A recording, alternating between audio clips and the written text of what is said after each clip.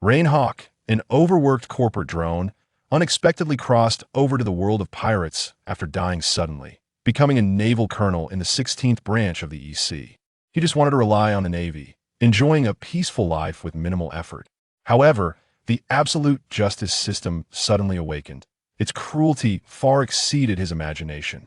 Task issued. Execute the cowardly deserter who shakes the military's morale, Koby.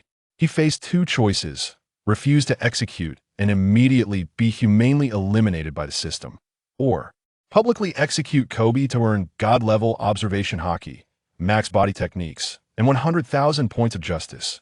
Thus, under the gaze of Iron Fist Karp, Rein Hawk, expressionless, pulled the trigger. Don't blame me, Koby. Blame this inhumane system for its choices. Chapter 1. This justice system is off EC, Shellstown, Navy's 16th branch base. The sun was scorching, causing the training ground to emit a white vapor. Rein Hawk lay comfortably in an office chair, his feet propped up on the desk, holding a cup of iced tea, enjoying the rare leisure time after crossing over. As a colonel in the branch, working under the fool Colonel Monka, the greatest benefit was that no one managed him. As long as he submitted documents on time and occasionally showed his face, he could live a life more mundane than the sea. Lazy justice, just what he wanted. The world of One Piece was too dangerous. The 4 emperors, the 7 warlords, the marine admirals, each one a moving natural disaster. Isn't it better to be a naval officer in this newbie village of the EC and just coast until retirement?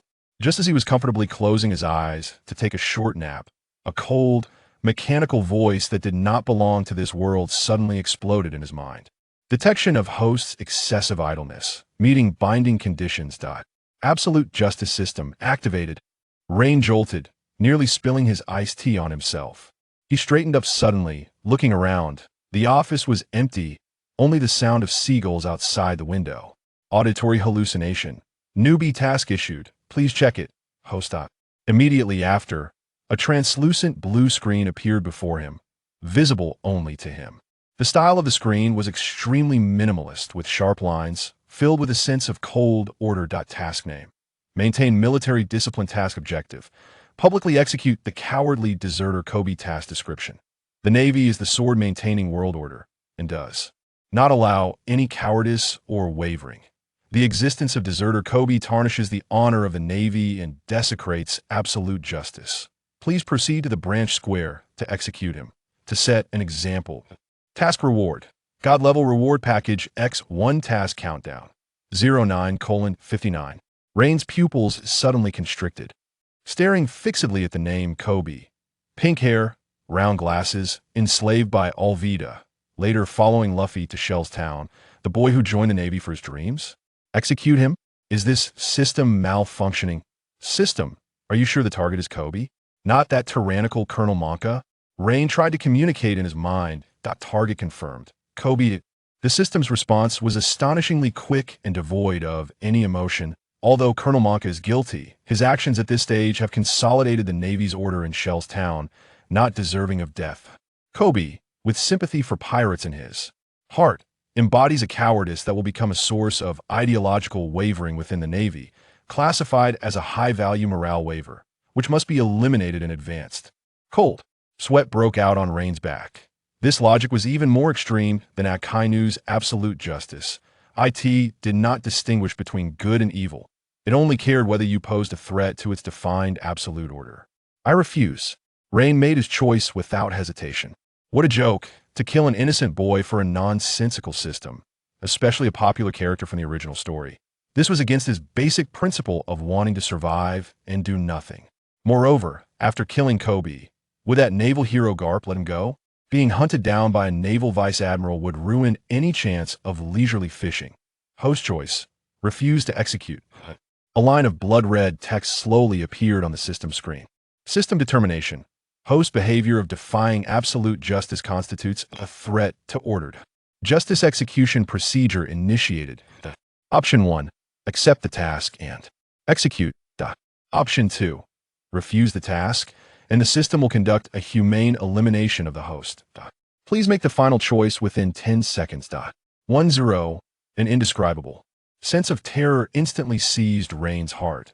He could clearly feel a cold energy coalescing within him, as if it were a bomb ready to explode at any moment. Every cell in his body screamed, sending him signals of death. This wasn't a threat. He would truly die. 9. Sweat beads formed on Rein's forehead, and his breathing became rapid. He didn't cross over to this world only to be killed by a newly activated golden finger. 8. Survive. This was the only creed engraved in his bones as a modern corporate drone. All dignity, morals, and principles seemed utterly fragile in the face of the primal desire for survival. 7. Wait. Rein roared in his mind. I accept. I accept the task. Host choice. Accept the task. Justice execution procedure has been halted. Please complete the task as soon as possible. Remaining time. 08:42. The death threat within him receded like a tide, and Rein slumped in his chair, gasping for breath, drenched. In cold sweat, he looked down at his slightly trembling hands, his eyes filled with struggle and humiliation. But soon, these emotions were replaced by a cold rationality. He had no choice. Either Koby dies, or he dies. Since it was like this, I'm sorry, Koby. Rein murmured softly, his voice hoarse. If there's blame, blame this crazy world and my damned system. He stood up, walked to the coat rack, and took down the white justice cloak that symbolized identity and power, draping it over his shoulders. When he raised his head again, all hesitation and struggle in his eyes had vanished, replaced by an unfathomable coldness, like an ancient glacier from the far north. A corporate drone can wear any mask to survive. Since the system wanted him to play a cold-faced Ajura, then he would show it. Knock, knock, knock. The office door was knocked on. Come in. Rein's voice showed no emotion. A naval soldier pushed the door open, saluted, and reported. Report, Colonel Rein. Colonel Monka orders the deserter Koby and Reward to be taken to the square for public execution. Please proceed to witness the execution. Here it comes. Rein's heart sank, but his surface remained unmoved. Understood, he walked to the wall, took down the standard Navy pistol from the rack, and skillfully checked the magazine, chambering around. The crisp sound of metal clashing echoed in the quiet office. The soldier who came to report was momentarily stunned at Rein's actions. Just witnessing an execution, why was the colonel bringing a gun? Moreover, he had never seen the colonel display such a terrifying gaze. It was an absolute indifference, as if viewing all things as mere grass dogs, as if about to turn the gun on himself in the next second. The soldier dared not ask further, quickly lowering his head in fright. Rein ignored his reaction, tucked the pistol into his waist holster, and stepped out the door. Each step felt like stepping on the coffin lid of his past life. From today on, the Rein Hawk who only wanted to drink tea, read the newspaper, and live a peaceful life is dead. What survives is an order villain who can be an enemy of the world for survival. The square is bustling with voices. The residents of Shell's town have been forcibly driven here by the Navy, whispering among themselves. On the execution platform, a pink-haired boy kneels on the ground, trembling like a leaf in the wind. He is Koby. Beside him, a blonde fool with a chin adorned with iron blocks, Reward, also kneels, crying with snot and tears, constantly begging for mercy. Father, I was wrong. I won't dare again. Please spare me. In the center of the platform, Colonel Monka, a burly man with a giant axe on his chin, is enjoying the fearful gazes of the crowd, a brutal smile on his face. Do you see this? This is the fate of those who betray me. No matter who it is, even if it's my son, I will not show mercy. Monka shouts arrogantly, and this coward thinks he can join the Navy? The Navy doesn't need trash. Rein, draped in a justice cloak, slowly walks up to the execution platform. His appearance brings a subtle change to the atmosphere. Unlike the coarse and brutal Monka, Colonel Rein Hawk has always had a good reputation in the 16th Division. Although he seldom appears, he is humble, never makes things difficult for his subordinates, and has never participated in Monka's tyranny. Many Navy soldiers even privately believe that Colonel Rein is the one who truly possesses a heart of justice. Seeing Rein, Monka impatiently urges, Rein, you're just in time. These two wastes are up to you to execute. Let everyone see how strict our Navy's discipline is. He clearly wants to pass the dirty work to Rein, dragging his subordinate into the mud and tying him to his warship completely. The surrounding Navy soldiers look at Rein, thinking that given his character, he will most likely find a reason to refuse. However, Rein's reaction exceeds everyone's expectations. Without the slightest hesitation, he draws the shiny pistol from his waist. Click. The crisp sound of the safety being disengaged spreads throughout the square via the loudspeaker bugs. Everyone is stunned. Koby, kneeling on the ground, raises his head, filled with incredible fear. He had seen this colonel just a few days ago during the enlistment test, when this gentleman had even smiled gently at him. Why? Why is he pointing a gun at him now? Rein steps in front of Koby, looking down at him. The handsome face is filled with fear, confusion, and despair. Task countdown. 123. In his mind, the system's cold countdown feels like a death knell. Rein has no time to hesitate. He raises the gun, the dark muzzle aimed at Koby's forehead. The square falls into a deathly silence. Everyone holds their breath, staring in shock at this scene. That gentle colonel is really going to act. At that moment, a peculiar foghorn sound comes from the distant sea, growing closer. A massive warship is cutting through the waves at an incredible speed. At the bow of a ship is a huge, lifelike dog head. It's the flagship of Vice Admiral. A sharp-eyed Navy soldier shouts in surprise. Doghead. That's Navy hero Vice Admiral Karp. The crowd erupts in an uproar. Navy hero Karp. The legendary figure. How could he suddenly appear in this small place in the EC? Colonel Monka's expression also changes, cold sweat breaking out on his forehead. Vice Admiral Karp? What is he here for? Stop. A roar like thunder comes from the dog-headed warship. The voice contains unparalleled dominance and authority, shaking the very air of the square, causing weaker Navy soldiers to feel dizzy and unsteady. A figure, fast as a cannonball, leaps from the warship, crossing hundreds of meters in an instant, trailing a white afterimage in the air, heading straight for the execution. Platform. It's Karp. He's coming. Rein's heart suddenly tightens. He knows this is the last chance. Once Karp lands, he will no longer be able to complete the task. And the consequence of failing the task is death. At that critical moment, the coldness in Rein's eyes reaches its peak, that he ignores the thunderous roar from the sky, ignores the rapidly approaching figure capable of destroying everything. In his world, there's only the trembling boy in front of him and the cold countdown in his mind, 0.00:03. 0:02. He leans down and speaks calmly in a voice only he and Koby can hear. Young Navy, in your next life, be a strong one.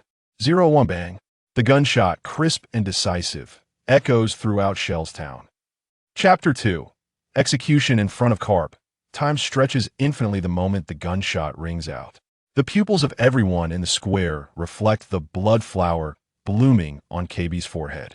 That bright red, eerie flowered, Koby's face freezes in fear and confusion. His round glasses fall off, and his body seems to lose all its bones, softly falling backward. Warm blood splatters onto Rein's cold hand. A roar explodes in the sky. Just crossing the sea, Karp, still in midair, witnesses this scene that makes him want to rip apart everything. A young life falls before Karp. His eyes instantly fill with bloodshot veins, and the face that always carries a cheerful smile is now filled with volcanic-like fury. Koby, the boy he learned about from Luffy's letter, who inherited a certain will, prompting him to come all this way to see him. The future star he intended to take back to the headquarters and personally teach, just like that. He is dead. In front of him, shot in the head by a Navy colonel. You dare. Colonel Monka is also stunned, pointing at Rein, his fingers trembling. He made Rein execute the task just to humiliate Koby and Koby.Reward and to drag Rein down with him. He never thought that after Karp shouted stop, Rein would still dare to pull the trigger. Is this Rein insane? You killed him. You really killed him. Koby.Reward, kneeling beside him, looks at Koby lying in a pool of blood, scared to the point of losing control, his pants damp and warm. He didn't expect this usually gentle and harmless colonel to be even more terrifying than his brutal father. The surrounding Navy soldiers turn pale, their hands and feet cold. It's over. Everything is over. In front of the Navy hero Karp, he killed the person he seemed to want to spare. This is no longer disobeying military orders. This is a slap in the face to the Navy hero with actions. The entire 16th Division will probably face catastrophic consequences because of this. However, at the center of the storm, Rein remains eerily calm. He slowly retracts his handgun, the muzzle still smoking. He doesn't even take a second glance at Koby's corpse, simply using a handkerchief to leisurely wipe away the few drops of warm blood on the back of his hand. as if what he just did was not publicly executing a boy, but merely squashing a bothersome bug. Ding. Execution task completed. Target: Koby, who wavers in military morale. Evaluation: perfect execution, executed accurately under the pressure of Navy hero Karp. Perfectly interpreting the unshakable iron rule of absolute justice. Reward distribution in progress. Congratulations, host, for receiving a god-level reward. Package. In his mind, the cold, prompt sound of the system was the only thing that could bring him peace at that moment. He had survived. Boom. With a loud bang, Karp's figure crashed down on the execution platform like a meteor. The platform, made of solid stone and steel, instantly shattered into pieces. A terrifying shockwave radiated outward in a circular pattern, sending all nearby Navy soldiers flying. Those who were closer even spat blood and fainted on the spot. Colonel Monka and Barumabur were also blown away by the force, rolling on the ground like two broken sacks. Only Ryan remained standing in place. Amidst the swirling dust, a tall and robust figure draped in a justice cloak slowly straightened up. Karp did not look at anyone. His eyes, burning with rage, were like two sharp swords, locking on Ryan. That palpable killing intent caused the temperature in the entire square to drop several degrees. Little brat, Karp's voice squeezed out from between his teeth, each word carrying a bone-chilling coldness. You are very good. Before his words fell, his figure had disappeared from the spot. Shave, the shave technique from a Navy's 6 styles. No, it was faster than shave. It was a terrifying speed that fused the shave technique to its extreme, integrated into his own martial arts. Ryan's pupils suddenly constricted. He couldn't see Karp's movements at all. He could only feel a terrifying pressure, capable of tearing through the air, rushing towards him. The shadow of death loomed over him once again. He had just escaped the system's death threat, and now he was facing a lethal strike from a Navy hero. There was no way to dodge. With his original physical abilities, there was absolutely no way to escape. This punch would surely mean his death. However, just as Karp's Iron Fist, infused with Haki, was about to smash into his face, a sudden change occurred. Ding! God-level reward package activated. Congratulations, host, you have acquired God-level Observation Haki. Boom! An invisible torrent of information surged into Ryan's mind in an instant. The world changed in his perception. The entire world seemed to transform into a black and white image composed of countless sounds. The flow of the wind, the tremor of the air, the fearful heartbeat of the distant crowd, the mournful cries of the stones beneath his feet, and the overwhelming anger surging within the man before him, like a volcanic eruption. Most importantly, the trajectory of that iron fist. Under the perception of God-level Observation Haki, Karp's extremely fast fist seemed to move in slow motion. He could clearly see every detail of the fist, the flow of power, the change in angle, and the final landing point of the fist. Ding. Congratulations, host, you have acquired max martial arts ability. Another surge of immense power flooded into his limbs and bones. In that instant, his muscles, bones, and nerves were strengthened to the limits of human capability. For the first time, his body's reaction speed caught up with his brain's thinking speed. All of this happened in the blink of an the outside world. Karp's fist was already within inches. Yet, at that moment when everyone thought he was doomed, Ryan moved. He did not retreat, nor did he block. His body leaned slightly to the left at an angle that a mere mortal could never achieve, defying the laws of human mechanics. It was just a hair's breadth difference. Whoosh! Karp's iron fist, capable of shattering a small mountain, brushed past the tip of Ryan's nose, narrowly missing him. The wind from the punch stung his cheek. Boom! The punch missed, and Karp's iron fist slammed into the ground behind Ryan with full force. The earth let out a painful groan. Centered around the fist, the hard surface of the square instantly cracked, spiderweb-like fissures rapidly spreading, ultimately forming a terrifying pit over 10 meters in diameter. The entire square shook violently. Everyone was stunned by the scene before them. This was the power of a Navy hero. Just a missed punch had such terrifying destructive power. But what shocked them more was Rein Hawk. He actually dodged. He actually avoided a furious strike from Vice Admiral Karp. How was this possible? Karp himself was stunned. He slowly retracted his fist, looking at the young colonel who was so close yet unscathed, a look of astonishment appearing in his eyes for the first time. That punch, though he had held back to avoid harming innocents, was still not something an ordinary branch colonel could evade. This little brat's observation haki was very strong, even strong to the point of being absurd. Little brat, who the hell are you? After missing the hit, Karp's anger burned even more fiercely. His aura once again surged, an invisible conqueror's haki sweeping out, causing the Navy soldiers who barely managed to stand up to collapse again, foaming at the mouth. Ryan stood at the center of the haki, yet he was as immovable as a rock. His face remained pale, but the coldness in his eyes was enough to stand against Karp's fury. He slowly raised his head, staring directly into Karp's angry eyes, and spoke in a calm tone devoid of any emotion. Vice Admiral Karp, I am executing the justice of the Navy. According to Article 7 of Chapter 3 of the Naval Code, anyone who flees from the battlefield and undermines the morale of the troops, regardless of their rank, may be executed immediately by their direct superior to uphold military law. Koby, as a naval soldier, displayed fear and cowardice in front of pirates and even intended to escape. His actions have seriously violated the strict laws of the Navy. As a lieutenant colonel of the 16th Division, eliminating him is to uphold the dignity and order of the Navy, to implement absolute justice. His voice was not loud, but it was clearly heard by everyone through the still functional loudspeaker bug. It was reasonable and logical, making it hard to refute. Karp was so angered by his words that he laughed. Justice? Order? You call this indiscriminate killing of innocents justice? Talking about military law with a boy who just joined the Navy and hasn't he even steadied his grip on a knife? Rein's expression showed no change as he coldly responded. Justice does not allow any form of cowardice. Order does not permit any individual's wavering. Today he may sympathize with a pirate out of cowardice, and tomorrow he may betray the Navy for the same reason. I am merely eliminating a potential future threat in advance.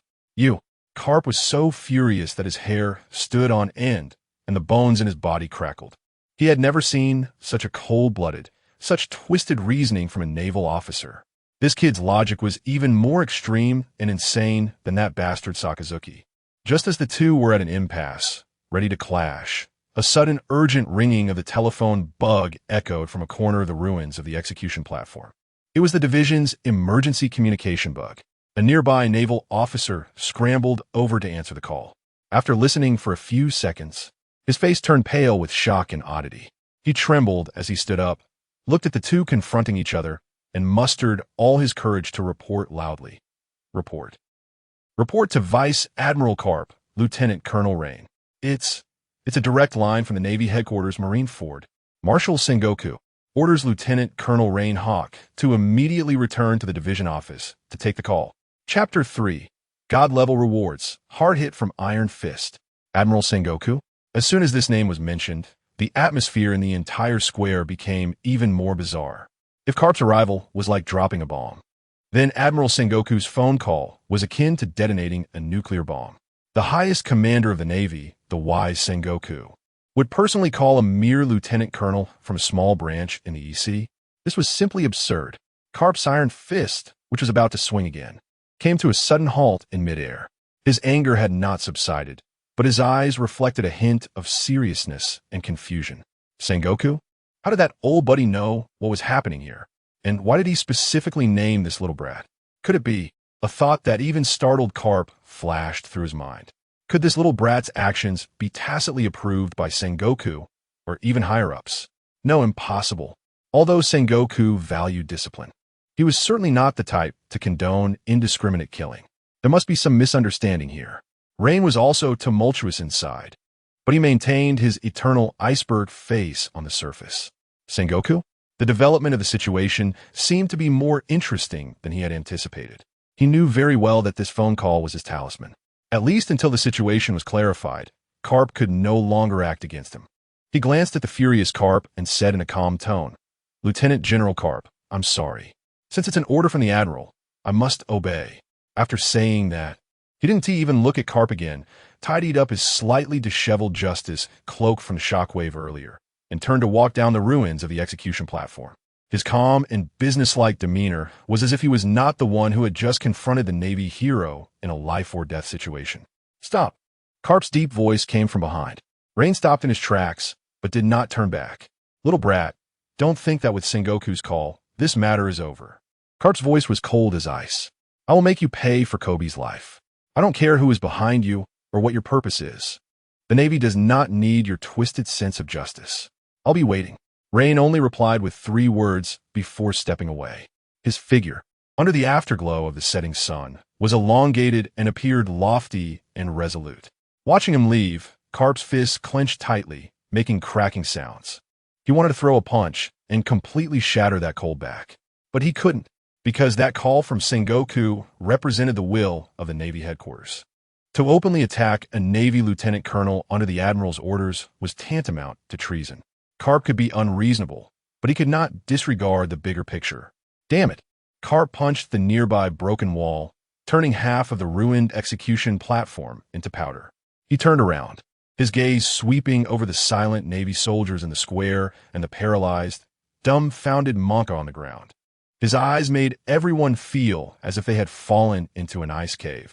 Rein walked steadily back to the office building, but his mind was racing. System, display my personal panel. Host, Rein Hawk. Rank, Navy 16th Branch Lieutenant Colonel. Physical ability, max, reach the human physical limit.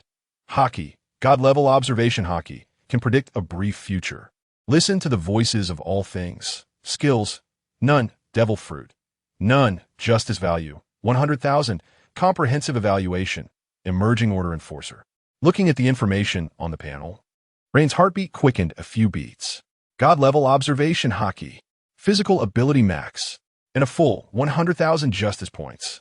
Is this the reward for executing a high-value target? It's simply a step of the sky. If it weren't for these 2 rewards arriving just in time, he would have been a corpse by now. God-level observation haki allowed him to anticipate Karp's attack, while physical ability max provided him with the physical response. Both were indispensable. He finally understood the operational logic of this absolute justice system. High risk, high reward. The tasks it issued were almost all life and death situations.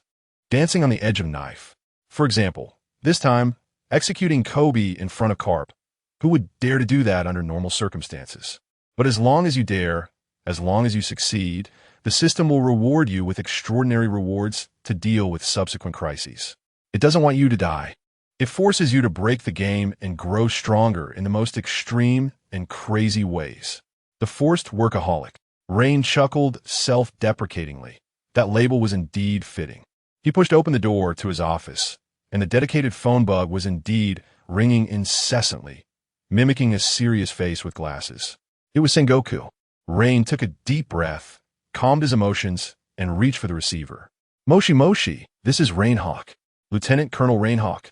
A steady, authoritative, but somewhat fatigued voice came from the other end of the line. Admiral. Rein's tone was neither humble nor overbearing. There was silence on the other end for a few seconds, as if organizing words. I've already heard about the good deed you did.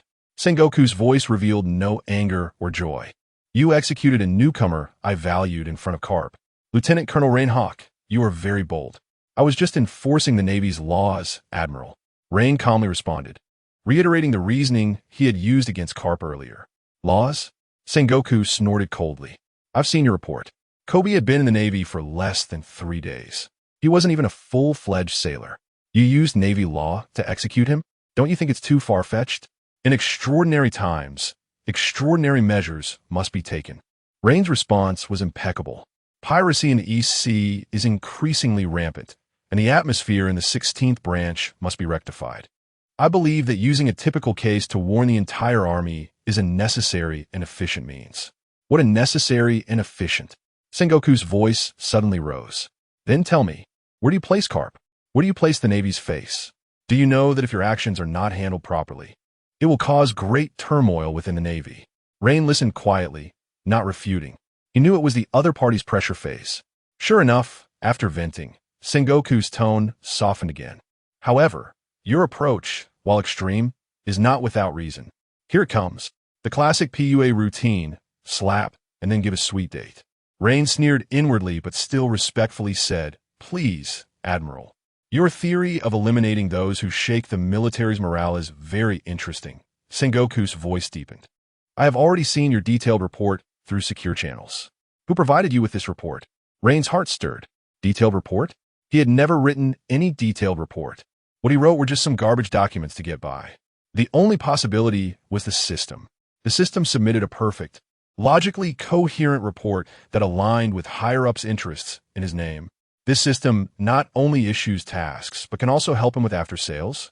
Rein's mind raced, quickly understanding the system's intentions. It was looking for a reasonable backing for him, a way to explain his motives.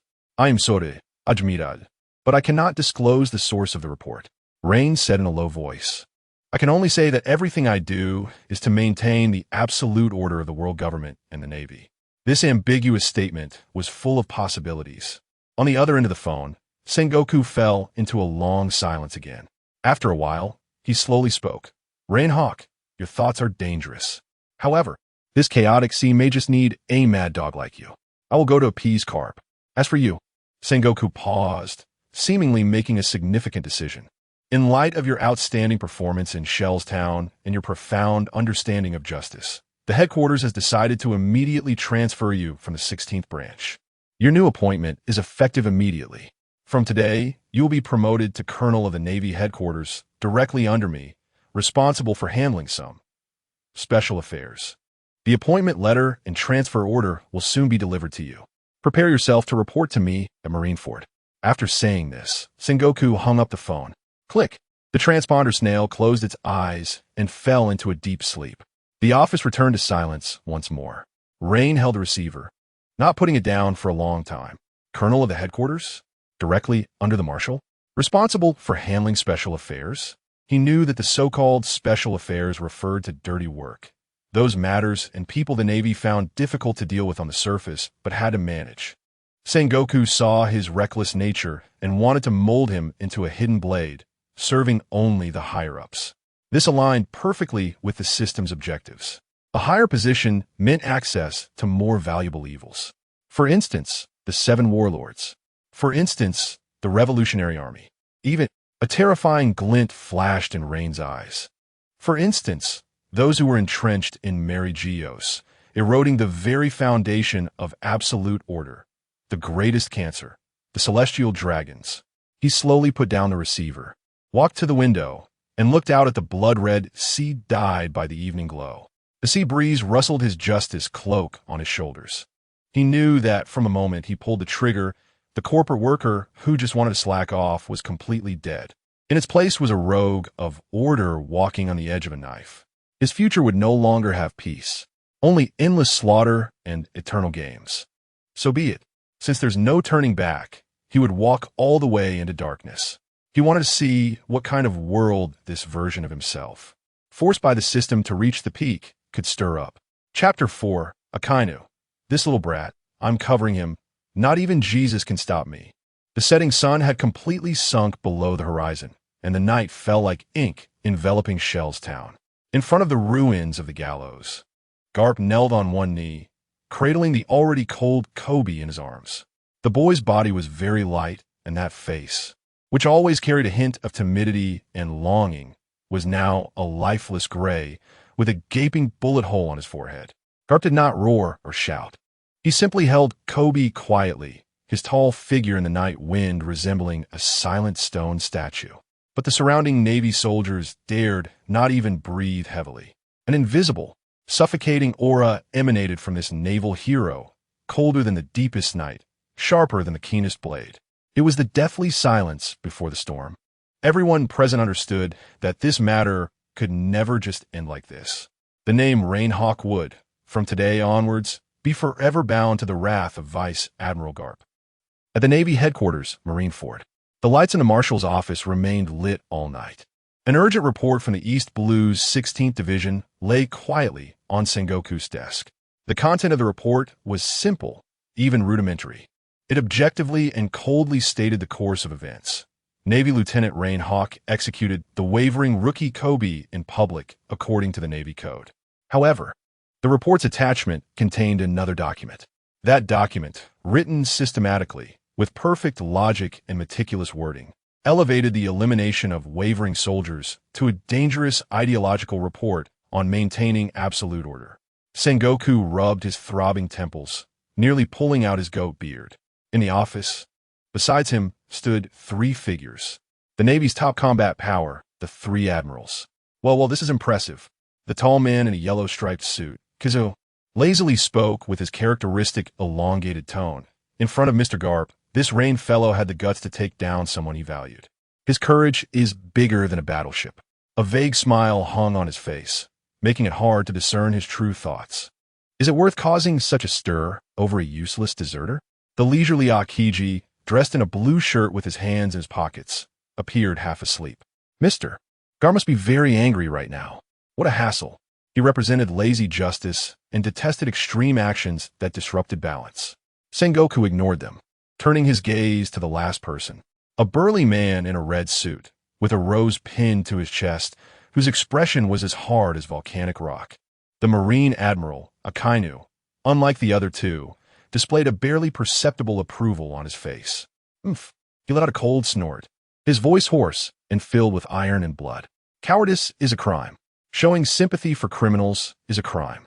Such weeds that undermine the foundation of the Navy should be completely eradicated at the bud. Akainu's gaze swept over the report, his voice firm and resolute. This Rein Hawk has done well. He upheld the Navy's unquestionable dignity and enforced the ironclad rule of absolute justice. Sakazuki. Sengoku frowned and chided. P.S. Just a child who has just enlisted. Marshal. Akainu refused to back down, his imposing aura radiating. Wearing that uniform represents justice. There is no distinction between child and adult. Only Navy and criminal. Any compromise with evil is a betrayal of justice. His words dropped the temperature in the office by several degrees. Akiji curled his lips, remaining silent. Kizaru's smile also faded slightly. This was Akainu, a man who had absolute justice etched in his bones. To him, Rein's actions were not only faultless, but commendable. This was how the Navy should be. A cold smirk appeared on Akainu's lips. I admire this Rein Hawk. Sengoku felt a headache coming on as he looked at these three problematic subordinates. Akiji and Akainu's ideologies were inherently opposed, while Kizaru was a mudslinger. Now, another figure more extreme than Akainu, Rein Hawk, had emerged. Regardless, Garp's side had to be appeased. Sengoku made a firm decision. Kazan, you go to the East Blue and bring Garp back. Don't let him do anything out of line. Huh? Do I have to go again? How troublesome. Akiji complained, but nodded nonetheless. Borsellino. Sengoku turned to Kizaru. Keep a close watch on the reactions from the world government, especially the five elders. If they inquire, just say this is an internal disciplinary action within the Navy. Understood. Kizaru replied succinctly. Finally, Sengoku's gaze fell on that report. Send my orders. Let Rein Hawk submit a more detailed report regarding this incident. Sengoku's voice was filled with unquestionable authority. I want to see what kind of tricks he can write with his absolute order theory. He needed to clarify whether this Rein Hawk was a controllable black sword or a madman that would backfire on himself. Meanwhile, in the East Blue 16th Division, in Rein's office, he paid no attention to the Navy outside, cleaning up the aftermath, nor did he contemplate Garp's fury or Sengoku's probing. He was wholly focused on studying the system panel in his mind. Host, Rein Hawk. Rank, Navy Headquarters Colonel, pending appointment. Physical ability, max, reach the human physical limit. Haki, God-level observation haki, can foresee short-term future. Hear the voices of all things. Skills, none, devil fruit. None, justice value. 100,000, comprehensive evaluation, emerging order enforcer. 100,000 justice points. This was the huge reward for killing Koby, the wavering soldier. Rein's consciousness sank into the system shop. The dazzling array of exchange items made his breath quicken. Physical techniques, Navy 6 styles, complete set 10,000 justice points. Life restoration, 50,000 justice points. Fishman karate essence, 80,000 justice points. Haki, armament haki, beginner 20,000 justice points. Armament haki, advanced internal destruction 200,000 justice points. Conqueror's haki, beginner 500,000 justice points. Devil fruits, note, all system products are side effect free versions unaffected by seawater and sea prism stone. Natural type, glint glint fruit. 1,000,000 justice points. Natural type, thunder thunder fruit. 1,000,000 justice points. Paramecia type, quake quake fruit. 1,500,000 justice points. Weapons technology, supreme great knife, 12 crafts, first generation onigiri. 800,000 justice points. Pacifista technology blueprint. 2,000,000 justice points. Looking at the strings of zeros, Rein's heart raced. These were the top powers in the pirate world. As long as he had enough justice points, he could become an omniscient and omnipotent monster. Calm down. Rein forced himself to calm down. 100,000 justice points seemed like a lot, but compared to those top abilities, it was hardly enough. His immediate priority was to enhance his self-protection capabilities and earn more justice points. Garp's threat was imminent. He needed to become stronger as soon as possible. As he pondered how to utilize the 100,000 justice points, the system's cold prompt sounded again. Ding! Higher permissions detected for the host. A new task has been issued. Main task: clean up the garbage in the East Sea. Task description: the East Sea, known as the weakest sea, has also bred the most corruption and evil. Colonel Mouse of the Navy's 8th Division is colluding with the Arlong pirates to oppress civilians, severely tarnishing the Navy's justice and undermining the foundation of the world government's rule.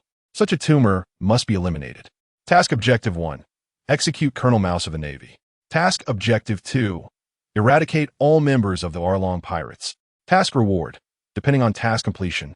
Reward 5,000,015,000 justice points. Random skill package X1. Task penalty, none. No penalties? Rein was momentarily stunned, then quickly understood. This was no longer a dilemma forcing him to die. Instead, the system was showing him a path to score points. Colonel Mouse, Arlong pirates. The corners of Rein's mouth slowly formed a cold arc. He remembered this plot. Isn't this the tragedy of Nami's hometown, Coco Village? A corrupt Navy colonel. A long-standing fisherman pirate group. In the eyes of the system, both are garbage that disrupts order. Just right, he needed to establish his authority, needed resources, and even more. Justice points. He closed the system panel, walked to the desk, and picked up paper and pen. A detailed report on the Shell's town incident? Sengoku wants it. Then he will provide it. He would use the most arrogant words to tell the Navy headquarters, to inform that marshal. His justice needs no one to judge. He is the embodiment of order. Chapter 5 Nami, come with me, name your price. The next morning, in the square of the 16th branch, all the Navy soldiers were urgently assembled. They had not slept all night, and each face bore signs of fear and anxiety. Vice Admiral Karp had already taken the body of Koby and left the town of Shells on Admiral Akiji's bicycle. Before leaving, Karp said nothing. But the palpable killing intent had dropped the temperature of the entire branch to freezing point. Everyone knew that Colonel Rein Hawk, Colonel Rein Hawk, had gotten himself into huge trouble, and they, as his subordinates, were likely to be implicated as well. Stand straight. A cold reprimand came from front.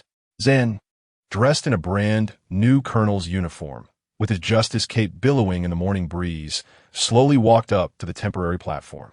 His face was stern, devoid of any emotion, calmly scanning the anxious soldiers below. From today on, I will temporarily take over as the highest commander of the 16th branch. His voice, transmitted through the transponder snail, reached everyone's ears clearly. I know what you are afraid of. Afraid of Vice Admiral Karp's revenge. Afraid of being implicated by me. The madman. His blunt words made all the soldiers lower their heads. However, you have misunderstood one thing. Rein's voice suddenly rose. You are the Navy. Your justice belongs only to the world government, only to the Navy headquarters.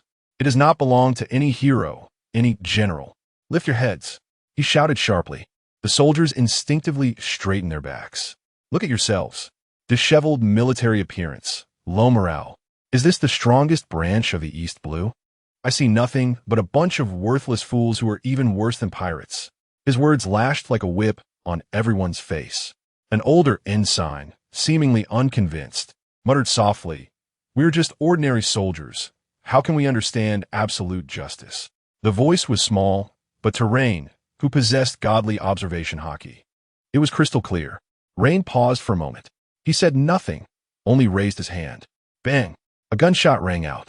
The muttering ensign had a blood hole in his forehead and fell back in shock. Blood stained the ground behind him. The scene fell into dead silence. Everyone was stunned by this sudden turn of events. Again, he shot? Just because of a complaint? I will say it again. Rein slowly retracted his smoking gun. His tone icy and devoid of any human emotion. Here, my words are the order. Obey or die. Is there anyone else with objections? He scanned the crowd. No one dared to meet his gaze. Fear spread like a plague. They finally deeply understood what kind of monster stood before them. A true cold-faced Azura. A villain who views human life as grass. Very good.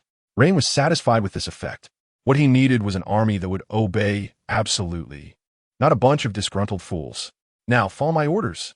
All personnel aboard. Supply materials. Check weapons. We depart in an hour. Target: the waters under the jurisdiction of the 8th branch, Cocoa Village. The warship sliced through the waves, speeding towards its destination. Rein stood at the bow, the sea breeze blowing his clothes. His heart was calm and undisturbed. Last night, he used 10,000 justice points to exchange for the Navy's 6 styles, full set.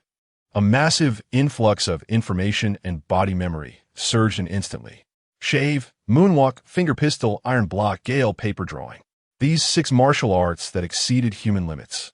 Under the enhancement of his martial arts ability max, almost instantly became second nature to him, reaching a level of perfection. He could feel explosive power surging within his body. He was now a tier stronger than he was yesterday. Report, Colonel. A messenger cautiously approached, his voice trembling. We have entered the waters of the 8th branch. The island where Cocoa Village is located is ahead.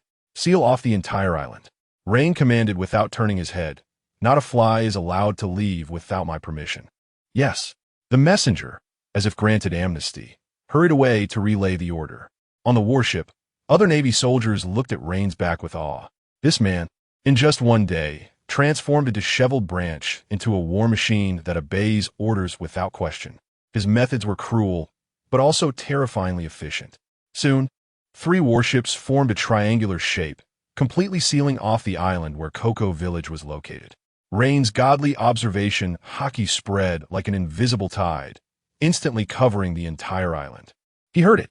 He heard the arrogant, boastful laughter coming from the building in the center of the island, known as Arlong Park, where the fishmen were celebrating. He heard the suppressed, desperate, numb heartbeats of the villagers. He heard a man in the field swinging a hoe, burning with anger and dissatisfaction.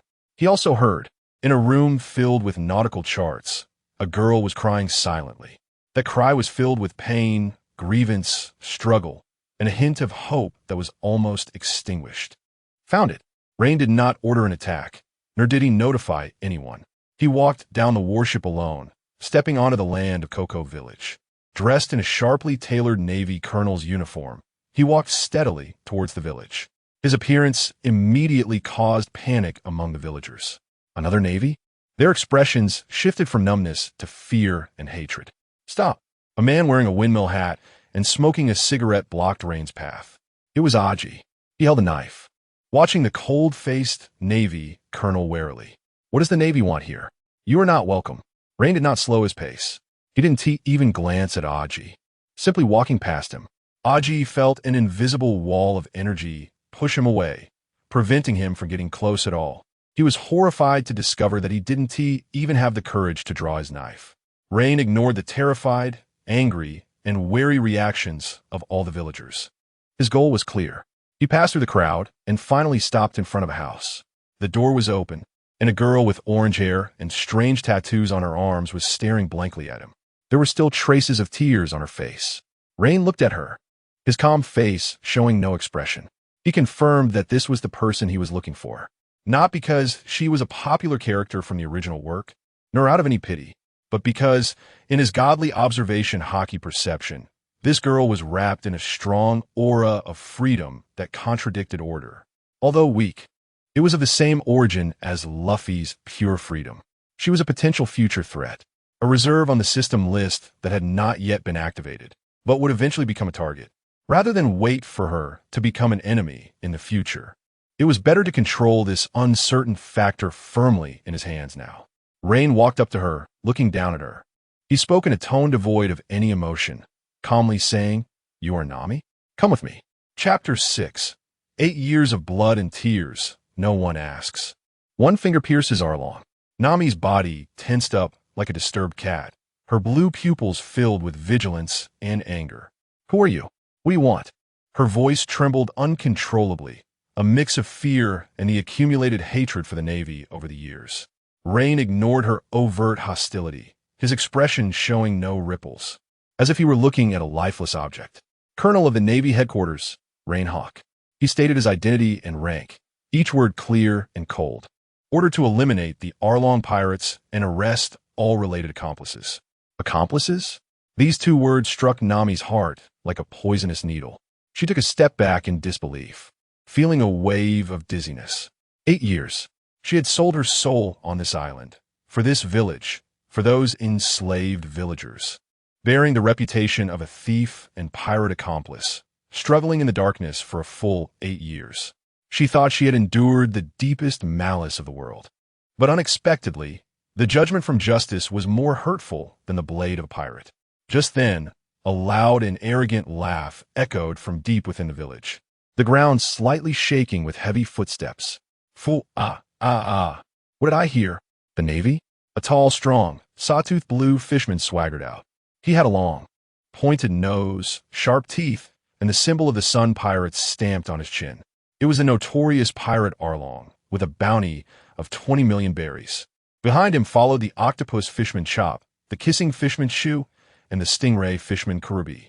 Arlong's gaze swept across the scene, first lingering on Rein's brand new colonel uniform for a moment, then quickly landing on the pale-faced Nami, a cruel smile spreading across his lips.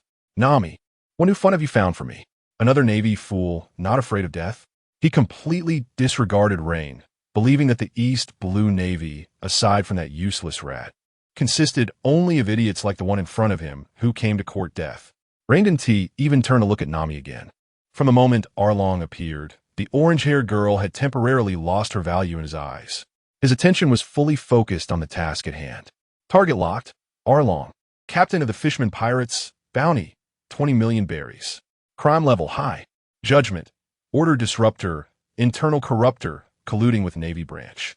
Recommendation, total elimination. Rein's heart was as calm as still water, merely confirming the information provided by the system. He turned to Arlong and spoke in a tone of stating facts. "The fishman with a bounty of 20 million. Your crimes end here." Fool, Arlong seemed to have heard the funniest joke in the world, laughing so hard that tears were about to fall. The fishman officers behind him joined in with piercing laughter. Hey, did you hear that? He said he is going to end Big Brother Arlong. Is this human brain dead? He dares to come here alone? Kill him. Turn him into fish food. After enough laughter, Arlong extended a webbed hand, pointing at Rein with a mocking expression, like a cat playing with a mouse. "Human, I'm giving you a chance. Kneel down, lick my shoes clean, and then roll out of here. I can pretend nothing happened." What answered him was Rein's action. No one saw what happened. In the previous second, the Navy colonel was still standing quietly in place. In the next second, his figure abruptly vanished. No warning, no extraneous movements, like a phantom erased in an instant. What? Arlong's smile froze on his face, his far superior fishman dynamic vision only catching a glimpse of a remnant shadow. An extreme sense of crisis surged up his spine to the top of his head. He wanted to move, to turn around, to shred his enemy with his proud teeth and strength. But his body couldn't keep up with his thoughts. Too fast, faster than he could comprehend speed. Puffed. A slight sound like fabric being torn echoed. Tom seemed to pause at that moment. The arrogant laughter, the villagers' gasps, the blowing sea breeze, all disappeared. The world fell into dead silence. Rein's figure had appeared behind Arlong without anyone noticing. He maintained a posture with his index finger extended, a drop of warm blood slowly sliding down his fingertip. Behind him, Arlong's massive body stood rigidly. This fishman overlord who had ruled Cocoa Village for 8 years, instilling fear in countless people, slowly, incredulously lowered his head. At the position of his heart, a precise and smooth blood hole was gushing out blood. The hole even revealed the distorted scenery behind it. What? What? Arlong's lips moved, wanting to say something, but vitality was flowing from his body at an astonishing speed. His proud, resilient muscles and tough skin were as fragile as paper before this finger. He crashed to the ground. Arlong's giant body slammed into the earth, raising a cloud of dust. He was dead. His eyes were still wide open, filled with ultimate shock and confusion. The entire scene was silent enough to hear a pin drop. The mocking expressions on the fishermen officers' faces froze in horror. The despair on the villagers' faces turned into bewilderment. Akin's hand, gripping the knife, trembled violently. And Nami, she stood there dazed, all her strength drained. Is it over? That nightmare that had plagued her for 8 years, that enemy for whom she bore all the sins to defeat. Just like that. Died? Killed by a Navy man she hated with a mere finger casually. Killed? Big Brother Arlong. After a brief silence, the fishmen erupted into heart-wrenching roars of anger. You bastard! You killed Big Brother Arlong. Unforgivable. I'll tear you to pieces. Koby, Chew, Chop, and dozens of other fish pirate comrades rushed at Rein with bloodshot eyes. Looking insane, Rein slowly retracted his finger, casually wiping the drop of blood on his colonel uniform. He didn't even turn around. Facing the furious fishmen charging from all directions, he calmly raised his right leg. 6 dials, gale kick. Whoosh. A light blue, visible vacuum slash shot out in a perfect circle centered around him, instantly sweeping across. The slash was as fast as lightning, silently passing through every attacking fishman. Puffed, puffed, puffed, puffed. A series of sounds of bodies being sliced echoed. All the charging fishmen halted in their tracks. In the next second, their upper bodies slid off cleanly from their waists, blood and entrails gushing out, dyeing the land a hellish deep red. One move, just one move. The Arlong pirates were completely annihilated. Rein slowly lowered his leg, as if he had merely accomplished a trivial task. He turned around, walking through the sea of corpses, step by step towards the completely petrified orange-haired girl. His dress shoes crunched on the blood-soaked earth, making a creaking sound. Each step felt like stepping on Nami's heart. Nami's mind was blank. She saw the man walking towards her, the backdrop a mountain of corpses and a sea of blood. His pure white justice cloak untainted by a speck of dirt. He was not a savior. He was a devil. She is a Shura from hell, 100 times, 1,000 times more terrifying than Eren. Her 8 years, her sacrifices, her endurance of humiliation and burden, everything about her, all turned into a joke in front of this man. A huge, tragic joke.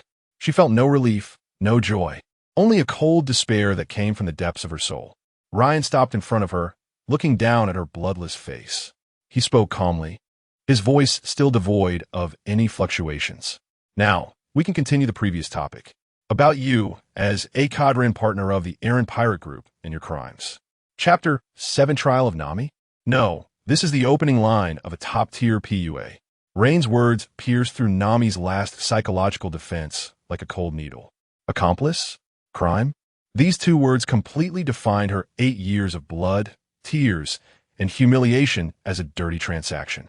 She collapsed on the ground, as if all the strength in her body had been drained. She looked at the man in front of her, his pure white justice cloak glaringly contrasting with the sea of corpses, making it seem so ironic and so piercing. She wanted to laugh, to cry, to scream, to question. Why? Why were all her efforts worthless in this man's eyes? Why did this man, who easily erased the source of her hatred, want to place another evil label on her? The villagers around, having gradually regained their composure from the shock of Eren's death, looked at Rein and then at the limp Nami, their expressions extremely complicated. Yes, Eren was dead. But what about Nami? She was a cadre of the Eren Pirates, a fact known throughout the East Sea. How would this terrifying Navy colonel, who seemed 100 times more horrifying than Eren, deal with her? In this dead silence and eerie atmosphere, a cacophony of footsteps and chatter came from the direction of the village entrance. Everyone, get out of the way. Navy is handling the case. A man with a sharp face and rat-like whiskers, dressed in a clearly ill-fitting Navy colonel uniform, swaggered in. Behind him followed a group of disheveled Navy soldiers who showed no military discipline. It was Colonel Rat, the highest officer of the Navy's 8th Division. As soon as he stepped into the area, the first thing he saw was the ground covered with fishermen corpses and the Iron Park that had begun to smoke. His first reaction was not shock, but ecstasy. I'm rich. Aaron is dead. So all the treasures he hid are mine now. His greedy gaze swept across the ruins, quickly locking onto the only survivor at the scene, Nami, and the man standing in front of her, back to him, wearing the uniform of a headquarters colonel. Hey, you. Colonel Rat arrogantly pointed at Rein's back. Which division are you from? Who allowed you to interfere with the affairs of my 8th Division? He had no awareness of the seriousness of the situation. In his eyes, this was just some naive headquarters rookie who was lucky enough to take down Aaron and wanted to steal the credit. Rein slowly turned around. He didn't speak, just looked at Rat with his emotionless eyes calmly. In his mind, the system's cold prompt sounded as expected. Target locked. Navy 8th Division Colonel Rat. Crime level, medium. Judgment, internal corrupter. Colluding with pirates. Oppressing civilians, accepting bribes, severely tarnishing the Navy's name of justice, eroding the foundation of the world government's rule. System suggestion, execute. As expected, the corners of Rein's mouth curled into an almost imperceptible arc. This was the reason he didn't immediately eliminate Aaron's entire crew after issuing the mission, but instead came to find Nami first. He was waiting for this biggest worm to come to him. Colonel Rat felt a little uneasy under Rein's gaze, but relying on his local power and relationships with certain big figures, he shouted arrogantly, "What are you looking at? I tell you, everything here belongs to my 8th Division. You immediately take your men and roll out. I can pretend nothing happened. Oh, and her." He pointed at Nami, a lewd smile on his face. "This woman is Aaron's accomplice, and I want to take her back for questioning. All the treasures she hid are stolen goods and must be confiscated." The soldiers behind him laughed knowingly. The villagers were furious but dared not speak, each clenching their fists, only able to watch this scene in despair. Just as one evil dragon left, another group of evil spirits came. Is this their fate? Done talking? Rein finally spoke, his voice as calm as still water. What? Rat paused. I said, have you finished your last words? Rein repeated. You. What did you say? Do you dare to threaten me? I am. Before Rat could finish his words, Rein had already raised his hand. He didn't even use a gun. 6 dials, finger gun. Puffed. A sound of air piercing rang out. A blood hole instantly appeared in the center of Colonel Rat's forehead. The arrogance and greed on his face crystallized into extreme shock. He opened his mouth, but couldn't utter a word, his body falling straight back. Bang! The corpse hit the ground, kicking up a cloud of dust. The entire place fell silent once again. Everyone was stunned. The villagers were stunned. Nami was stunned. Even the Navy soldiers who had come with Rat were all stunned. Killed? A Navy headquarters colonel executed another division's colonel in front of everyone. This was beyond what a madman could describe. This was trampling on the Navy's internal rules. This was rebellion. What? What a joke. A confidant of Rat stuttered, You killed him. Rein's gaze turned to them. That look was like looking at a bunch of dead things. Belonging to the 16th Division, his cold voice echoed, Listen to my command. On the warship behind him, those Navy soldiers who had completed the island lockdown and were on standby clearly heard the order through the transponder snail. All belonging to the 8th Division. Those who colluded with pirates and are corrupt and depraved are the shame of the Navy, the enemies of order. Execute on the spot. Leave no one alive. Yes. Their response was a roaring wave of fury. The next moment, from the outskirts of the village, from the port, from all directions, came a uniform sound of footsteps and the sound of gun bolts being pulled. The soldiers of the 16th Division charged like a group of released tigers toward the already scared-to-death colleagues of the 8th Division. No, don't. Spare us. We were just following orders. We are the Navy. You can't kill us. The screams, pleas for mercy, and dense gunfire intertwined to form a symphony of death. This so-called internal cleanup lasted less than 5 minutes. When the gunfire ceased, the entire Cocoa West Village, apart from the villagers and the Navy of the 16th Division, no longer saw a single living person belonging to the 8th Division. The smell of blood was thick to the point of nausea. Rein ignored all of this. He simply looked down at his system panel. Ding. Mission Objective 1 completed. Execute Navy Colonel Rat. Reward. Justice points 10,000. Ding. Eradicate all members of the Iron Pirates. Mission completion level S class. Reward. Justice points 150,000. Random skill package X1. The generous rewards slightly improved Rein's mood. He closed the panel and turned his gaze back to the orange-haired girl, who had been like a puppet, staring blankly at everything happening. He walked up to her, towering over her. From his pocket, a cold object fell. Clack! It was a pair of handcuffs made from sea prism stone. Nami. Rein's voice pulled the girl back from her daze. As a cadre of the Iron Pirates, you are to be arrested and taken back to the division for trial. No. Nami's lips trembled as she finally spoke, her voice filled with crying and hysterical despair. I'm not his accomplice. Everything I do is for this village. It's for that 100 million berries. Your explanation has nothing to do with me. Rein's response was cold and ruthless, completely shattering her last glimmer of hope. Save those words for the judge. Chapter 8. Akainu's Ecstasy. Sengoku's Headache. This newcomer is more extreme than me. In the temporary prison of the Navy's 16th branch, Nami curled up in a cold corner, her hands shackled with sea-stone handcuffs, hanging limply by her side. She had been brought back. Under the complex and worried gaze of the entire village, she was taken aboard the military ship by that devil named Rein Hawk, treated like a real criminal. Cocoa West Village was liberated, but she had fallen from one cage into another, deeper and more desperate cage. She had no idea what she would face. Trial? Execution? Or life imprisonment? All she knew was that man, the one who had personally ended her 8 years of nightmare and then sent her into hell, would not listen to any of her explanations. In his world, it seemed there were only two things, the order that must be obeyed and the garbage that must be eliminated. And she, unfortunately, was classified as the latter. Meanwhile, at the Navy headquarters in Marineford, the atmosphere in the marshal's office was even more tense than the last time. On Sengoku's desk lay 2 reports, just facts from the East Blue. One was about the results of the eradication of the Dragon Pirates. The other was the incident report regarding the execution of Colonel Rat of the Navy's 8th branch and all of his subordinates. The author of both reports was the same person, Rein Hawk.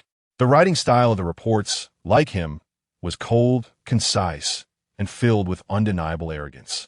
There were no unnecessary embellishments, only cold facts and a perfect explanation of his actions based on the theory of absolute order. He defined Colonel Rat as an internal tumor eroding the foundations of the Navy, and eliminating him was a necessary measure to maintain the Navy's purity and dignity.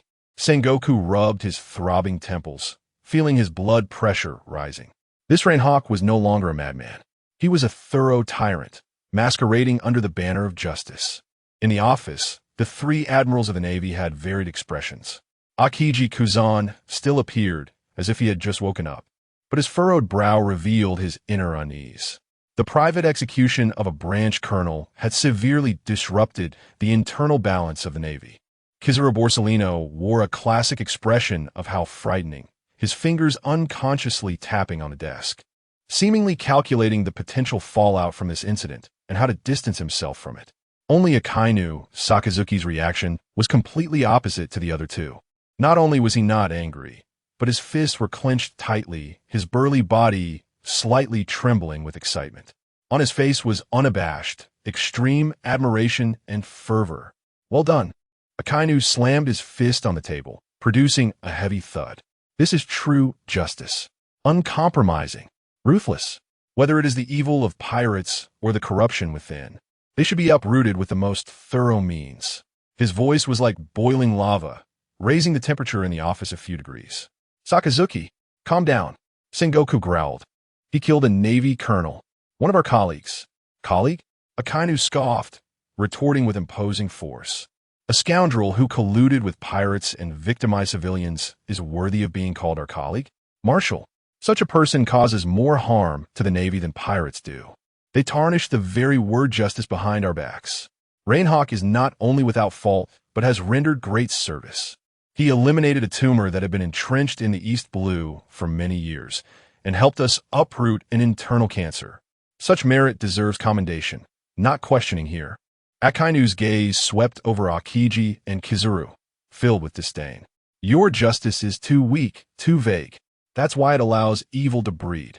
The Navy needs a sharp, pure sword like Rein Hawk, a sword that can cut through all evil. Sengoku fell silent. He had to admit, Akainu's words had their merit. The corruption within the world government, the parasites within the Navy, these were stubborn diseases he knew all too well, but found difficult to address due to too many complications.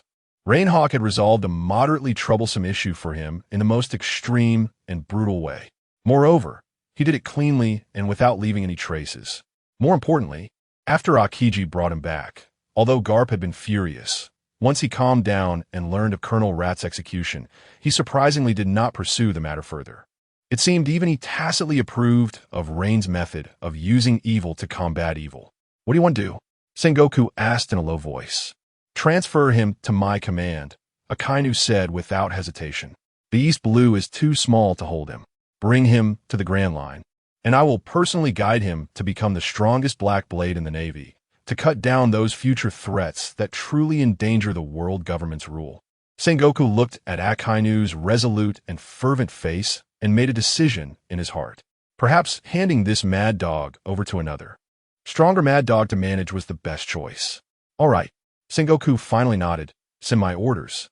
Rein Hawk is hereby promoted to Colonel of the Navy Headquarters.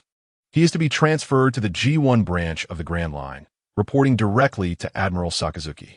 The orders were quickly conveyed to the 16th branch of the East Blue through a den mushi. In Rein's office, he calmly hung up the den mushi, his face showing no signs of surprise. Everything was under control. He stood up and walked towards the prison. In the cold, damp cell, Nami heard footsteps. She looked up and saw the man she both hated and feared. Congratulations. Your charges will not be tried for now, Rein said calmly. Nami said nothing, only watching him with a wary gaze. Rein ignored her attitude and pulled out a thick stack of papers from his pocket, tossing them in front of her. It's a sea chart. The incredibly detailed sea charts of various islands in the East Blue that you have secretly drawn over the past 8 years. Your talent is quite impressive, Rein said in a tone as if evaluating an object, but using it to draw this waste paper is a waste. Nami's heart was painfully pierced by those words. Waste paper? This was her only hope, earned through her youth, freedom, and dignity. I am about to go to the Grand Line, Rein continued, ignoring her emotional turmoil. The seas there are 1,000 times more complex and dangerous than the East Blue. My ship needs a world-class navigator. He looked down at Nami, like a god controlling everything, delivering a divine decree to a mortal. Follow me, and I will give you the opportunity to draw the sea charts of the entire world, or die in this prison. There is no third choice. Nami's mind went blank. She looked at the devilish man in front of her, seeing that he was offering not food or water, but a choice. A choice that wagered her talent and life. Freedom or death. Rein did not say another word. He took out a golden, compass-like pointer from his pocket and placed it on the bars of the cell. When you have made up your mind, wear it and come find me on my ship. My ship departs tomorrow morning. With that, he turned and left, the sound of his cold leather shoes echoing and fading in the empty corridor. Chapter 9. Thunder roars. The new god boards the ship. Target Luffy. In Rein's office, he was staring at the long string of numbers on the system panel. Justice value, 250,000, random skill package X1. He first opened the package. Ding. Congratulations. The host has obtained the passive talent, super regeneration, a barely useful recovery ability, which was not very effective for him, who possessed iron blocks and armament haki. But still, it was free. His attention focused on the 160,000 justice value. This large sum was enough for him to make a qualitative leap. He opened the exchange list, skipping over options like martial arts, hockey, and swords. His gaze locked onto the top of the list. In the section marked with the striking red text, no side effects devil fruit, he saw many familiar names: flame fruit, light fruit, ice fruit. Finally, his finger stopped on one name: thunder fruit, Logia type devil fruit, claimed to be one of the strongest fruits. The user can turn their body into lightning, release billions of volts of electric shocks, move at lightning speed, and possess electromagnetic sensing abilities. Required justice value for exchange, 150000. Without any hesitation. Exchange. Ding. Exchange successful. Consumed 150,000 justice value. Thunder fruit has been issued. Would you like to fuse it immediately? Fuse. There was no physical fruit appearing, nor any painful transformation process. An indescribable massive power exploded within every cell of his body, like the Big Bang of the universe. At that moment, his body seemed to be decomposed into the most basic particles and then violently reassembled by the raging lightning. Beneath his skin, billions of tiny blue arcs flowed. They were his blood, his nerves, his will. He raised his right hand and gently flicked his index finger. Crackle! A small arc of electricity leaped from his fingertip, precisely hitting the metal paperweight on the desk. There was no loud noise, no flames. The pure steel paperweight instantly melted into a pool of red-hot molten iron, sizzling on the desktop and emitting a pungent smoke. Rein's body did not move, but his perception extended outwards in an unprecedented way. He heard it. He heard the hissing of electric currents in all the circuits of the base. He heard the collisions of free charges in the atmosphere. He could even hear a storm brewing in the clouds far off on the sea surface. This was the power of God, a feeling that transcended mundane life, controlling the mighty forces of nature. He slowly stood up and walked to the window, overlooking the soldiers gathering below. The sky was also overcast with clouds due to the fruit's ability. The air felt particularly heavy, as if countless vengeful spirits were clawing and dancing in the air. His heart remained that barren desert of a corporate slave. But now, above that desert, there was a thundercloud ready to unleash divine punishment at any moment. The next morning, at the port, 3 brand new warships quietly docked on the surface of the sea like giant steel beasts. The 16th Division soldiers under Rein had all changed into the standard military uniforms of the headquarters, standing straight in formation on the dock. Their faces were a mix of fervor and fear. In the past 2 days, Rein had deeply etched the concept of obedience into their bones with iron and blood. Time passed second by second. Just as the scheduled departure time was approaching, a figure slowly walked from the direction of the village. It was Nami. She had changed into a clean outfit, her orange hair tousled by the sea breeze. There was no expression on her face, and her once lively blue eyes now looked like 2 pools of stagnant water, devoid of any light. On her wrist, the golden pointer bracelet reflected the cold morning light. She did not look at anyone and walked directly up the gangway of Rein's flagship. Each step was extraordinarily heavy, as if she were walking not on the deck, but on the stairs leading to hell. She stopped in front of Rein. No salute, no greeting. I need an independent chart room, the best paper and pen, and absolute silence. Her voice was hoarse and cold, as if she were stating a condition of a transaction rather than making a request. Rein did not respond to her words.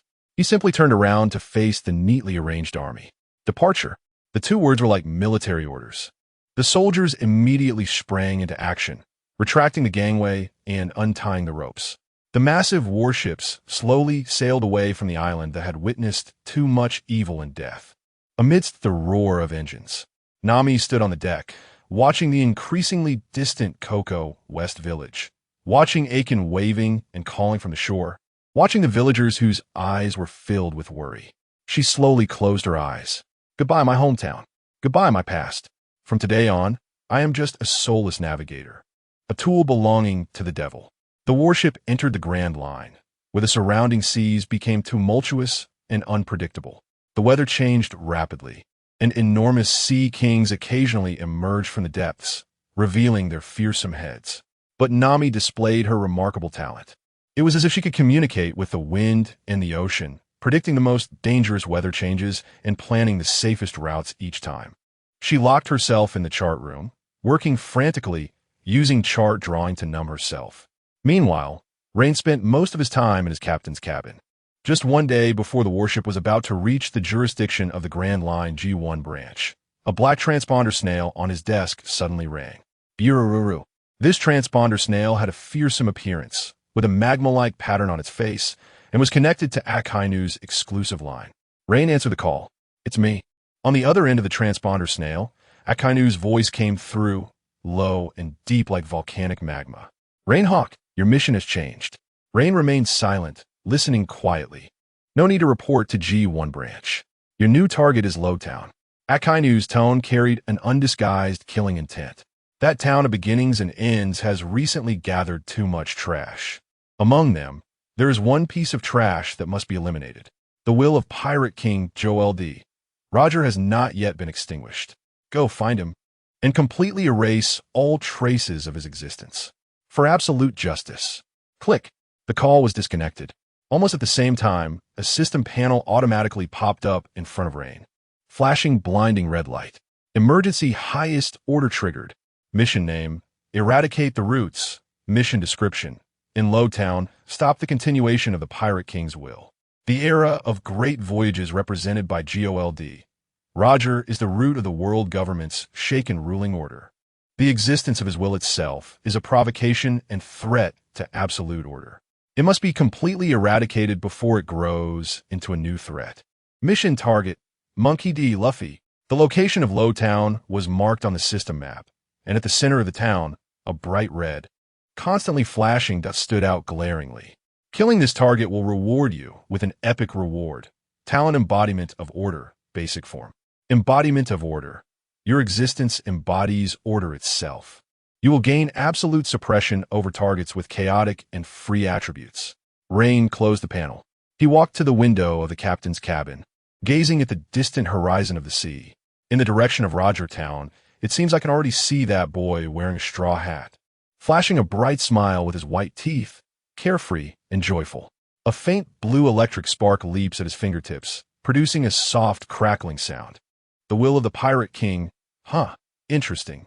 Chapter 10. Locking down the Straw Hat Kid. The final judgment on the execution platform. Roadtown. This town, known as the beginning and the end, is currently shrouded in an unprecedented oppressive atmosphere. 3 pitch-black standard naval warships have blocked all exits of the port in an undeniable stance.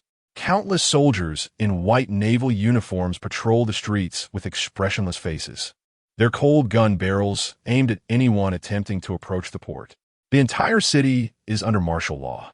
The townspeople and passing pirates, bounty hunters, sense a brewing storm.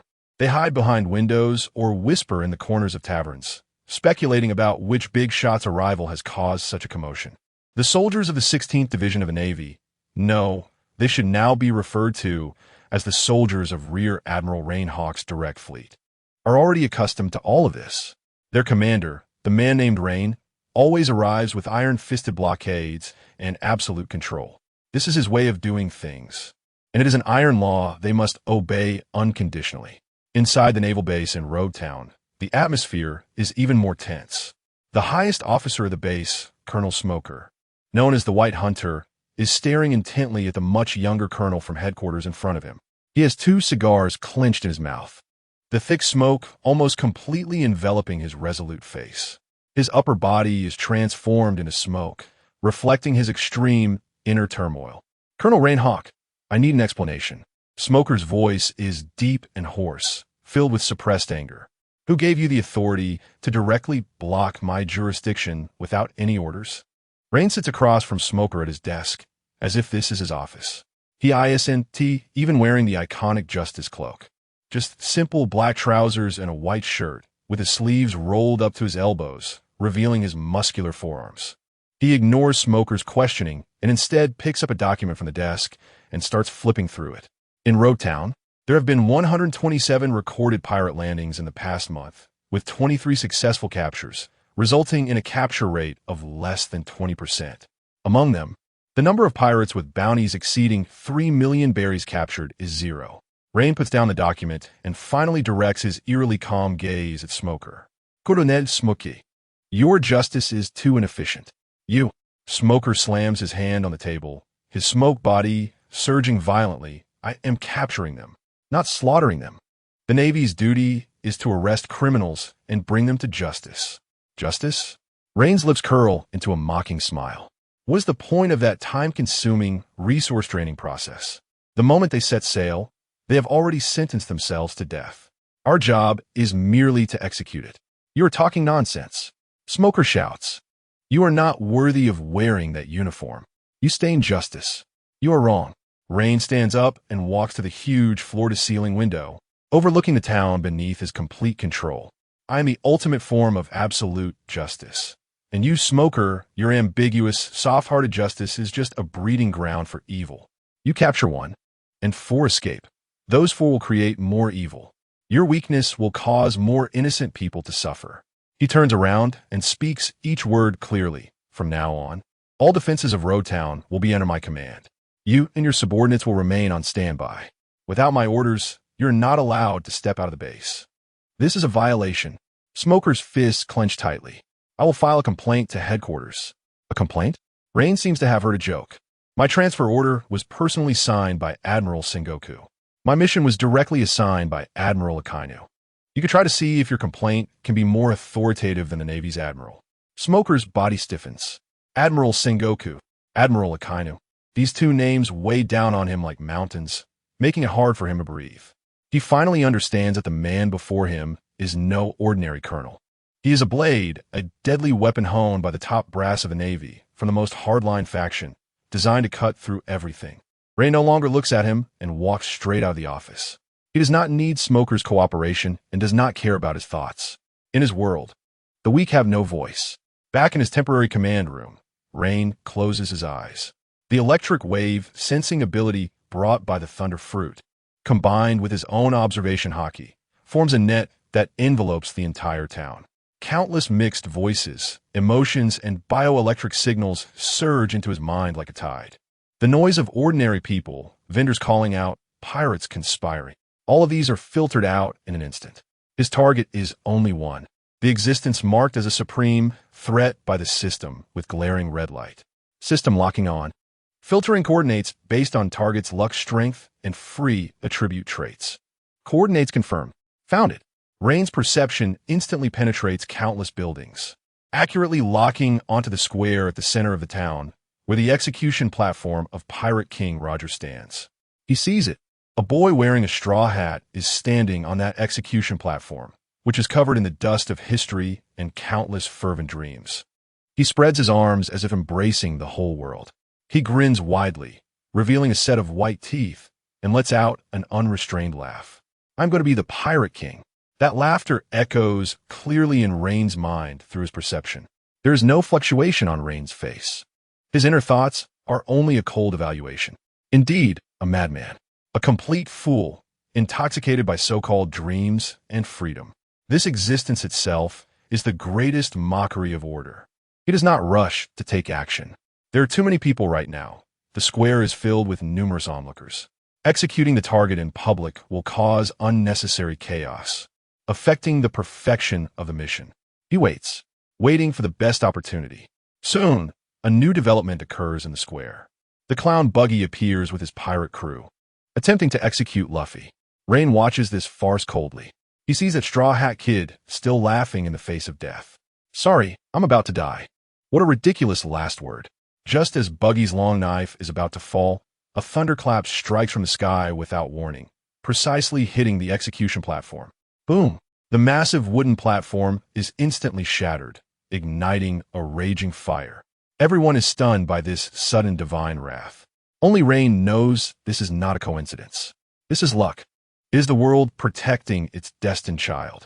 Destiny, huh? A cold smile finally appears on Rein's lips. Then let me personally cut it off.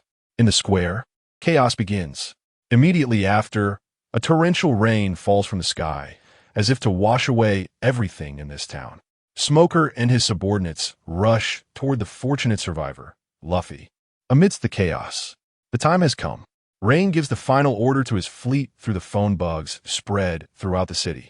His voice is cold and clear, overpowering the thunder and rain. All hands prepare. Target, Stahlhatkit, Monkey D. Luffy. Kill without mercy. Chapter 11 Dragon. You dare to touch my son in front of me? Is that polite? The heavy rain poured down, washing the streets of Road Town. In a chaotic square, Smoker had already captured the body of Monkey D. Luffy with his white snake. You're finished, Straw Hat Kid. Smoker's voice echoed dully through the rain. I've finally caught you. Luffy was bound by smoke but still smiled, seemingly unfazed by the predicament before him. Damn it. Let go of Luffy. Rubber Rocket. Zoro and Sanji rushed in from two directions, trying to rescue their captain. But Smoker merely snorted coldly, easily repelling the two with his smoke abilities. You won't escape either. just as Smoker was preparing to capture the entire Straw Hat crew and uphold his version of justice. A blinding blue lightning bolt suddenly tore through the dim rain curtain. Zap! That wasn't lightning from the sky. The bolt exploded directly between Smoker and Luffy. The air was filled with the burnt smell of ozone. A figure appeared out of thin air as the lightning dissipated. Rein Hawk. He was still in his simple white shirt and black trousers, but at that moment, countless tiny blue arcs of electricity danced across his body, flowing. The rainwater evaporated as it approached within half a meter of him, as if he were not standing in the rain, but was isolating the storm from his own world. Smoker's body trembled violently. He felt an unprecedented pressure. How did this man appear? Before he could figure out, Rein moved. He simply lifted his right foot and kicked forward.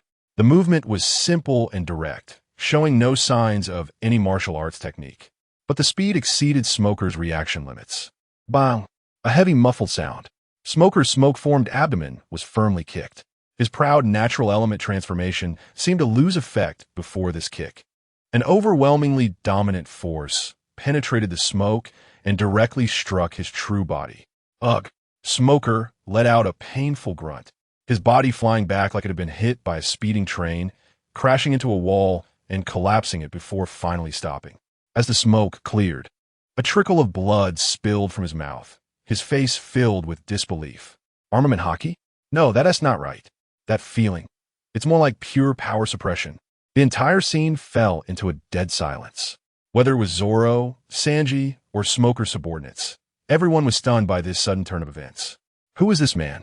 He kicked the natural Smoker away with a single kick. Smoker, your justice is too weak. Rein retracted his foot, not even glancing at the kicked Smoker. His voice clearly reached everyone's ears amidst the noisy rain. The only way to deal with a criminal marked by the system, no, marked by the world as an ultimate threat, is to execute them on the spot. His words instantly raised Zoro and Sanji's vigilance to the extreme. They sensed a danger from this man that was 100 times more terrifying than Smoker or any enemy they had faced before. It was not just pure strength. It was a pure, untainted killing intent aimed at annihilation. Luffy's smile also disappeared for the first time. He looked at Rein, his body's instincts sending out the craziest alarms. Danger! Danger! Danger! This person in front of him would kill him. Three-sword style, demon slash, diable jam, finishing touch. Zoro and Sanji launched their strongest attacks without any hesitation, attacking Rein from both sides. They had to protect their captain. However, Rein didn't even turn around. Too slow. He calmly uttered 3 words. Crackle. 2 thick bolts of blue lightning erupted from his body, accurately striking Zoro and Sanji. Ugh. Gah. The two didn't even have time to scream before being pierced by millions of volts of electricity, their bodies charred and smoking, collapsing into the puddles, instantly losing consciousness. Instant kill. Absolutely overwhelming instant kill. Zoro. Sanji. Luffy let out an angry roar. Rein slowly turned around, finally looking at the Straw Hat Kid who was deemed an ultimate threat by the system. Don't worry, you're next. He raised his right hand. A dazzling blue lightning began to gather at the tip of his index finger, emitting a terrifying crackling sound. Monkey D. Luffy, the evil bloodline of GOLD. Roger. The chaos and freedom you represent, your adventure, ends here. In the shadows, on the roof of a building, a man in a green cloak with mysterious tattoos on his face watched everything unfold. The leader of the Revolutionary Army, Monkey D. Dragon. His expression was more serious than ever. What kind of navy is this? The power of the Thunderfruit, combined with such terrifying martial arts and haki, along with that unheard of absolute order theory. He seemed like a monster that appeared out of nowhere, a pure executor of order that belonged to no side. When he saw Rein aiming the lightning at Luffy, he could no longer remain silent. That was his son. Wait, on the other side of the square. Smoker struggled to rise from the rubble, shouting angrily, "He is my prey. I should be the one to capture him. That's the rule of Road Town." Rein's movements showed no signs of stopping. He coldly responded in a tone as if he were looking at garbage. "I am the rule. You have no right to command me." After saying that, the lightning at his fingertip flared brightly, about to be unleashed. Just at that critical moment, An indescribable whirlwind suddenly swept across the entire square. This wind was 100 times more violent than the previous storm, and the power contained within it even surprised Rein. A green figure, moving at an incredible speed, instantly appeared between Rein and Luffy, blocking in front of Luffy. The figure stretched out a hand, easily stopping the raging wind. The lightning at Rein's fingertip gradually dissipated. He looked at the man in the green cloak who had suddenly appeared before him. The system panel automatically popped up again, issuing a warning sound even more urgent than when it warned Luffy. Warning: high-level order destroyer detected. Target locked. Monkey D. Dragon. Evil level: extremely dangerous. Judgment: world government's #1 criminal, leader of the Revolutionary Army. A direct enemy of absolute order with the goal of overthrowing the world. Chapter 12: Global Live Broadcast. Execution of the Revolutionary Army leader's son. The fierce winds have died down. The rain seems to be held by an invisible hand, suspended in midair before falling helplessly. The air in the square has frozen, colder than freezing point. Rein kicks Smoker, who tries to approach, away again. The metallic prosthetic colliding with the latter's flesh, producing a dull thud. Smoker rolls out like a broken sack, crashing into a collapsed wall, and is silent thereafter. Throughout the process, Rein did not even spare a second of attention to the white-haired Navy officer. His entire focus is on the man in the green cloak before him. Monkey D. Dragon. Threat level: extremely dangerous. The scarlet letters on the system panel seem to drip blood, stimulating Rein's nerves. This is no mere rookie. This is a prehistoric behemoth that could bite back at any moment. But risk often correlates with reward. Killing this target will grant a special reward: Talent World Enemy. Talent effect: all your actions will be endowed with a layer of Justice Halo, reducing the questioning from the world government and Navy by 90 and increasing support by 200. What an irresistible reward. This means he will obtain a nearly unlimited license to fire. The corners of Rein's mouth curl into a cold arc. He does not act immediately. Even a lion uses its full strength to catch a rabbit. Moreover, this person before him can give the entire world government a headache. The leader of the Revolutionary Army. He raises his hand, gently touching his ear, activating a miniature earpiece. Initiating the Heavenly Eye Plan. His voice is low, perfectly masked by the sound of wind and rain. The command is instantly transmitted through quantum entanglement communication, crossing several kilometers to reach the flagship Iron Law off the coast of Rogue Town. Receive, Commander. The officer responds calmly, operating the console with both hands. In an instant, countless miniature image phone bugs disguised as seagulls, billboards, streetlights, and even sewer garbage bins are quietly activated in every corner of Rogue Town. Their lenses, like countless compound eyes, aim unerringly at the center of the execution platform. There stand 3 people. The new Navy star, Rein Hawk, the leader of the Revolutionary Army, Monkey D. Dragon, and the future Pirate King, Monkey D. Luffy. What are you doing? Dragon speaks, his voice deep, as if containing the power of storm. His powerful observation Haki has sensed countless weak electromagnetic signals in the air, like an invisible net tightening. This makes him feel a tinge of unease. This is not a signal for battle. It is a layout he has never seen before. Rein does not answer him.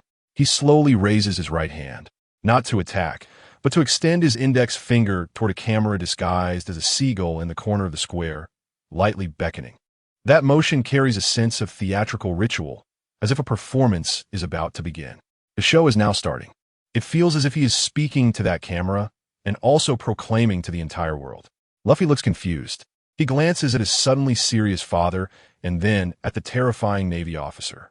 The pressure emanating from these two makes it hard for him to breathe.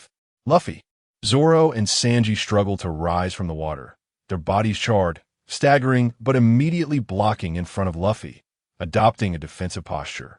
They do not know Dragon, but to them, everyone who is not a partner is an enemy. Hey, what the hell are you doing? From the ruins, Smoker struggles to get up again, wiping the blood from the corner of his mouth, his eyes red as he glares at Rein. This is Rogue Town. I am the base commander here. Arresting pirates is my duty. He roars, trying to charge toward Luffy again. However, a line of figures blocks his path. They are Rein's direct subordinates. dressed in specially designed black Navy uniforms, their faces expressionless, like a group of emotionless war machines. "Colonel, please stay where you are." The leading soldier speaks in a flat tone, yet with an irrefutable meaning. "Bastards, which inn are you from? How dare you block a superior?" Smoker roars. No one answers him. They simply form a wall, an extension of Rein's will, completely isolating the old order represented by Smoker. Smoker's anger appears so powerless and ridiculous in front of them. And at that moment, all over the world, countless screens underwent a change. On the Sabeti archipelago, at a slave auction, a huge screen was displaying the next elf slave, when the image suddenly flashed and switched to the execution platform in Roadtown. The noisy venue fell silent instantly. Navy headquarters, Marineford. In the office of Admiral Sengoku, all the images on the monitoring screen wall were forcibly replaced. The Senbei Sengoku was holding fell to the ground with a thud. In the palace square of Alabasta Kingdom, the giant screen playing the king's speech turned into a stormy and unfamiliar square. In every corner of the four seas, every kingdom, every island, even on every pirate ship of a certain scale, as long as there is a public signal receiving device, whether it is news, entertainment programs, or advertisements. In that second, they were all forcibly covered by the same image. An unprecedented live broadcast covering the entire world began without any warning. In the image, a cold Navy officer is confronting a mysterious cloaked man, and between them stands a Straw Hat Kid, who had just gained fame in the East Blue for a bounty of 30 million berries. Dragon's expression finally changes. He instantly understands Rein's intention. This is not an arrest, nor is it a battle. This is a trial, a public trial for the entire world. Rein wants to kill the son of the leader of the Revolutionary Army, the bloodline of the Pirate King, right here in front of the world. How insane! How audacious! Do you think this will shake our will? There's a real chill in Dragon's voice. Rein finally withdraws his gaze from the camera, returning it to him. Shake?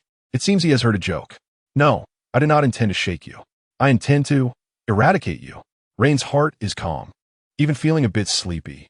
Acting is such a tiring job, especially acting like a madman. But he must continue the act, and he must do it thoroughly. The system's task requirement is not just to kill the target. Side quest, declaration of justice. Quest requirement. In front of the world's attention, expose the father-son relationship between Monkey D. Dragon and Monkey D, Luffy, and publicly declare their crimes in the name of absolute order. Quest reward, 50,000 justice points. Special item memory pointer can record and permanently point to a person's life aura. This reward is enough for him to exchange for half of a Vice Admiral level martial arts insight. Hello to everyone in the world. Rein speaks to the camera, his voice transmitted clearly through the flagship's broadcasting system to every corner of the world. I am Colonel Rein Hawk of the Navy headquarters. The location I am in right now is Roadtown in the East Blue, the town of beginnings and endings. Just now, I have captured a heinous pirate here. His hand points to the bewildered Luffy. Straw Hat Kid, Monkey D, Luffy. Bounty of 30 million berries. His father is the infamous Pirate King, Joel D. Roger. No, that's not right, Luffy shouted. My father is not Joel D. Roger. Rein ignored his protest and changed the subject. Oh, sorry, I misspoke. He paused, pointing at the cloaked man exuding a terrifying aura. I should say, his biological father is this man. The camera timely zoomed in on Dragon, the world government's #1 criminal, the leader of the Revolutionary Army attempting to overthrow the world. Monkey D. Dragon. Upon hearing this, the world fell silent. Countless people stood up in shock from their seats. In the office of Admiral Sengoku, Vice Admiral Garp was picking his nose, and upon hearing this, his actions froze. Puffed. Vice Admiral Tsuru, who had just taken a sip of tea, spat it out. Garp, what on earth is going on? Sengoku's furious roar nearly blew the roof off the entire office. The audience around the world fell into a deathly silence, followed by an uproar like an avalanche. The leader of the Revolutionary Army's son is actually that straw hat-wearing pirate kid. The son of the Pirate King is actually the son of the leader of the Revolutionary Army. This information was too shocking, like a nuclear bomb exploding in everyone's mind. Now you see, Rein's voice echoed again, like a judge's gavel. The evil will of the Pirate King is inherited by the bloodline of the Revolutionary Army. Chaos, disorder. The so-called freedom is just an excuse for this group of criminal families to overthrow the world and satisfy their selfish desires. Today, I, Rein Hawk, will end all of this here in front of the whole world. He raised his hand, and brilliant lightning gathered at his fingertips once again. In the name of absolute justice, I announce the death sentence for Monkey D. Luffy, and for Monkey D. Dragon, the same crime. Chapter 13. Sacrifices to the World. The Dragon's Fury. Naval Headquarters, Marineford. The atmosphere in the Marshal's office was as solemn as ever. Marshal Sengoku was rubbing his temples, troubled as he looked over a report about the recent turmoil in the Alabasta Kingdom. The ambitions of the warlord crocodile were becoming increasingly blatant. What a troublesome bunch.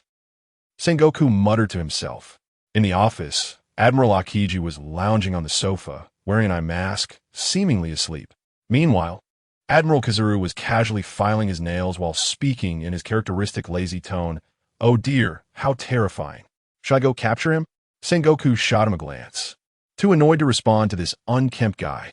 Just then, the large screen on the office wall, used for broadcasting important information and surveillance footage, suddenly flickered.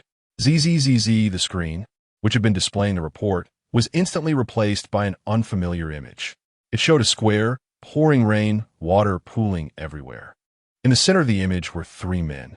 One wore a green cloak, looking extremely serious. Another wore a straw hat, his face filled with anger, a trace of blood at the corner of his mouth. The last one, dressed in a naval uniform, had an expressionless face, exuding an oppressive aura that was suffocating. Kizaru paused his nail filing, a look of interest on his face. Is this Lowtown? A live broadcast? What an interesting young man. Aokiji also pulled down his eye mask and sat up straight, watching the Navy man on the screen with a slight frown. He recognized this man.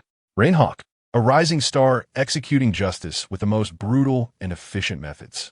But why is he with that straw hat kid? And Sengoku's pupils suddenly contracted to pinprick size the moment he recognized the man in the green cloak. That face, that tattoo, he would never forget it for the rest of his life. Monkey D. Dragon. A thunderous roar erupted from the marshal's office, shaking all of Marineford.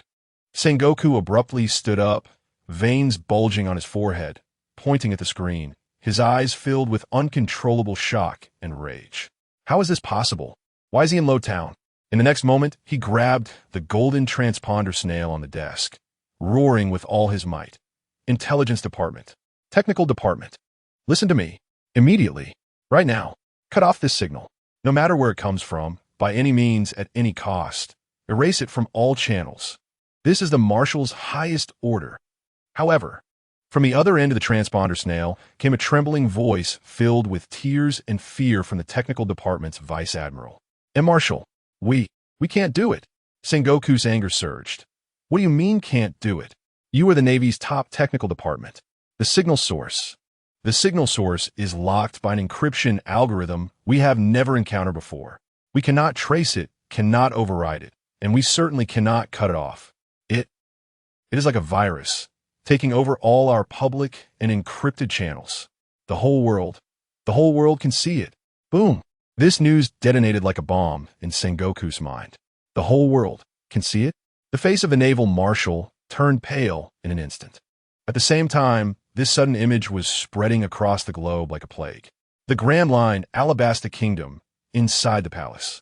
Princess Vivi and King Cobra were anxiously discussing the future of the country when the image transponder snail on the wall abruptly switched to a different broadcast. New World, Dressrosa. The king, Don Quixote da Flamingo, watching the gladiatorial fights in the arena, wore an increasingly sinister smile. Fu. What is the Navy doing? Even forcing out the revolutionary dragon. How interesting. So very interesting. At the castle on Magnet Island, Dalton, who had just become the new king, stared in shock at this astonishing scene. The seas. The flower country of the West Sea, the Vinsmoke family of the North Sea. Countless kingdoms, countless people, countless underground forces. All at this moment turned their gazes toward the square in Lowtown, towards the three men confronting each other. New World, a deserted island.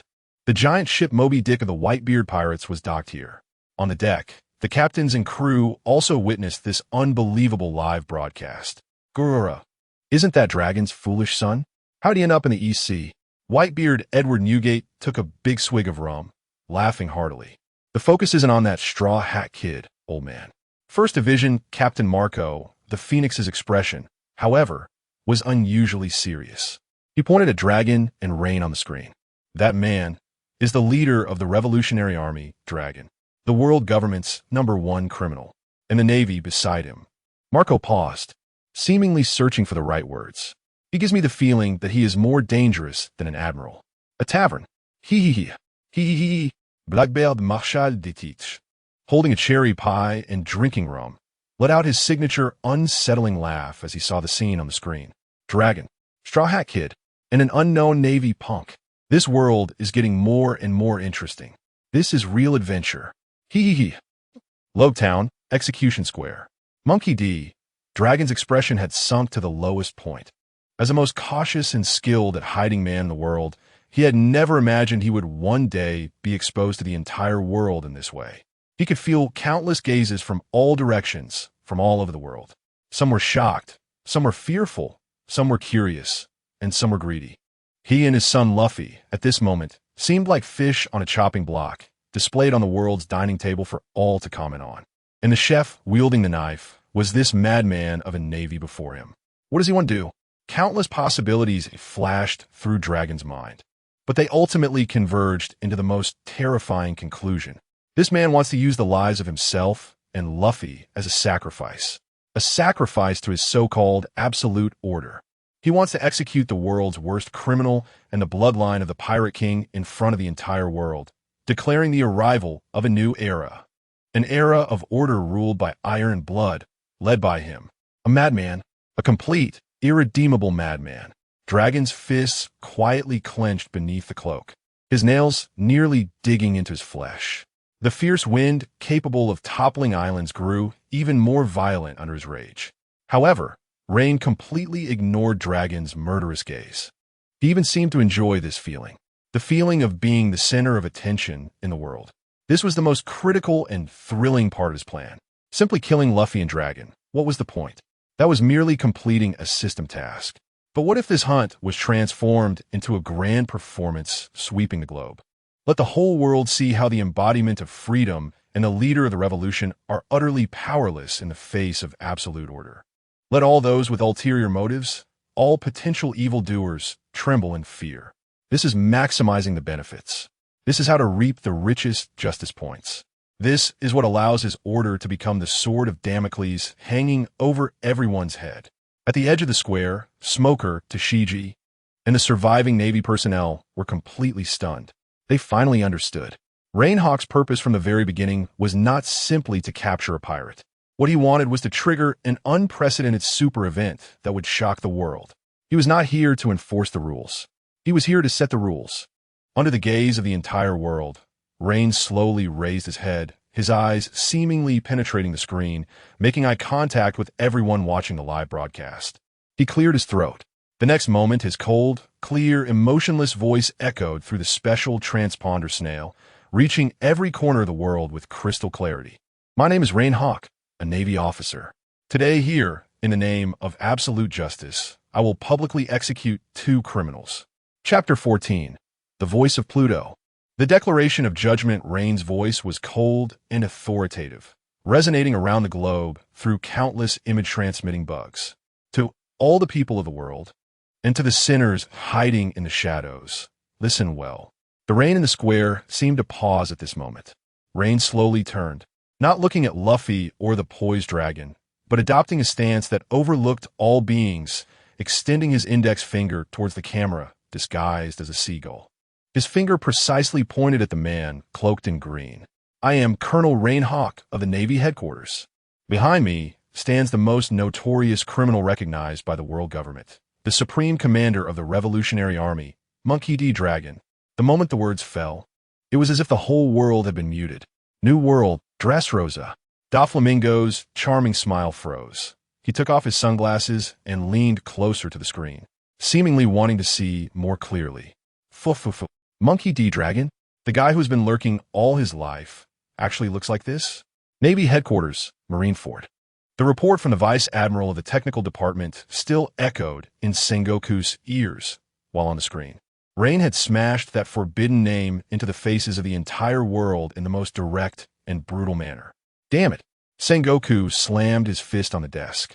The sturdy surface instantly covered in cracks. Countless viewers watching the live broadcast saw the face of this man, who only existed in legends and bounty notices, for the first time so clearly. They remembered that face, remembered that name.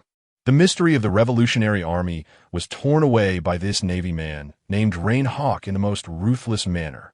However, this was just the beginning. Rein twisted his wrist and pointed at the straw-hatted boy, who was being fiercely protected behind Zoro and Sanji. This boy, who was about to inherit the Pirate King's evil will, was none other than Dragon's biological son, the successor of Pirate King Roger's will, Monkey D. Luffy. If the previous news was a thunderclap, then this one was a nuclear explosion capable of overturning the world. Puffed. In the Marineford office, Garp could no longer keep silent and spat out a mouthful of old blood. He wasn't pretending. He was genuinely enraged. He painfully closed his eyes, feeling as if all his strength had been drained in an instant, collapsing onto the sofa. It's over. Everything is over. The secret he had tried to hide his entire life, the family he had done everything to protect, was at this moment revealed to the world in the cruelest way through his proud identity as a Navy man. Garp, you bastard! Sengoku's roar was filled with uncontrollable tremors. He pointed at the screen and then at Garp, trembling with rage. This is your so-called family. The whole world, after a brief silence, erupted completely. In the palace square of Alabasta, terrified screams erupted from the crowd. At the auction in Sabiti Archipelago, the nobles stood up in shock, whispering to each other, their faces filled with greed and fear. On the deck of the Whitebeard pirates, Marco's expression froze. Dad, this is serious. Blackbeard Teep's laughter abruptly stopped as he froze, hand gripping the cherry pie in midair, his eyes flickering with indescribable excitement. Ha ha, so that's how it is. Bloodline. This is the most interesting script. In the square of Roadtown, Luffy himself was bewildered. Son? Who's his son? I don't know him. He pointed at Dragon, loudly refuting. But his defense seemed so pale and powerless at this moment. Rein did not give him a chance to argue. His voice drowned everything out, like the final ruling of a judge, continuing to resonate throughout the world. Freedom is not an excuse for indulgence. Revolution is merely a disguise for new tyranny. His tone suddenly rose, carrying a mesmerizing power. This father and son, one inheriting the chaos of the Pirate King, the other attempting to overthrow the order of the world. They are the source of the world's foundations shaking. They are the calamity of the future. Rein opened his arms, as if to embrace the stormy world. Today, I will judge this father and son who seek to overturn the world, in the name of the Navy, in the name of absolute justice, purifying all sources of evil. These words were highly inflammatory. Across the seas, in those kingdoms long plagued by pirates, in those towns oppressed by corrupt nobles, countless people, after the initial shock, looked at the tall, resolute Navy man on the screen, and a flicker of fervent flame ignited in their eyes. Yes, pirates, Revolutionary Army. What have they brought? Besides destruction and chaos? What this Navy man named Rein Hawk said may, in fact, be right. What is needed is order, an absolute, unquestionable order. At this moment, Rein was no longer just a simple Navy colonel. In the hearts of countless people, he became the embodiment of justice, the spokesperson for order. You, Monkey D. Dragon's teeth chattered. He finally understood this madman's entire plan. Killing, but also striking at the heart. Rein not only wanted their lives, but aimed to completely destroy everything the Revolutionary Army had built through their struggles. He wanted to equate revolution with evil, binding freedom thoroughly with chaos. Today, regardless of the outcome, he and Luffy will be nailed to the pillar of historical shame by this man, becoming the best sacrifices for the rise of absolute order.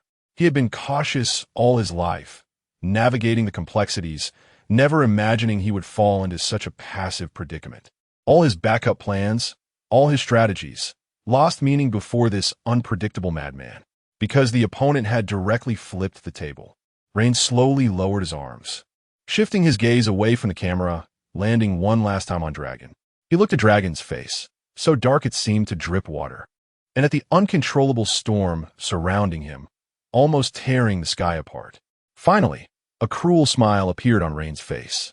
Dragon, before your so-called future arrives, welcome my judgment. Chapter 15. The Fury at the Pinnacle of Power, the Judgment of the Five Elders. Holy Land, Mariehwa, the highest point of world power, Panga City between powers. Here is the place that determines the direction of the world. At ordinary times, it is so quiet that one can hear the sound of breathing as the Five Elders, in a transcendent manner, manipulate the strings of the world's fate.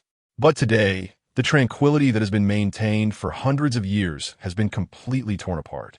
On the enormous image phone worm screen, the shocking live broadcast from Roadtown is being played in real time. The sounds of rain, wind, and the cold, piercing declaration of judgment from that naval colonel clearly echo in every corner of the room. 5 figures stand before the screen. They're the 5 elders, the highest power of the world government. Their faces no longer bear the calm and composure of the past, but instead are replaced by a somber and furious expression, like dark clouds before a storm. Damn it! The bald elder in a kimono, holding the first-generation sword Kisuk, slammed his hand on the table in front of him. The solid wooden table, crafted by the world's top artisans and capable of withstanding cannon fire, let out a mournful cry under the pressure, and spiderweb-like cracks instantly spread across its surface. His fury seemed almost tangible, ready to cleave that arrogant figure on the screen in two. Where did this madman, Rein Hawk, come from? He gritted his teeth, speaking each word slowly. How dare a mere naval colonel? How dare he publicly reveal the highest secrets that the world government has strictly ordered to be sealed? He was not questioning. He was venting the uncontrollable intent to kill. The issue is not his rank, but what he has done. Another elder, with a long white beard and dressed in a white robe, spoke in a terrifyingly low voice. His gaze was fixed on the screen, on that young yet extremely cold face. The identity of Monkey D. Dragon, the secret of that family, and the bloodline continuation of the pirate King Roger. With each word he spoke, the air in the room grew heavier. He is not uncovering secrets. He is digging up the foundation of our rule. He has laid bare the threat that we have barely covered for hundreds of years with countless blood and lies. Right in front of the entire world. This is a tremor. It is subversion. It is a betrayal worse than the wars we have waged. The blonde-haired, blue-eyed elder, tall and imposing, had veins bulging on his forehead. He suddenly turned around and ordered the air CP0. Immediately, use all means at any cost to cut off this signal source. This is a supreme order. Execute it at once. The command was transmitted through a special phone worm and instantly reached the ears of the world's strongest intelligence agency. However, just 10 seconds later, an unacceptable response came back. 5 elders. I'm sorry. The voice of the head of CP0 came through the phone worm, tinged with a hint of panic and frustration. We cannot do it. What? The signal source has been locked by an unprecedented encryption method. Its priority even surpasses our highest authority. We cannot track it, cannot cover it, and certainly cannot cut it off. It is like a ghost parasitizing on all communication channels in the world. Boom! This answer made the 5 elders feel angrier, and a chill ran through them, more than anything Rein had said during the live broadcast. Unable to cut it off, they, the kings of the world, could not control a mere naval colonel's live broadcast. This sharp knife was no longer simply piercing through their information cocoon. This knife was directly thrust into their hearts. It trampled their most proud, absolute control over world information into dust. This Rein Hawk, the elder with a flat hat and a handlebar mustache, was the first to speak, his voice carrying a thoughtful tremor. He is more dangerous than Dragon, the leader of the Revolutionary Army. All eyes turn to him. Dragon only wants to overthrow our rule and establish a new world with his ideas. His goal is replacement. But this Rein Hawk, look at his words and actions, listen to his declarations. The flat hat elder pointed at the man on the screen, arms wide open as if embracing the world. What he advocates is absolute order and absolute justice. His judgment is not just on Dragon and Luffy, but on the chaos and freedom they represent. And these two are precisely the necessary evils we have tacitly allowed to exist to maintain our rule. He does not want to overthrow us. He wants to judge the entire order we have established in this world. He wants to use his crazy ideology to format the entire world, to eliminate all existence that does not conform to his order, whether they are pirates, revolutionaries, or even us. This statement sent chills through everyone present. An enemy who wants to overthrow you is not terrifying. What is terrifying is a madman who wants to burn you along with the table and redefine the rules of the game. Check. Find me all his information. The order was given, and a highly classified document quickly appeared on another screen. Rein Hawk. Origin, East Blue Commoner. The most outstanding graduate in the history of the Naval Academy. His record is perfect, like a textbook, completing every mission in the coldest and most efficient manner. At the end of the document, a name caused the faces of the 5 elders to grow even more complex. Recommender, Admiral Akainu. The elder holding the sword's eyes deepened. Is this a card he has hidden? That guy Akainu also believes in absolute justice. This Rein Hawk is simply a younger version of him, or even more extreme. Is he Akainu's pawn, sent to do things we cannot do, yet Akainu wants to do? Or is it? A flash of killing intent crossed the eyes of the blonde elder. A mad dog that he himself cannot control, already breaking free from its chains? No matter which possibility it is, there is only one conclusion. Rein Hawk must not be allowed to live. His existence has changed from a useful tool to an uncontrollable threat. Notify everyone. The elder with a map-like scar on his forehead, who had remained silent, finally delivered the final judgment. His voice was devoid of emotion, but contained a chill deeper than a glacier. Regardless of the outcome of the battle in Rogue Town after the live broadcast ends, CP0 and the Marine Admirals must control Rein Hawk. He paused and added, if there is any resistance, elimination on the spot is permitted. As the words fell, the atmosphere among the powers became extremely oppressive. On the screen, the man named Rein Hawk seemed to sense the murderous intent from the pinnacle of the world. He slowly raised his hand, with arcs of lightning gathering at his fingertips, the dazzling electric arcs more ferocious and brilliant than the lightning in the sky. Now, the judgment begins. Chapter 16. The Dragon's Despair, the most cruel choice in history. The rain in Rogue Town seemed to be heavier. The cold raindrops mixed with the howling wind lashed against everyone's faces, but no one could feel that chill, because a tremor from the depths of their souls had seized all their senses. Monkey D. Dragon, a man whose name was enough to keep the world government awake at night, was now standing at the most difficult crossroads of his life. His brain, the brilliant mind that had orchestrated countless subversive operations and left the world government in disarray, was operating at an unimaginable speed. To act or not to act, it was a devil's choice. If he acted in this global live broadcast to save the boy identified by Rein as the bloodline of the Pirate King, then he, Monkey D. Dragon, the commander-in-chief of the Revolutionary Army, would be directly validating all of Rein's accusations in front of the entire world. The Revolutionary Army colluding with pirates. The so-called revolution was merely the private desire of a criminal family. These charges, carefully woven by Rein and capable of poisoning thoughts, would become ironclad facts because of his actions. Countless comrades who followed him, who had sacrificed their lives for freedom and liberation, would see their beliefs shaken. Everything the Revolutionary Army had built through struggle, every spark of hope they had ignited, could be sullied in an instant. He bore the future of millions. But if he did not act, Dragon's gaze uncontrollably turned to the Straw Hat Boy, who was covered in wounds yet still trying to straighten his back. That was his son, his biological son, to whom he owed a lifetime and had never fulfilled a day's responsibility as a father. Could he watch Luffy die before his eyes? Could he remain rational and calm as the leader of the Revolutionary Army when that judgment lightning struck, remaining indifferent for the sake of the so-called greater good? He could not. Rationality told him that sacrificing one could preserve the greater cause.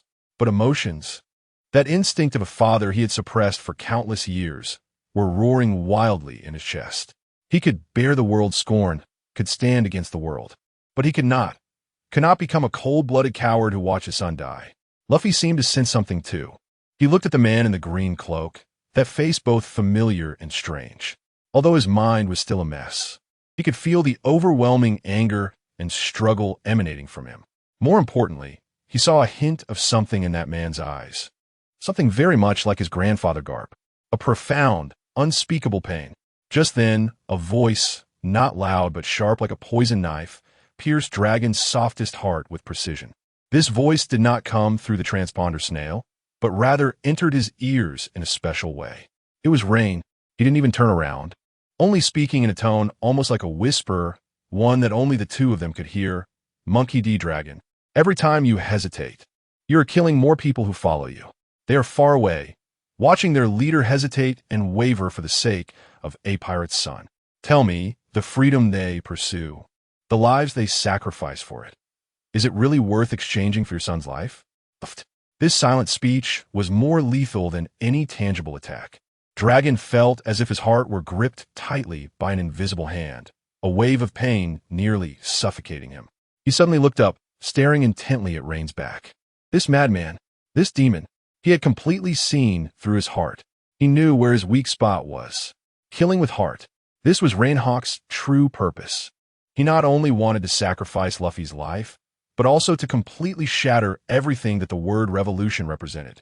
He wanted the whole world to see that the leader of the Revolutionary Army made the wrong choice between family and ideals. If Dragon saved Luffy, then the revolution would be colluding with evil. If Dragon did not save Luffy, then the revolution was a cold and hypocritical lie that could sacrifice even the leader's own kin. No matter how he chose, it would be a loss. No matter how he chose, he would become the most perfect footnote in Rein's absolute order coronation ceremony. The turbulent aura surrounding Dragon became extremely unstable at that moment. Sometimes it roared like a hurricane, sweeping up the rain. Other times it fell silent like death, oppressive to the point of suffocation. This was the manifestation of the battle within his heart. Monsters. Both of these guys were monsters. At the edge of the square, Smoker stood stiffly, cold sweat soaking his back. He wanted to do something, to rush in, to fulfill the duty of a Navy colonel. But he found himself completely unable to move. Under the two utterly different yet equally terrifying auras, he felt like a small boat in a storm, exhausting all his strength just to stay standing, let alone take action. Even breathing had become incredibly difficult. This was the confrontation at the pinnacle of the world, and he, not even qualified to intervene. In this suffocating silence, a clear, loud voice full of youthful spirit broke the deadlock. Hey! Luffy wiped the rain and blood from his face, grinning with his signature fearless smile. He shouted at the man in the green cloak, who made him feel so conflicted. I don't know who you are, but everyone calls you my dad. Don't worry about me. I'm the man who's going to become the Pirate King. How could I die in a place like this? This shout was like thunder, booming in Dragon's heart. His body trembled violently. The swirling emotions in his deep-set eyes reached their peak in an instant.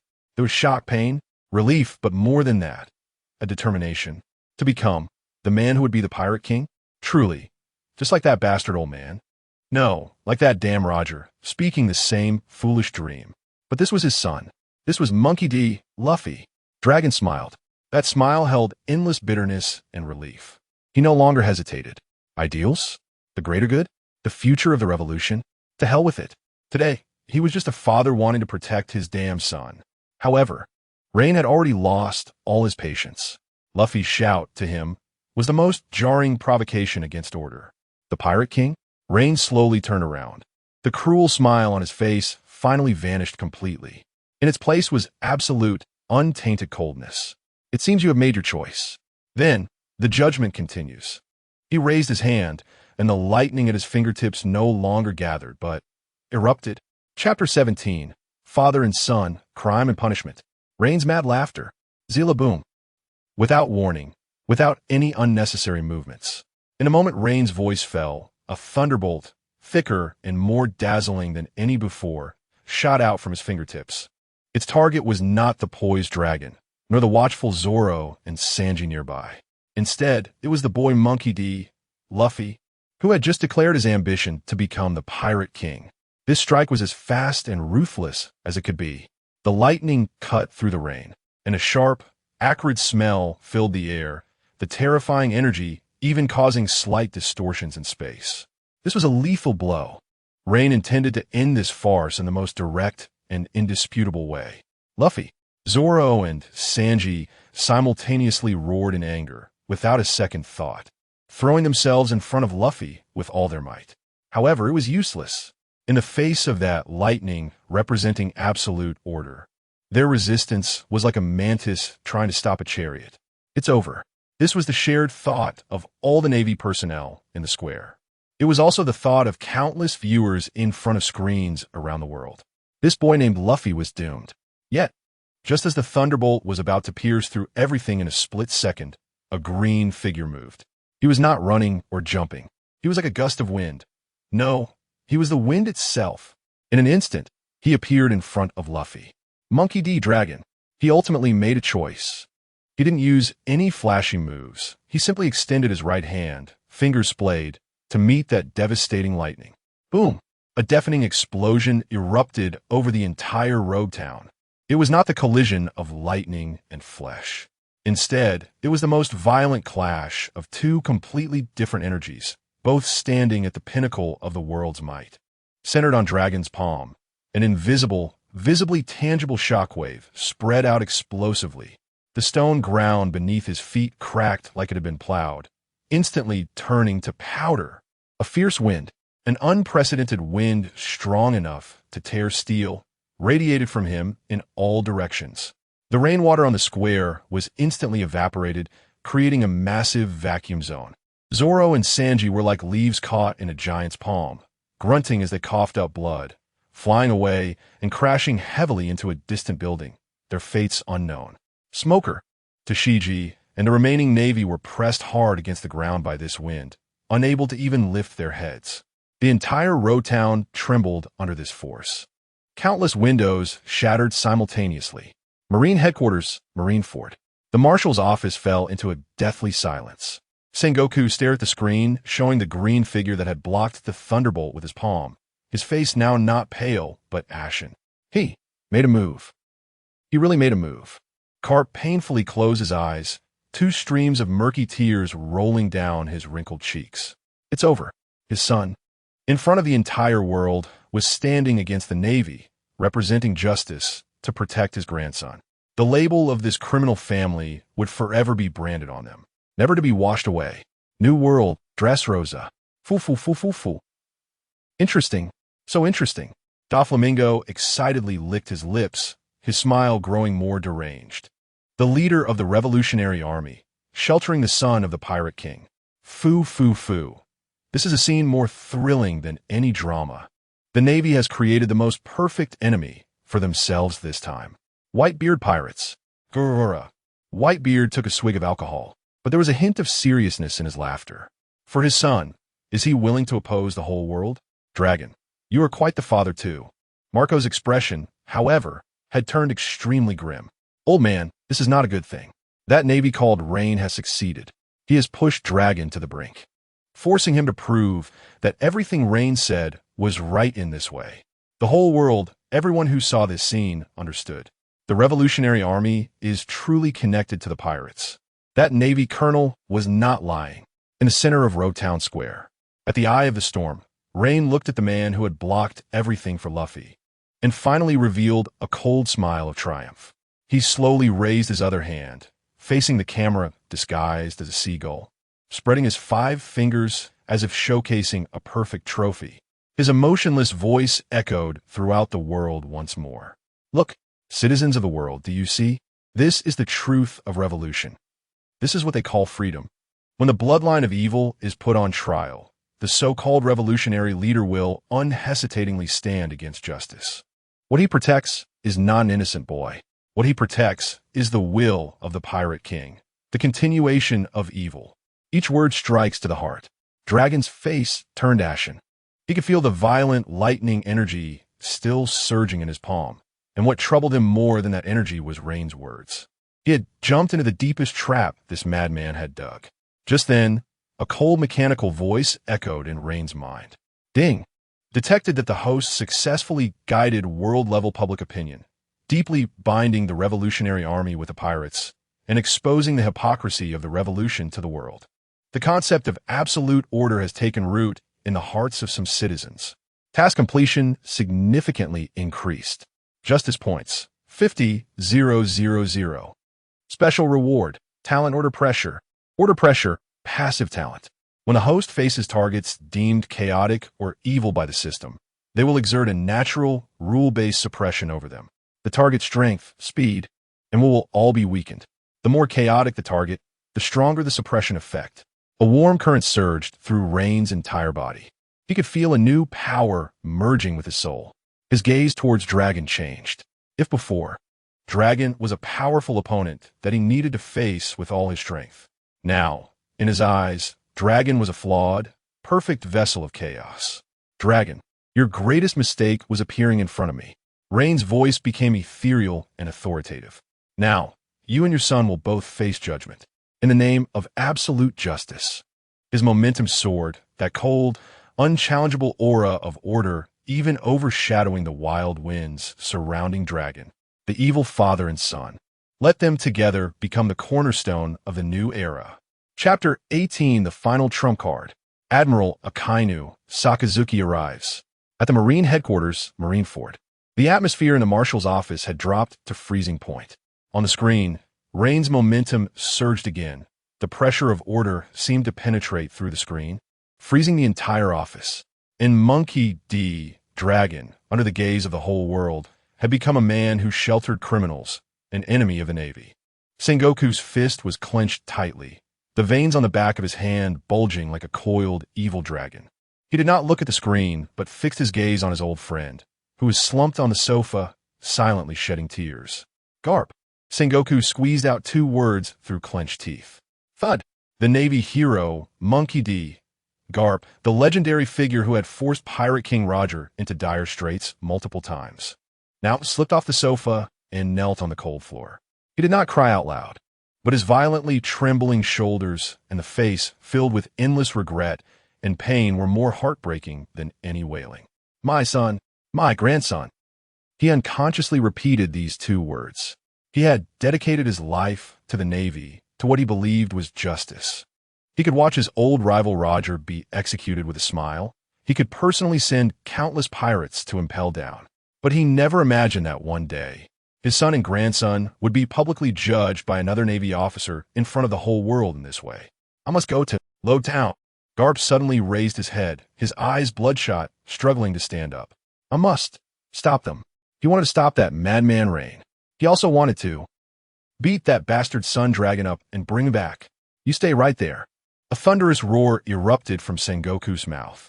He charged forward in a single step, extending his giant palm capable of unleashing shockwaves, firmly pressing down on Garp's shoulder. Garp, are you crazy? Sengoku's eyes were bloodshot as he roared.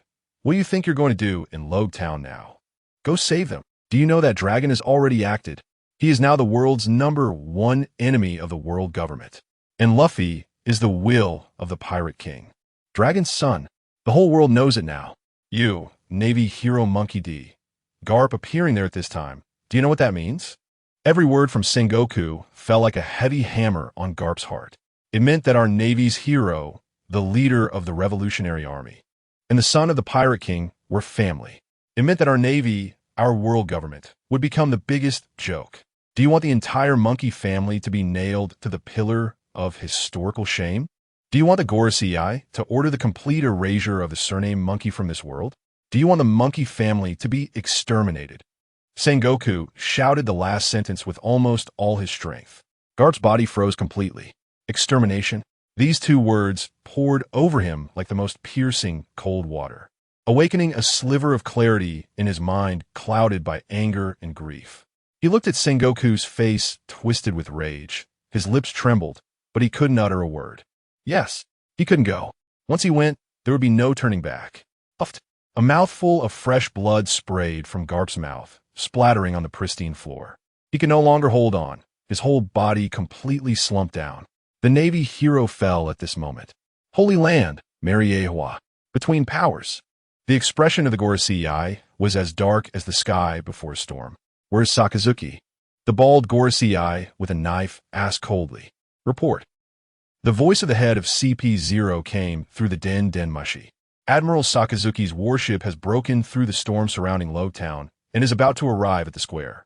Very good. The blonde Gorosei's eyes glinted with murderous intent. Order him.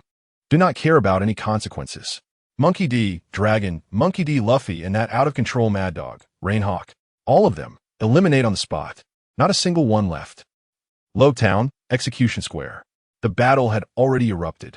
Rein, who had gained the talent of Order's pressure, experienced a qualitative leap in power.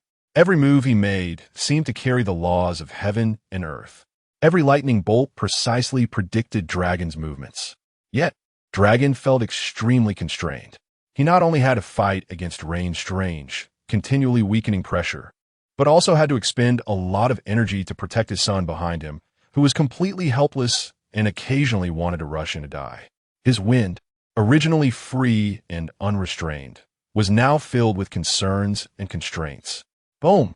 In another clash, Rein's lightning spear directly tore through Dragon's claw wind, forcing him to retreat a step to protect Luffy behind him. Did you see that, Dragon?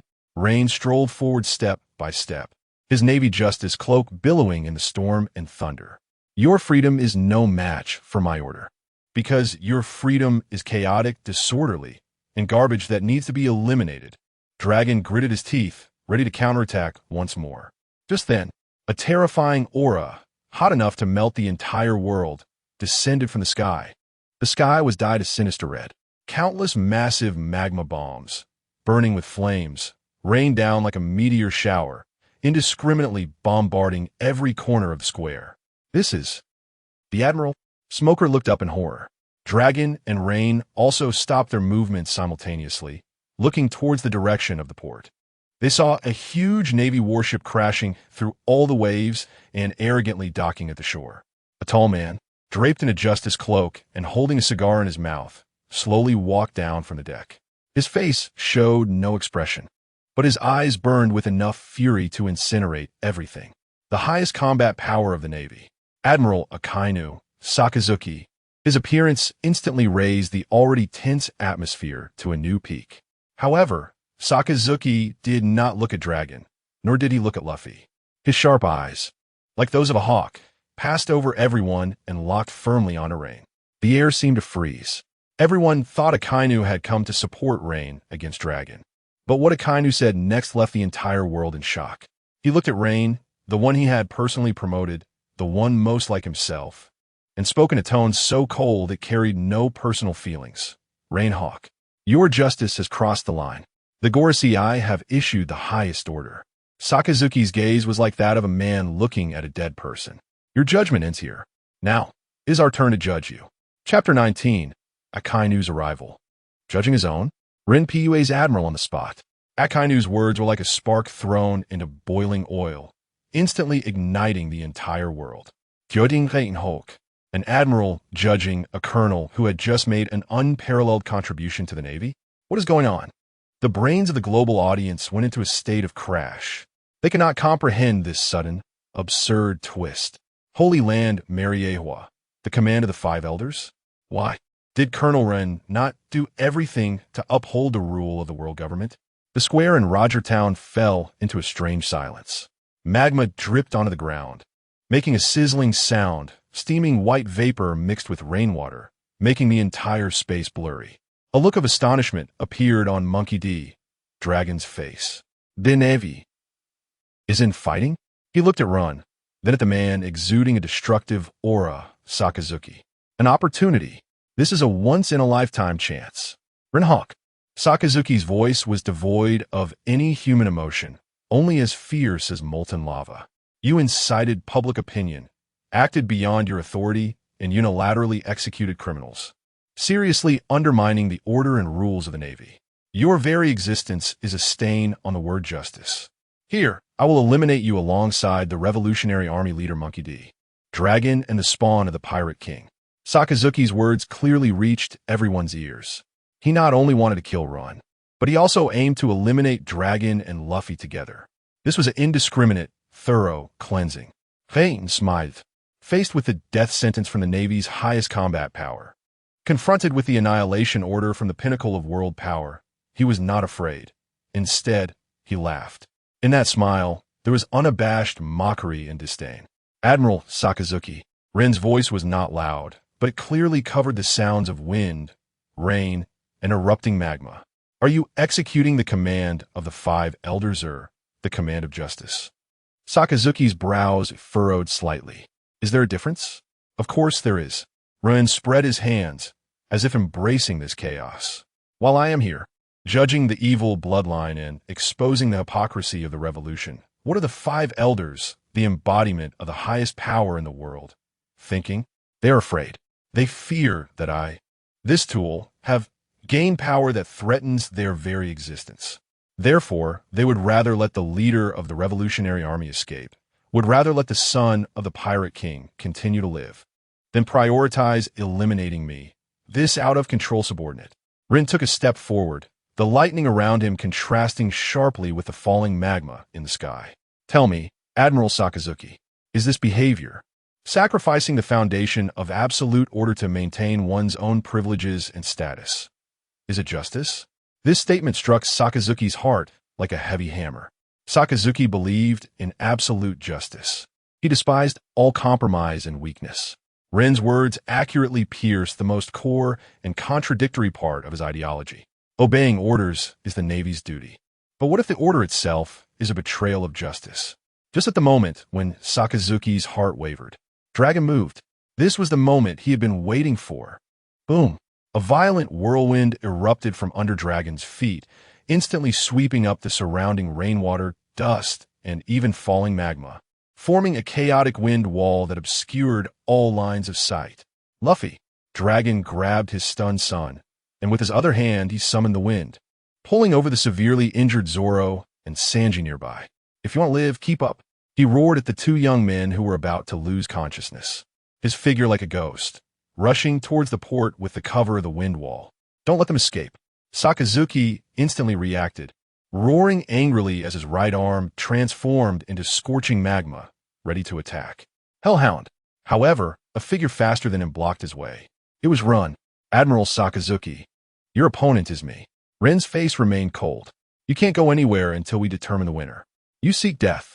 Sakazuki was completely enraged. He could not tolerate Ren's provocation, nor could he tolerate criminals escaping from his sight. On the other side, Ren's underworld army also reacted. These elite Navy soldiers, enhanced by Ren's system abilities, quickly formed ranks, raised their guns, and attempted to intercept Dragon's group. However, it was useless. In the terrible weather created by Dragon, the fierce wind disrupted the trajectories of the bullets, and the heavy rain blurred their vision. Their attacks could not effectively lock onto the target. Puffed. Several soldiers of the underworld army were even hit by the debris whipped up by Dragon and flew backward. Useless. Rin didn't even glance at his subordinates, merely coldly spitting out 2 words. His entire focus was on Sakazuki. Ding. Detected that the highest level of the world government, 5 elders, has deemed the host a threat, triggering hidden mission. Internal purge. Mission objective. Eliminate the highest cancer of the celestial dragons and their guardians that erode absolute order. Phase mission. Survive under the attack of Admiral Kent. Demonstrate the decay and ineptitude of the old order guardians to the world. Mission reward. Unknown. Mission failure. Erasure. Just as expected, when his existence threatened the decayed privileges of the celestial dragons, the system finally revealed its most ferocious fangs. The so-called Order of the World Government Navy is fundamentally about order, not the world government. Any existence that disrupts order is an enemy. Even the 5 elders are no exception. It seems you have made your choice.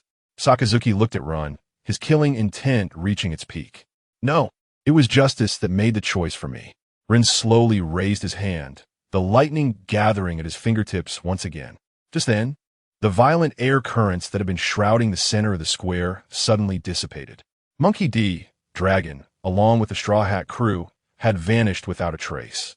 From the direction of the port, a vague sound of a ship's whistle departing came, quickly swallowed by the storm.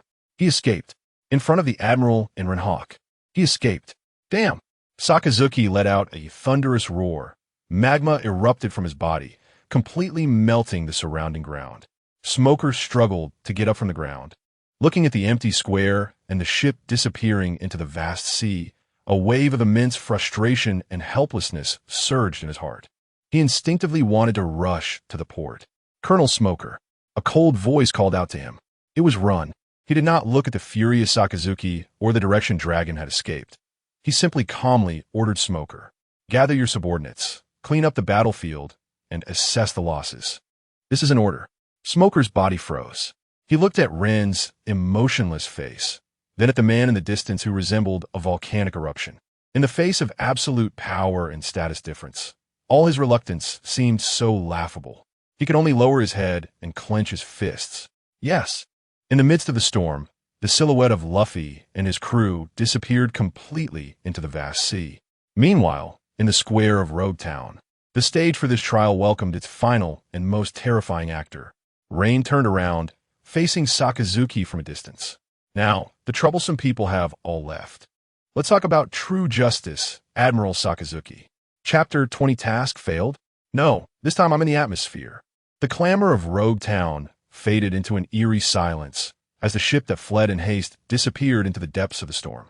The crimson hue in the sky was fading, but the extreme heat radiating from Sakazuki, capable of melting steel, continued to scorch the ravaged square. The air was a nauseating, apocalyptic mix of the damp chill of rain, the scorching heat of magma, and the metallic sweetness of blood. The standoff continued. On one side stood Sakazuki, the embodiment of the Navy's supreme combat strength, his fury palpable. On the other side was the mad Colonel Rein Hawk, who had just openly defied the highest orders of the Five Elders and even let the Revolutionary Army leader escape. All remaining Navy personnel, including Smoker, held their breath, not daring to make a sound. They felt like they were caught between two erupting volcanoes, ready to be torn apart at any moment. However, there was no expression on Rein's face. He did not look at the enraged Sakazuki.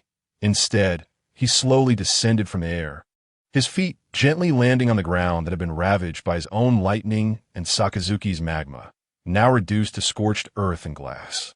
A soft sound echoed in the dead square, particularly clear in the silence. At the moment he landed, a cold mechanical voice resonated in his mind as expected. "Warning! Warning! Main mission target Monkey D. Luffy has successfully escaped. Trial interrupted. Mission determination. Failure."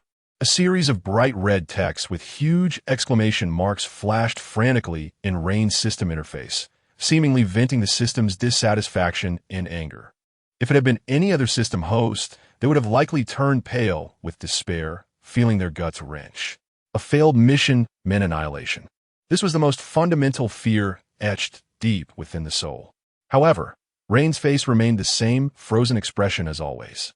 His heart did not even quicken. Failure? No. He had anticipated this outcome long ago. From the moment Dragon appeared, he knew that with his current strength, it was nearly impossible to kill Luffy in front of the Revolutionary Army leader. Moreover, there was the uncertain factor of Sakazuki's arrival. Therefore, from the very beginning, he had quietly shifted his goal from killing Luffy to another, deeper level. Sure enough, the system's notification tone changed again the next second. Failure reason determination. Determination result. Encountered interference from an irresistible force. Interference source. Revolutionary Army leader, Monkey D. Dragon. Power level far exceeds the host's current combat capability. According to the system's first sequence exemption regulations, punishment procedures. Execution postponed. New mission generated. Type. Long-term assassination order, highest priority. Target, Monkey D. Luffy, future threat child of fate. Threat level, raised from high to max. Mission description, by any means necessary, use all methods to eliminate the target before they fully grow. Each effective strike against the target will earn additional justice value rewards. Final kill reward, doubled. A subtle, unnoticed curve appeared at the corner of Rein's mouth. He closed the system interface without hesitation. Luffy had escaped, and it mattered not to him. In fact, it was better that way. A dead son of the Pirate King has limited influence, but a living, publicly judged and wanted criminal bloodline, saved at the cost of the Revolutionary Army leader's life, would bring immeasurable value. He was like the most vicious seed sown by his own hand. He would sail these seas marked by the Revolutionary Army's collusion with pirates. branded with the label of an evil family. Every adventure, every trouble he caused, every rise to fame would become the perfect testament to Rein's absolute order theory. He would become a living target, a moving billboard, constantly proclaiming to the whole world everything Rein had sown today. This was Rein's true purpose. He not only wanted to kill, but also to punish the heart. He not only wanted to judge individuals, but also to judge the absurd concept of good and evil that this world inherently held. Marine Headquarters, Marineford. In the Admiral's office, Sengoku and Garp watched the screen showing Luffy's escaping figure, their feelings complex to the extreme. There was both relief that their grandson's son had survived and the pain of the monkey family being thoroughly nailed to the pillar of shame. But the next moment, their attention was completely drawn to another man's reaction on the screen, Sakazuki, the man who held the creed of absolute justice and would not allow any criminal to escape. Everyone thought he would be furious to the point of madness at Dragon and Luffy's escape, even immediately venting his wrath on the obstructive Rein. However, that was not the case. The magma on Sakazuki's body, after boiling to its peak, gradually calmed down. He looked at the lone figure in the distance, opposing the entire world, daring to confront his subordinate, a cigar in his mouth emitting a wisp of smoke. The rock-like face, which had remained unchanged for ages, actually showed a slight upward curve at the corners of his mouth, forming an extremely satisfied and even somewhat appreciative smile. Fufufu, a deep, rumbling laugh, like lava rolling underground, emanated from his throat. "Well done," Sakazuki spoke, his voice no longer filled with murderous intent towards Rein, but rather a recognition from a senior to a junior, a strong one to a peer. Although letting a criminal escape was an unforgivable dereliction of duty, his gaze swept over the ravaged rogue town, over the terrified Navy personnel, and finally landed back on Rein. This is the courage the Navy should possess.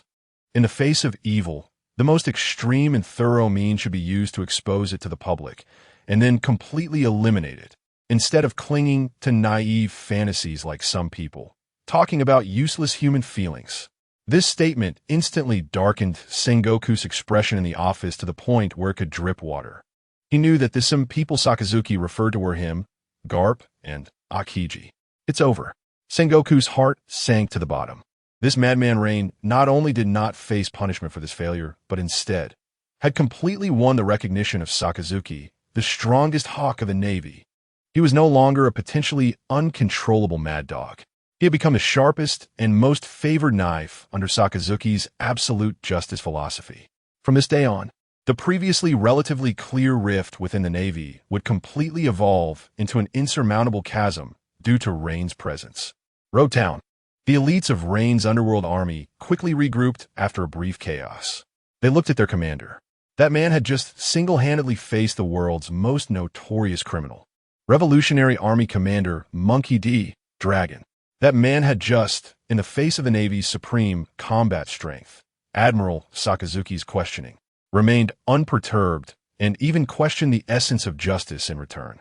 Although in the end, the target escaped, in their hearts, this was not a failure at all. This was victory. It was a resounding victory that declared their Pluto Force philosophy to the whole world. Their gazes transformed from respect and obedience to fervent, unreserved worship. They were willing to give everything for this man. The storm finally began to calm. Sunlight broke through the dark clouds, shining on this square that resembled a ruin. Rein Hawk stood at the center of the wreckage. He had lost the mission, but he had won the world's attention, gained the admiration of the strongest hawkish faction in the Navy, and earned a fanatically devoted troop. He was the only and the greatest victor in this failure. Chapter 21. The Great Split of a Navy. Hawks and Doves Clash. The live broadcast from Roach Town has ended, but the super earthquake it triggered, sweeping across the globe, has only just begun. The next day, the World Economic News Agency's newspapers spread to every corner of the world at an unprecedented speed. The front page headline was not about the appearance of the Revolutionary Army leader Dragon, nor the escape of the Pirate King's son, Luffy. Instead, it featured a massive close-up photograph that occupied nearly half the page. In the photo, Rein Hawk, clad in a justice cloak, stood on the execution platform with arms outstretched, against a backdrop of a stormy sky. His face bore a cold and cruel smile, viewing the masses as mere ants. The headlines were sensational and provocative. God of a new era, or the most arrogant demon. Navy Colonel Rein Hawk, publicly judged by the world. The sinful bloodline theory ignites global outrage. Is the D-Clan the arch-nemesis of God or the root of evil? Shocking. Revolutionary Army leader Dragon opposes the Navy to save the Pirate King's son. Behind freedom lies familial greed? Overnight, the name Rein Hawk gained fame that even surpassed the Navy's 3 admirals, rivaling the 4 emperors. He was no longer just a Navy colonel. He had become a symbol, an emblem, a new source of thought capable of overturning the world's established perceptions. Holy Land, Mariewa. Among the power struggle, the faces of the 5 elders looked worse than if they had eaten feces. They urgently convened a world press conference, attempting to control public opinion. The world government issued a stern statement regarding the actions of Navy Colonel Rein Hawk. The elders' speaking was righteous in tone, yet filled with contradictions and entanglements. His actions constituted severe autocratic behavior, disregarding Navy discipline and the laws of the world government. We will take serious action against him. However, as the tone shifted, his achievements in combating evil and exposing the hypocritical nature of the Revolutionary Army are equally undeniable. This reflects our Navy's determination to fight against evil to the end. This statement was essentially meaningless. They wished to label his actions as personal, distancing the government from him. Yet they were unwilling to relinquish the significant blow he dealt to the Revolutionary Army's reputation, hoping to claim credit for it themselves. This ambiguous attitude only fueled the public's imagination worldwide. Within the Navy, chaos erupted. An unprecedented heated argument broke out in the conference room at Navy headquarters. Sakazuki, do you know what you've done? You are openly supporting a madman who disrupts Navy order. Akiji Kuzan removed his eye patch for the first time, his usually laid-back demeanor now filled with anger, a thin layer of ice forming on the office floor. Disrupting order? Sakazuki, sitting opposite him, exhaled a cloud of cigar smoke. His tone filled with disdain. I only see that he has done what none of us could do. He has made the world see the true face of the Revolutionary Army. He has made those fools, blinded by freedom, understand what true evil is. Isn't this justice? Or is this level of justice too extreme in your eyes, Kazan? This isn't a matter of timing. Garp slammed his fist on the table, creating a deep dent in the solid iron surface. He is inciting hatred. He is tearing this world apart. He has defined everyone who doesn't meet his standards as evil. How is that different from the most brutal dictators? The difference is that behind him stands the word Navy. Sakazuki suddenly stood up, his towering figure bringing a tremendous sense of pressure. What our Navy needs is not hesitant mercy, but a thorough eradication. Rein Hawk is the best executor of thorough justice. Sengoku rubbed his temples, feeling a headache as he listened to his 3 strongest fighters argue incessantly. He knew the Navy had split. The Hawks, led by Sakazuki, revered Rein as the hero of the new era, the hope for the Navy's future. Meanwhile, the moderates, represented by Akiji and Garp, viewed him as a fallen madman, a tumor more dangerous than any pirate. This argument yielded no results. Meanwhile, on the other side of the world, chaos ensued. New World, an unknown small island. Revolutionary Army officers, looking at the newspaper with their commander's face exposed to the world and his connection to Luffy, fell into immense panic and turmoil. Is the commander really the father of that pirate? Then what have we been doing all this for? Shut up. We are here to liberate the suffering people of the world. Trust in Mr. Dragon. While some remained steadfast, the seeds of doubt had already been sown. Countless secret bases faced immense crises due to this exposure, forced to urgently relocate. The Revolutionary Army encountered its most severe trust crisis since its establishment, and those truly at the pinnacle of the pirate world also directed their attention for the first time to this obscure Navy colonel. On the Moby Dick of the Whitebeard Pirates, Gururara, what an interesting kid, daring to publicly judge the son of Dragon. He has got more guts than that old man Sengoku. Whitebeard laughed heartily as he downed a barrel of sake. Old man, this guy is very dangerous, Marco said with a serious expression. His thoughts are scarier than any weapon. Wano country, Onigashima. Kaido looked at Rein's photo in the newspaper and let out a deafening laugh. Rule War. This is how a man should be. I really want to have a good fight with him. On a certain island, red-haired Shanks set down his wine glass as he looked at the newspaper. He gazed at the figure of the straw-hatted boy being judged by Rein, his expression becoming incredibly complex. Rein Hawk, he softly uttered the name. The instigator of all this, Rein, was currently standing at the bow of his flagship, the Pluto. The sea breeze blew against his new cloak, emblazoned with the words absolute justice.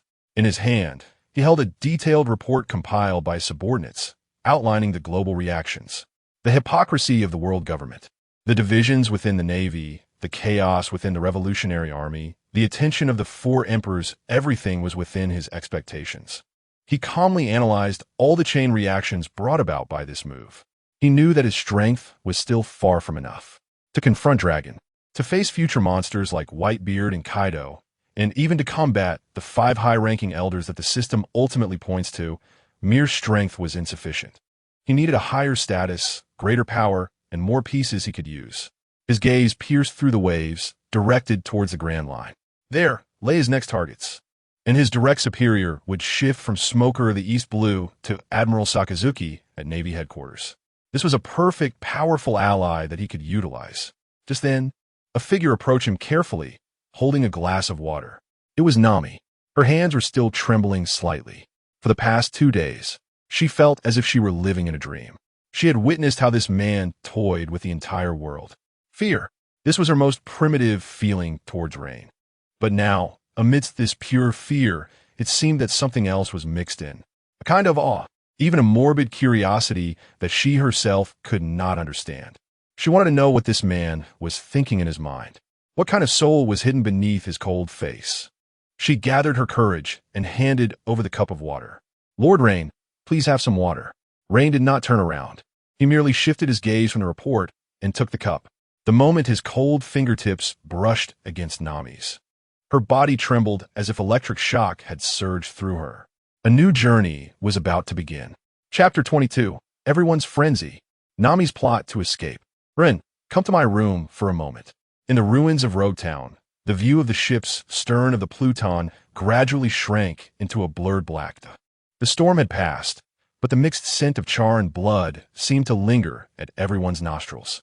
The warship cut through the azure waves, advancing at full speed towards the entrance of the Grand Line, the legendary Reverse Mountain. The atmosphere on the deck was entirely different from when they departed from the East Blue. All soldiers belonging to the Pluton army stood tall as pines, each movement synchronized, exuding a mechanical beauty. They no longer conversed or engaged in any unnecessary actions, silently and efficiently executing their respective tasks. However, their silence was not lifeless. It was a kind of fervor suppressed to the extreme. Every soldier, as they passed by the solitary figure at the bow of the ship, would subconsciously straighten their chests, minimizing their movements and lightening their footsteps. On their faces was a fervor mixed with awe and worship. That man, Rein Hawk, he simply stood there, becoming the only faith of this ship and this army. In the room next to the captain's quarters, Nami curled up in a soft blanket, her body trembling uncontrollably. Here, there was a clean bed, exquisite food, and a private bathroom. The treatment was infinitely better than when she was in Arlong's territory. But this felt more like a luxurious cage. She closed her eyes, and the apocalyptic scene of Road Town rushed wildly into her mind. That lightning that split the sky, that lava that burned the earth, and that man, spreading his arms in a near-divine posture, declaring judgment upon the world. A madman, a complete madman, 1,000 times more terrifying than Arlong. Arlong's brutality was pure evil, a means to satisfy his superiority as a fisherman and his greed for money. But Rein, his actions had surpassed Nami's understanding of good and evil. He seemed to truly be implementing some kind of mad justice, and for this justice, he could unhesitatingly drag the entire world into war. No, I must escape. This thought grew wildly in Nami's heart like wild grass. She could not stay on this madman's ship. The only possible outcome was to be destroyed along with him by this world. From that day on, Nami changed. She no longer curled up in bed all day but began to move around the room.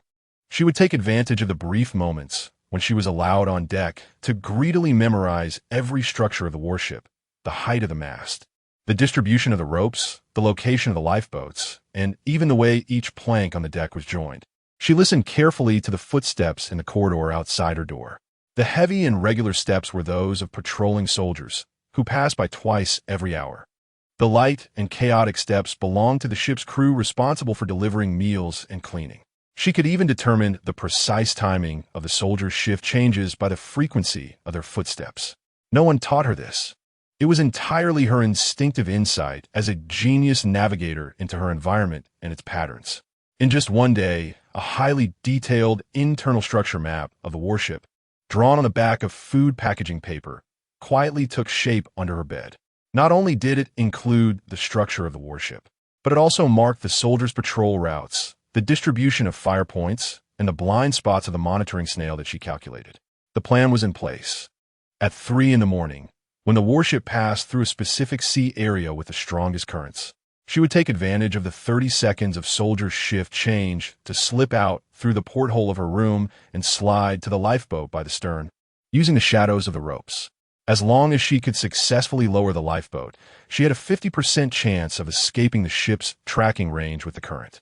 The plan was nearly perfect. However, every time late at night, when she reached for the porthole's latch, Ren's cold, emotionless face would float into her mind. And that lightning that pierced the heavens. Fear enveloped her like the coldest seawater, instantly wrapping her entire body. Would she succeed? What if she was discovered? With that man's style of doing things, how would he deal with an escaping prisoner? Nami dared not think further. She repeatedly rehearsed her escape plan in her mind. Every detail, every step. But no matter how she calculated and optimized, the final conclusion was always the same. The success rate approached 0. This was not an ordinary pirate ship. This was a top naval warship, disciplined and armed to the teeth. And its master was a monster who could manipulate the world at will. Was her little cleverness truly useful in front of him? Despair gradually eroded her heart. Knock, knock. The sound of knocking interrupted Nami's thoughts. She jolted and quickly shoved the map hidden under the floorboard even deeper. Who? It's me, Miss Nami. A young soldier's voice came from outside the door, bringing you dinner. Nami opened the door, and a young Navy officer who looked to be only 17 or 18 stood at the entrance, respectfully holding a tray. Enjoy your meal, Navigator Nami. The soldier placed the tray down, saluted her with a standard military gesture, and then turned to leave, his movements crisp and neat. Nami stood frozen in place. Nami? Navigator? She thought she would hear terms like prisoner or captive. But the other party addressed her profession with a tone of respect. What is this? A kind of irony? Or perhaps a new means of control that she couldn't comprehend? This sudden respect left her feeling more confused and uneasy than any beating or insult. Just then, after a slight crackle of electricity, a cold, emotionless male voice resonated through the ship's broadcasting system, echoing in every corner of the warship. Nami. Just those 2 words made her heart feel as if it were gripped tightly by an invisible hand. It was Run. Come to the captain's quarters. The command brooked no argument. At that moment, all the blood in Nami's body seemed to freeze. What was meant to come would eventually come. She instinctively felt the position of the floorboard, confirming that the map was well hidden. Then, she straightened her clothes, filled with a sense of trepidation and determination akin to walking towards the execution ground, and pushed open the door. In the corridor, the lights were bright, and everything was spotless. The soldiers standing guard on both sides continued to stand straight, showing no reaction to her presence.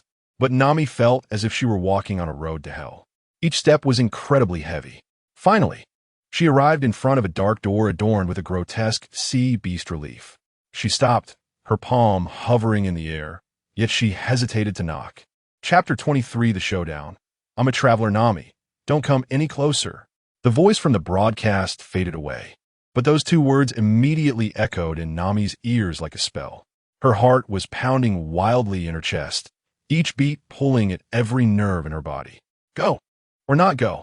This question existed in her mind for only a fraction of a second before being completely crushed by fear. She had no choice. The man's command was the absolute law on this ship. Nami took a deep breath, forcing her weak legs to move. She adjusted her clothes and splashed cold water on her face, trying to make herself appear less flustered. Each step felt like walking on the edge of a knife. The corridor was terrifyingly quiet, with only the sound of her own footsteps and heartbeat. The walls on either side were cold steel, reflecting the harsh white light, making her feel as if she were walking in a giant metal coffin leading to hell.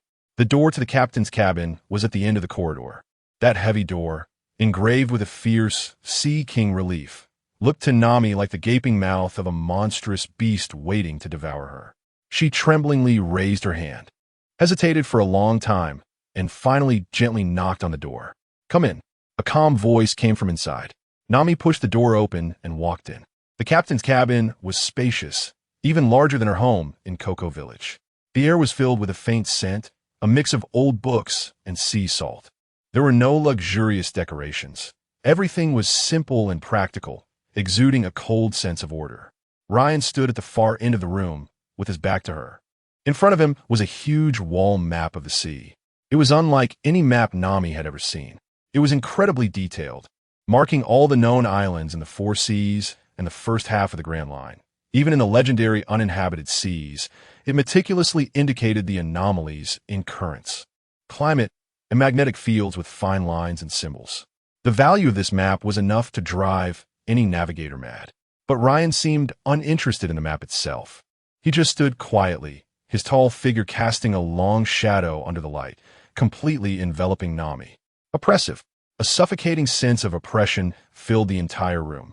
Nami didn't dare to speak. She could only stand stiffly in place, waiting for the man to speak. Time passed second by second. Ryan finally moved, but he didn't turn around. He simply asked in a tone that was calm to the point of indifference, "What do you think this world is like?" This question made Nami's mind go blank in an instant. What is the world like? She wanted to say that the world is the ocean, the islands, the unpredictable weather, and the never-ending adventures. It's her lifelong dream, a canvas measured by her own feet and drawn with her own hands. But at this moment, she couldn't bring herself to say a word. Discussing dreams in front of this man felt like boasting about a clay doll made by her own hands in front of deity, ridiculous and childish. She could only remain silent. Her silence seemed to be anticipated by Ryan. He slowly turned around. Nami's heartbeat skipped a beat. His face still held that expression devoid of any ripples. In his hand, he held a black, seemingly ordinary folder, which he casually tossed onto a huge desk in front of Nami. Thud! The folder landed on the desk with a soft sound. "Take a look at this." Ryan's tone was like he was commanding a subordinate to do something trivial. Nami hesitated and stepped forward. Her fingers felt the folder's icy chill as she touched it. She opened the first page. Her pupils constricted to their limit in an instant. Target area, Alabasta Kingdom. Current situation, year-round drought, intensified domestic conflicts. The Royal Army is at a standoff with the rebels. Civil war is imminent. Core intelligence. The true cause of the drought is the use of dance powder. The Puppet Master is the secret criminal organization Baroque Works, led by warlord Sir Crocodile.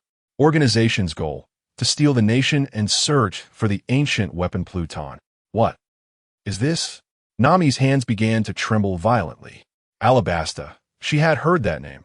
It was a major country on the Grand Line. And this document described the impending internal strife of this country with such precision, even detailing the identity and purpose of the Puppet Master. This was no longer within the realm of intelligence. This was. She dared not think further and mechanically flipped to the second page. Target area, legendary island, Skypiea. Existence confirmed. Access method, through the vicinity of Jaya Island, entering the cloud cover above via the super-large upward current knock upstream. Scientific principle, Skypiea is composed of sky islands, which can float on sea clouds. Transport vehicles powered by shell energy can navigate on the clouds. Island inhabitants, native Scypians, Shandians. Boom! Nami's mind felt like it had been hit by a bomb. Skypiea, wasn't that a fairy tale?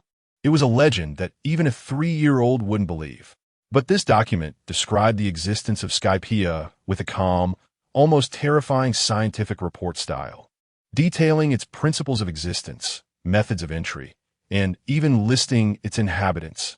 Her worldview, built on navigation skills and scientific knowledge, began to crack. Trembling, she gathered all her strength and flipped to the third page. This page contained even less content, with only a few short lines of text. But every word felt like a heavy hammer, striking hard at her soul. Forecast of major future events, excerpt, event name, destruction of Judicial Island, location, Eni's lobby, one of the 3 major institutions of the world government. Core trigger. The Straw Hat crew will engage in a full-scale conflict with the world government's secret intelligence agency, CP9, to rescue their companion Nico Robin. Final outcome. The Straw Hat crew successfully escapes. The Navy initiates the buster call, and Judicial Island sinks under cannon fire. Judicial Island. Buster call. These terms were things that existed only in legends and nightmares for Nami. They symbolized the highest authority of the world government, an absolutely unresistible violent machine. But this document casually predicted its destruction like a weather forecast. And again, it was that Straw Hat kid. This document was not fabricated. Whether it was the internal strife in Alabasta, the scientific principles of Skypiea, or the destruction of Judicial Island, every detail was shockingly precise, with a logic so tight that not a single flaw could be found. Nami's body could no longer support her. She staggered back a step and fell into a cold chair. The folder slipped from her hands, and the papers scattered across the floor. Each sheet felt like a tombstone, burying all her past perceptions of this world. She slowly raised her head to look at the man standing in the shadows. Fear, shock, confusion, and bewilderment. All emotions ultimately converged into a single thought. This man. Who on earth is he? Is he a demon? Or a god? Chapter 24, join me, and you will be the one writing history looking at Nami's face filled with shock and despair. A barely perceptible smile, almost undetectable, curled at the corners of Ren's mouth. It was neither mockery nor pity. It was the absolute sense of control that a chess player feels when their pieces finally land in the anticipated position. He stepped out of the shadows, his tall figure approaching step by step, the sound of his boots thudding rhythmically on the floor. Each step felt like a weight pressing down on Nami's heart. He walked to her side, but did not look at her. Instead, he extended his hand, pointing to the enormous sea map on the wall. You want to draw a map of the whole world, right? His voice was soft, yet carried a penetrating power. Nami's body trembled violently. This was her deepest dream, the only pillar that supported her through the dark years in Arlong's territory. A nice dream. Ren's tone was flat, as if he were evaluating a product, but what you draw is merely the surface of this world. He retracted his hand and pointed to the scattered prophetic documents on the floor. And this document is the very framework of this world, the undercurrents that drive everything. Nami's breath stalled completely. The world's surface, the world's framework. These two phrases, simple yet cruelly, diminished her proud dream to worthless nothingness in an instant. Ren's voice, seemingly devilishly seductive, echoed in the quiet captain's room. Follow me, Nami. For the first time, he called her name in a tone that approached equality. What you will see is no longer the direction of the sea and the outlines of islands. You will witness how a desert kingdom is reborn amidst conspiracy and war. You will witness how a golden country, existing only in fairy tales, reappears in the world at an altitude of 10,000 meters. You will witness how a fortress symbolizing the absolute justice of the old era collapses amidst cannon fire. His voice grew stronger with each sentence, more enticing with each word. This was not a description of the future. It was a depiction of a grand and epic tapestry, so real it felt within reach. And he was inviting her to be the first audience of this tapestry. Nami's heart was in chaos, completely in chaos. What had she pursued her entire life? Was it money? To buy back the village for 100 million berries. But now she was free. The hatred and goals that supported her survival had vanished. So what remained? It was to draw the map of the entire world, to explore every corner of this world, to understand all the secrets of this world. That was the most fundamental desire deep within her soul. And now, this man laid bare the most profound and incredible secrets of this world right before her. This temptation was 1,000 times deadlier than 100 million berries, more deadly than all the treasures in the world. Rin leaned down, his cold face close to Nami's. His deep, emotionless pupils stared directly into her wavering heart. He spoke, word by word, that sentence capable of utterly shattering her psychological defenses. I give you a chance to become the recorder of history rather than the illustrator of geography. Boom! Nami's worldview was completely shattered in that moment, then began to reorganize in a completely new way she had never imagined. Recorder of history, illustrator of geography.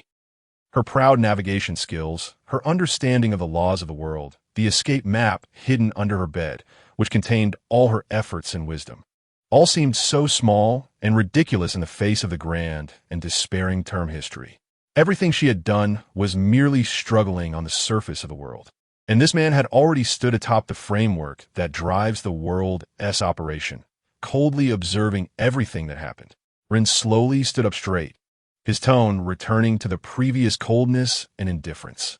That seductive gentleness receded like the tide, leaving only an undeniable command. Your talent is quite good, but this talent should be used to guide the course of history for my fleet. Not. His gaze swept over the paper on the ground that contained alabaster intelligence. To draw those useless scraps of paper. The last sentence, light as a feather, felt like the sharpest knife, precisely piercing Nami's heart. Useless scraps of paper. He defined her lifelong dream, her reason for existence, as useless scraps of paper.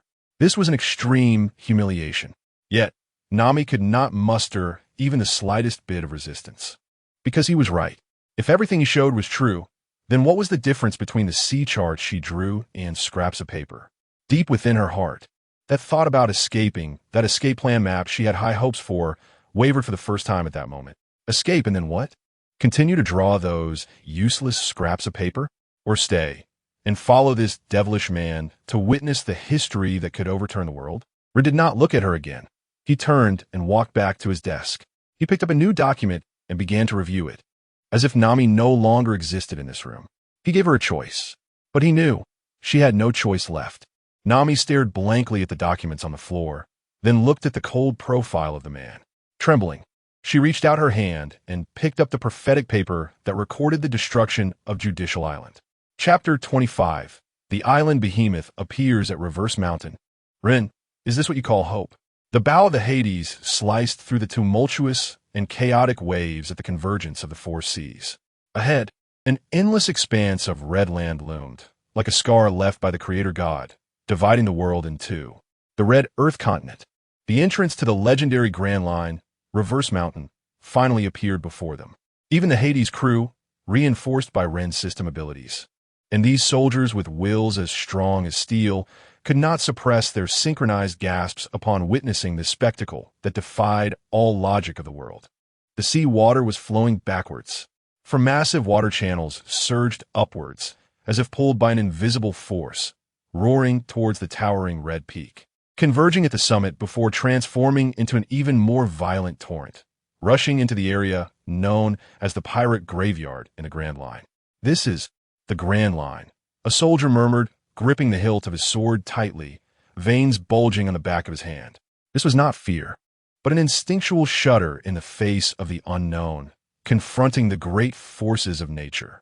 Their training could prepare them to face gunfire without flinching, to carry out orders on the most brutal battlefields. But no training could teach them how to confront a river flowing backwards, rushing towards the sky. The speed of the entire fleet began to slow down before the immense gravity of Reverse Mountain and the chaotic currents. Even the most advanced warships appeared on the verge of capsizing. All ships maintained formation, reduced speed. Power output adjusted to 120%. Prepare to counter the upward current. Helmsman, correct the course, follow my orders. A crisp and calm female voice clearly transmitted through the command system to every ship in the fleet. It was Nami. She stood on the bridge of the Hades, gripping the helm tightly, her orange hair blowing back in the face of the fierce wind. Her face was devoid of the fear and confusion from before. Instead, there was a unique glow in her eyes, mixed with excitement and focus that a navigator possesses when facing unknown waters. The prophecy documents scattered across the captain's cabin had been picked up one by one, neatly stacked in her room. The thought of running away had not disappeared. It had simply been temporarily suppressed by a more deadly temptation. She wanted to see for herself. to see if the Desert Kingdom was truly being manipulated by the seven warlords, to see if there really was an island made of gold high up in the sky. And the premise for all of this was to conquer the reverse mountain before her. 15 degrees to port. Steady the ship. Aim for the entrance of the third waterway. Nami's commands were decisive and precise. Under her command, the fleet moved like a nimble fish, finding the one correct channel amidst the violent currents, and steadily entered the upstream waterway. The ship jolted violently as powerful buoyancy surged, causing the entire warship to begin ascending at an incredible angle.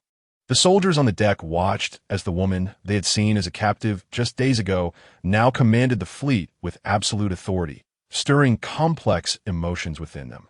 This woman truly deserved to stand on Lord Ren's ship. Nami's chest rose and fell rapidly. She had succeeded. She had conquered this impossible sea with her navigation skills. However, just as the fleet was about to reach the summit, about to burst into that brand new, powerful Grand Line, a sudden change occurred. A massive shadow, too large to describe, suddenly appeared in the formerly calm upstream waterway. The shadow rose from the depths of the water, quickly expanding, nearly blocking the entire waterway. What was that thing? The lookout tower guard let out a horrified scream. The next second, boom! The surface of the water exploded. A gigantic sea king, comparable in size to a small island, burst from the water, creating towering waves. Its head, covered in moss and scars, slammed into the sky, scattering the cloud layers at the mountain's peak. Its bright red, lantern-like eyes coldly gazed down at the fleet, which seemed like toys. It opened its massive maw, large enough to swallow the Hades whole, unleashing a silent roar, and a stench-filled gale instantly swept over the entire fleet. Ugh! All ships sounded the highest level of battle alarms. The piercing alarm shattered the sky. Panic! An unprecedented panic spread among these elite soldiers. They had encountered sea kings before, but they had never seen such a colossal creature. This was no longer within the realm of biology. This was a moving, living island, a natural disaster. Fire. Fire now. Useless. Our shells wouldn't even be enough to tickle it. It's over. We're all going to die here. The soldiers fell into chaos, their well-trained formations collapsing instantly before this absolute, overwhelming difference in size. Nami's face also turned pale as paper in an instant. Her body froze before the helm, unable to move even a finger. It's over. All calculations, all navigation skills, seemed so ridiculous in the face of such pure, unreasonable violence.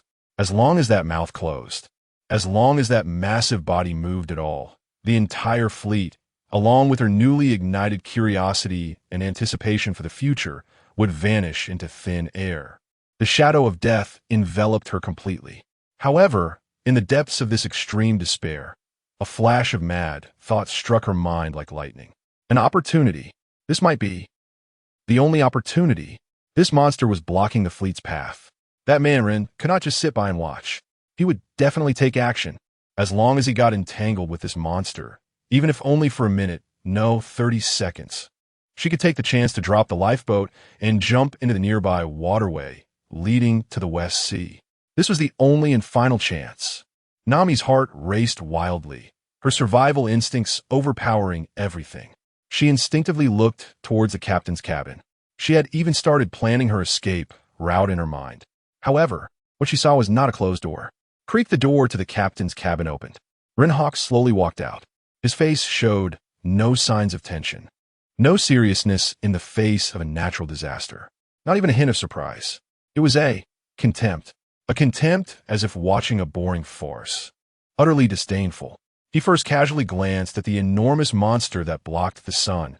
Then his gaze slowly moved to the bridge, landing on Nami, who was stiff and complex in expression. He saw through everything about her. He saw through her last glimmer of hope. Rein raised his hand towards the communication snail and, with a cold, level tone, issued an order.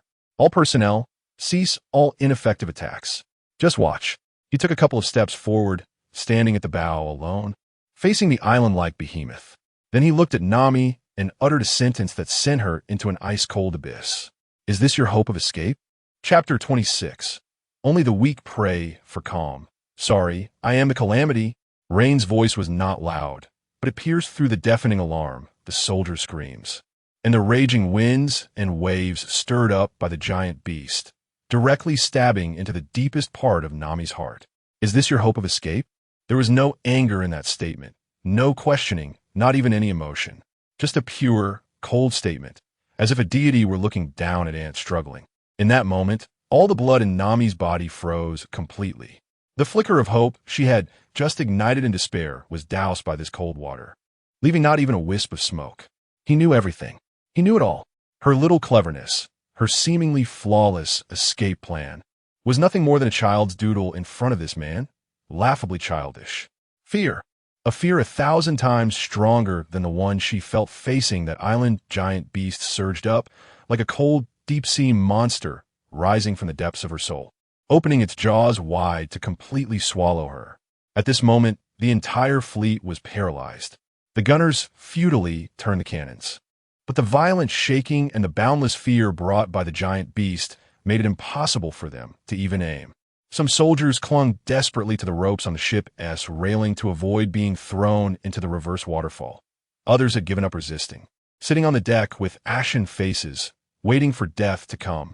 This fleet, formed and disciplined by Rein, known for its iron will, finally revealed the fragility of mortals in the face of an unstoppable calamity. However, Rein ignored it all.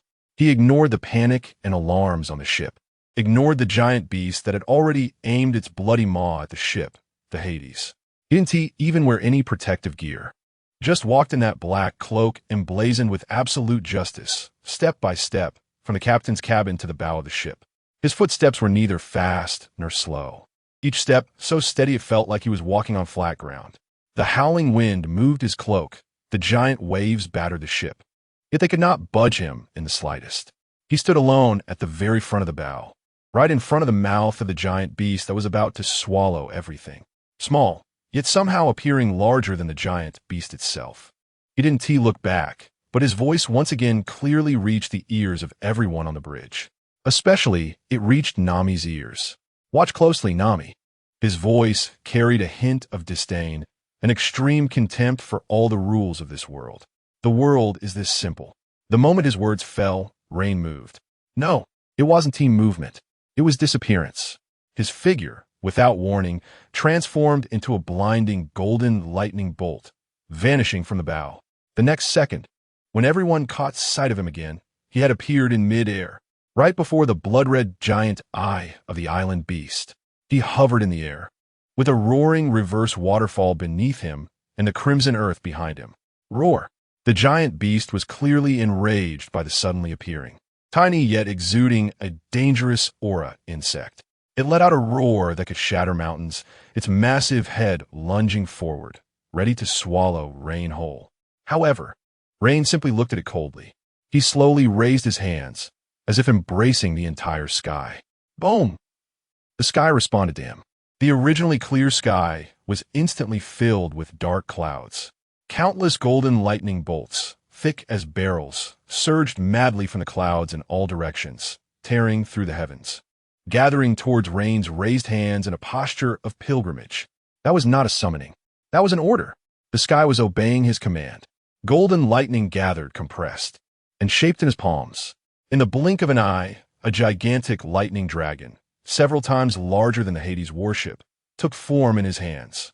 Each scale of the lightning dragon was made of pure lightning, flashing with destructive brilliance. Its whiskers floated in the wind, and its eyes were pure gold, filled with a colder, prouder majesty than that of the Sea Kings. In that moment, time seemed to stand still. All the soldiers on the Hades forgot their fear, forgot to breathe. They stared blankly at the man in the sky and the miraculous lightning dragon he had created with his own hands. Nami sat slumped before the cold helm, her pupils reflecting the massive lightning dragon. Her brain had completely given up on thinking. What was that? Magic? Divine punishment? No, it was none of those. It was pure, absolute power, enough to make the world tremble. Rein hovered in the air, surrounded by billions of lightning bolts, like a god descending to the mortal realm. He coldly uttered the devastating incantation that would be recorded in history. 1 billion volts, lightning dragon, roar. The lightning dragon seemed to be granted life, letting out a roar that drowned out all other sounds and shook the heavens and earth. Its massive body, carrying the power to purify all evil in the world, charged towards the island beast. Fear, the ruler of the inverted mountain, which had lived for hundreds or thousands of years, for the first and last time, revealed the emotion of fear in its blood-red giant eyes. It wanted to escape, to dive underwater, but it was too late. The lightning dragon's speed was faster than light. In the horrified gaze of everyone, the golden lightning dragon, without the slightest pause, pierced through the giant beast's head, comparable to mountains. Puff!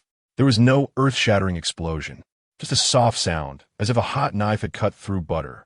Then there was absolute silence.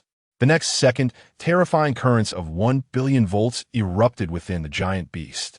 Countless golden electric snakes surged crazily from its eyes, mouth, nostrils, and even every pore of its body. That enormous body, which could block out the sun, was completely roasted into a massive, smoking charcoal within just 1 second by the terrifying high-voltage current. Boom! The huge charred corpse lost all vitality and fell heavily into the waterway below, creating towering waves, boiling. The seawater in the entire waterway violently boiled due to the terrifying high temperature remaining on that corpse, emitting rolling white steam, as if turning this place into a giant cauldron boiling gods and demons. The calamity was over. Rain slowly descended from the air, returning to the bow of the ship. The electric light surrounding him gradually dissipated, as if the devastating god from earlier was merely an illusion to the onlookers. He turned around, coldly looking at the woman on the bridge who had completely lost her senses. The weak pray for calm, and I'm a storm itself. His voice, like a final judgment, echoed in Nami's ears. Now, tell me, Nami, do you want to continue drawing those useless scraps of paper, or do you want to stand at the center of the storm and guide me? Chapter 27. Nami completely submits. Lord Rein, please feel free to PUA me. Nami was slumped on the cold deck. Her body felt unprecedentedly cold, as if she had fallen into the depths of the ocean, 10,000 meters below. But her mind was a blank, boiling mess. The boiling seawater before her, the massive charred corpse, and the figure of the man at the bow, resembling a god or demon, were deeply etched into her soul, an indelible mark that she would carry for eternity. Running away? That thought seemed utterly absurd, so foolish at this moment. How could one escape from a storm? The answer is, it's simply impossible. You can evade it, predict it, even use it, but you can never fight against it, nor can you escape from its center. And that man, he is the storm itself. He is not just controlling lightning. He is lightning. He is not just stirring up waves. He is the waves. At this moment, Nami finally understood. All her previous resistance, all her calculations, all her fears stemmed from a fundamental mistake. She had always regarded Rein Hawk as a person, a powerful, cold, mad person. But she was wrong, gravely wrong. This man had long transcended the bounds of humanity. His power, his thoughts, his style of action had grown to a level that could not be compensated for by any wisdom or skill. To resist him was 1,000 times more foolish than challenging the entire world government or the legendary 4 emperors, because the world government and the 4 emperors still operated within the rules of this world. But this man, he was creating the rules himself. Fear, despair, shock, confusion. Countless complex emotions intertwined, collided, and tore at Nami's heart.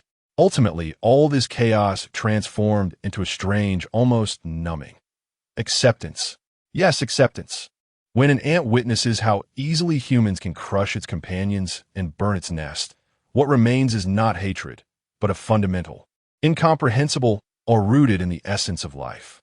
Nami looked at Rein. This man is a devil, a madman, a thorough dictator. But at the same time, he is the eye of the storm. He is history itself. He is the only one who can take her to glimpse the deepest secrets of this world. In her mind, the image of Arlong's greedy and sinister face involuntarily surfaced. To reclaim Cocoa Village from that fishman, she could disguise herself, suppress her nature, endure 8 years of humiliation and darkness. Those 8 years, she lived for a trivial, money-bound goal. And now, following this man, she might truly see the end of the world. She might really draw that complete world map, encompassing Sky Island, Fishman Island, and all legendary places. She might truly witness the grand history recorded in the prophecy archives. This temptation was more irresistible than 100 million berries, more than freedom, even more than life itself. It was a pathological, moth-to-the-flame desire. Nami slowly stood up from the cold deck. She did not wipe away the tears and rain on her face, but silently adjusted her somewhat disheveled clothes. Her gaze changed. It was no longer the fear and resistance from before, nor the daze and numbness from earlier. It was an absolute calm that remained after being thoroughly subdued, a calm that one possesses only after completely surrendering their fate. She walked step by step down the bridge, passing by soldiers still in shock, unable to regain their senses. She approached Rein. Then, she deeply bowed to the man who had just destroyed all her pride and hopes. It was a 90-degree, unreserved bow. Commander Rein. Her voice was slightly hoarse from surviving a calamity, yet exceptionally clear and firm. I understand. From now on, I, Nami, will be your navigator. I will guide you through the course of history. The wind blew across the boiling sea, carrying hot water vapor, brushing over the deck. Rein looked at the orange-haired woman who had finally lowered her proud head, his face still devoid of any expression. Yet, a hint of satisfaction flashed in his deep, penetrating gaze. He nodded, very lightly, very subtly, but it represented final acknowledgement. He knew that for a smart, proud woman like Nami, pure violence and threats were ineffective. That would only make her temporarily submit, while her heart would always seek to escape. He had to break all her pride, all her support, all her worldview with a divine-like power that she could not comprehend or resist. Then he would tell her that only by following him could she obtain what she truly desired. This was the most brilliant form of control. This was top-tier PUA. And at the moment Nami swore allegiance, the cold system notification sound rang out in Rein's mind as expected. Ding! Detected host behavior, perfectly aligned with the core logic of an order villain and top-tier PUA master. Character label, top-tier PUA master, special effect triggered. Target Nami has been implanted with a high-level thought branding. Effect, the target will internally recognize the host's philosophy and actions as the highest value of her existence, and her will to resist will be permanently suppressed. Loyalty will not decrease due to any external factors. Congratulations, host. You have successfully transformed a fortune-related individual into the most loyal order executor. Rein closed the system panel, ignoring the cold notification sound. He simply reached out, gently lifted Nami's chin, forcing her to look at him. Very well. So, Navigator, where is our next destination? Chapter 28, Awaken, Nami-chan. Is this what you call navigation? This is a space-based weather weapon. Nami lifted her head, meeting Rein's cold, pure gaze. In that moment, her heart, which had been racing with fear and shock, miraculously calmed down. It was as if, as long as she looked at this man, the boiling sea, the terrifying corpses of giant beasts, and the inverted rules of the world became unimportant. She opened her mouth, about to say something. At that instant, a cold notification sound from the system echoed in Rein's mind. Ding! Detected key plot character Nami. Psychological defenses have completely collapsed, resulting in absolute, irreversible obedience to the host. Mind stamp implantation program. Activation successful. Target character Nami. Potential forcibly activated, talent and soul deeply bound. Exclusive passive skill unlocked. Rein's eyebrows twitched imperceptibly. As expected, the system's enforcement of order was not just about external elimination, but also internal transformation. Any valuable component would be refined into the shape most suitable and in line with absolute order. Passive skill, weather prediction, divine level. Skill description. Target character Nami will develop a divine-level intuition regarding weather changes in the designated route and surrounding sea areas, surpassing science and experience. She can accurately predict any subtle changes in local weather, wind direction, wind speed, air pressure, humidity, temperature, several hours in advance. When facing abnormal climates like the Grand Line, she will be able to directly perceive the core essence of climate anomalies, such as magnetic forces, special energy fields, etc., allowing for perfect avoidance or utilization. Note, this skill has a slight resonance with the host's Thunder Fruit ability, which can further enhance prediction accuracy. A genuine smile of satisfaction curled at the corner of Rein's mouth. This was what he wanted. A simple, genius navigator was indeed precious. But a divine-level navigator capable of predicting natural disasters was the true, his warship, named the King of the Underworld, needed. She would no longer be just someone who maps out routes. She would be the prophet who charts the fate of his fleet. At the very moment the information flashed through Rein's mind, a transformation occurred within Nami herself. It was as if a whole new dimension had been opened in her mind. Winds, ocean currents, air pressure, that she could only judge through instruments and experience, now presented themselves in her perception in a marvelous, almost instinctual intuition. She seemed to see how the air currents were converging in the waters ahead. She felt as if she could hear the direction of the deep ocean currents. She could even sense the invisible, violent magnetic particles in the air, wreaking havoc in the distant sea. This was a brand new, godlike, omniscient perspective. Nami suddenly lifted her head, her orange eyes shimmering with an unprecedented light. She no longer cared about etiquette or hierarchy. She turned and rushed back to the bridge, standing before the massive sea chart. Without hesitation, her finger pointed directly at the right side of the route chart, an empty sea area. Commander Rein. Her voice was filled with excitement and undeniable confidence. 3 hours from now, in the 3-mile area to the right of our planned route, an absolutely windless zone with a diameter of about 500 meters will form. If we pass through there, we can perfectly avoid the massive magnetic storm forming ahead. We expect to enter the Grand Line at least 12 hours earlier than planned. As soon as she finished speaking, the entire bridge fell into a dead silence. Everyone looked at Nami with expressions akin to viewing a madwoman. Miss Nami, that's impossible. It was Rein's first mate, a seasoned sailor with over 20 years of service in the Navy. His face was filled with disbelief. The climate of the Grand Line changes rapidly. 1 second it could be clear skies, and the next a blizzard. Even the top meteorologists at the Navy headquarters can't predict that. 3 hours early? Precise to a specific location? That's utterly absurd. Yes, the first mate is right. Another old sailor at the helm chimed in, unable to contain himself. That area we scouted before has chaotic currents and dense reefs. It's not suitable for navigation at all. If we change course recklessly and the prediction is wrong, our entire fleet could be caught in the magnetic storm, leading to shipwreck and loss of life. Voices of doubt rose one after another. This was not directed at Nami, but stemmed from their basic reverence as sailors for this devilish sea area.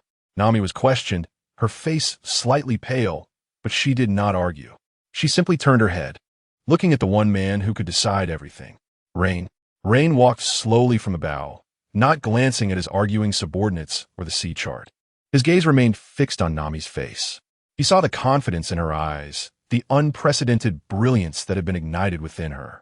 That was enough. All fleet, change course. Rein's voice was not loud, yet it instantly suppressed all the noise. He approached the communication snail and, in an undeniable tone, issued an order to the entire fleet. Target, 3 miles to the right. Proceed at full speed as per Navigator Nami's instructions. Once the order was given, no one dared to question it.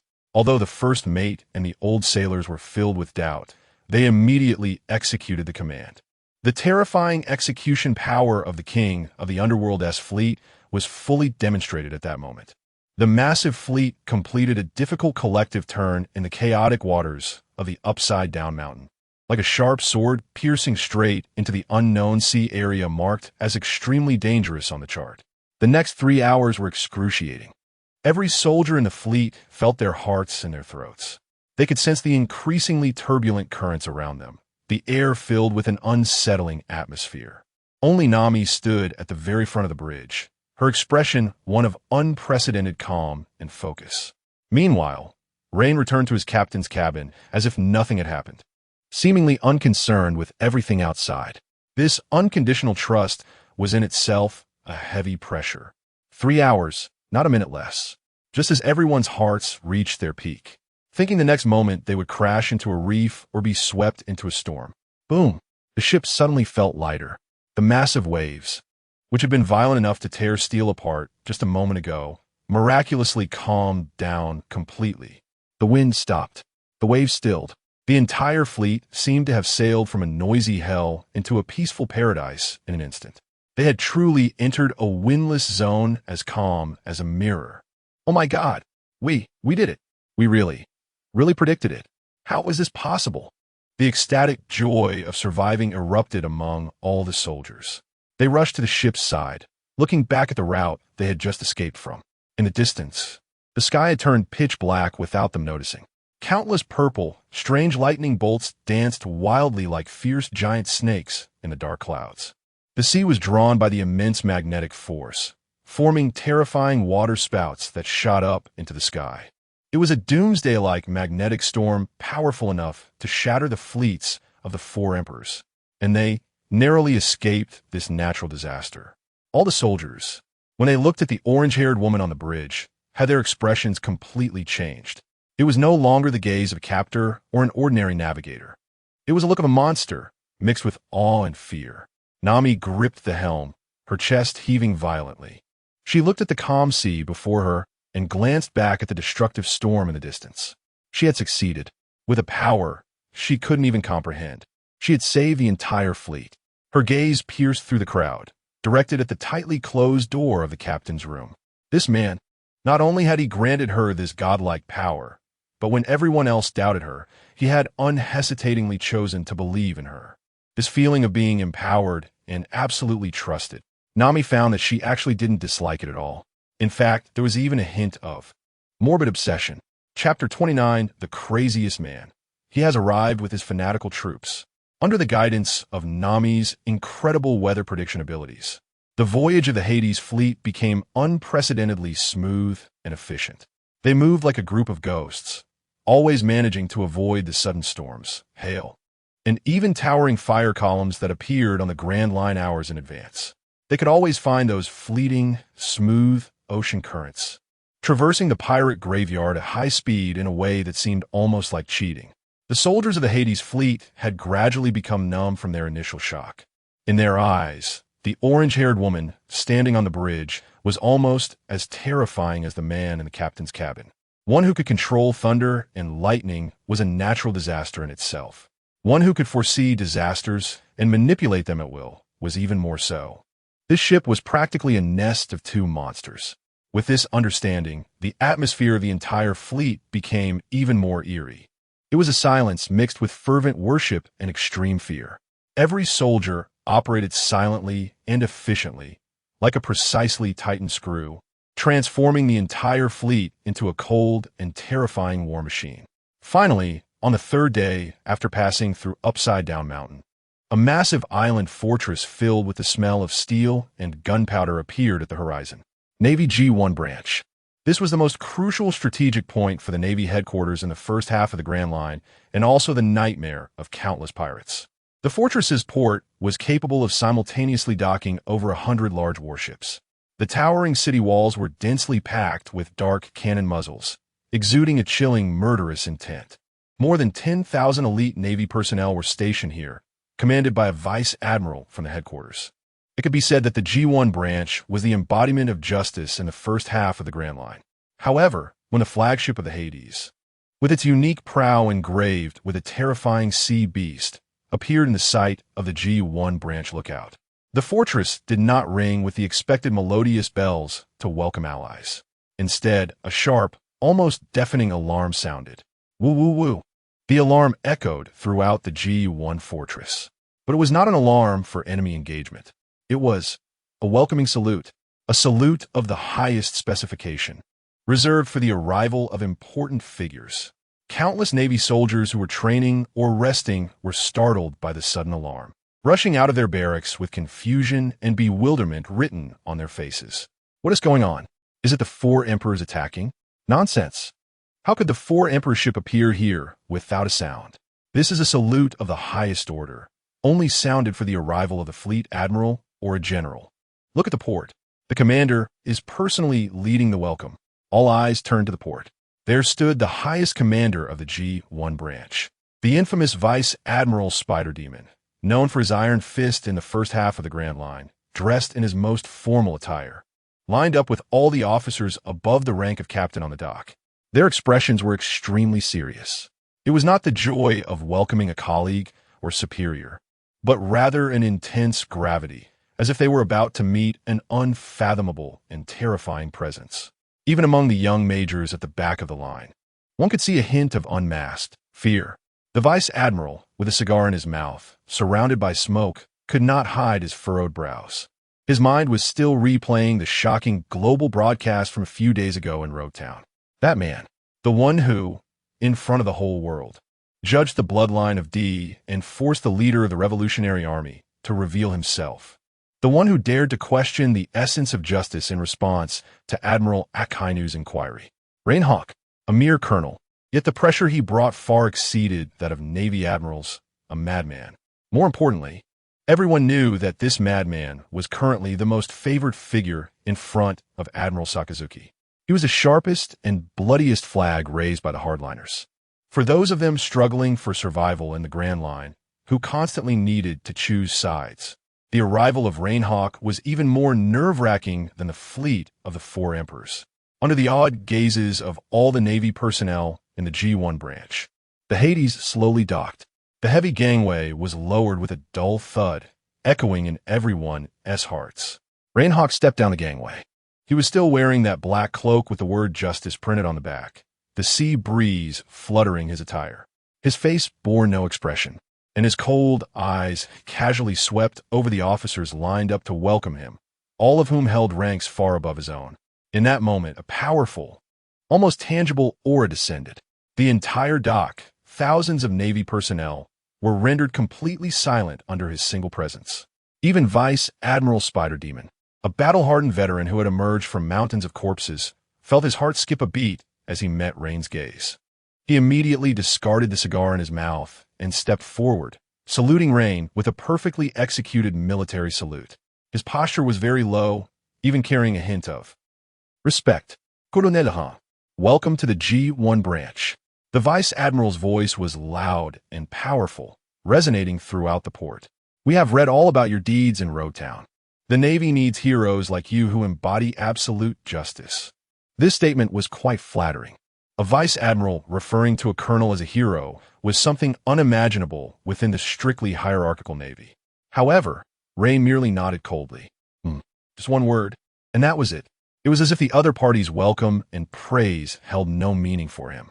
This extreme indifference and arrogance not only did not anger anyone, but instead made Vice Admiral Spider Demon and the others feel even more solemn.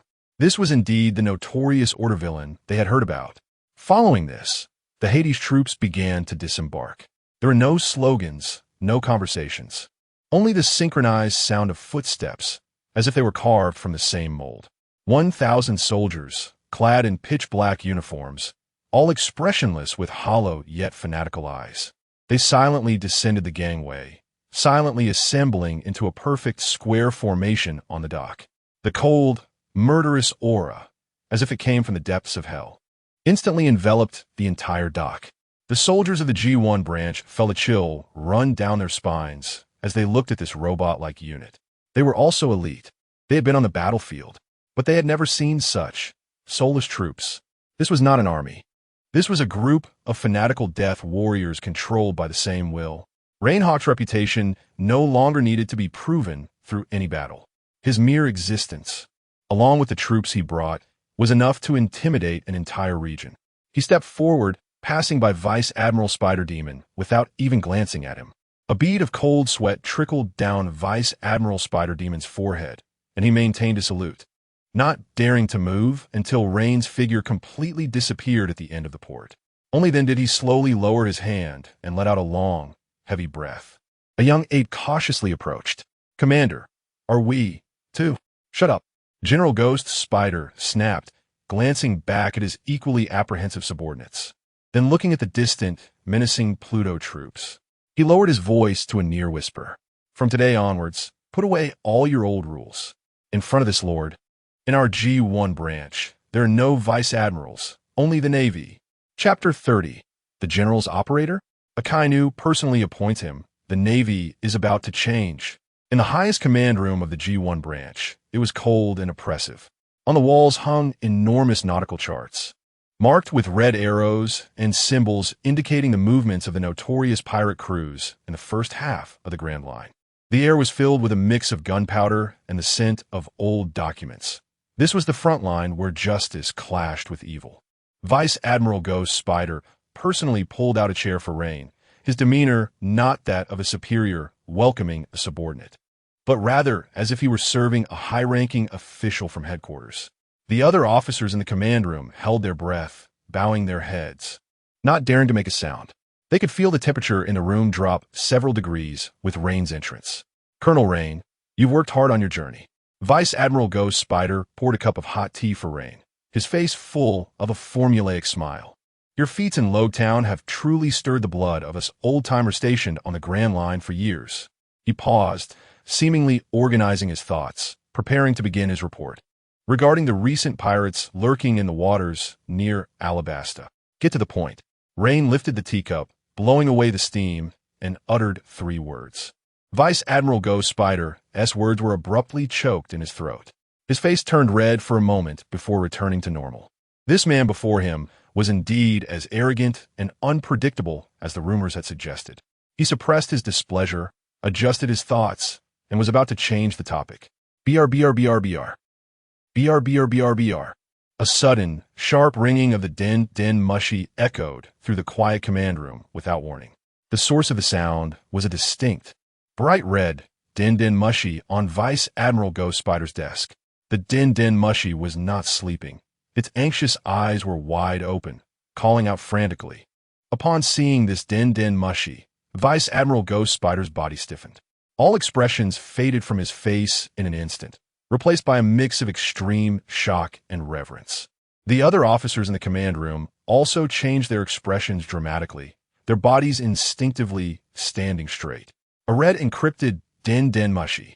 Only the highest-ranking admirals at Navy headquarters could use this absolutely secure line. It was an admiral. Which admiral would suddenly contact the G1 branch? Vice Admiral Ghost Spider nearly ran to his desk, took a deep breath to calm himself, and then carefully picked up the din mushy's receiver. "Yes, this is G1 branch. May I ask who is calling?" Before he could finish, he was taken aback. The din mushy did not emit any sound. It simply stared intently in one direction with its anxious eyes. It wasn't he looking at Vice Admiral Ghost Spider. Instead, it was focused on Rein Hawk, who was sitting calmly in his chair, sipping tea.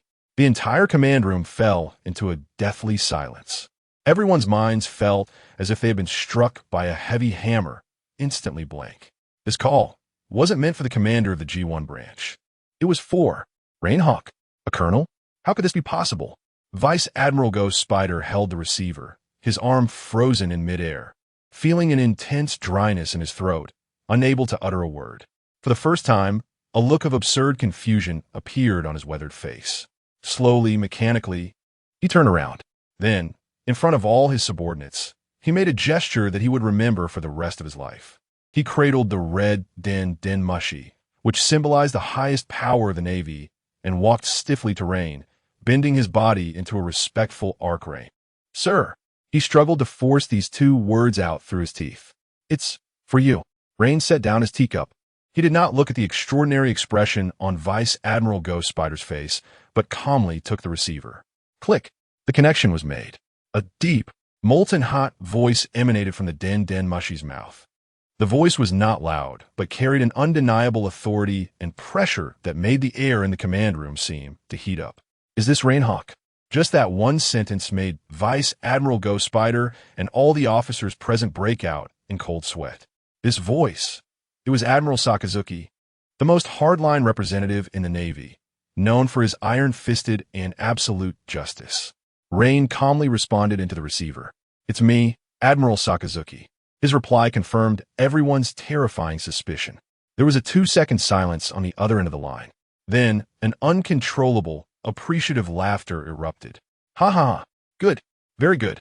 Admiral Sakazuki's voice was filled with the exhilaration of a volcanic eruption. "Rein, I saw your justice in Lowtown. The whole world saw it." His tone suddenly turned extremely serious, each word striking the hearts of everyone like a red-hot iron. The Navy does not need ambiguous, weak justice. Nor do we need politicians who compromise with pirates for so-called balance. What we need is your kind of absolute justice that uproots evil completely. The future of a navy needs fresh blood like you. This statement was no longer mere praise. It was a blatant, high-level affirmation, a declaration of political stance. Vice Admiral Ghost Spider's body began to tremble slightly. He finally understood why this Rein Hawk dared to be so reckless. Behind him stood Sakazuki. Next, Sakazuki uttered a statement that left the entire command structure of the G1 branch utterly speechless. Come to Marineford.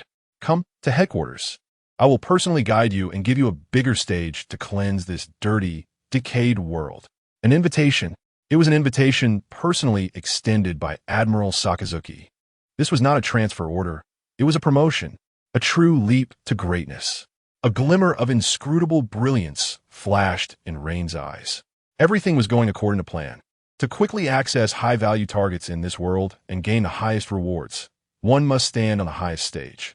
And Sakazuki was the perfect ticket. He responded to the receiver in a tone of absolute obedience. As you command, Admiral Sakazuki, I will carry out your will and spread the light of absolute justice to every corner of this sea. Chapter 31 New Target, Island of Evil. Nami, Master, please give your orders. The route has been planned. Click. Rein casually placed the phone bug's microphone back on the base. The entirely crimson phone bug, representing the authority of a Marine Admiral, instantly closed its eyes and fell into a slumber. But the highest command room of the G1 branch was even quieter than before, so quiet that the sound of a needle dropping to the ground could be heard clearly. Deathly silence, a silence filled with fear coming from the depths of the soul. Vice Admiral Ghost Spider's body remained in the posture of respectfully handing the phone bug to Rein with both hands. His body was stiff as if it were a stone sculpture. Cold sweat on his forehead had gathered into a stream, sliding down his weathered cheeks and dripping onto the collar of his uniform. He felt nothing. He felt nothing at all. His mind was filled with a blank roar. Admiral Sakazuki, personally called. To Marineford, to headquarters. I will personally guide you. The future of the Navy needs fresh blood like you. Every word felt like an irresistible torrent of lava, washing away his worldview built on the rigid hierarchy of the Navy. It's over.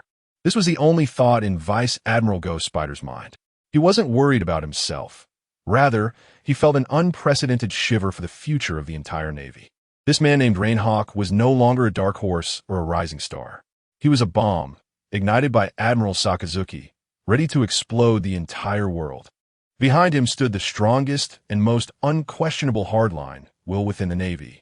And just now, he actually thought of using his status as a vice admiral of the G1 branch to test him, to converse with him as equals?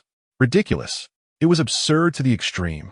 Vice Admiral Ghost Spider slowly retracted his arm with a speed almost mechanical and rusty. He looked at the young colonel in front of him, who had remained expressionless throughout, and his gaze no longer held the previous seriousness and respect. It was pure fear, like watching a tyrannical monarch about to ascend the throne. Rein, Colonel. Vice Admiral Ghost Spider's voice was as hoarse as if it had been sanded down, and he struggled to force out a smile that was more hideous than crying. Admiral Sakazuki truly has an eye for talent. To celebrate your recognition by the Admiral, I will immediately order the kitchen to prepare a top-notch welcome banquet. No need. Rein stood up. The two words floated lightly, yet they pressed down on Vice Admiral Ghost Spider like an invisible mountain, crushing all his words. Rein didn't even glance at him again, striding straight toward the command room's door. His voice was cold, devoid of any warmth, echoing in everyone's ears. 1 hour. I need my fleet to complete all supplies, including fresh water, food, standard ammunition, and medical supplies. We set sail in 1 hour. After saying that, he pushed open the door and walked out, leaving a room full of petrified Navy officers. Supplies? Set sail? He had just arrived. He hadn't even finished a cup of hot tea. He was leaving? Vice Admiral Ghost Spider stood dumbfounded, his brain unable to process this massive influx of information. A young aide finally snapped out of the extreme shock, tremblingly speaking to Vice Admiral Ghost Spider. Commander, this is against the rules. 1 hour to supply an entire fleet. That's simply impossible. Shut up. Vice Admiral Ghost Spider suddenly turned around, his roar cutting off the aide's words. His eyes were bloodshot, a mix of fear and lingering dread creating a madness within them. Rules? From now on, Colonel Rein's words are the highest rule of the GT branch. He grabbed another phone bug from the table and began to roar frantically into it. Relay my orders. Logistics department. Warehouse. Port office. Everyone, immediately drop everything you're doing. Highest state of emergency. Get moving. Within 1 hour, no, 50 minutes. If the supplies for the Pluto fleet are not completed within 50 minutes, all of you will report to the confinement room. The entire G1 branch instantly erupted. Countless Navy soldiers, under the frantic urging of their superiors, rushed toward the warehouse and docks like a disturbed hornet's nest. They didn't know what had happened. They only knew that the man rumored to be more terrifying than the 4 emperors had given the orders. And their commander, Vice Admiral Ghost Spider, who had been a decisive, iron-fisted figure in the first half of the Grand Line, was now behaving more obediently than a rookie before that man's commands. The soldiers of the Pluto unit, however, maintained their suffocating silence. They had already begun to act the moment Rein's orders were issued. No noise, no urging.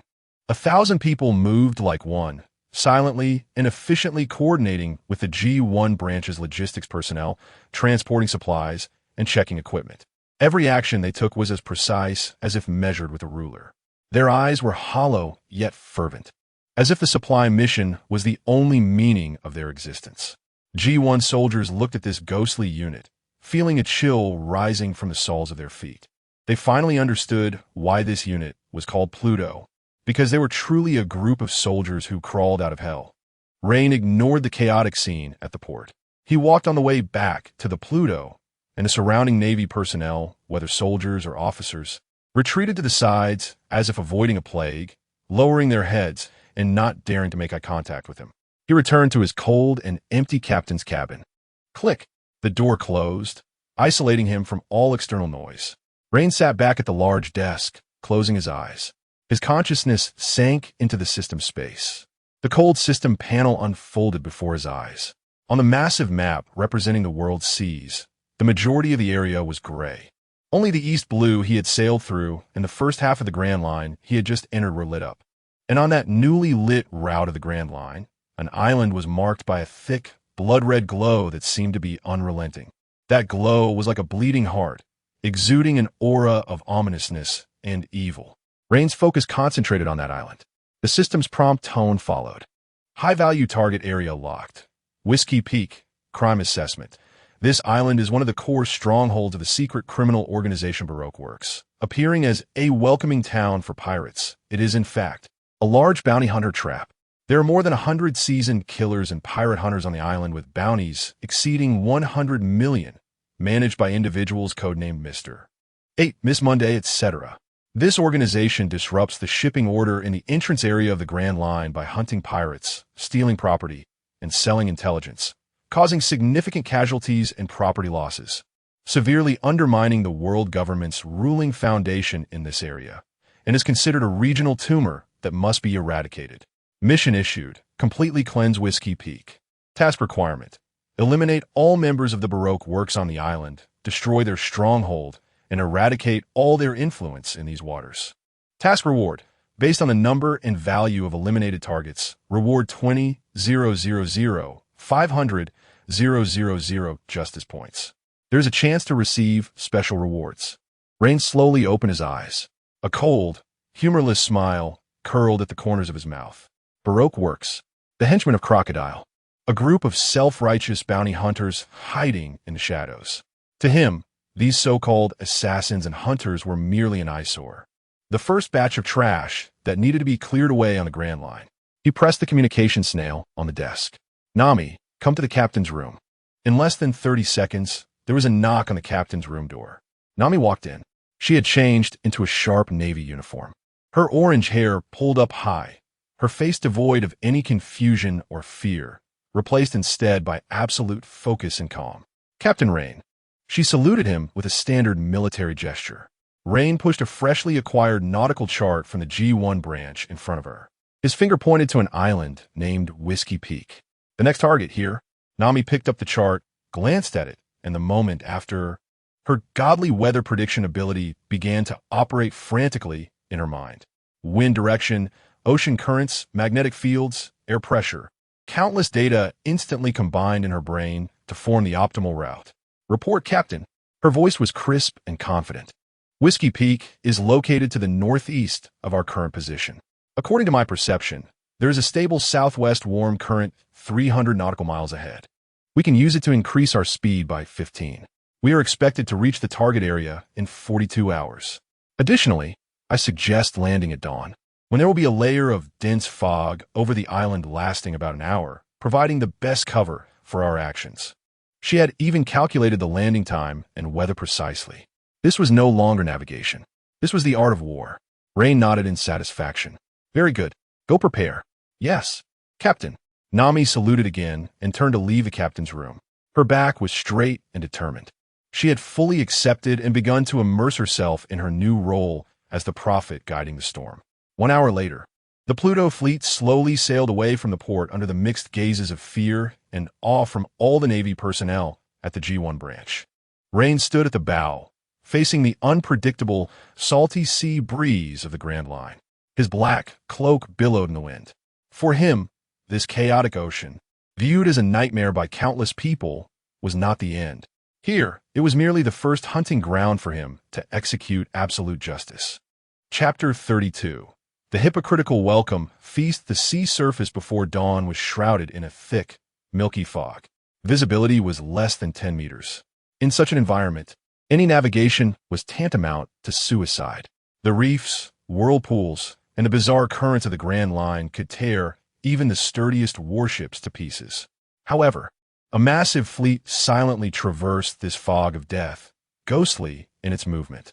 No horns sounded, no searchlights illuminated the surroundings, and even the crew's conversations were muted. Only the faint sound of the hull cutting through the water could be heard, suppressed to the minimum by the thick fog. On the bridge of the flagship, the Hades, Rein Hawk put down the high-powered telescope in his hand. He wiped away the moisture on the lens casually. Through a gap in the fog, the island known as Whiskey Peak revealed its hypocritical outline. The enormous cactus mountain towered above a bustling little town at its foot. The port was brightly lit, and some townsfolk could be seen standing on the dock, enthusiastically waving their arms toward the sea, as if welcoming every distant guest. A scene of peace, a scene of prosperity. This was a pirate's paradise, an adventurer's haven. All pirates entering the Grand Line would receive the warmest hospitality here. Fine wine, delicious food, and beautiful women.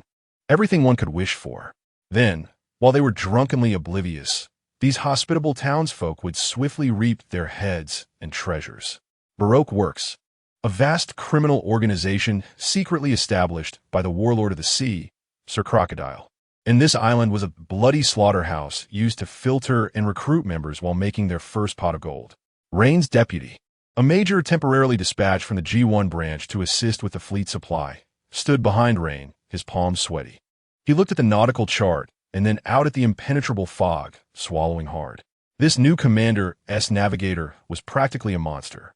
Not only could she predict storms, but she could also accurately forecast this localized morning fog that lasted only an hour.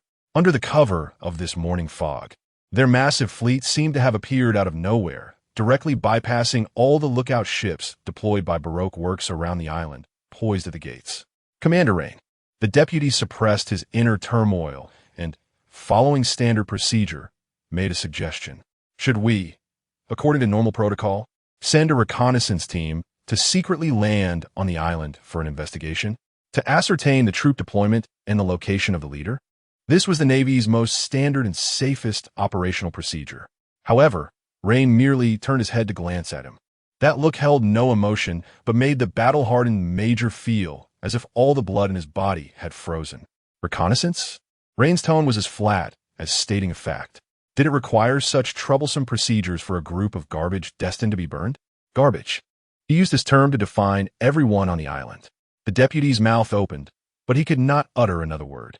He finally understood why Vice Admiral Spider from G1 branch feared this man to such an extent. This man was not here to carry out a mission. He was here to cleanse. Rein no longer paid attention to the deputy, who had frozen in place. He picked up the communication snail on the bridge and issued the first cold and chilling command. All warships, pay attention. Spread out in a fan shape centered around the flagship and block all exits from Whiskey Peak. My request is very simple.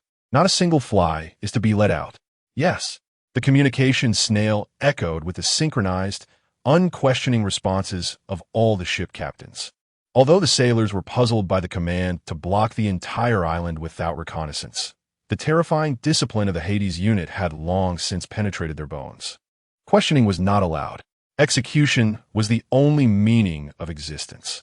The massive fleet began to move silently through the fog. They resembled a group of deep-sea sharks detecting the scent of blood, slowly encircling Whiskey Peak, their prey, into a dead end. A net woven from steel and gunfire quietly tightened without anyone noticing. Whiskey Peak, mayor's office. A man wearing a crown with two ridiculous curls, codenamed Mr. 9, was pacing anxiously. What the hell? What's going on? Why hasn't a single ship arrived today? Could the recording pointer be malfunctioning? Opposite him, a tall, muscular woman with dark skin, Miss Monday, leaned against the wall with her arms crossed, impatient. What's the rush, Mr. 9? The weather on the Grand Line is unpredictable. Maybe they were just delayed by a storm. But Mr. 9 was about to say something when the office door was suddenly burst open. A lookout member rushed in, rolling and scrambling, his face filled with panic and excitement. Mr. 9, Miss Monday, hey, a big business opportunity has come. What big business? It's the Navy, a naval fleet, a very large one. They seem to be anchored outside our port. The eyes of Mr. 9 and Miss Monday met, and they both revealed greedy smiles. The Navy was a fatter sheep than ordinary pirates. Their ships often carried more berries and supplies. How many of them are there? What class of warships? Miss Monday asked. I can't see clearly. The fog is too thick. But the flagship's insignia is something we've never seen before. Moreover, their actions are a bit strange. Strange? Yes, they aren't approaching the port. Instead, they are spreading out as if trying to surround us. Hearing this, Mr. 9's smile froze. Surround? An ominous premonition rose in his heart. Just then, a man with an explosive hairstyle, dressed in the mayor's attire, rushed in. He was Mr. 8, a senior official of Baroque Works and the true identity of the royal guard captain of the Alabasta Kingdom, Ikaram. Following him was a girl cloaked in a hood, with only a pair of blue eyes visible. Princess Vivi. Ikaram, what's going on? Why has the Navy suddenly appeared here? Vivi's voice was filled with tension. I don't know, Your Highness. Ikaram's face was grave, but the actions of this Navy are too strange. They appeared silently and directly sealed off the entire island without uttering a word. This is completely different from any Navy we've encountered before. His instincts told him that danger was approaching. This Navy was not here to patrol. They were here to kill. Quick, activate the island-wide broadcast snail. Ikaram decisively commanded. I will negotiate with them in the capacity of the mayor. Test the waters on their intentions. Everyone, prepare for battle. On the bridge of the Hades, the ship's communication officer suddenly stood up. Report, sir. We have received a public broadcast signal from the island. The other party claims to be the mayor of Whiskey Peak and requests to speak with you. Rein's face showed no surprise. Everything was as he had anticipated. He did not respond, but issued his second command. Connect our island-wide broadcast intercom. Turn the volume to the maximum. I want to say a few words to the residents on the island. The officer was taken aback. What is this for? A speech before the battle? Under everyone's gaze, Rein slowly walked up to the massive intercom that connected the entire fleet to the island's broadcasting system. He picked up the microphone. At that moment, Ikelam's disguised, enthusiastic voice came through the loudspeaker, echoing across the entire sea. Is it the fleet of naval heroes outside? I am the mayor of Whiskey Peak, and on behalf of all the residents of the town, I welcome your arrival. To thank you for your hard work in upholding justice, we have prepared the most lavish feast and the finest wine. Please be sure to come ashore and let us show our hospitality. The voice was filled with hypocritical sincerity. However, Rein listened coldly. He waited for the other party to finish speaking. Then, he brought the microphone close to his mouth. A one-sided trial was about to begin, set against the backdrop of hypocritical welcome music. Chapter 33, 10 seconds. Let Whiskey Peak feel what naval shock truly means. Rein did not respond to Ikelem's hypocritical welcome. He simply stood quietly, waiting for that hypocritical voice to spread through every corner of the island via the loudspeaker bug, reaching the ears of every criminal disguised as a townsfolk. At Whiskey Peak, in the town square at the center, a lively bonfire party was underway. Large chunks of roasted meat sizzled over the fire, releasing an enticing aroma. Poor quality, but ample rum was stored in large wooden barrels, allowing the pirates who had just arrived and were still immersed in the illusion of hospitality to drink freely. Townsfolk dressed in various costumes surrounded the bonfire, singing and dancing. Their faces bore the warmest, most genuine smiles. Suddenly, a sharp, ear-splitting electric noise, as if it could tear through eardrums, erupted without warning from all the loudspeaker bugs surrounding the square. This sound instantly drowned out all music, laughter, and the clinking of glasses. The entire square fell silent. The dancing townsfolk stopped in their tracks. The pirates who had been drinking put down their cups. Everyone's movements were as if the pause button had been pressed, and they collectively turned their puzzled gazes toward the loudspeakers emitting the noise. What was happening? Was that the Mayor Ikelem's voice? It didn't sound like it. The members of the Baroque Works, who had mingled among the crowd disguised as waiters, bartenders, and even dancers, slightly retracted their smiles. They exchanged glances. A sense of ominous premonition, like a cold snake, quietly slithered up their spines. In the next moment, a man's voice clearly resonated through the loudspeakers, reaching every corner of the island. The voice was cold, flat, devoid of any human emotion. It was as if a deity high above was reading a death sentence that had nothing to do with itself. The scum of Whiskey Peak. Your disguises end here. Boom! This short sentence detonated like an invisible bomb in the hearts of all Baroque Works members. Their faces changed dramatically. Disguise? Scum? The owner of that voice. He knows. He knows everything. The atmosphere in the square shifted from a lively celebration to a deathly silence in a second. The pirates who had just been drinking finally sensed that something was wrong, tightening their grips on their weapons and cautiously looking around. The cold voice did not give anyone time to think or react, continuing in an undeniable tone to announce its identity and intentions. I am Colonel Rein Hawk of the Naval Headquarters. Here on orders to execute. Purification. Purification. Not arrest. Not trial. Purification. These two words pierced into every criminal's heart like the sharpest ice picks. Princess Vivi and Mayor Ikelem, hiding in the mayor's office, watched the eerie silence in the square through the window, listening to the voice coming from the loudspeakers, their faces turning pale as paper. Rein Hawk. Ikelem's lips trembled. He had heard that name. The madman who judged the bloodline of the Pirate King in front of the entire world in Logtown. The new banner of the Navy's hardliners who even dared to question admirals to their faces. How did he come here? Moreover, his target is not just the pirates. He directly pointed out Baroque Works. It's over. The organization's secrets have been completely exposed. Vivi's body trembled uncontrollably. She had thought that she had infiltrated Baroque Works without anyone knowing. But this Navy officer seemed to have eyes that could see through everything. Was his purification meant to kill everyone on the island? Would she and Ikelem also be? Fear tightened around her throat like an invisible hand. Meanwhile, in the square, Rein's voice continued, like the death knell. All members of Baroque Works, as well as all the pirates and criminals hiding here. I give you 10 seconds. Enjoy your last moments of sunlight. This sentence shattered the last shred of hope for everyone. Bastard. Kill him. He has just one person. We have hundreds.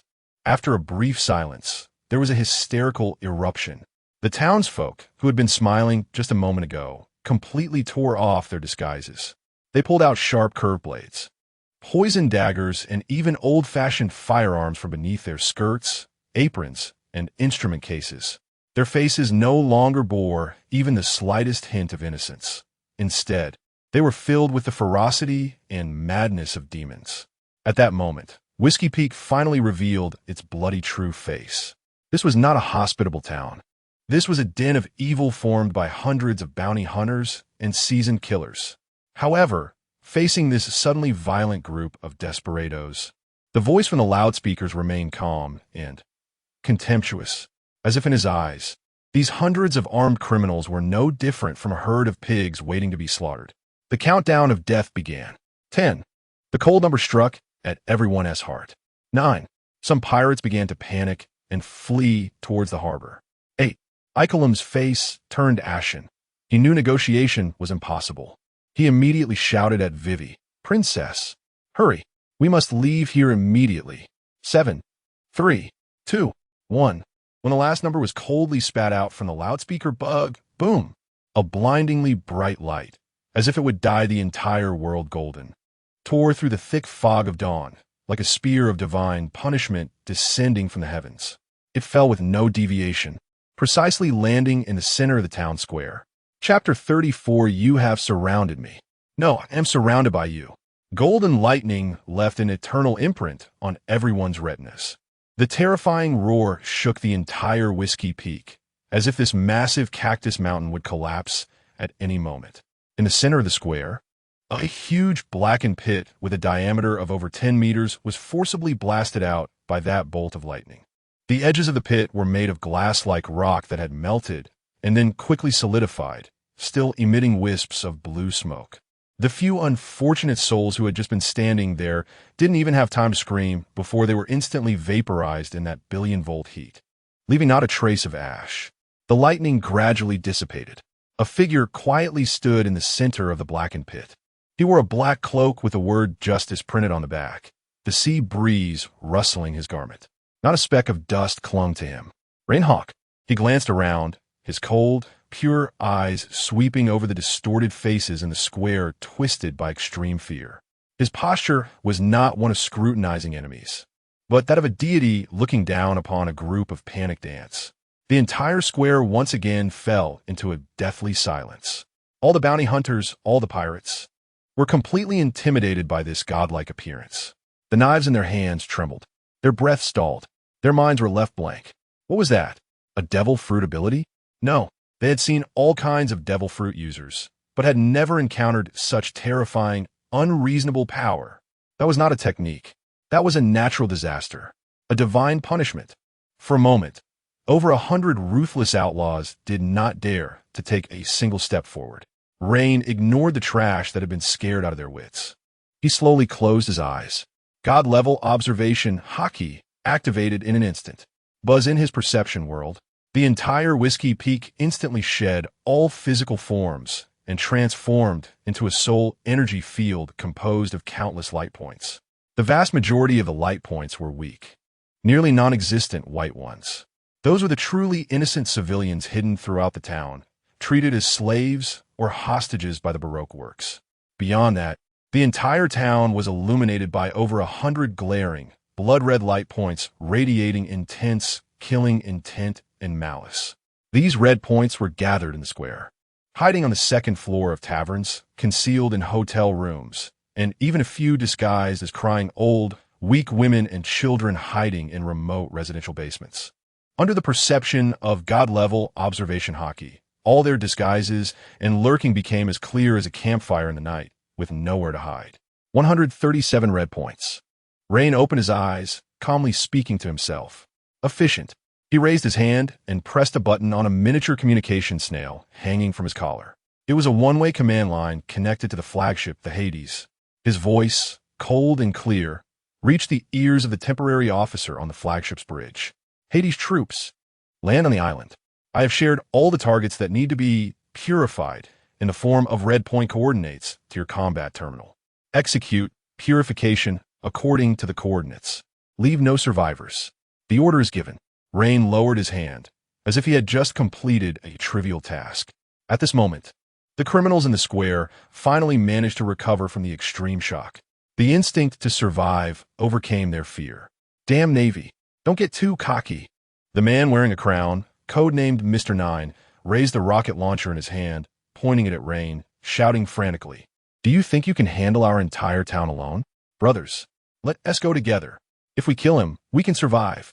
The muscular woman beside him, Miss Monday, also let out a roar, picking up a massive rock from the ground, preparing to smash it at Rein. Pleading for mercy was useless. That man had never intended to spare any of them. Since that was the case, they would fight to the death. Kill. under the incitement of the two small leaders. The remaining rationality was completely cast aside, and the crowd was once again ignited by madness, unleashing a thunderous roar as they surged toward Rein in the center of the pit. However, Rein didn't even glance at them. It was as if this group of ruthless criminals didn't even deserve a shred of his attention. His figure moved. No, he vanished once more. ZZZ. A golden electric flash flickered in place.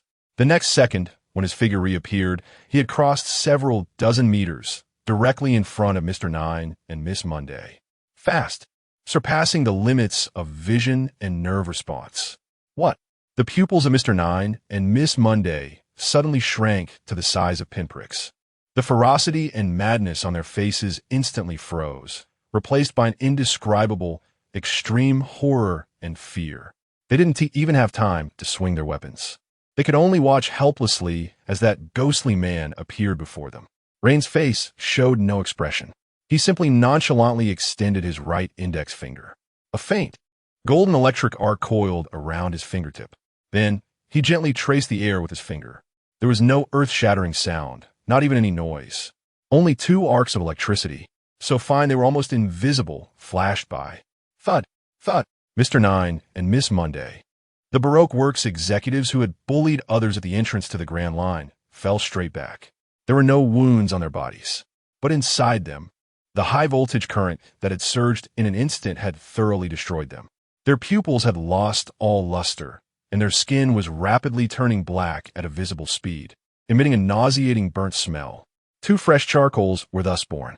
Rein retracted his finger, not even looking at the two fallen bodies. He turned around to face the crowd that had charged halfway forward but was now frozen in place, their faces pale with fear at the scene before them. Chapter 35, Pluto Troops Execute. On the deck of the flagship, the Pluto, 100 soldiers clad in pitch-black combat suits, stood in formation. They stood there silently, like 100 statues cast from steel and ice. Each soldier wore tactical goggles covering half their faces, revealing only tightly pressed lips and hardened jaws. Their gear was a modified version of the standard naval equipment, featuring lighter alloy armor, specially designed short-barreled rifles slung across their backs, and the handles of high-frequency vibrating military knives at their waists. They were the private army of Rein Hawk, forged from resources exchanged through the system and the most rigorous training, belonging solely to him, the Pluto troops. The deputy officer, temporarily transferred from the G1 branch, stood by the porthole on the bridge, watching the troops on the deck, feeling a chill run up his spine. He had never seen such an army. There was no pre-battle mobilization, no officer's briefing, not even any communication. Only a suffocating silence, an absolute silence so efficient it was overwhelming. Suddenly, a low hum filled the air. The tactical goggles of the 100 soldiers illuminated with a faint red light simultaneously. A real-time, updated three-dimensional map of Whiskey Peak unfolded in their retinas, with 130 glaring red dots scattered throughout the town, clearly marked. Each red dot represented a life that needed to be purified, as locked onto by Rein's Observation Haki. The deputy officer gripped the microphone of the communication system, his palms drenched in cold sweat. He opened his mouth and, following Rein's orders, issued the final command. Target locked. His voice was somewhat dry. Execute. Purification. At that moment, whoosh, the 100 soldiers moved. Without any delay, their movements were synchronized, as if controlled by the same program. They split into 10 teams, rushing to the edge of the deck, boarding the already prepared high-speed landing craft, like 10 black swords slicing through the thick fog, striking towards the coast of Whiskey Peak from different directions. A cold and efficient massacre began. In a tavern in the town, a member of the Baroque Works, who had just been disguised as a bartender, was panicking as he attempted to slip out through the back door. The man, who resembled a demon, had completely shattered his will to fight. His only thought now was to escape. However, just as his hand touched the doorknob, bang!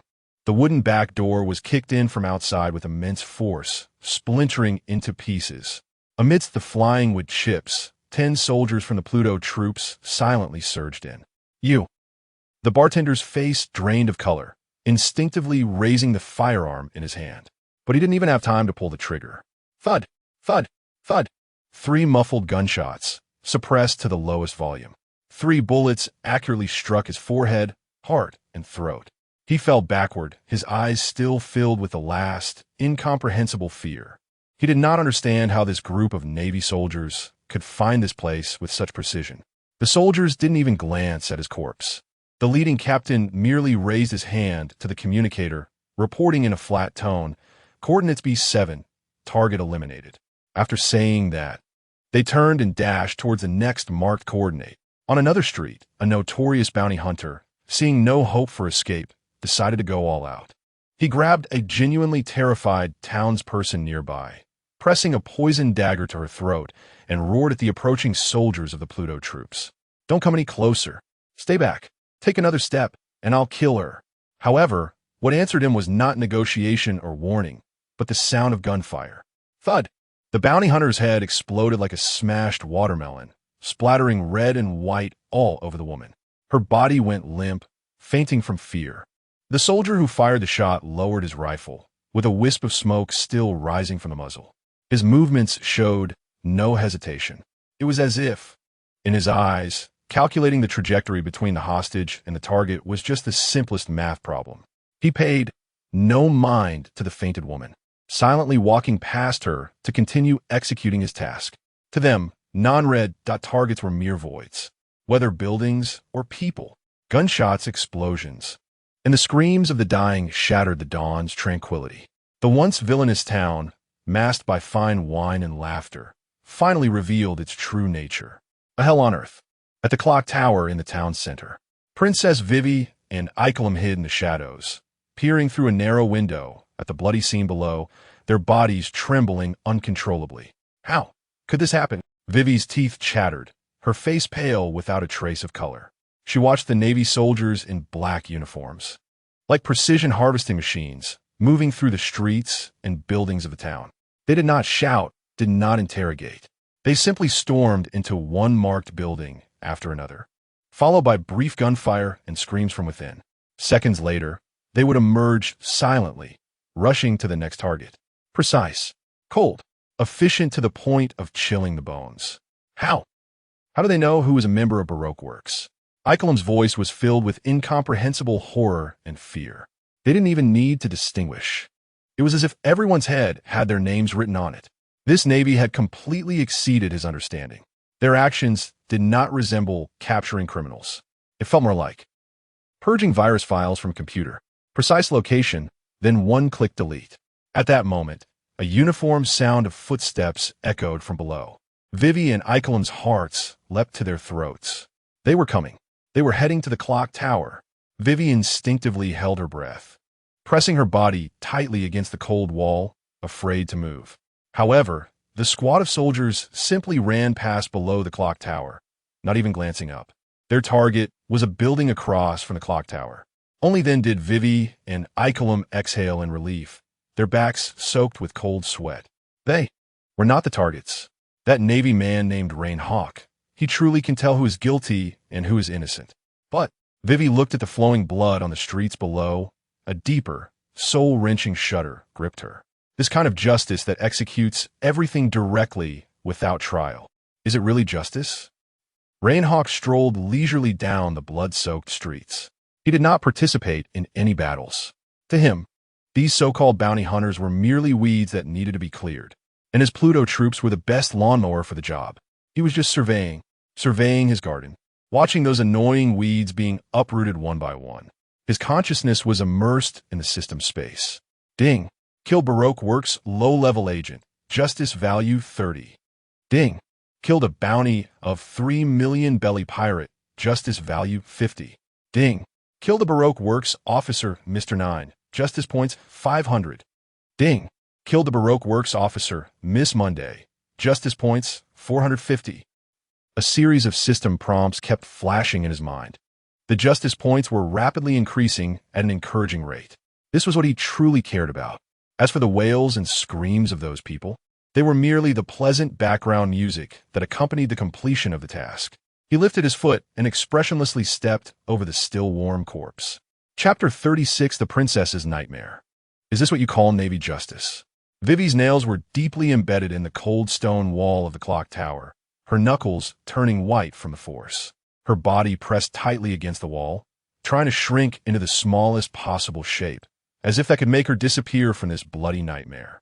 Outside the window, the baker, who usually wore a friendly smile and would sneak her a warm loaf of bread, was now wielding a giant battle axe that was completely incongruous with his identity, his eyes bloodshot and resembling a madman. "Monster! You group of Navy monsters!" he roared, using all his strength to swing the axe at a soldier from the underworld army charging towards him. The soldier did not dodge. He merely calmly sidestepped to avoid the blade, while two teammates behind him simultaneously raised their shotguns. Bang! Bang! The muffled gunfire was drowned out by the screams and the crackling of flames in the street. The baker's roar abruptly stopped. Two blood flowers bloomed on his chest. His burly body swayed, and the massive battle axe clattered to the ground. He looked down at his wound in disbelief, then slowly knelt down, finally collapsing forward, never to make a sound again. From his roar to his death, the entire process took no more than 3 seconds. The three soldiers didn't even spare a glance at his corpse before turning around, forming a standard combat triangle, and charging toward the next house marked with a red dot. A wave of nausea churned in Vivi's stomach. She recognized the baker. He was one of the millionaires from the Baroque works, codenamed Mr. 11, with his hands stained with the blood of innocents. In Vivi's plan, once she successfully exposed Crocodile's conspiracy, this man had to be brought to trial and face legal punishment. She hated him, but as she watched this living person being so decisively eliminated, as if he were mere garbage, a dual discomfort stemming from both her physiology and psychology nearly made her vomit. This was not the justice she imagined. It was nothing like it. "Your Highness." Ikelem's voice pulled her back from her daze. The loyal captain of the guard was now firmly blocking Vivi with his body, his weapon disguised as a saxophone machine gun already loaded. His expression was grave to the extreme. He looked at the man casually strolling down the street, as if patrolling his own backyard. Rein Hawk. Ikelem had thought of countless ways. Should he negotiate with him, using his identity as the captain of the Alabasta Kingdom's guard? No, that was impossible. From the moment this man spoke the word purification over the broadcast, Ikelem knew that any words would be powerless in front of this madman. Would he purify both himself and the princess along with it? Ikelem didn't know. He only knew that he absolutely could not let the princess fall into this man's hands. Vivi's heart was being torn and tormented by two completely opposite emotions. On one hand, she hated these members of Baroque works. It was they, and the crocodile behind them, who were step by step pushing her beloved homeland towards the abyss of civil war and destruction. Each of them deserved to die 1,000 deaths. Yet on the other hand, the Navy's actions, carrying out slaughter without trial or any chance for defense, filled her with a fear and resistance that came from the depths of her soul. Her ideal was to save her country, to save every innocent citizen. However, Rein Hawk's actions were the most thorough and bloody destruction under the guise of salvation. This kind of justice made her shudder more than the evil itself. Just as her mind was wandering, a sinister laugh suddenly came from below the clock tower. He. Found you.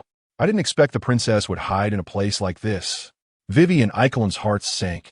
At the entrance of the clock tower appeared 5 figures. They were the millionaires of Baroque works, who had narrowly escaped the cleansing of the underworld army. At this moment, they were staring greedily and crazily at the top of the clock tower. Capture the princess. Capture this woman as a hostage. As long as they had a hostage, they could threaten that Navy lunatic and survive from here. Protect the princess. Ikelem let out a furious roar, unhesitatingly turning his gun towards the staircase. He was ready for a fight to the death. However, a golden electric flash moved faster than his bullets. The millionaires preparing to rush up the stairs froze in their malicious grins. They didn't even see where the attack came from. They only felt their bodies go numb, and their consciousness fell into eternal darkness. ZZZZT. A few faint arcs of electricity flickered across their bodies. 5 corpses, smoking, slumped at the entrance of the clock tower, instantly turning to charcoal. In the street, Rein slowly lowered his finger, which he had just raised. He didn't even stop his steps, as if he had simply flicked away a few bothersome flies. Then he looked up. His gaze crossed dozens of meters, penetrating the narrow window of the clock tower, accurately meeting Vivi's terrified and bewildered eyes. Boom! Vivi's mind went blank in an instant. At that moment, she felt she was no longer facing a human. She felt like a lost little white rabbit in the forest, being targeted by a prehistoric, brutal beast that had just finished a meal and was now picking its teeth. In that gaze, there was no killing intent, no anger, not even any emotion. Only pure, absolute indifference of the superior towards the inferior. It was as if to say, I know you are here. I know everything about you. Your existence, your ideals, your struggles are meaningless in my eyes. Vivi felt her body freeze from the inside out. It was as if her blood had begun to solidify. She wanted to scream, but no sound came out. She wanted to run, but her legs felt as heavy as lead, unable to move. However, Rein merely looked at her coldly. Just one glance. Then he withdrew his gaze, turned around, and continued walking deeper into the town, as if everything that had just happened was a trivial little episode. He didn't go upstairs. He didn't issue any orders. He just walked away. That silent indifference frightened Vivi more than any direct threat. She knew that he hadn't spared her. Instead, she and Icolum were so small in this grand purification ceremony that they were not even worthy of being targets to be dealt with. Chapter 37 Robin. This Navy guy is so handsome. It's a pity he has a mouth. Unlike the bloodshed and chaos in other parts of the town, within a luxurious Baroque-style building at the highest point of Whiskey Peak, there was an eerie tranquility. Nico Robin, codenamed Miss All Sunday, was sitting elegantly on a soft sofa, holding a cup of freshly brewed black tea. The gunshots and screams from outside seemed to her like a slightly noisy interlude in an afternoon concerto. She gently blew on the steam rising from her teacup, a faint, elusive smile playing on her lips. Bang! The door to the room was burst open by a panicked subordinate. Miss All Sunday, it's bad. We've been exposed. A crazy Navy man is outside. A complete madman. He is slaughtering our people. The subordinate's face was pale, his voice trembling violently with fear. Oh, Robin slowly set down her teacup, her movements still calm and collected. There was no hint of panic on her face. Instead, a strong interest emerged. What kind of madman could scare you like this? She stood up, walking gracefully to the large floor-to-ceiling window. She looked in the direction her subordinate was pointing. Just in time, she saw the man referred to as a madman, strolling down the blood-soaked street. A member of the Baroque works, hidden on the rooftop, seized the moment and lunged at the man from behind, a curved blade glinting in the morning light. However, the man didn't even turn around. He simply waved his hand casually behind him. A bolt of golden lightning appeared out of nowhere, instantly engulfing the attacker. Not even a trace of charred remains was left. He was directly turned into nothingness.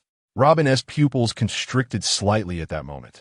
This man, she could sense that the aura emanating from him was completely different from any being she had encountered before, whether Navy, pirate, or even those high-ranking world government officials. Their strength stemmed from fruits, martial arts, or ambition. But this man was different. What radiated from him was something pure, something more essential. It was an undeniable, unresisting, absolute sense of order, as if he himself was the embodiment of rules. His existence was to erase all disorder and chaos. Interesting, incredibly interesting. Robin's observation haki had quietly unfolded.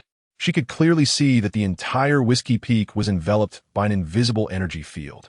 The vast majority of Baroque Works members were marked as glaring red dots. Yet she and the building she was in were in normal, neutral white. Why? The corner of Robin's mouth curled into a knowing smile. Because from beginning to end, she had never harbored a shred of malice toward that man. What she felt was pure, untainted curiosity.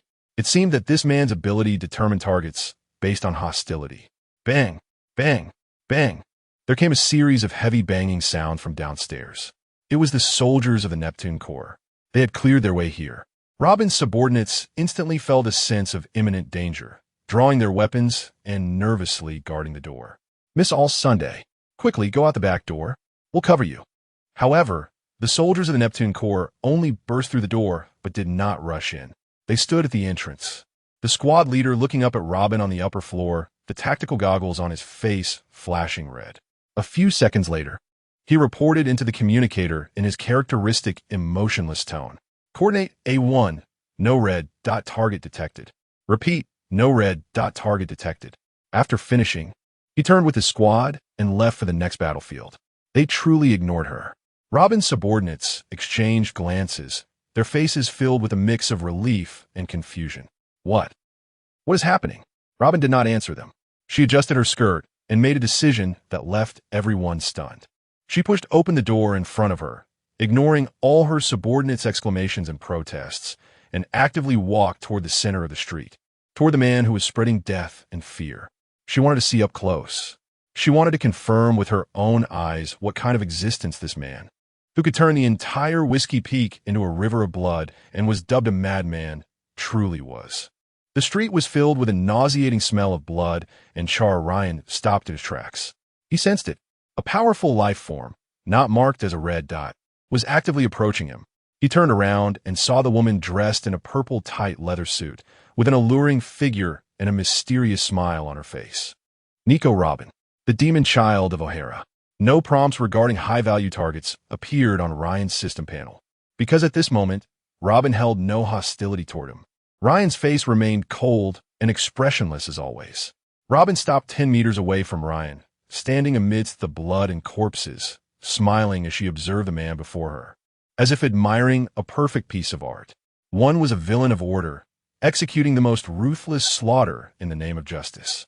The other was a remnant of history, seeking the truths forgotten by the world in the name of demons. Two existences equally unwelcome in this world, both bearing the name of demons. On this most magnificent stage composed of blood and fire, Whiskey Peak, they were about to meet. Robin parted her crimson lips, breaking the momentary silence, her voice carrying a hint of playful amusement. Mr. Navy, you've made quite a mess of my subordinates' home. Chapter 38. Shocking Robin for a whole year. You call this a nose-picking? I call this a head delivery. Robin's voice carried a hint of playful amusement, standing out starkly on the blood-soaked and fiery street. Mr. Navy, you've made a mess of my subordinates' homes. Her words were enough to make any man stop and shift their attention to her impeccable beauty and figure. However, Rein did not. He didn't even turn his head. He simply paused, as if Robin's presence was no different from the corpse beneath his feet or a piece of rubble. His movement had a slight hesitation, and then his head tilted slightly in another direction. That direction was towards a large warehouse at the end of the small town. In his perception, that was the last flickering, blinding crimson light of the entire Whiskey Peak. The smile on Robin's face grew wider, with her arms crossed over her chest. She watched the man with great interest. How fascinating, truly fascinating. Ignoring beauty, ignoring provocation, with only that pure and ultimate goal in his heart. Was this man resolute, or did he lack the emotions that a human should possess? She was eager to know what he would do next. Inside the warehouse, dark, damp, the air was filled with a strange smell of rust and mold. A muscular man wearing pilot goggles was trembling back to back with his partner, a woman holding a pink parasol. They were high-ranking agents of Baroque Works, Mr. Five and his partner, Miss Valentine. It's over. We're completely finished. Miss Valentine's voice was laced with an uncontrollable sob. Mr. Nine, Miss Monday, they're all dead. The whole town is dead. That monster is going to find us here any moment. Shut up. Mr. Five let out a low growl, interrupting his partner's breakdown. Cold sweat covered his forehead, and his body trembled slightly, but he forcibly suppressed his inner fear, squeezing out a grimace of arrogance belonging to a superhuman. I am the user of the exploding fruit. My body is the strongest weapon. Just a mere Navy colonel. What gives him the right? He was trying to encourage his partner, but more so was hypnotizing himself. The gunfire and screams outside had gradually subsided. This indicated that the purge was about to end, and they were the last prey. Listen, Mr. Five lowered his voice, a glint of mad determination flashing in his eyes. When he comes in, I'll hit him with my nose cannon. As long as I can injure him, we have a chance to escape. Miss Valentine stared at him, already in a daze, and could only mechanically nod. Mr. Five's confidence returned slightly. That's right. He was the invincible exploding man. Even if it was a Navy vice admiral, taking one of his nose bombs would leave him peeling. He carefully moved to the side of the warehouse door, peeking outside through the crack. He saw him. That man, that navy in a white justice cloak, was quietly standing in the middle of the street. He didn't even walk over to the warehouse. Opportunity. Mr. Five's madness ignited in an instant. He no longer hesitated, quickly extending his finger to dig out a small clump of something from his nostril. He placed the sticky, nose-picking on his thumb, aiming at the figure in the distance. This was his proudest and most covert method of attack. Navy madman. He used all his strength to flick that clump of nose-picking away. Nose cannon, that small clump of nose-picking, the moment it left his fingertip, cut through the air at an extremely high speed, with a barely audible whistle, shooting towards Rein's back. As long as it came into contact with the oxygen in the air, it would trigger a massive explosion in a fraction of a second. On the street, Robin's expression also subtly changed. She had certainly noticed the inconspicuous bullet speeding towards them. Although the method was somewhat disgusting, the explosive energy contained within was undeniable. How would this Navy respond? Would he dodge? Or would he use that strange lightning ability to block it? Just as Robin was rapidly contemplating, Rein moved. He still did not turn back. He didn't even look at the rapidly approaching nose bomb. He simply slowly and casually raised his right index finger, as if he were just flicking away a non-existent speck of dust from his sleeve. Zing! A golden electric spark, finer than a hair and so weak it was nearly invisible to the naked eye, flashed from his fingertip. Late, but arriving first, that electric spark, at a speed beyond reason, accurately hit the clump of nose-picking in midair. Boom! A muffled explosion sounded in the air, compressed to the extreme. A small, black plume of smoke appeared out of nowhere, then was quickly blown away by the sea breeze. The explosion's power didn't even lift the hem of Rein's white cloak behind him. Robin's pupils froze. However, this was not the end. The thin golden lightning, after detonating the nose bomb, showed no signs of stopping or diminishing. It maintained that terrifying speed, cutting through the air, directly penetrating the thick iron wall of the distant warehouse. Buffed. A sound so faint it was nearly inaudible, the sound of flesh being pierced. Inside the warehouse, the grimace and pride on Mr. Five's face forever solidified. He incredulously looked down at his chest, where a small hole, charred and burnt, was visible from front to back. Wah! He barely had time to utter a word before all the strength drained from his body in an instant. The light in his eyes quickly dimmed. His whole body fell straight back. Thud! The sound of his body hitting the ground echoed clearly in the silent warehouse. Ding! Kill Baroque Works Senior Agent Mr. Five. Justice value 1200. Ding! Kill Baroque Works Agent Miss Valentine. Due to excessive fright leading to cardiac arrest. Justice value 150. Ding! Detected all evil targets in the area have been eliminated. Task Cleanse Whiskey Peak completion 100. Task settlement in progress. Rewards have been sent to the system warehouse. Please check, host. A series of system notifications rang in Rein's mind. He slowly lowered his finger. After completing all this, he finally turned around, facing the woman who had been watching everything with great interest from the beginning, his expression devoid of any emotion. The hint of playfulness and calm on Robin's face had completely vanished, replaced by an unprecedented, extreme seriousness. This man, the series of actions just now were so fast it was shocking, so precise it was chilling. That wasn't combat. That was calculation. Like the most precise computer, calculating the trajectory of the threat, calculating the best interception point, calculating the excess energy, and then effortlessly erasing the source of the threat.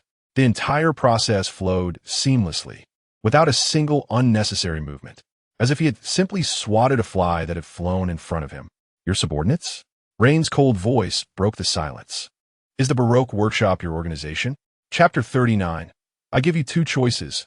Work for me, or go meet God. Robin's heart skipped a beat in that moment. This man had finally turned his cold, tangible attention towards her. Your subordinate? Baroque Works, is it your organization? This question, delivered in a flat, unambiguous tone, struck Robin like an invisible hammer, hitting her hard in the heart. She could feel the air around her becoming thick and heavy with this inquiry. An invisible aura named judgment locked on her tightly. Robin forcibly suppressed the tumultuous waves of panic within her, reattaching her signature calm and mysterious smile. This was her weapon, her mask. During her 20 years of fleeing, This mask had helped her find a glimmer of hope countless times in dire situations surrounded by formidable enemies. She believed that this time would be no exception. "Mr. Navy, you really do have a sense of humor." Her voice dripped with just the right amount of laziness and charm, attempting to steer this cold judgment back into a game of ambiguous verbal sparring. "I'm just an innocent historian who happened to be coerced by a villain named Crocodile to stay here. You see, I'm not like those crude brutes who shout for blood." Her words were flawless. She cleared herself of any blame while cleverly pushing all responsibility onto the warlord of the sea, who was far away in Alabasta. She thought this man would be like those she had encountered before, either greedy, lecherous, or attracted by her intelligence, thus falling into the verbal trap she had set. However, Rein interrupted her. His response was simple, brutal, and left no room for argument. "Absolute justice system. Alert. High-risk target. The demon of O'Hara, Nico Robin." Boom! An invisible thunderclap exploded in Robin's mind. The smile on her face, the mask that had fused with her flesh over 20 years, cracked and shattered at that moment. Stiff. Utterly stiff. The demon of O'Hara. This title, this mark of original sin that the world government had branded her with for 20 years. It had been a long, long time since anyone had dared to mention it so plainly in her presence. Those pirates who coveted the knowledge in her mind would refer to her as the woman who could interpret history. The Navy chasing her would label her with the bounty poster name Miss All Sunday. Even Crocodile, who had pulled her from the hands of the world government, merely referred to her as a comrade. No one dared to uncover that most bloody and profound scar, because it represented a complete opposition to the world government. But this man before her, this Navy man clad in a cloak of justice, he had so casually stated it, as if declaring the simplest of facts. Robin felt her breath stop at that moment. The wisdom she prided herself on, the cunning she relied on to survive, seemed like a ridiculous, childish joke in front of this man. He had known who she was from the very beginning. He knew everything, and Rein did not give her any chance to catch her breath or reorganize her words. His cold, emotionless voice continued to strike at the already crumbling psychological defenses of Robin like a heavy hammer, again and again. The key to interpreting the true history. "I have no interest in your boss, Crocodile. I am very interested in what is in your head." With that, Rein took a step forward. Just one step. The overwhelming sense of oppression washed over her like a tsunami. Robin's body, driven by instinct, subconsciously took a step back. Her back hit the wall of a building that had yet to collapse, the cold sensation causing her to shudder. There was nowhere left to retreat. She watched the man slowly extend his hand towards her amidst the corpses and flames. It was neither an invitation nor a test. It was a divine decree, an oracle from a god that could not be refused. "Now you have two choices." Rein's voice was as calm as if he were announcing today's weather. But every word felt like a cold knife, deeply etched into the depths of Robin's soul. "One, work for me. Help me uncover the truth of this world." "Two." His voice paused slightly. Those cold, pure eyes gazed steadily at her. "I will send you to reunite with the companions of O'Hara right now." Silence. A silence so profound it could be felt. The flames in the streets crackled. In the distance, a horn sounded from the Pirate King's ship, signaling for the crew to gather. But all those sounds faded away in Robin's ears. In her world, there was only that man and the life-and-death question dangling over her head, with only yes or no as options. A threat. A naked, unvarnished, pure threat. For the first time, she truly felt how fragile her life was. Her wisdom, her cunning, her heart, which had been tempered like iron, felt so pale and powerless in the face of absolute power and an absolute information gap. Chapter 40. Farewell to Crocodile. Welcome new boss, the craziest navy. Farewell to Crocodile. Welcome new boss. This navy is crazier than the 7 warlords. Time seemed to stretch infinitely at that moment. Robin's mind was racing at an unprecedented speed. A fine bead of cold sweat formed at her temples. This had never happened in her 20 years of fleeing. She looked at the man before her. Rein Hawk. She tried to find a flaw in his face, in his posture, something she could use to negotiate, to maneuver, to strategize. However, there was nothing. Nothing at all. He simply stood there, like an ancient, unchanging iceberg. That outstretched hand was steady, without a hint of tremor. The options he offered were cold, devoid of any warmth. His very existence was an unshakable, incomprehensible paradox, a navy clad in a cloak of justice, yet employing methods that were more direct and cruel than those of pirates or demons. A man with the title of colonel, executing purifications that even admirals might hesitate to carry out. A madman pursuing absolute order, yet displaying an intense interest in the taboo knowledge of historical texts that could overturn the world order. A figure of another man involuntarily surfaced in Robin's mind. Crocodile, her former boss, that equally ambitious, equally cruel and cunning warlord of the seven seas.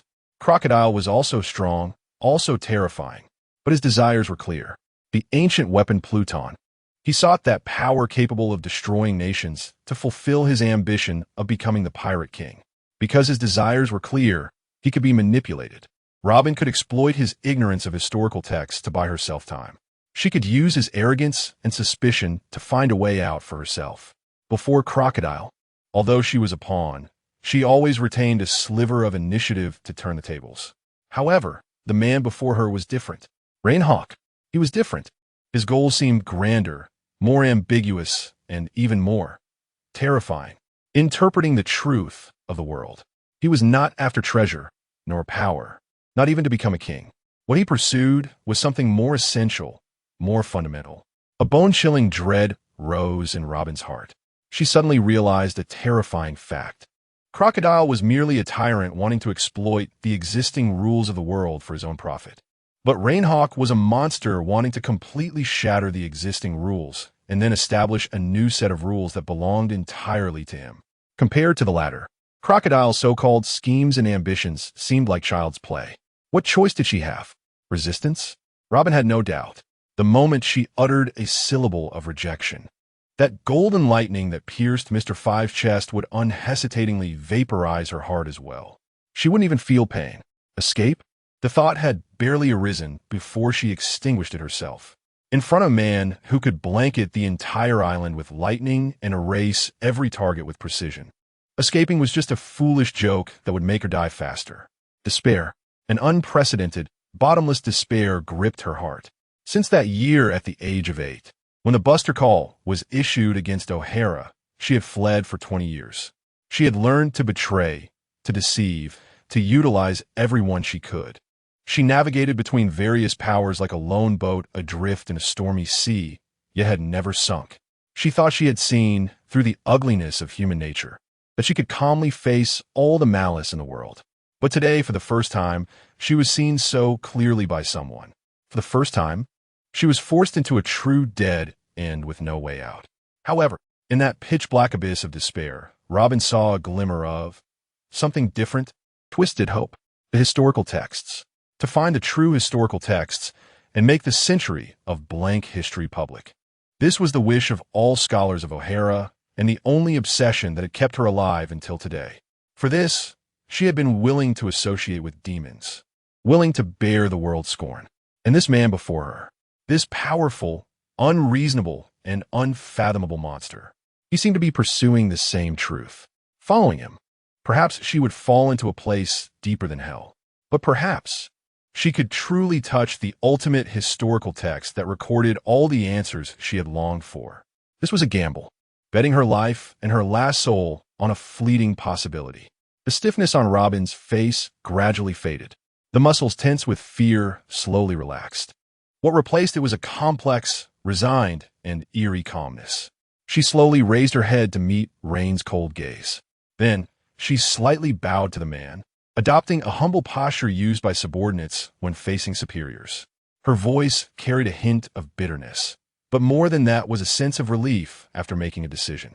"How should I address you?" Rein slowly retracted his outstretched hand.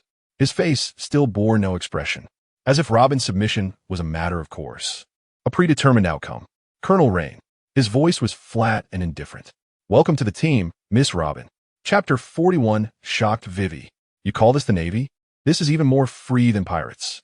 In the moment when Robin bowed in submission, deep within Ryan's consciousness, the cold system panel silently refreshed. Ding. Successfully eliminated all evil targets on Whiskey Peak, maintaining absolute stability in the regional order. Mission rating perfect. Basic reward settlement. 30,000 justice points. Ding. Detected that the host has successfully recruited the high-value target Nico Robin. Target identity. The orphan of O'Hara, the only existence in the world capable of interpreting the historical texts. Target uniqueness. Unique. Target potential threat level. S. Poses a disruptive threat to the existing ruling order of the world government. System judgment. Replacing elimination with recruitment aligns with the principle of maximizing benefits. Judgment passed. Special reward granted. Unlock special authority partial historical interpretation.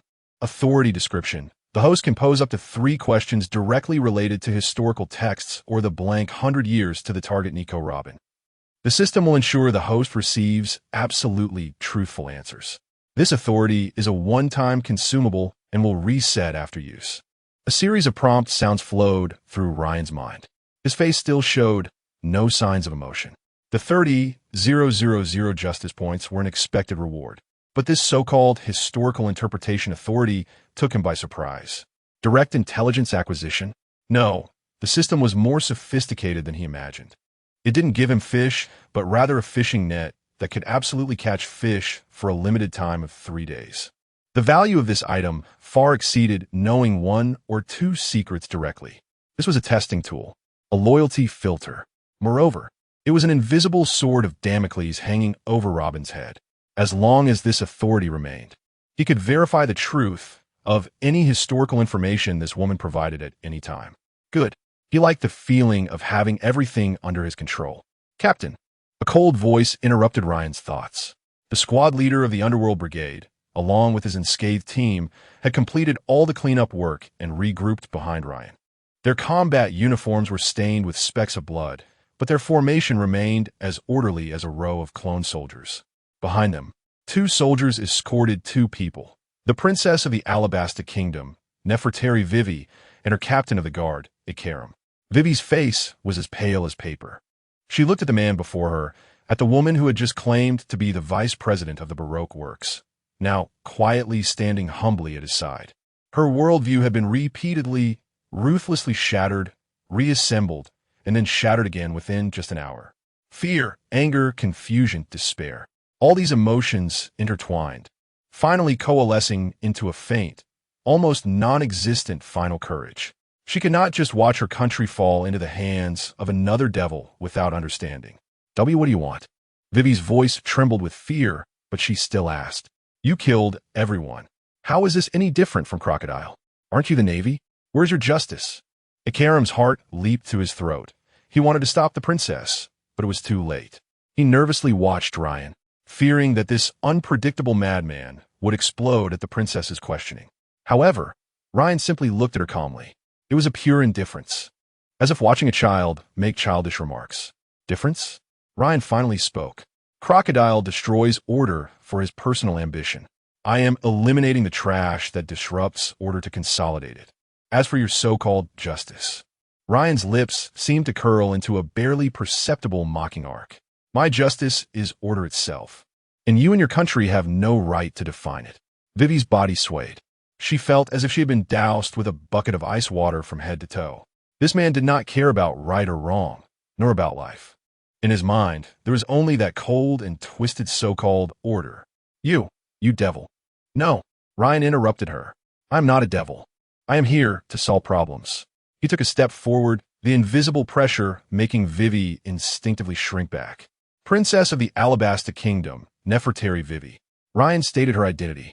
Your country is being eroded by a warlord of the 7 seas, Sir Crocodile. He is attempting to steal your nation, overthrow the monarchy, and seek ancient weapons, posing a potential threat to the stability of the world government. You infiltrated his organization to find evidence and then sought help from the world government, right? Vivi's mind went blank. How could he know so much? It was as if he had witnessed it all. Your plan is foolish and inefficient. Ryan's evaluation was cold and harsh. You will never wait for the evidence you desire, even if you find it before you can deliver it to the world government.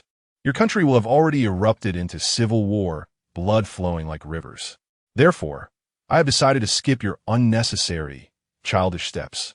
Ryan's face showed no expression. Now, I will personally escort you back to Alabasta. Then, He paused and uttered a statement that struck both Vivi and Ikaram like a bolt from the blue. Clean the court. Clean the court. These 3 words struck Vivi's heart like 3 sharp knives. He was on Alabasta. He was going to deal with Crocodile, but the words he used were not arrest, nor trial, but clean the court. This announced that he would act in the name of the Alabasta Kingdom to punish a national traitor. This navy was not about upholding justice. He was interfering in the internal affairs of a member state. This was even more naked and crazier than Crocodile's conspiracy. You can't do this. Vivi screamed. This is our Alabasta's own business. You have no right, right? Rein turned around, no longer looking at her. When I stand here, I have the power to define everything. He stepped forward, heading towards the port. Take her. The cold command left no room for refusal. 2 soldiers from the Underworld Brigade immediately stepped forward, one on the left and one on the right, restraining Vivi's arms. Let go of me. Let me go. Vivi struggled desperately, but her strength seemed so laughable against those 2 iron-like soldiers. Ikaram wanted to step forward, but was held at bay by another soldier's gun to his chest, unable to move. Robin watched this scene with a faint smile, elegantly following behind Ryan. She was beginning to understand her new boss's style of operation. He was not solving problems. He was becoming the problem itself. Then a larger, more insurmountable problem overshadowed the previous small issue. On the deck of the flagship, the Pluto, Rein stood at the bow, the sea breeze blowing against the large cloak on his back that bore the word justice. Robin stood behind him like the most loyal secretary. Vivi and Ikaram were invited into the cabin, watched over by designated personnel. Departure. Rein pressed the communication snail. The destination, Alabasta. Chapter 42, Nami, don't ask. Just know I'm a heartless worker. The bow of the merman's ship sliced through the thick fog surrounding Whiskey Peak like a pitch-black blade, silently breaking free from the island that had just undergone a bloody baptism. The massive vessel slowly sailed away from this island of evil. The port was devoid of the usual drunken ruckus and hypocritical cheers. Only silence remained, and in the sea breeze, the lingering stench of blood mixed with charred remains hung heavily in the air.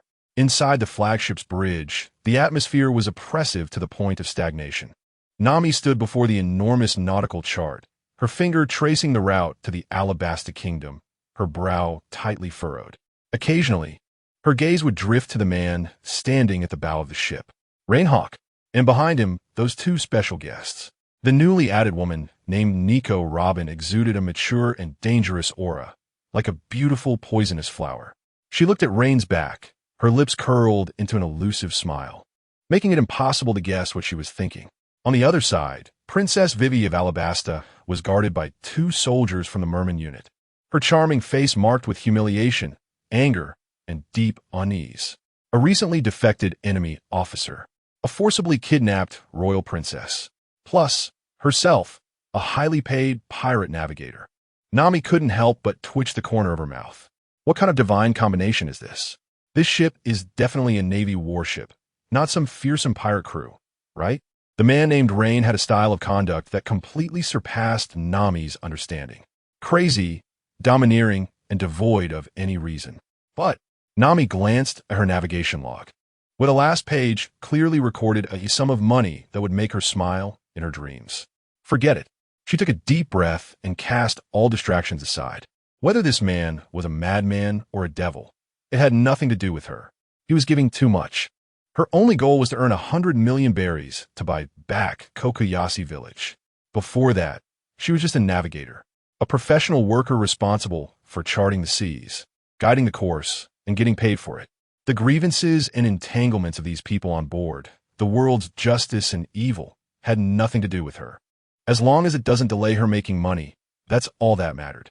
Nami refocused her attention on the nautical chart before her, her expression becoming more focused than ever. Meanwhile, in a makeshift cabin, Princess Vivi was pacing back and forth, restless.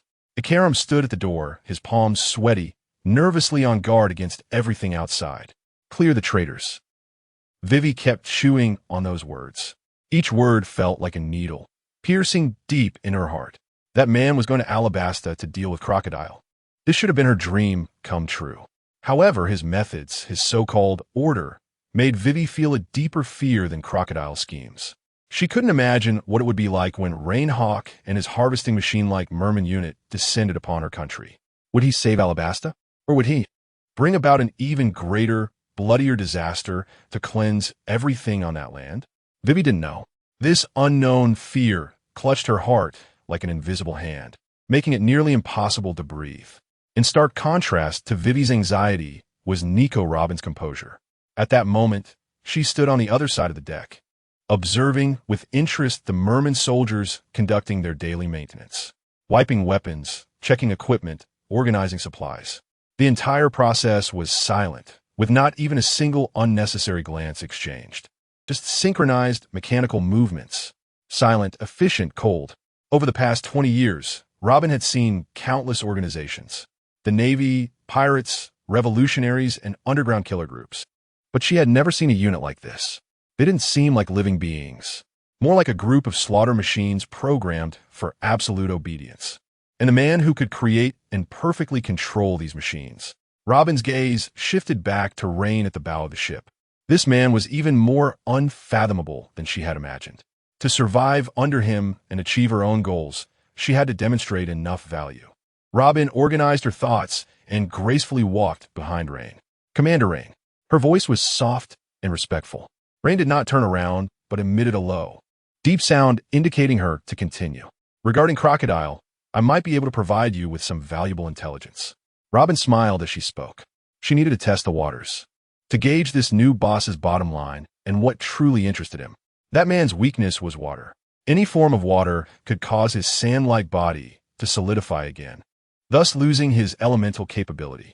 This was crucial intelligence that could turn the tide of battle. However, Rein's reaction was surprisingly flat. He still gazed at the distant sea horizon, his voice showing no ripples. And then, Robin's heart sank slightly. Was her information not valuable enough? Or did he already know? She suppressed her doubts and continued to throw out a second piece of information, which she considered her most significant bargaining chip.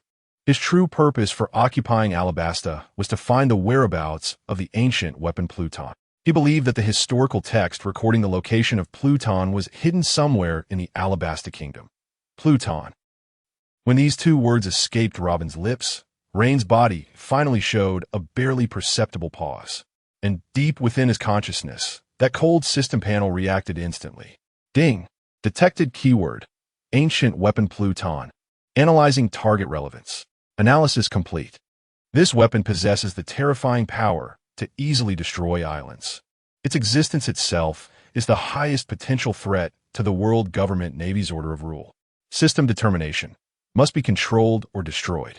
A glimmer of understanding flashed in Rein's eyes. Sure enough, something sharing the name of his flagship was a high-value target as determined by the system. However, just as he prepared to ask Robin for more details about this target, the system panel suddenly and unpredictably refreshed wildly. This time, it was the highest priority, blood red alert. Warning, warning. Detected super high-energy child of destiny approaching at high speed. Identifying target. Target, Port Gasti Ace. Identity, 2nd Division Captain of the White-Beard Pirates. Bounty of 550 million berries. Hidden identity, the only bloodline of the pirate King Joel D. Roger. Threat level determination, SSS. His existence symbolizes the remnants of the old era and the freest will, fundamentally contradicting the core logic of the system's absolute order. System issued highest priority task. Eliminate the remnants. Task name, the funeral of thunder and fire. Task objective, intercept the target before it reaches Alabasta and completely eliminate it. Task reward, task failure penalty, justice executed. The son of the pirate king. Rein's pupils suddenly constricted. So that's it. This is the system's true target. Whether it's Crocodile or the so-called ancient weapons, compared to this son of the pirate king, they're all just appetizers. This is the real feast the system has prepared for him. Rein slowly turned around, no longer paying attention to Robin behind him. He raised his hand and pressed the communication snail on his collar. His voice was cold and resolute, reaching the ears of everyone on the bridge. Nami, change course. Prepare to welcome the guest. Chapter 43. The first encounter of thunder and fire over the sea. Nami's brain experienced a momentary glitch. Change course? Welcome guests. Now, in this notorious windless zone at the edge of the first half of the Grand Line? What a joke. The permanent log pose for Alabasta was clearly right ahead, but the cold, undeniable command coming through the transponder snail sent a shiver down her spine. She knew very well that man never joked. Understood. Nami didn't ask another word. It was her professional ethic as a skilled worker. She immediately picked up a pencil and quickly sketched on another blank sea chart. Rein didn't provide specific coordinates. He only gave a vague direction and an unimaginable request. Find a sea area most suitable for an ambush. An ambush? In this boundless sea? It sounded like a tall tale. But for Nami, it was a calculable math problem. Wind direction, ocean currents, abnormal climate changes. Even the activity patterns of large sea kings beneath this sea. Countless data converged in her mind into complex curves. Minutes later, Nami lifted her head, her eyes sparkling with confidence. She found it. A confluence of ocean currents, a critical climate zone. Any ship coming from that direction, trying to move at the fastest speed, had over a 90% chance of passing through this sea area. All ships, hard to port. Target, K14C area.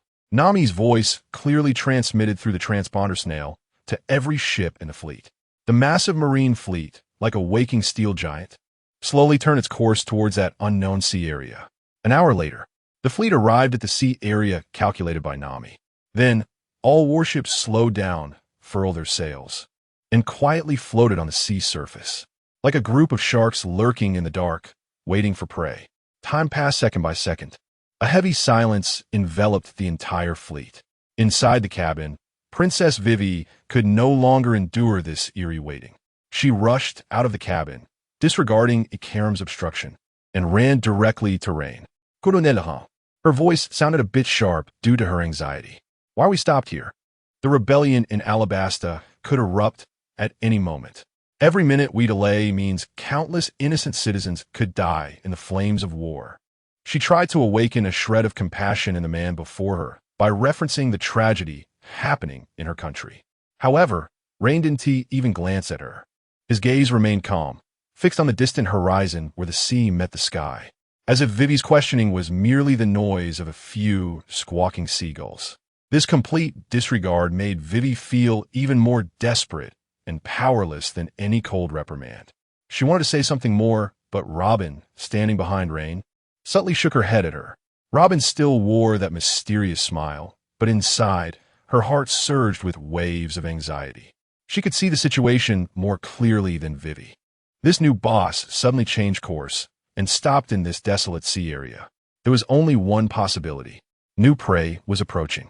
A target worth more than the 100 bounty hunters from Whiskey Peak, even more important than Crocodile. What kind of person was worth this Marine headquarters colonel personally laying an ambush? Robin's heart was filled with curiosity. Just then, from the lookout tower came the lookout's excited, slightly pitchy shout. Report, sir. A target has been spotted on the sea surface ahead. A small fast boat. It's speeding towards us. Here it comes.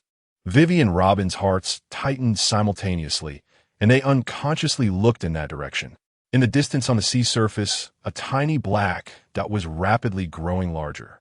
It was a uniquely shaped small boat with no sails, and flames were shooting out from the stern, propelling it across the waves at an incredible speed. And on the boat stood a man.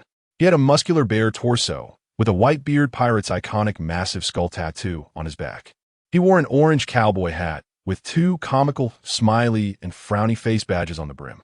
His face bore a carefree, bright smile. He looked like a ball of fire freely burning on the sea surface. Fire Fist, Ace. Even Vivi, who lived in the palace, recognized this man, who had risen to fame on the seas in recent years like Comet. The 2nd Division commander of the Whitebeard Pirates. How did he end up here? Moreover, judging by his course, he was heading straight into the pocket set by Rein. Was this a coincidence? No. Vivi and Robin simultaneously looked at the man who had not changed his expression even once. A ridiculous and terrifying thought arose in their minds at the same time. He isn't predicting. Can he see the future? On the sea, Ace also spotted the large, oddly arranged Marine fleet ahead. He frowned. The Marines? What a hassle. He was in hot pursuit of the traitor Marshal D. Teach, who had killed his comrade and defected from the crew. He had no time or interest to get entangled with the Marines here. Ace immediately turned his boat, preparing to bypass the fleet from the side. However, the largest, completely black flagship seemed to have anticipated his thoughts. It slowly crossed in front of him. Like an insurmountable steel wall, it stood squarely in his path once again. Ace halted his attack boat. The smile on his face gradually faded, replaced by a look of seriousness. Something was off. This Marine was after him. Just as he was about to speak up, ZZZZEE. A blinding golden lightning bolt suddenly exploded at the bow of the Marine flagship without warning. Ace's pupils constricted suddenly. The next moment, the golden lightning crossed hundreds of meters in a speed that surpassed his neural reactions, directly appearing before his small boat. As the lightning dissipated, a figure quietly hovered above the sea surface. The water beneath his feet was pushed aside by an invisible force, and not a single droplet of water could wet his pant legs. The white cape with the word justice printed on the back flapped in the sea breeze. Rein Hawk, his cold, impurity-free eyes calmly locked on Ace in front of him, as if examining a piece of high-value trash about to be recycled. Ace's heart sank. Such a strong sense of oppression. This man was the most dangerous Marine he had ever encountered since setting sail. His fingers instinctively ignited a flicker of orange-red flame. Marines? Ace's voice was low and wary. I haven't done anything recently to warrant you mobilizing an entire fleet to capture me, have I? Chapter 45. The Armament Haki teaches a lesson. Ace, the Navy's martial arts are unreasonable. At this moment, the sky was completely divided by two entirely different colors. One half was the orange-red flames rising from Ace, representing destruction and fury. The other half was the eerie golden lightning flowing from Rein, symbolizing judgment and divine punishment. Flame net, Ace roared, taking the initiative to attack. He spread his arms wide, and two massive nets made of flames, one on the left and one on the right, closed in on Rein. Where the flames passed, the air was scorched and twisted, emitting a hissing wail. This was an area-wide sealing attack, capable of enveloping a small island. However, Rein remained suspended in place, unmoving. Facing those two flame nets capable of melting steel, he merely raised his hands nonchalantly. Ziz! Countless golden arcs of electricity, thinner than human hair, spread out from his body, forming a golden net made entirely of pure lightning in front of him. Fire and lightning silently met in midair. There was no earth-shattering explosion. What followed was a bizarre scene that made Ace's pupils constrict. The two aggressive flame nets, upon contact with the lightning, disintegrated and melted away rapidly as if they had encountered their nemesis in the form of ice and snow, ultimately transforming into the most primitive, chaotic thermal energy particles that dissipated into the air. Wah! For the first time, an expression of disbelief appeared on Ace's face. His flames, his Mera Nomi powers had actually been suppressed? How could this be possible? Fire gun. Not wanting to accept defeat, Ace pointed his fingers towards Rein and fired dozens of bullets compressed from high-density flames. Each flame bullet possessed the power comparable to large-caliber shells. Yet, the result was the same. Those flame bullets didn't even get within 10 meters of Rein before being detonated, disintegrated, and melted in midair by the invisible electric field radiating from him. It was as if a swarm of moths was futilely flinging themselves at a sun of lightning that devoured everything. It's useless. Rein's cold voice pierced through the sound of the flames exploding, clearly reaching Ace's ears. Your flames are, in essence, plasma, and my lightning can easily alter the charge of plasma, destroying its stable structure. From the perspective of physical laws, your ability has been countered by me from the very beginning. His voice carried no hint of boastfulness. It was a cold statement, akin to a teacher explaining a math problem. But this statement delivered a psychological shock to Ace that was greater than any malicious mockery. His pride, the Mera no Mi that was praised as having the most formidable offensive power, was in the mouth of this man before him, reduced to a simple physics problem that could be easily solved. This was the most thorough denial of his very existence. Bastard, don't stand there. Spouting nonsense I can't understand. Ace was completely enraged. He no longer attempted any probing attacks. He concentrated all his power into his right fist. Divine Fire, Shiranui. A massive spear made of flames extended from his arm, piercing towards Rein's heart with unwavering resolve. This time, Rein did not counter with lightning. He watched the rapidly thrusting flame spear, and finally, there was a barely perceptible change in his expression. It was impatience, having seen through all of his praise cards. The game is over. At the moment the words fell, Rein's figure vanished from the spot. Fast, an extreme speed that surpassed vision and neural reactions. Ace's decisive Shiranui pierced through the afterimage left by Rein, made of lightning, without a doubt. And Rein's true body had already appeared before Ace like a ghost. The distance between the two was less than half a meter. For a martial arts master, this distance was paradise. But for Ace, who was accustomed to keeping his distance and bombarding with wide-ranging flames, it was hell. Alarm bells rang in Ace's heart. Without thinking, he attempted to elementalize his body again to create distance. However, it was too late. He saw a fist covered by a layer of deep, obsidian-like sheen that was visible to the naked eye. Armament, Haki. The thought had just flashed through Ace's mind when that fist had already firmly struck his abdomen. Bang! A muffled sound, as if a battering ram had hit a city wall. Ace's proud, fiery body was forcibly knocked out of its elemental state by an unreasonable force the moment that fist made contact.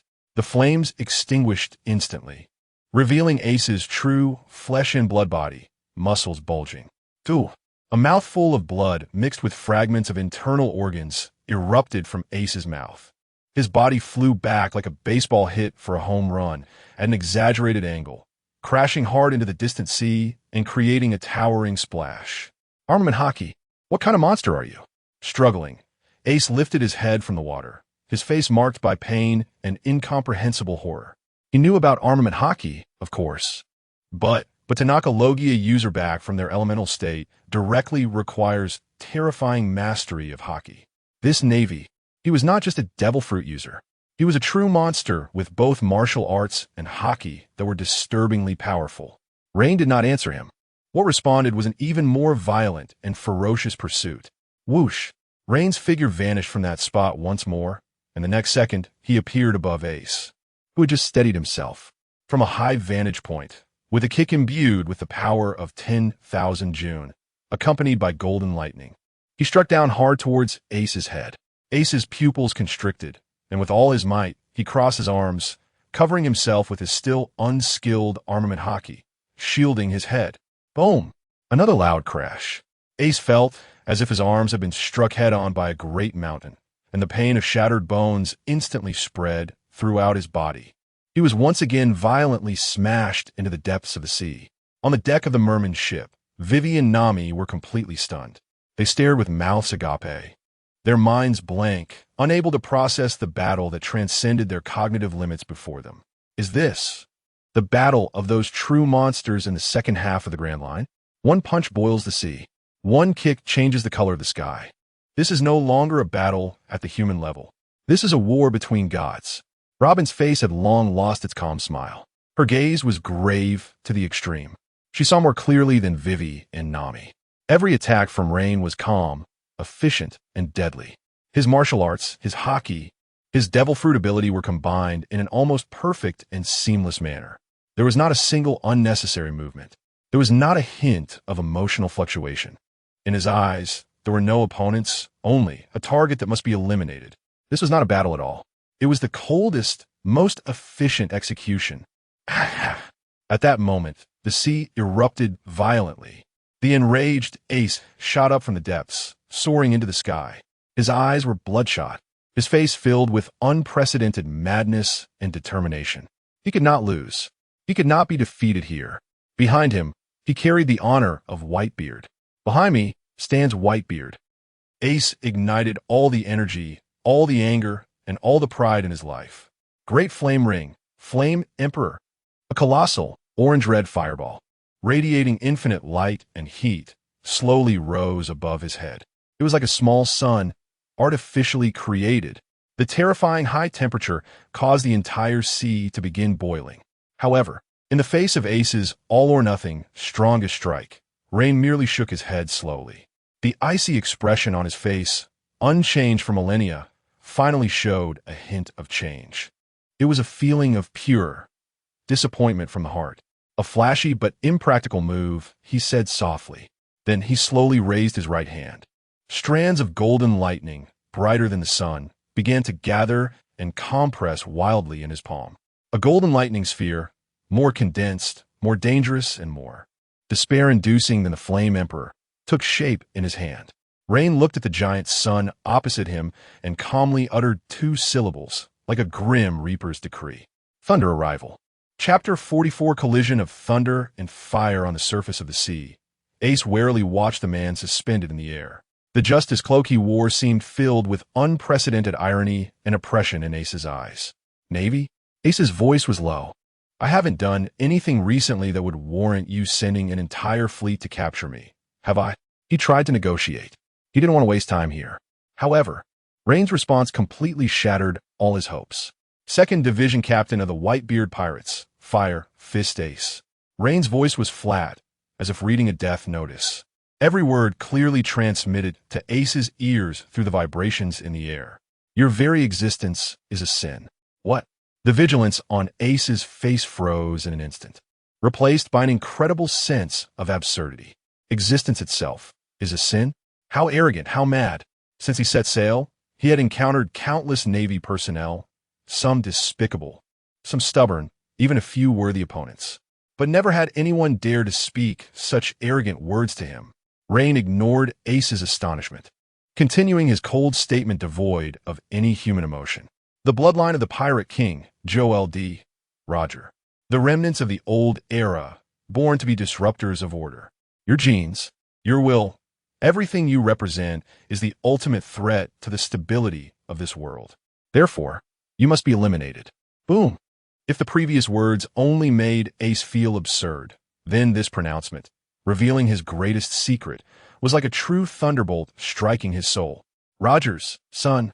This identity was the deepest taboo in his heart, a heavy shackle he had wanted to shake off his entire life. Apart from Dad Whitebeard and a few core companions, this secret could not possibly be known to outsiders. Who is this Navy? This man? How could he know? Ha! Ace suddenly lowered his head and laughed. It started as a low, suppressed laugh, his shoulders shaking slightly. Then, the laughter grew louder, more frenzied, filled with endless anger and self-mockery. Ha ha ha ha ha! What an amazing Navy! What amazing justice! Ace suddenly lifted his head, his originally cheerful face now filled with a twisted rage, with clusters of orange-red flames uncontrollably rising from his body. It seems there's no way to resolve this peacefully. Before the words fell, the pent-up anger within him erupted. Fire Fist. Ace's entire right arm instantly transformed into a surging flame. He swung his fist with great force, and a massive fire fist, comparable in size to a house, roared through the air, tearing through it and vaporizing the seawater along its path into large clouds of white mist, crashing fiercely towards Rein's face. This punch contained the pride of being the 2nd Division Captain of the Whitebeard Pirates. It also contained the boundless rage he felt after his identity was exposed. On the deck of the Moby Dick, Princess Vivi was already pale with fear at the sight of this unbelievable scene, her legs weak, almost collapsing to the ground. Nami also looked pale, gripping the ship's railing tightly. She felt she was not watching a battle, but standing next to an erupting volcano. Only Robin forcibly suppressed her shock, using her calm, scholarly mind to swiftly analyze everything before her. Fire Fist Ace, a monster with a bounty of 550 million. This punch's power was enough to melt a naval battleship into molten iron instantly. How would that man respond? Under everyone's gaze, facing the giant fiery fist capable of incinerating everything, Rein did not flinch or evade. He simply calmly raised his right hand. Then he spread his fingers. ZZZZ. A golden lightning bolt, more than 10 times thicker than when it first appeared, shot fiercely from his palm. That was not lightning. That was thunder. The awe-inspiring divine might used by gods and myths to punish the sins of the world. Fire Fist, Thunder Pillar. These two powers belonging to the pinnacle of nature collided violently in the most primal and savage manner hundreds of meters above the sea. Boom! There was no sound, or rather, at the very first moment of the explosion, sound was completely swallowed by the terrifying energy shockwave. Before everyone's eyes, there was only a blinding platinum light. Then, an indescribable, terrifying storm, mixed with superheated steam, swept in. The massive ship of the Moby Dick, weighing thousands of tons, shook violently under the shockwave. Everyone on the deck instinctively closed their eyes, using their arms to shield their faces. The sea was thoroughly boiled. At the point of collision, the seawater within a radius of hundreds of meters was madly churning, boiling, and evaporating. A gigantic white steam mushroom cloud shot up into the sky. No one knew how long it had been. When the light faded and the storm calmed, the people on the deck cautiously opened their eyes again. Then, they saw a scene they would never forget for life. On the steamy surface of the sea, Rein's figure was still suspended there. His white justice cloak showed no signs of damage, not even a wrinkle. He was completely unharmed. And opposite him, Ace's small boat had long been capsized by the shockwave. Nowhere to be found. He himself was half kneeling on a piece of floating wreckage, gasping heavily. His exposed upper body bore charred marks from electric arcs. Ace's face was filled with disbelief. He lost. No, this was just an exchange of blows. But his proud fire fist was so effortlessly countered by the opponent? How could this be possible? He was a natural type Mera Nomi user. The temperature of the flames is quite good. Rein's cold voice penetrated the swirling steam, clearly reaching Ace's ears. But unfortunately, no matter how high the temperature, it cannot match the voltage of lightning. There is a hierarchy even among natural types. Fire conducts electricity. You should understand this principle. Ace's body trembled violently. Hierarchy, relationship? He certainly knew this concept, just like sand fears water and marshes fear dryness. But the Nomi had always been considered one of the top-tier natural types in terms of attack power. He had never thought that one day he would be taught by someone using the theory of attribute restraint in such a condescending manner. This was humiliation, a blatant denial of his power. Bastard. Ace gritted his teeth, squeezing out 2 words through clenched jaws. He slowly straightened his body. He no longer held back. There was no longer any carelessness or luck. The man before him was the strongest enemy he had encountered since setting sail. Flame on. Ace let out a roar, his entire body's muscles instantly transforming into a blazing orange-red flame. He became a towering giant made entirely of pure fire. In the next second, the seawater beneath his feet was completely evaporated. He transformed into a massive fire meteor, carrying the terrifying might of burning mountains and boiling seas. And once again charged towards Rein. This time, he intended to turn this arrogant navy and his ridiculous order into ashes. Faced with Ace's all-out, desperate strike, Rein's face remained expressionless. He slowly raised his head. Then his entire body began to change. Flesh and bones disassembled and reassembled in an instant, transforming into countless pure lightning particles, flickering with golden sparks. Boom! Rein's figure vanished from the spot. In its place was an enormous golden lightning spear that pierced through the sky and the sea. Dark clouds gathered in the sky. Above the ocean, lightning and flames intertwined and collided once again. A truly world-destroying battle belonging to top natural ability users officially erupted. Chapter 46. The 7 warlords join the fun. The sea hero Jinbei comes to take a beating.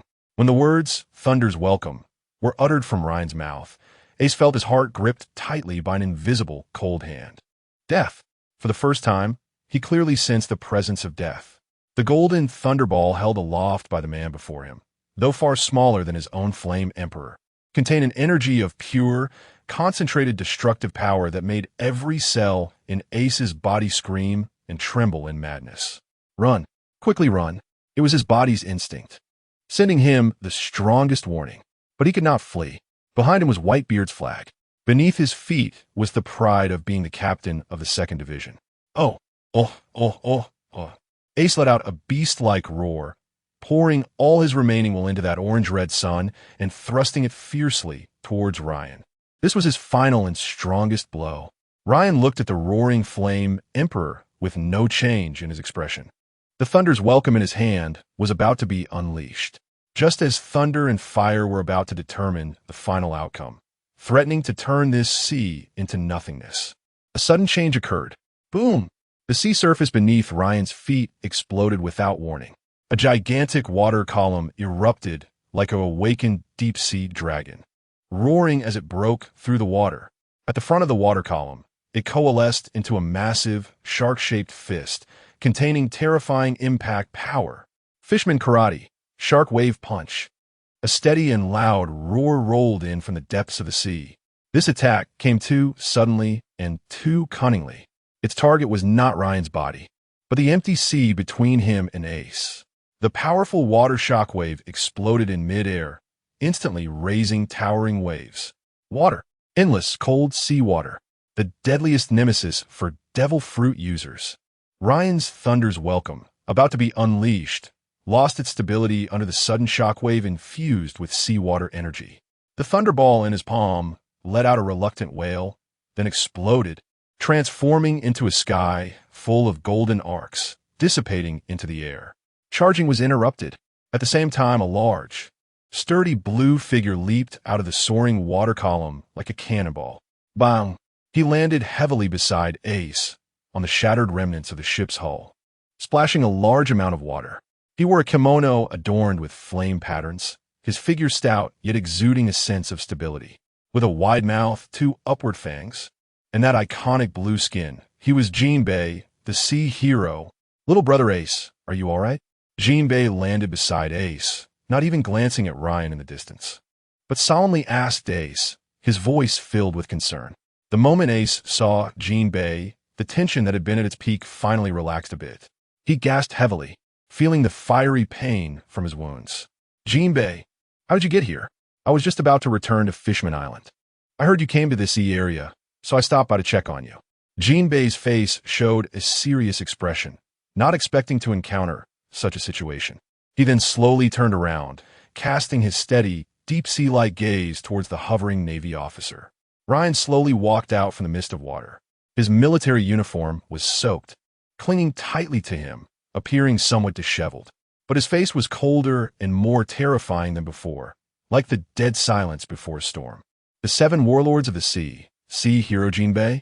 Ryan's voice was devoid of warmth, his golden pupils locking onto Jinbei. The lackey of the world government dares to learn from pirates and obstruct the Navy from executing justice? His words were filled with blatant, extreme contempt. Ding! New high-value target detected. Target: the 7 warlords of the sea, Sea Hero Jinbei. Target identity: Guardian of Fishman Island, former captain of the Sun Pirates, master of Fishman Karate. Target potential threat level: constitutes an unstable factor for the world government's warlord system. System task updated: eliminate all evil that obstructs order. Killing target Jinbei will grant extra justice value rewards. The cold system prompt flashed through Ryan's mind. Jinbei listened to Ryan's insulting words, but did not get angry. He just responded with a loud and firm voice. Ace is my friend, no matter who you are or what kind of justice you represent. I can never stand by and watch you kill him. Every word of his was powerful and resonant, filled with the unyielding resolve of a righteous man. Friend? Upon hearing these 2 words, a bizarre and twisted expression suddenly appeared on Ryan's face. He laughed. First, the corners of his mouth silently curled up. Then a low chuckle escaped from his throat, eventually erupting into raucous laughter filled with endless mockery and arrogance. Ha! Ha ha ha ha ha! His laughter echoed across the chaotic sea that had just experienced a great battle, sounding so harsh and insane. Vivian Nami on the deck trembled at his sudden laughter, instinctively taking a step back. Only Robin, watching the laughing man, had a more playful and expectant smile on her lips. She knew that this new boss was about to reveal a side even more terrifying than a devil. The laughter abruptly stopped. Ryan slowly reined in his smile, his golden pupils returning to their dead, icy state, looking down from above at Jinbei and Ace. Friend? He seemed to have heard the funniest joke in the world. A mere 7 warlord of the sea dares to mention the word friend in front of me? Perfect. Ryan's body slowly rose into the air again, the moisture on him evaporating instantly under an invisible energy. The white Justice cape fluttered once more, moving of its own accord. Today, let you old era garbage see clearly. His voice was not loud, but it struck like thunder in everyone's hearts. In front of my absolute order, what is the so-called 7 warlords and the so-called friendship? How utterly fragile. Today I, Ryan, will take down 2. Chapter 47. The warm-up is over. Now, I will break your friendship. I, Rein, will take on 2 today. This extremely arrogant declaration hit everyone's hearts like a deep water bomb thrown into a calm lake, stirring up monstrous waves. 2. He wants to target both Iron Fist Ace and the Fishman Jinbei, 2 top-tier powerhouses in the Grand Line with combined bounties exceeding 900 million berries. Crazy. This was the first thought that flashed through Jinbei's mind. He had seen countless arrogant pirates and confronted the monstrous vice admirals of the Navy headquarters. But no one had ever dared to utter such contemptuous words in the presence of him, and Ace teaming up. Ace, be careful. Without a moment's hesitation, Jinbei immediately bent down and assumed the standard stance of fishman karate. This man was not right. Ace did not respond. But the roaring flames reignited on his body had already indicated his stance. His anger had long since burned away his rationality. Who cares who he is? Who cares how strong he is? To dare to insult his and Dad's name like this, then, he will be turned to ashes by flames. However, Rein did not give them any time to prepare.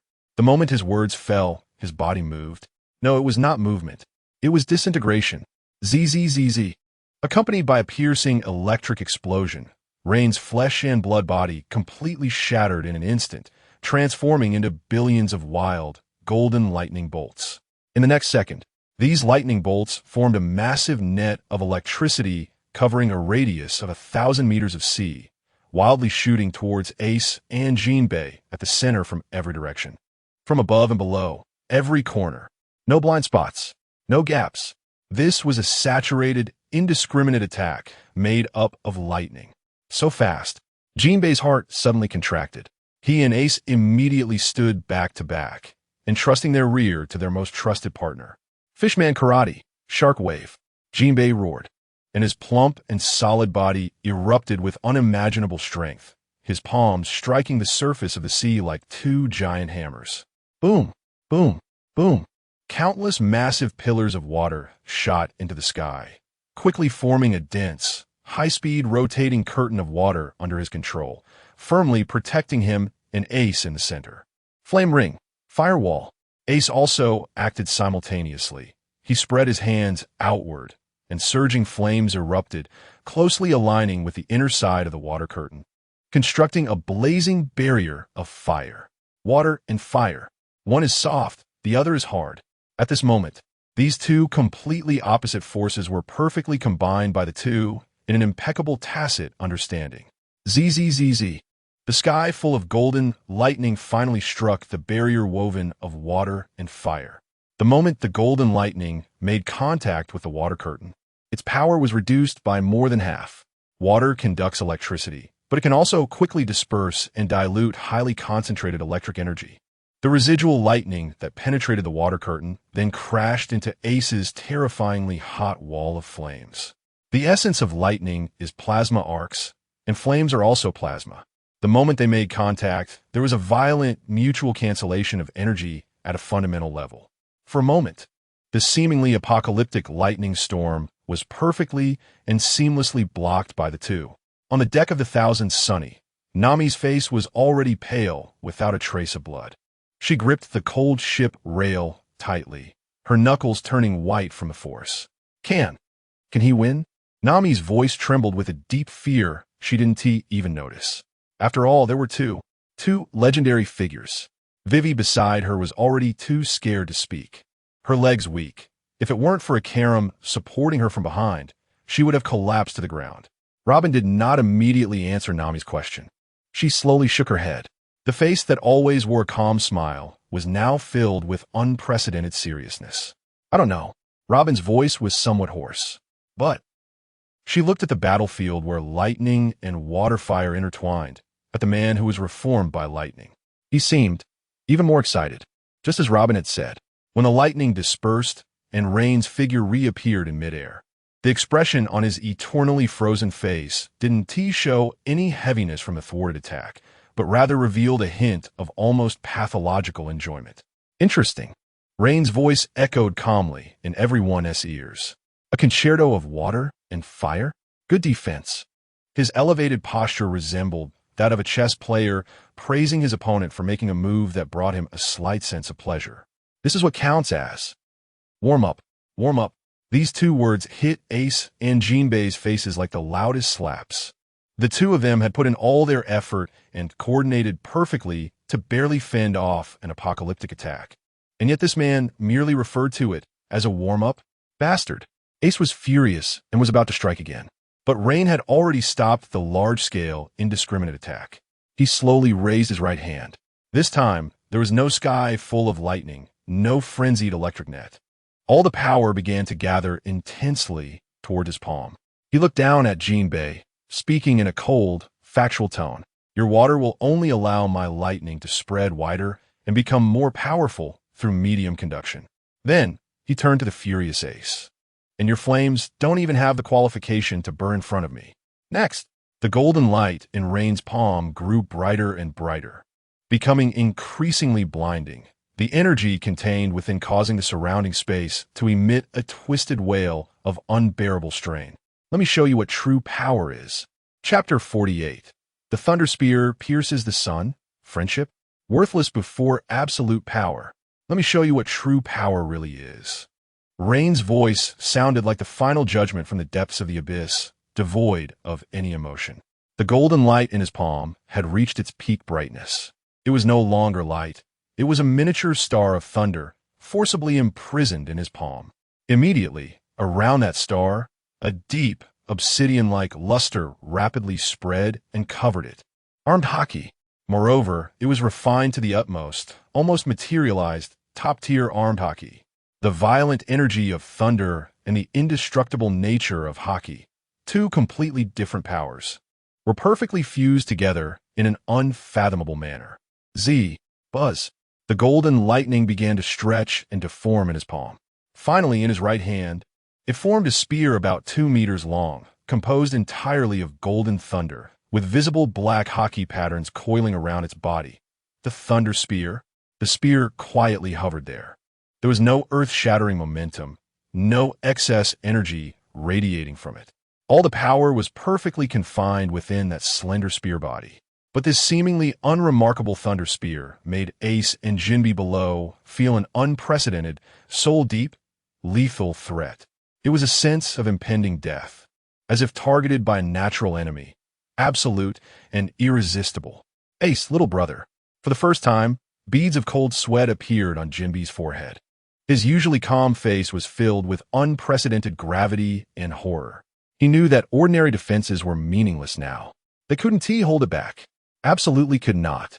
The man before him was about to unleash a deadly strike that could determine life and death in one blow. Fishman Karate ultimate move. Fishman Spear. Jinbei let out a thunderous roar that echoed through the skies. He gathered all his lifelong training.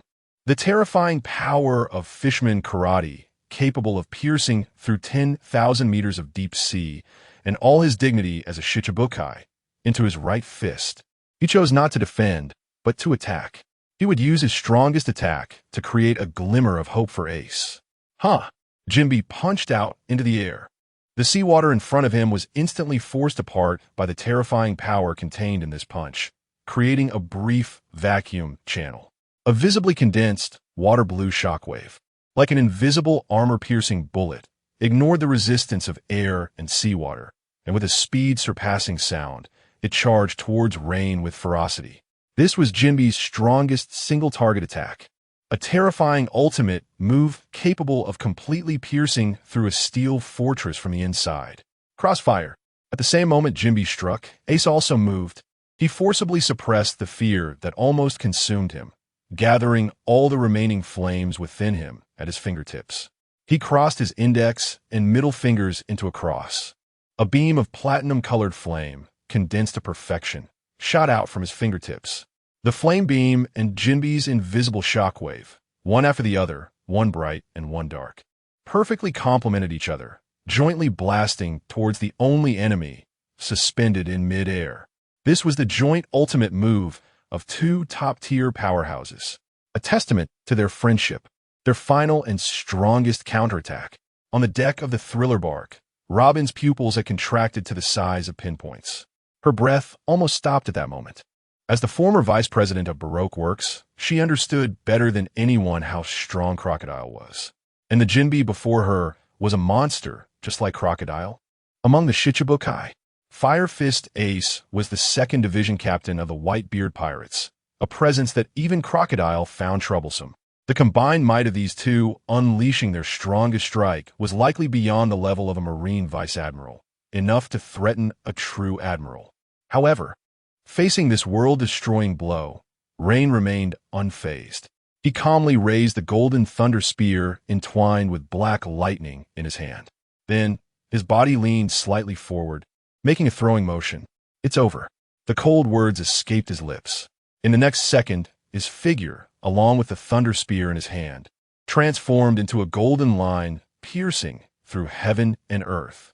That golden line ruthlessly met the water blue shockwave and the platinum flame beam.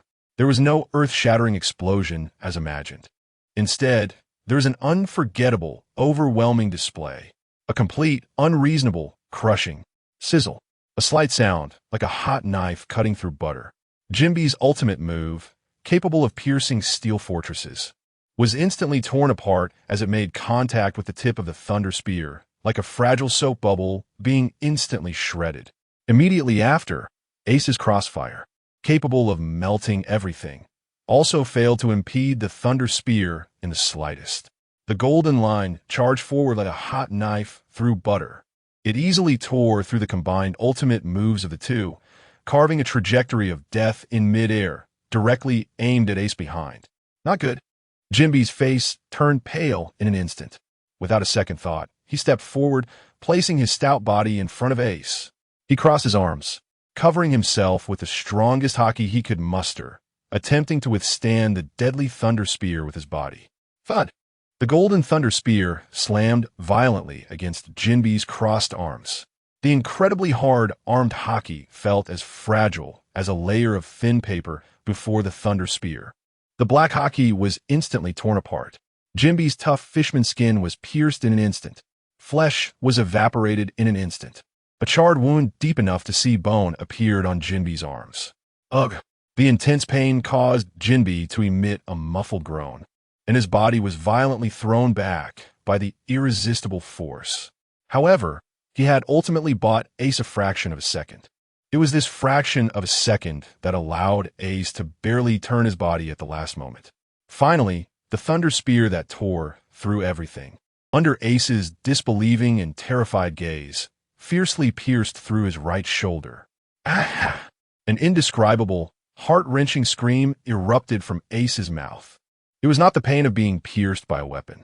Instead, it was the extreme agony of millions of volts of violent electricity rampaging through his body, destroying every single cell, every nerve.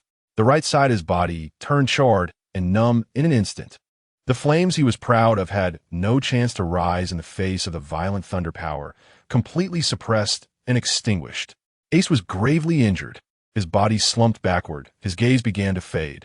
In the final moment before consciousness fell into darkness, he only saw the man slowly retracting his throwing posture, still quietly suspended in midair. The white justice cloak on him was spotless. Chapter 49, Whitebeard, you're next. The Navy's new star, terror of the seas. The moment Ace fell, time seemed to stand still. On the surface of the sea, only his heart-wrenching scream echoed for a long time. Ace, my brother. Jinbe looked at Ace in his arms, who was gasping for breath, with his right shoulder charred and nearly pierced through, his eyes nearly bursting with rage. He reached out his hand, wanting to support Ace, but was shocked by the violent golden arcs of electricity remaining on Ace's body, causing his arm to tingle. Fear. An unprecedented, icy fear surged from the soles of Jinbe's feet straight to the crown of his head. He had lost. He and Ace, two top-tier powerhouses known throughout the Grand Line, had teamed up, and yet, before this man, they couldn't even last 3 minutes. This wasn't a battle. This was a one-sided execution. If they continued fighting, they would truly die here today. Without any hesitation, Jinbei grabbed the already unconscious Ace and crashed his massive body into the cold sea. Escape. They had to flee immediately. This man was a true monster, more unreasonable and terrifying than a Navy admiral, a demon. Jinbei held Ace and dove into the deep sea at the fastest speed. He didn't even dare to look back. He feared that if he turned around, that golden, deadly lightning would catch up with him, burying him and Ace in this sea forever. However, Rein did not pursue. He merely floated quietly above the chaotic surface of the sea, looking down at the figure rapidly disappearing into the deep sea. His gaze seemed to pierce through the thousands of meters of water, precisely landing on the man in Jinbei's arms, who, though unconscious, was still gritting his teeth. Then he spoke. His voice was not loud, but it utilized some special technique, clearly reaching the ears of Jinbei and Ace, who were rapidly descending. Go back and tell Whitebeard. His era is about to end. The next one is him. A cold, emotionless death sentence. Ace, who had already fallen into a semi-conscious state, trembled violently the moment he heard those words. He used his last bit of strength to force his bloodshot eyes open, straining to see the figure on the surface of the sea, like a god or demon. He needed to remember this face. He needed to remember this humiliation. He needed to remember everything this man had said to him and the Whitebeard pirates today. Rein Hawk. This name, like the deepest brand, was fiercely etched into Ace's soul.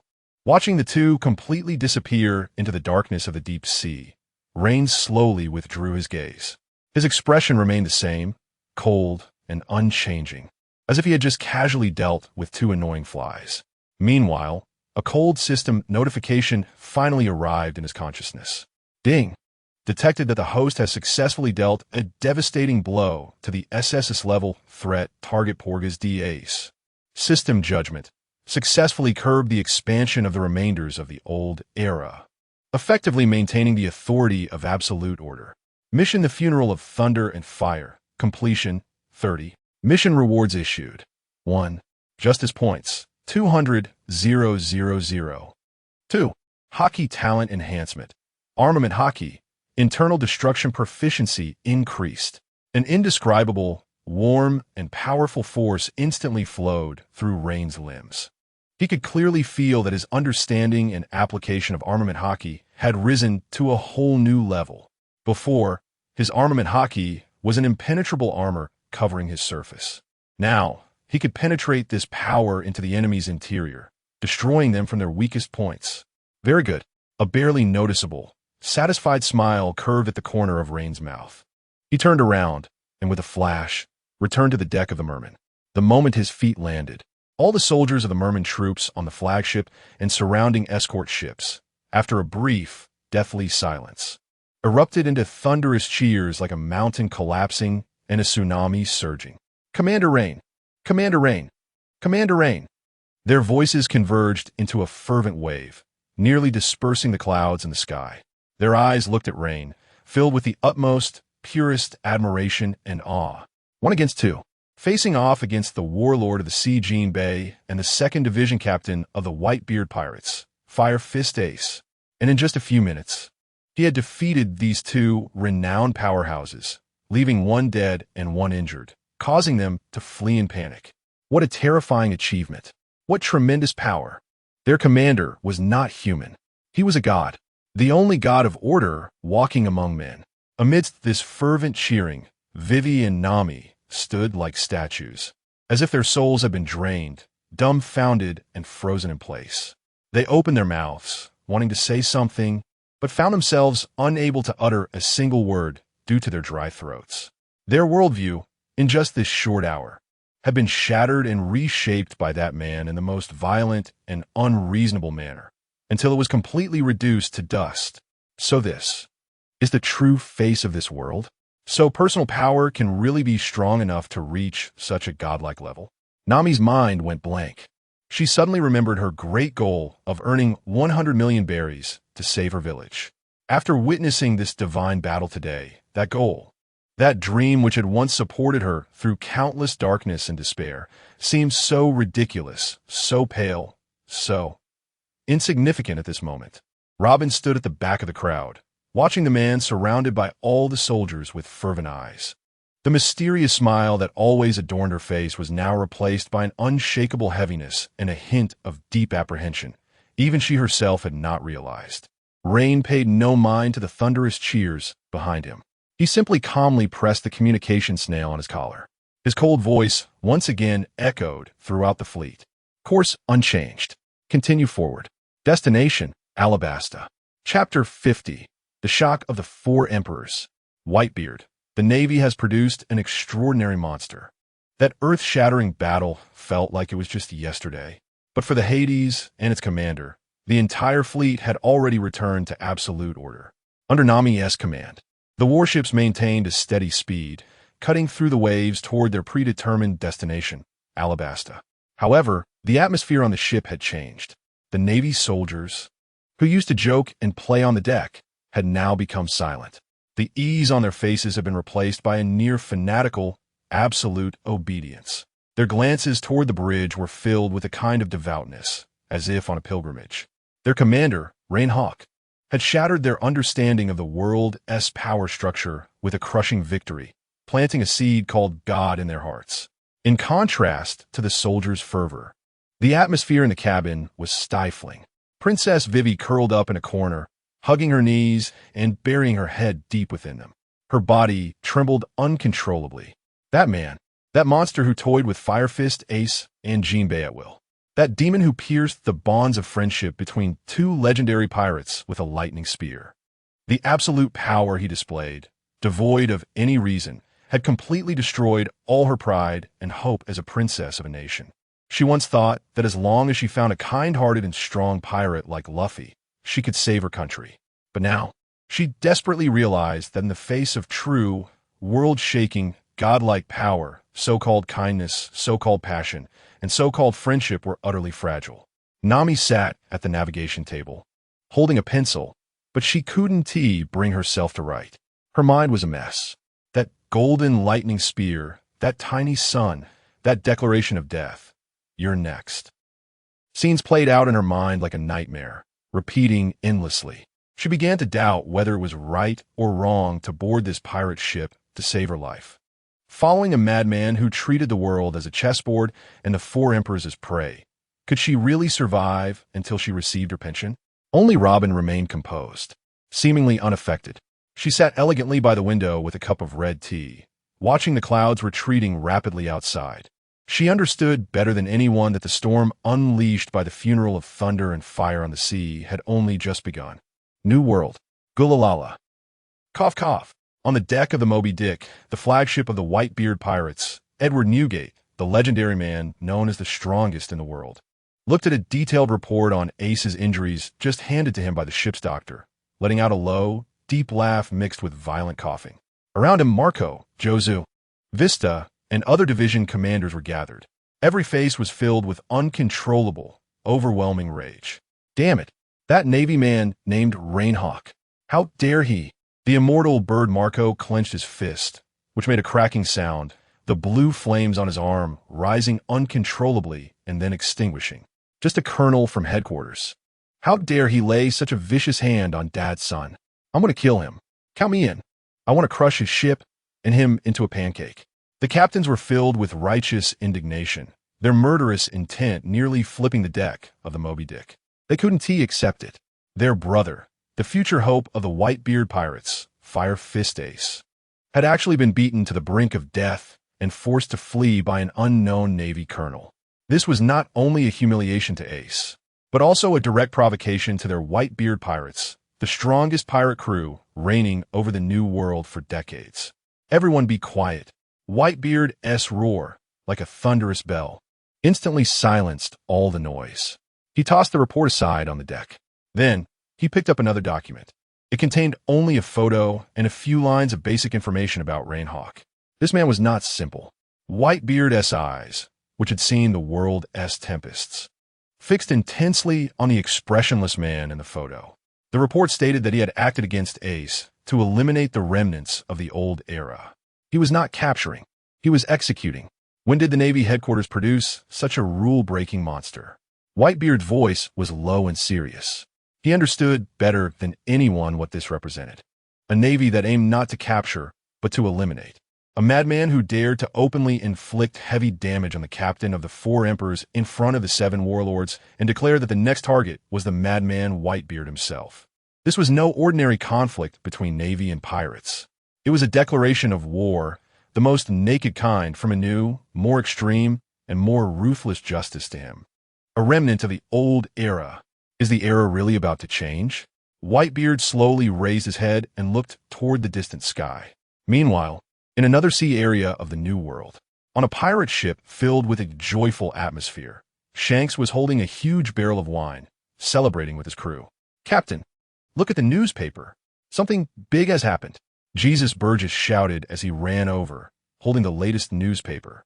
"Oh, what fun thing has happened?" Shanks hiccuped, his drunken eyes blurry as he took the newspaper. "Fire Fist Ace of Whitebeard has been defeated by a Navy colonel? Ha, this kid is too careless." His laughter abruptly stopped when he saw the photo of the man on the newspaper, along with the report about the bloodline of the Pirate King. The noise on the ship seemed to be paused. Everyone noticed the instant disappearance of all drunkenness from their captain's face. "Rein Hawk." Shanks murmured the name. He handed the newspaper to Ben Beckman beside him. "This guy is coming for that family." Beckman lit a cigar and exhaled a puff of thick smoke. "And he knows a lot of secrets that the Navy shouldn't know." Shanks picked up the wine barrel again and took a big gulp. "It seems a bigger storm is coming." "Wano country, Onigashima." "Waha, interesting. So interesting." Kaido of the 100 Beasts laughed loudly, looking at the report about Rein in his hands. "A navy who dares to challenge Whitebeard and knows how to kill? Go, capture him and bring him to Wano. I want to see if his bones are tougher or my Kanabo. Whole Cake Island. Navy's new toy." Charlotte Linland stuffed a huge piece of cake in her mouth while listening to her eldest son Perospero's report. "Go investigate what interesting devil fruit he has eaten. If it's delicious, invite him to my tea party." Just one day, the name Rein Hawk swept through the New World like a Category 12 typhoon in an instant. In the eyes of those top powerhouses in the New World, this name was equated with danger, madness, and uncertainty. And the protagonist who stirred up this colossal wave was currently standing at the bow of the Hades, calmly gazing at the yellow sandy coastline gradually appearing on the horizon. "Report, sir. We have entered the territorial waters of Alabasta. We expect to arrive at the port city of Nahama in 30 minutes. Rein did not respond. He simply issued a simple command to Robin behind him. "Go, bring Princess Vivi out." Chapter 51. Welcome to my kingdom. The hunting ground of the sand crocodile. 30 minutes later, the massive and menacing bow of the Pluto easily tore through the murky, yellow waters of the Nayana harbor, as if cutting through tofu. With a dull thud of steel colliding, the flagship steadily docked at the pier. No commands were needed. The trained soldiers of the Pluto quickly sealed off the entire dock area, their dart gun muzzles aimed at every ragged dock worker attempting to approach. Rein stepped down the gangway, his military boots crunching on the parched, scorching ground. A wave of hot air mixed with yellow sand and despair hit him in the face. The entire city was shrouded in a heavy atmosphere of death. Few pedestrians were on the streets, each face bearing a numb expression formed by long-term drought and hunger. The air was thick with a nauseating and oppressive aura. "Go, bring Princess Vivi out," Rein commanded Robin behind him without looking back. Soon, Vivi, escorted by 2 female soldiers, appeared on the deck. When she saw the familiar yet strange sight of her homeland, her body trembled violently. This is Nayana? The bustling port city filled with laughter in her memories? Why has it become like this? The cracked land, the withered plants, and those hollow-eyed citizens like walking corpses. Why? Vivi's lips trembled slightly, tears uncontrollably sliding down her cheeks. Her heart felt as if it were gripped by an invisible hand, painfully squeezing until she could hardly breathe. Rein ignored her sorrow. He simply led her, along with the equally somber Nami and the amused Robin, into this city that had already fallen into a countdown to death. "Water, give me water. I'm dying of thirst." In a corner of the street, several children surrounded a dried-up well, weakly pleading in despair. Their mother could only helplessly hold them, kissing their hot foreheads with her cracked lips. Vivi could no longer contain herself. She broke free from the soldier's grasp and rushed forward. Stop! Rein's cold voice fell like a bucket of ice water over her. What do you want to do? Water them with your tears? Or do you want to tell them you're a princess so they can pin their last hopes on you? A useless person who can't even protect herself? Rein's words sliced through Vivi's dignity and spirit like a sharp knife. At that moment, a commotion erupted not far away. Hey, is there any food here? A boy wearing a straw hat was weakly slumped over the back of a similarly dizzy, algae-haired swordsman. Luffy, just hang in there. We will definitely find food. A long-nosed boy and a creature dressed in a reindeer costume cheered him on from the side. The straw hat crew. A faint, cold smile tugged at the corners of Rein's mouth. Luffy's hungry eyes inadvertently glanced this way. When he saw the man in the white justice cloak, standing tall, his foggy mind instantly cleared. It's him, Roachtown, the terrifying navy that almost killed him. It's you. A surge of incredible strength erupted from Luffy's body as he leaped off Zoro's back, striking a standard battle pose. His aura became unprecedentedly vigilant and serious. However, Rein never looked at him once. His gaze remained calmly fixed on the beautiful, tear-streaked face beside him.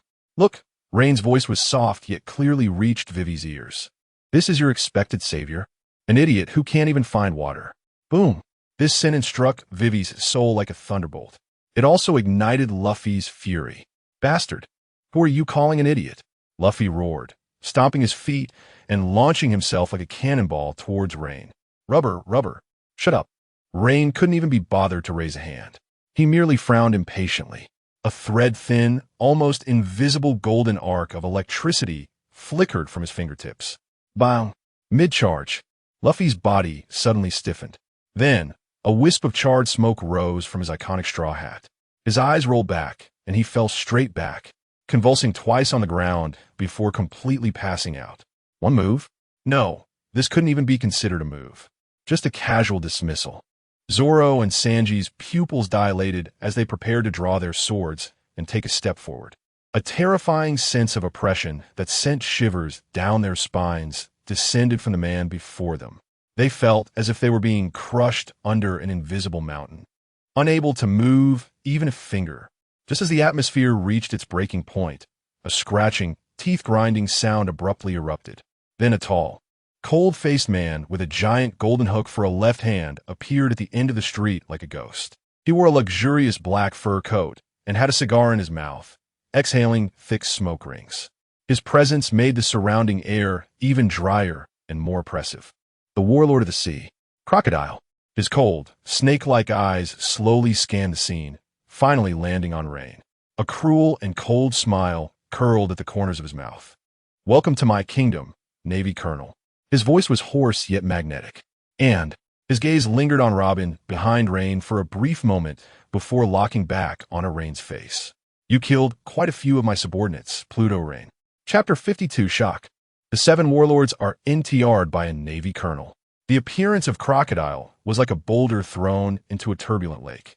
The streets of Naida instantly fell into a dead silence.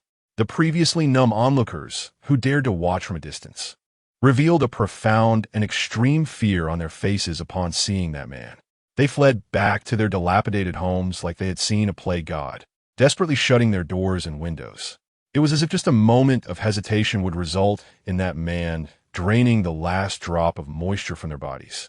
Crocodile enjoyed this feeling of being feared. He slowly stepped forward, his golden hook reflecting a cold light in the sun. His gaze swept over the straw hat kid on the ground, still emitting smoke and foaming at the mouth, filled with undisguised disdain. Then he looked at Robin, who stood behind Rein. A fleeting shadow of gloom passed over her face, which was usually adorned with a cold smile. Mississippi. All Sunday. The key to his most important search for the ancient weapon Pluton was unexpectedly by this Navy man's side. Mississippi. All Sunday. Crocodile's voice was hoarse and deep, carrying an undeniable commanding tone. It seems your vacation is over. Now come back to my side. Upon hearing this, Robin merely elegantly brushed her hair and curled her lips into a playful smile, but she said nothing. Crocodile. A scream filled with endless anger and hatred shattered the eerie calm. Vivi's azure eyes were now bloodshot, as she stared fiercely at the culprit who had destroyed her country and plunged her people into misery. "You demon, I will kill you." She charged forward recklessly, like an enraged lioness. However, she had only taken 2 steps. Sahara, Crocodile, didn't even glance at her, casually raising his right hand. The yellow sand on the ground instantly came to life. It transformed into chains of sand, swiftly wrapping around Vivi's limbs and body, binding her tightly in mid-air. The sand continued to tighten. Vivi let out a muffled groan of pain, her face turning pale. "A noisy princess," Crocodile commented disdainfully. Then he turned his proud, king-like gaze back to Rein. "Navy." He exhaled a puff of smoke and spoke in a condescending tone, as if granting a favor. "Hand over my subordinate, Mississippi. All Sunday, and this country's princess to me. I can pretend nothing happened and let you and your fleet leave my country safely." His words were filled with the arrogance of someone in a position of power, as if allowing Rein to leave safely was a tremendous grace he was bestowing. Upon hearing this, Rein smiled. First, the corners of his mouth silently curled upwards. Then a low chuckle escaped from his throat, which quickly evolved into reckless laughter filled with endless mockery and arrogance. "Ha ha ha ha!" His laughter echoed through the dead streets, sounding so harsh and insane. Crocodile's expression instantly darkened. "What are you laughing at?" The laughter abruptly stopped. Rein slowly retracted his smile, his golden pupils regaining their cold. Dead calm as he stared at the 7 warlords before him. "Your subordinate?" Rein extended his hand, possessively wrapping it around Robin's shoulder. Robin's body stiffened slightly, but soon relaxed, even leaning closer to Rein. "I'm sorry, but from now on, Miss Robin is my chief intelligence officer. As for the princess..." Rein's gaze fell on the bound Vivi. "She is the key to unlocking this rotten, filthy treasure chest of alabasta." He raised his head and met Crocodile's eyes, which were now blazing with fury. "Crocodile, it seems you don't understand the situation. Here." Rein's voice was not loud, but it struck Crocodile's heart like a heavy hammer. "I am a hunter, and you are the prey." Boom! Crocodiles aura exploded. He could no longer maintain his composure and arrogance. His face twisted with extreme anger. Prey? Him? The king of the 7 warlords.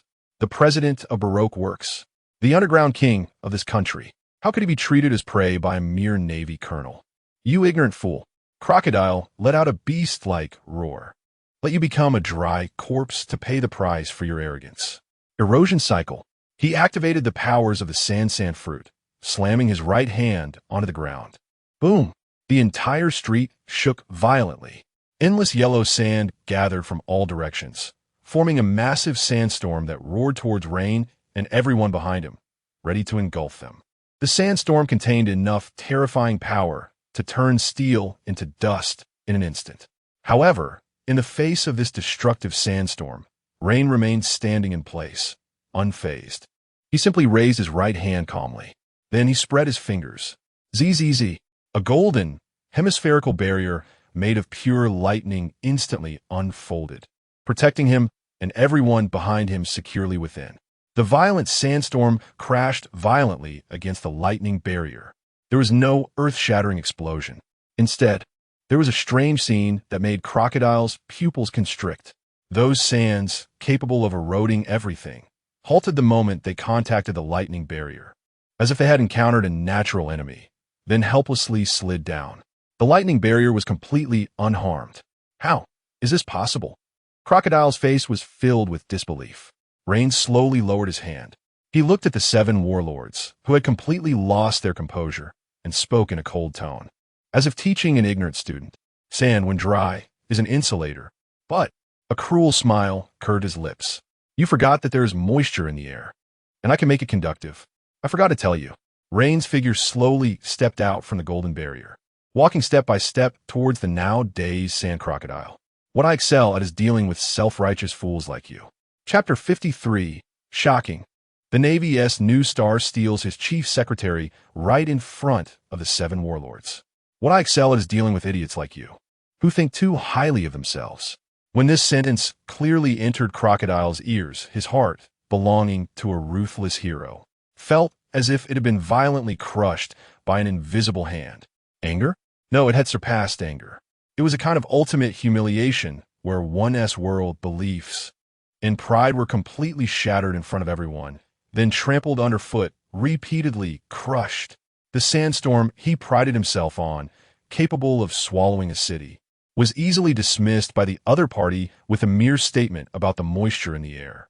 His absolute advantage as a Logia-type user turned into a ridiculous, deadly weakness in front of his opponent. You. Crocodile let out a hoarse, beast-like growl from his throat. He could no longer maintain the calm demeanor of a warlord. All he wanted now was to tear apart the flesh and blood of the man before him in the most primitive, brutal way. I will drain you to a dried corpse. Crocodile roared, and his entire being transformed into a shadow of yellow sand, charging fiercely at Rein. He no longer employed any flashy, wide-ranging abilities. He concentrated all his power onto his left hand, where a huge golden hook glimmered with a sinister, cold light. That hook was not just a weapon. It was coated with venom potent enough to kill an elephant in an instant. Just a scratch, just a tiny wound. He could make this arrogant Navy man howl in the depths of despair and turn into a pile of dry bones. However, facing this deadly strike filled with Crocodile's murderous intent and rage, Rein did not retreat but advanced. He didn't even make a single extra defensive move. Calmly, he stepped forward to meet that golden cold light. Then he raised his right fist. A layer of deep, obsidian-like sheen instantly covered his entire fist. Armament Haki. The next second, fist and hook collided violently. Clang! A piercing sound, so intense that everyone nearby instinctively covered their ears, erupted. The sound was like two high-speed steel trains colliding head-on in the most brutal manner. At the center of the collision, a visible white shockwave erupted, wildly spreading outwards. The windows of the buildings on either side of the street shattered into powder in an instant due to this shockwave. The grimace on Crocodile's face froze at the moment of contact between fist and hook. In its place was an incomprehensible, extreme shock. He felt as if he had not collided with a fist, but rather a colossal, immovable ancient mountain descending from the sky. A force so terrifyingly unreasonable surged from that fist, crazily transmitting through his golden hook, flooding his arms, and spreading throughout his body. Crack! A subtle, mournful sound of bones under unbearable stress rang out. Crocodile's body was like being struck head-on by an invisible battering ram, uncontrollably flying backward. His feet plowed two deep furrows, each over 10 meters long, into the cracked ground before he barely stabilized himself. He looked up at the man who still stood in place, not having moved an inch. His left arm trembled violently, uncontrollably. The skin at his palm had already cracked, and blood dripped from the gap in the golden hook onto the scorching yellow sand. Martial arts? Haki? How could this man's martial arts and Haki be so terrifyingly powerful? Isn't he a Thunderfruit user? How could a Devil Fruit user possess such horrific, pure physical strength? This is unreasonable. This is unscientific. Just as Crocodile's mind fell into chaos, Rein moved. His tall figure vanished from his spot once more. The next second, he appeared before Crocodile like a ghost. A lightning-fast kick, carrying immense power, struck fiercely toward Crocodile's head. So fast, Crocodile's pupils contracted to the size of needle tips. He had no time to think. His body instinctively reacted before his brain could process. Elementalization. Swish. In an instant, his body disintegrated into countless fine grains of yellow sand, scattering in all directions. The kick capable of exploding mountains predictably passed through the sand mist and kicked empty. Success. I avoided it. A momentary relief flashed through Crocodile's mind. However, the next second, his body, composed of countless grains of sand, suddenly froze. He saw that the foot that had missed was inexplicably covered with a layer of surging, violent golden arcs of electricity. High-voltage current. Zap! The golden arcs instantly transmitted through the sand particles that came into contact with Rein's military boots, affecting every grain of Crocodile's body. Ugh! A muffled groan of suppressed pain emerged from the sand mist. It felt as if every single cell in his body was being pierced and electrocuted by billions of steel needles at the same time. It was an ultimate numbness and agony that originated from the depths of his soul. The state of elementalization could no longer be maintained. The scattered yellow sand forcibly reassembled into Crocodile's human form in an instant. Stumbling, he took 2 steps back, his face already turning pale. His hair stood on end, and the luxurious fur coat he wore became charred and emitted wisps of blue smoke. In just one encounter, a brief clash lasting less than 10 seconds, he, the warlord of the sea, Crocodile, was utterly defeated. Whether it was his devil fruit ability or haki, they were completely crushed by the other party in an almost overwhelming manner. I told you. Rein slowly retracted his leg, speaking in a tone that stated a fact. You were just prey. This sentence was like a bucket of the coldest seawater mixed with ice shards poured from Crocodile's crown down to his feet, instantly cooling his heated mind caused by anger. I can't win. This man is a true monster. He is on the same level as Whitebeard and Kaido, standing at the pinnacle of the world. The intelligence was completely wrong. What kind of demon has the Navy headquarters hidden?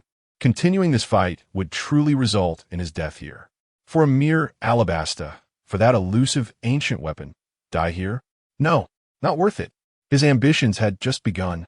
The expression on Crocodile's face, twisted by pain and anger, vanished in an instant.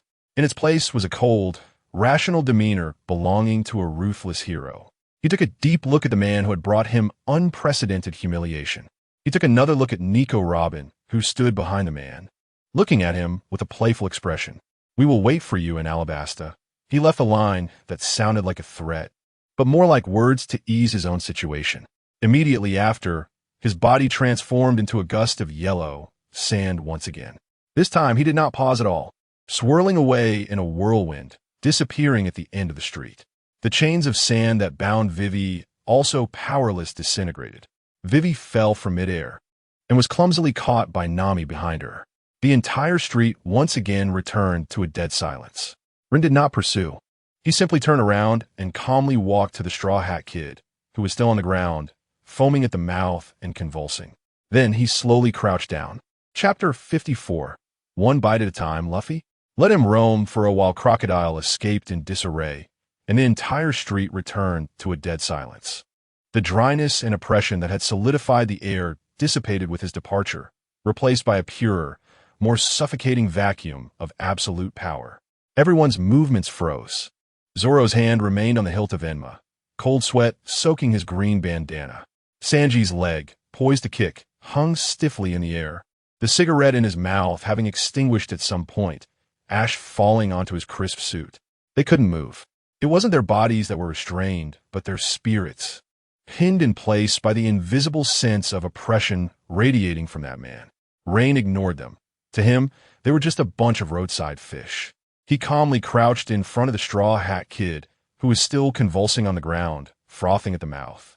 Monkey D. Luffy, the destined child who would stir the entire world, raising the flag of freedom and opposing absolute order. A system-marked, SSS-level ultimate threat. Right now, he lay defenseless before him. Just a hand's reach away, he could easily snap his neck, eliminating the future greatest threat in its cradle.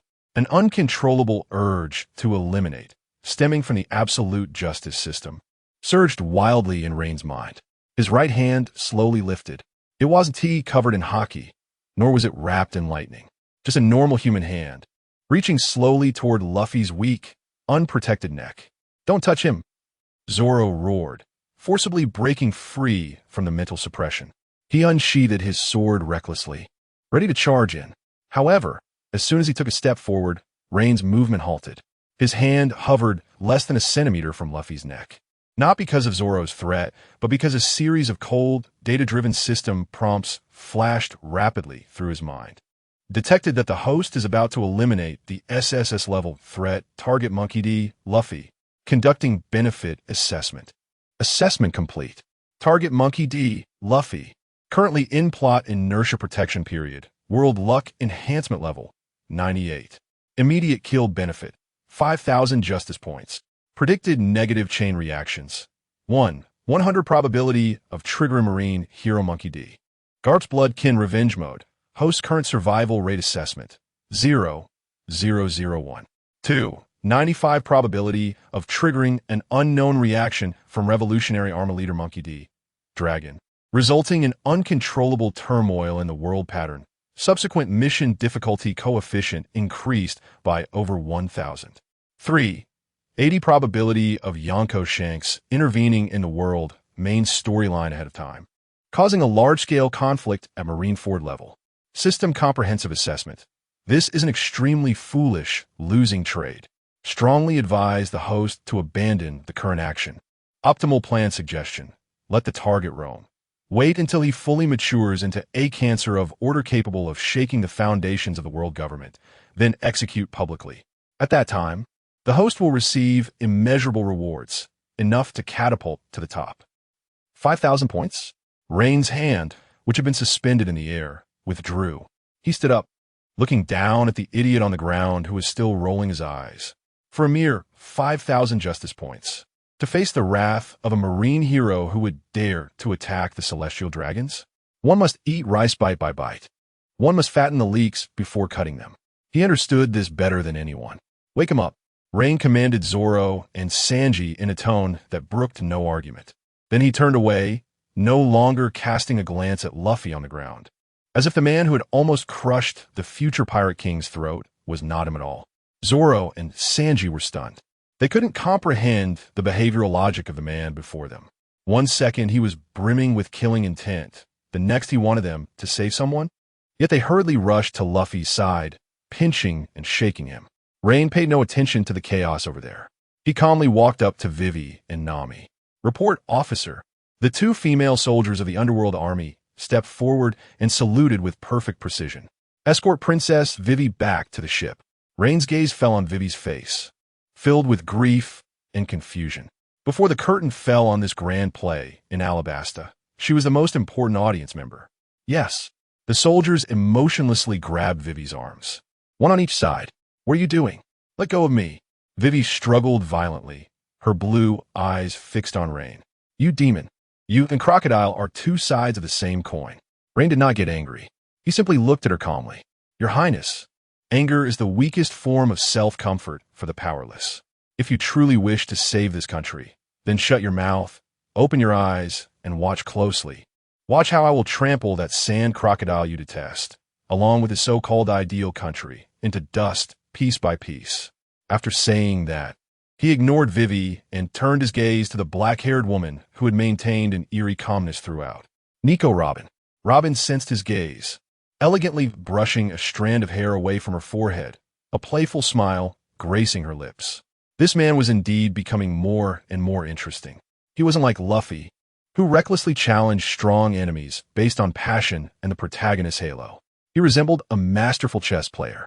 Alabasta was the chessboard, Crocodile, Vivi the Straw Hat crew, and even himself were pieces. What he sought was not a simple victory, but all the benefits that could be gained after winning this chess game. Perhaps following him would truly lead to the answer she had been seeking all along. Everyone, listen up. Rein's voice echoed across the entire dock. The soldiers of the Underworld Army stationed around immediately formed ranks with almost mechanical precision. Target rainy ground. Move out. Those 2 cold words announced the official start of the hunt. The synchronized sound of military boots hitting the ground converged into a torrent of steel, marching deeper into the desert. Nami stood frozen in place, watching the army exuding an aura of death, her body trembling slightly. Her mind replayed the brief, yet thrilling battle. Lightning subdued the sand. It was because the moisture in the air conducted electricity. So if I could control the moisture in the air, could I? A mad, bold idea quietly sprouted in her mind. Hey, you bastards in the Navy, stop. At that moment, a strong, angry voice came from behind.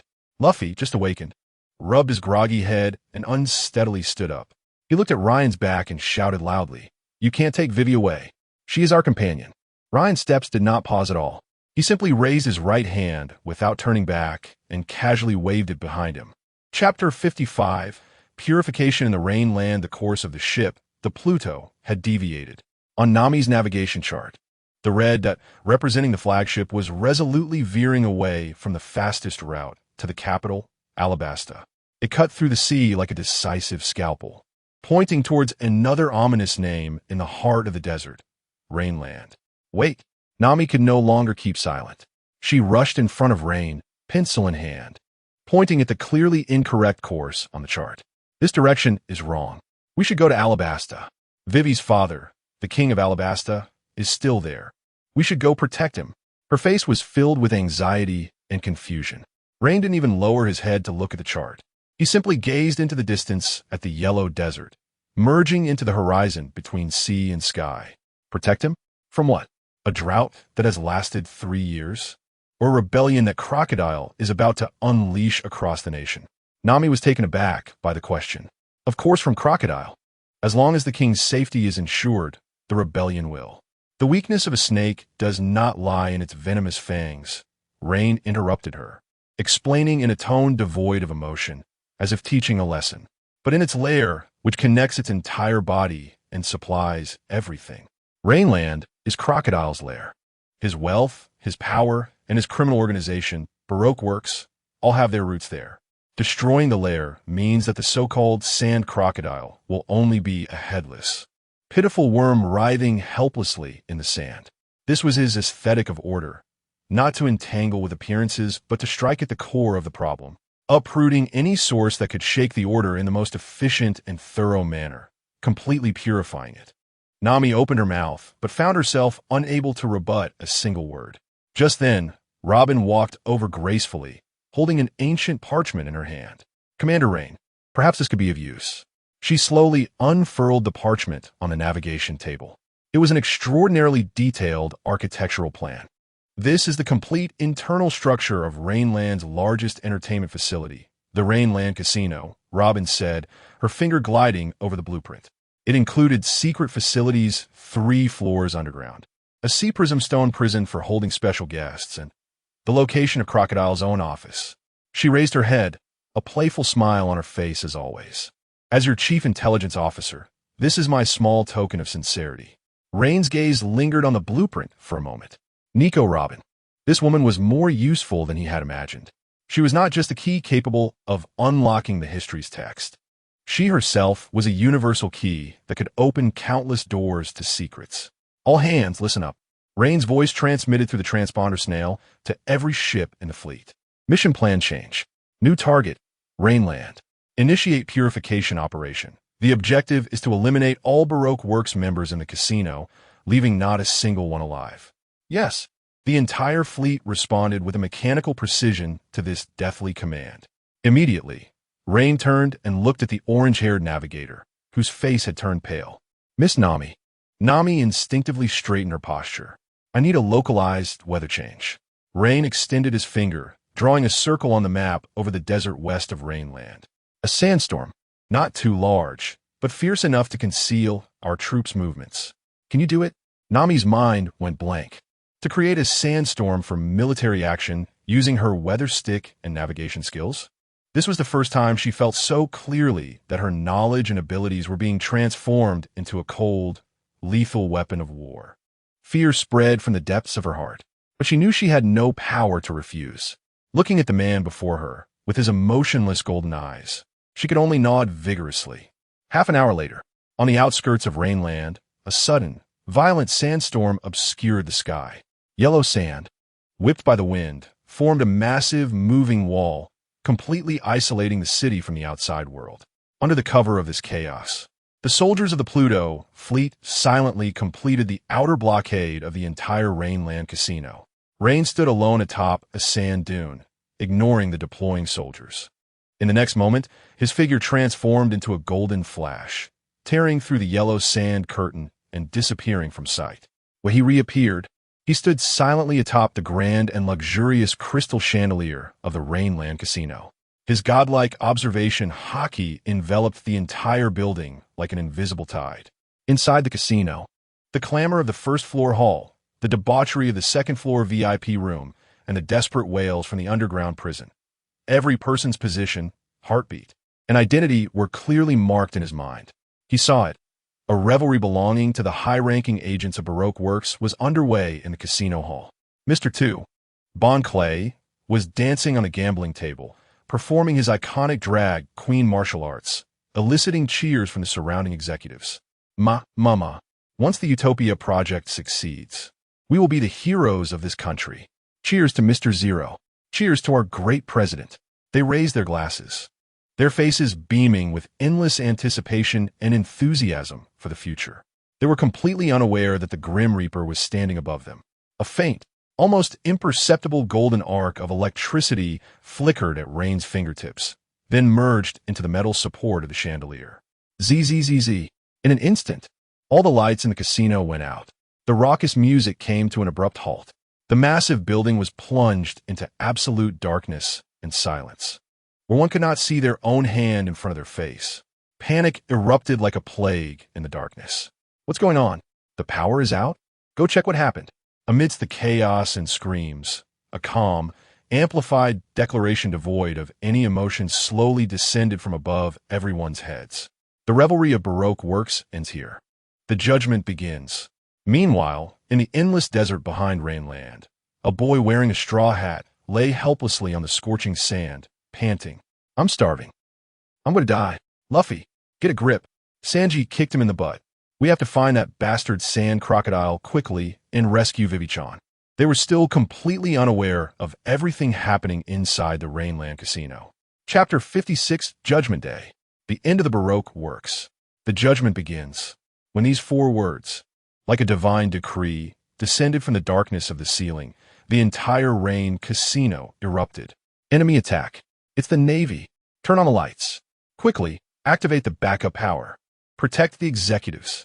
Darkness is the best catalyst for chaos. The Baroque Works members, who were just reveling in excess, now flailed about like headless flies in terror. However, their chaos did not last long, because a more extreme fear, death, descended upon them. Sizzle, sizzle, sizzle. In the darkness, countless faint sounds of blades slicing through throats echoed. They converged into a death symphony, conducted by the Grim Reaper himself. The soldiers of the underworld army emerged like silent ghosts crawling out of hell. They silently surged into the building through every entrance, every window, every ventilation duct, wearing specialized night vision goggles. The darkness of the casino was as bright as day for them. To the Baroque Works members, they were merely moving targets, panicking in the dark. No gunshots, no screams. Only a one-sided, shockingly efficient, silent massacre. Every second, dozens of lives were silently reaped. Blood stained the luxurious carpets. Corpses piled up on the lavish gaming tables. The strong scent of blood quickly overwhelmed the cheap alcohol and perfume in the air. Bastards, get the hell away from me. A high-pitched scream filled with anger and panic cut through the chaos. Mr. 2 Von Clay. He finally reacted from the initial chaos. His heavily made-up face was now filled with terror and disbelief. He could not comprehend why the party that was paradise a second ago had turned into a hell on earth. But he knew he would die if he didn't run. Transgender fist technique. Dance of memories. He spun around violently, kicking out indiscriminately like a storm, targeting everyone around him. Several soldiers of the underworld army who got too close were pushed back a few steps by his sudden attack. Now is my chance. Von Clay seized the opening, darting toward the casino's main entrance like a startled flamingo. However, he barely made it 3 steps out when a dazzling golden lightning bolt, like the spear of divine punishment, suddenly descended from the darkness of the ceiling. It struck him precisely. Zzz. Ugh! His scream, shrill and inhuman, lasted less than half a second before cutting off abruptly. Von Clay's body convulsed violently in place. His signature pink velvet coat instantly turned charred and began to smoke. The heavy makeup on his face was washed away by the violent current, revealing a blank, rolling-eyed expression. Then, he fell backward like a piece of burnt charcoal, completely losing consciousness. Von Clay, not far away, a voluptuous woman with purple curly hair gasped in shock. Miss Doublefinger Pora. She looked at the figure slowly descending from the chandelier like a deity, her face filled with horror. But as a top agent of Baroque Works, her combat instincts kicked in, prompting her to counterattack in an instant. Thorn fruit, thorn of thorns. In an instant, her body sprouted countless sharp, metallic thorn spikes. She transformed into a lethal human porcupine, impossible to approach. The Navy. She roared and charged toward Rein. However, as soon as she lifted her foot, Rein's figure vanished in her narrowed pupils. Not good. Pora's heart raced. Without thinking, she aimed her spikes and shot them in all directions indiscriminately. But it was too late. A hand that seemed to penetrate space, silently appeared behind her. Then it transformed into a blade and lightly struck her smooth, pale neck. Thud! A muffled sound. In an instant, all of Pora's spikes retracted. The murderous gleam in her eyes instantly faded. The overwhelming force shattered her consciousness. She didn't even have time to let out a muffled groan before she collapsed limply.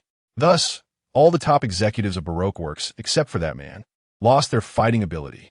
Rein's gaze slowly swept over the casino hall, which had turned into a hellish battlefield. Finally, it landed on the man who had remained motionless throughout the chaos. Mr. das Bones. He stood bare-chested, exuding a cold, steel-like aura. The slaughter and screams around him seemed irrelevant. He was the only executive who maintained absolute calm under Rein's terrifying presence. Rein ignored the miscellaneous fish still being purified by the underworld army. He walked slowly towards Das Bones, step by step. "You're quite a good piece of steel." He spoke in a calm, condescending tone tinged with a hint of approval. Das Bones did not respond. He slowly raised his arms. Whoosh, whoosh. In an instant, his arms transformed into two sharp blades gleaming with a sinister cold light. Slash, slash, fruit. He looked at Rein, and a hint of seriousness finally appeared on his otherwise calm face. "Navy, state your name. The one who will kill you." Rein Hawk. As soon as the words left his mouth, Das Bones moved. Without hesitation, he unleashed the full power of his top assassin skills. Human slicing, spiral blade draw. His body spun like a top, rapidly rotating in place. His skin transformed into countless sharp, spinning blades under the force of the rotation. He became a steel death storm capable of shredding everything, rushing toward Rein. The air was sliced, emitting a piercing shriek. The ground was carved with terrifying scratches deep enough to see bone. This was his strongest integrated attack and defense secret technique. However, in the face of this steel storm that would make any martial artist tremble, Rein remained unfazed. He simply raised his right fist calmly. A deep, light-absorbing darkness instantly enveloped his entire fist. Top-tier armament haki. Then, he casually punched toward the oncoming death storm. The next second, fist and blade collided violently. Clang! A sound, sharper and louder than before, the clash of fists and blades, erupted with a thunderous roar. The entire casino hall trembled violently under this terrifying sonic explosion. The massive crystal chandelier on the ceiling could no longer withstand the impact and crashed down, shattering into countless fragments. At the center of the collision, Das Bones, whose face always bore a cold expression, showed signs of cracking for the first time.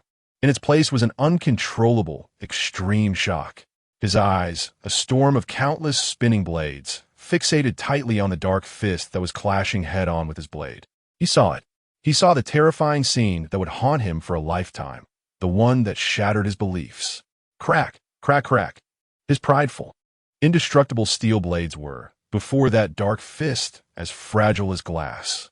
They were shattered inch by inch. They were crushed inch by inch. They were turned into a sky full of iron shards inch by inch. No, impossible. Das Bones let out a beast-like, incredulous roar.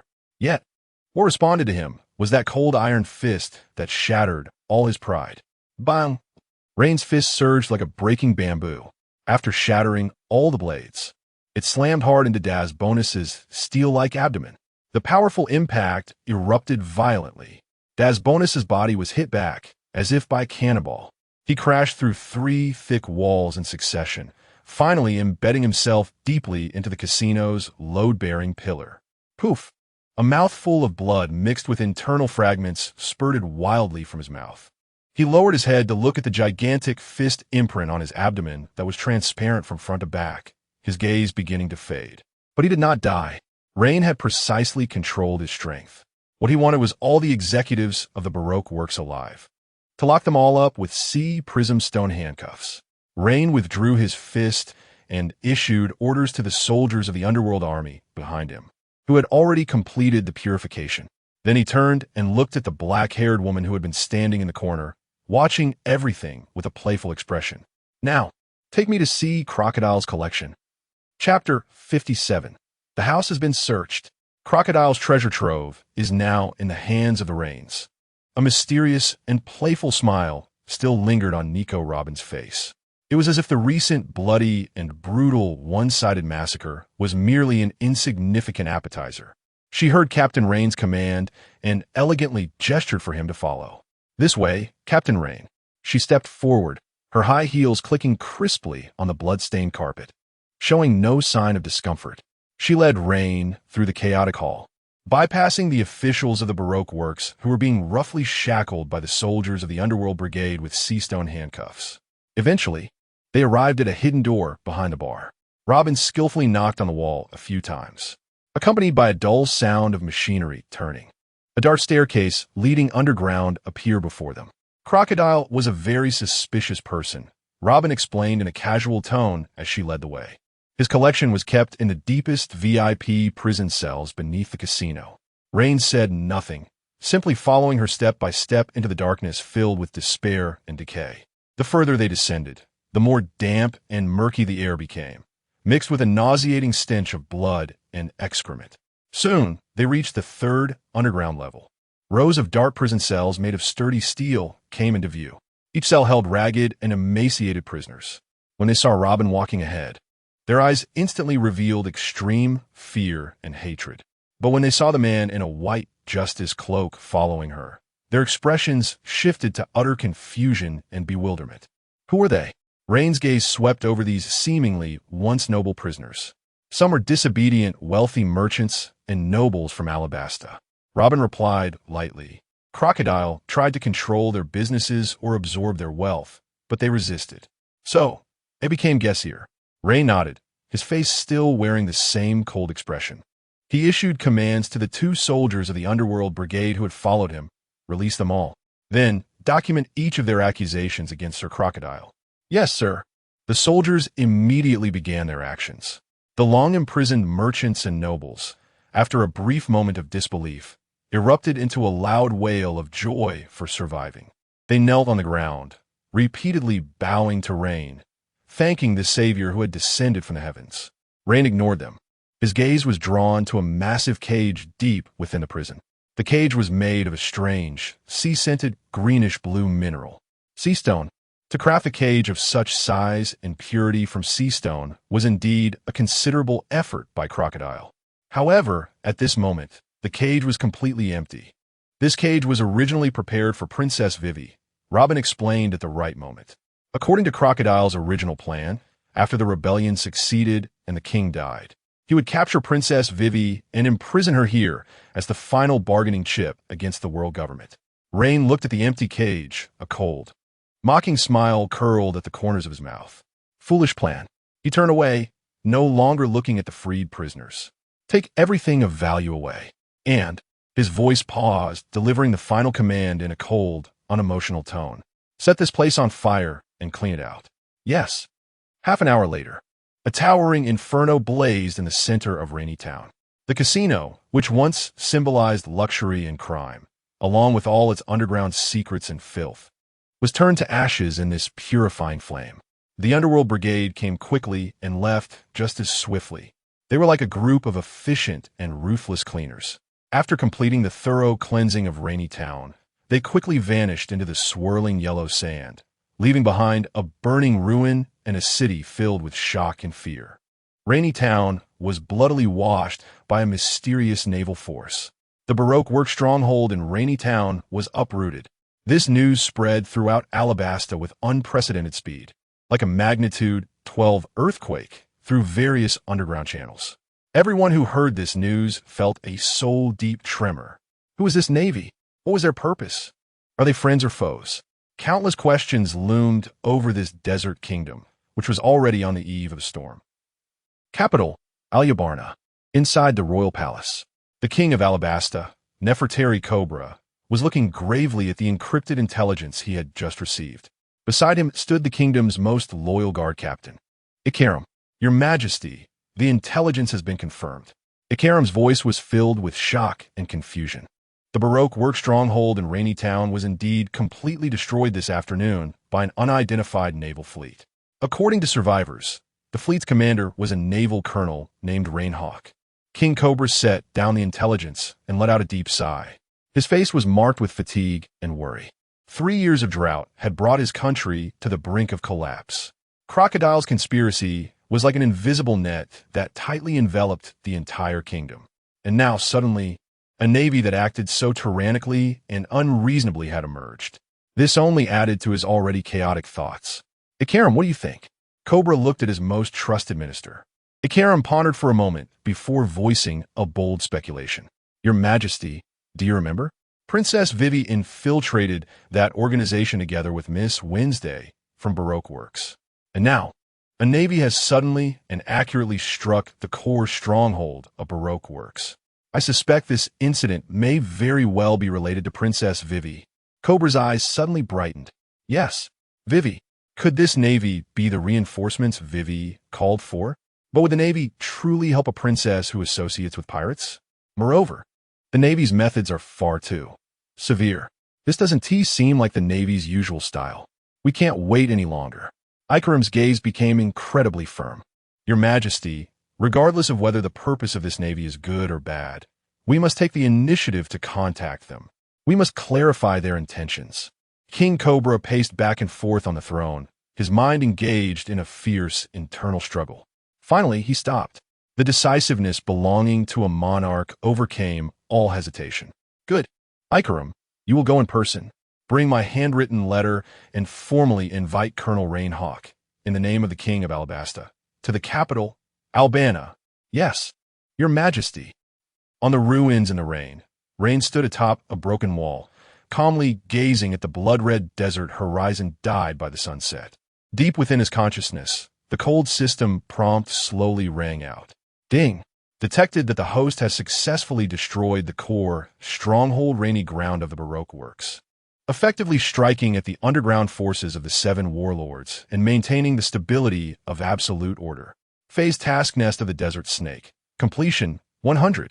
Task reward issued, 20,000 justice points. Main storyline task updated.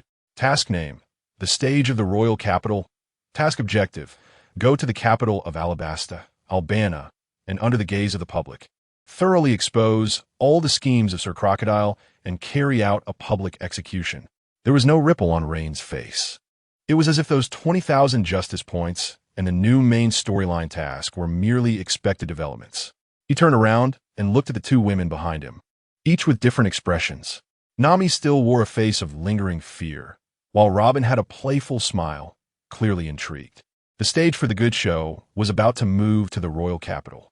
Chapter 58 Luffy, my home was robbed. That Navy man, just wait for me. In the rain-soaked ruins, dark smoke was still rising.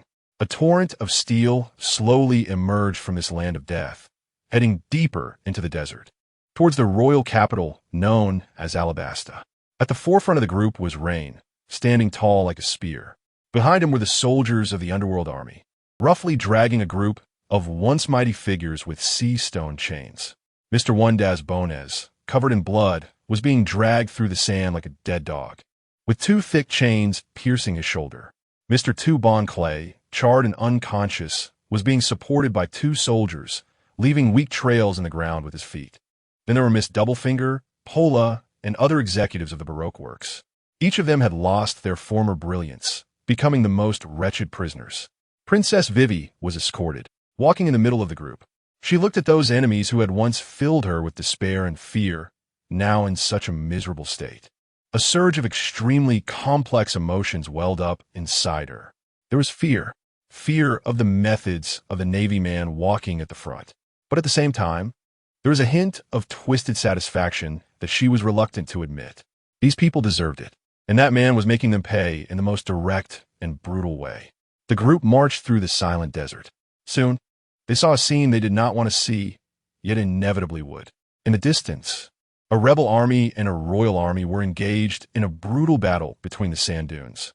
The clash of swords and the splatter of blood filled the air. Every second, someone screamed and fell. And on the edge of the battlefield, there were more civilians displaced by drought and war. They were ragged and emaciated, numbly watching the slaughter before them. Their children emitted faint cries in their arms. In their eyes, there was no hope, only a dead silence of despair. Nami could no longer bear to watch. She rushed to Rein's side. "Rein, those are civilians. They're about to die of thirst. We should help them." Her face was filled with urgency and compassion. Rein's footsteps did not pause for a moment. He didn't even look back at her. Disorderly kindness only breeds greater chaos.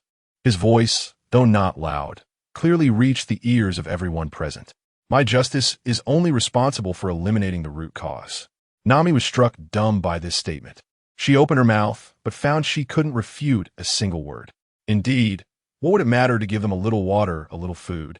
After they left, these people would still have to face drought, war, and death. Such kindness was meaningless, except to satisfy her momentary sympathy. Vivi's body trembled slightly. This sentence hit her heart like a heavy hammer.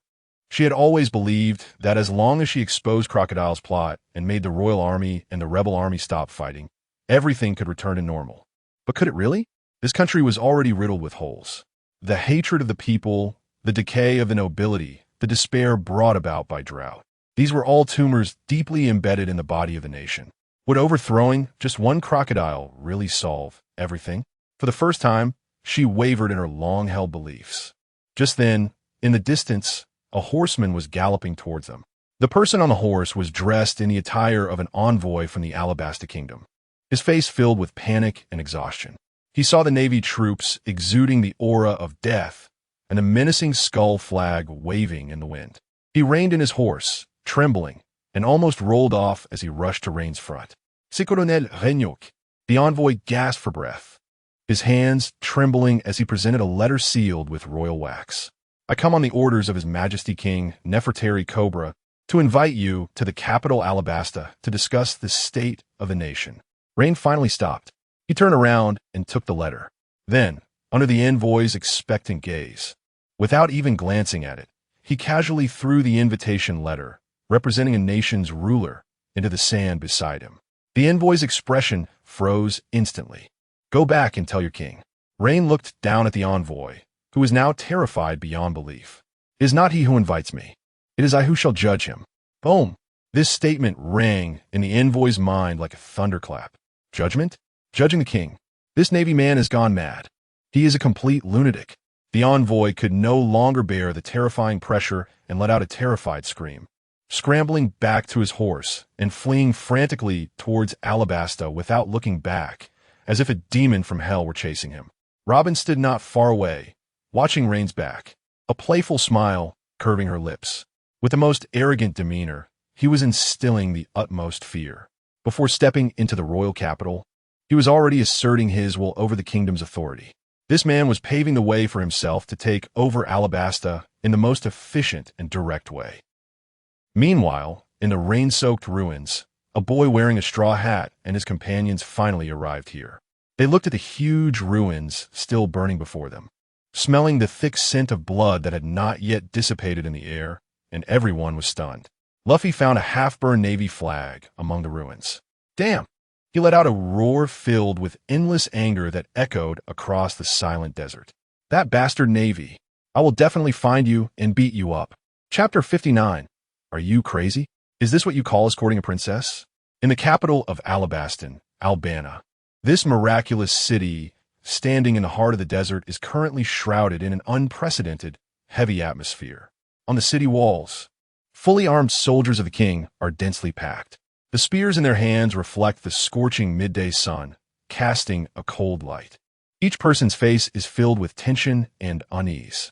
Their gazes are fixed firmly on the yellow sands outside the city.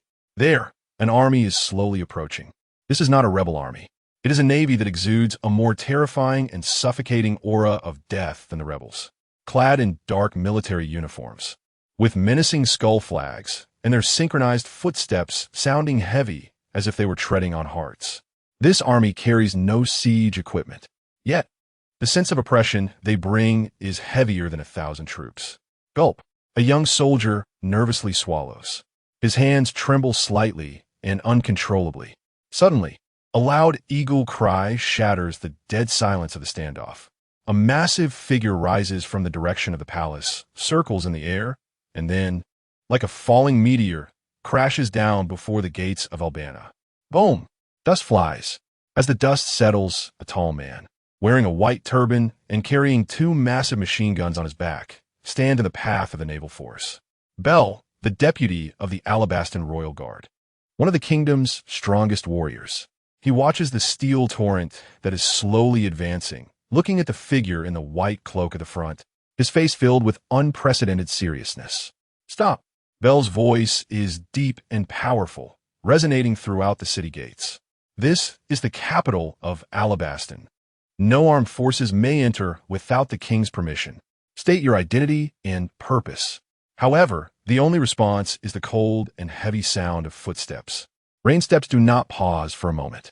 He doesn't even glance at Bell, as if this guardian of the kingdom, who could make countless pirates tremble in fear, is just an inconsequential stone by the roadside.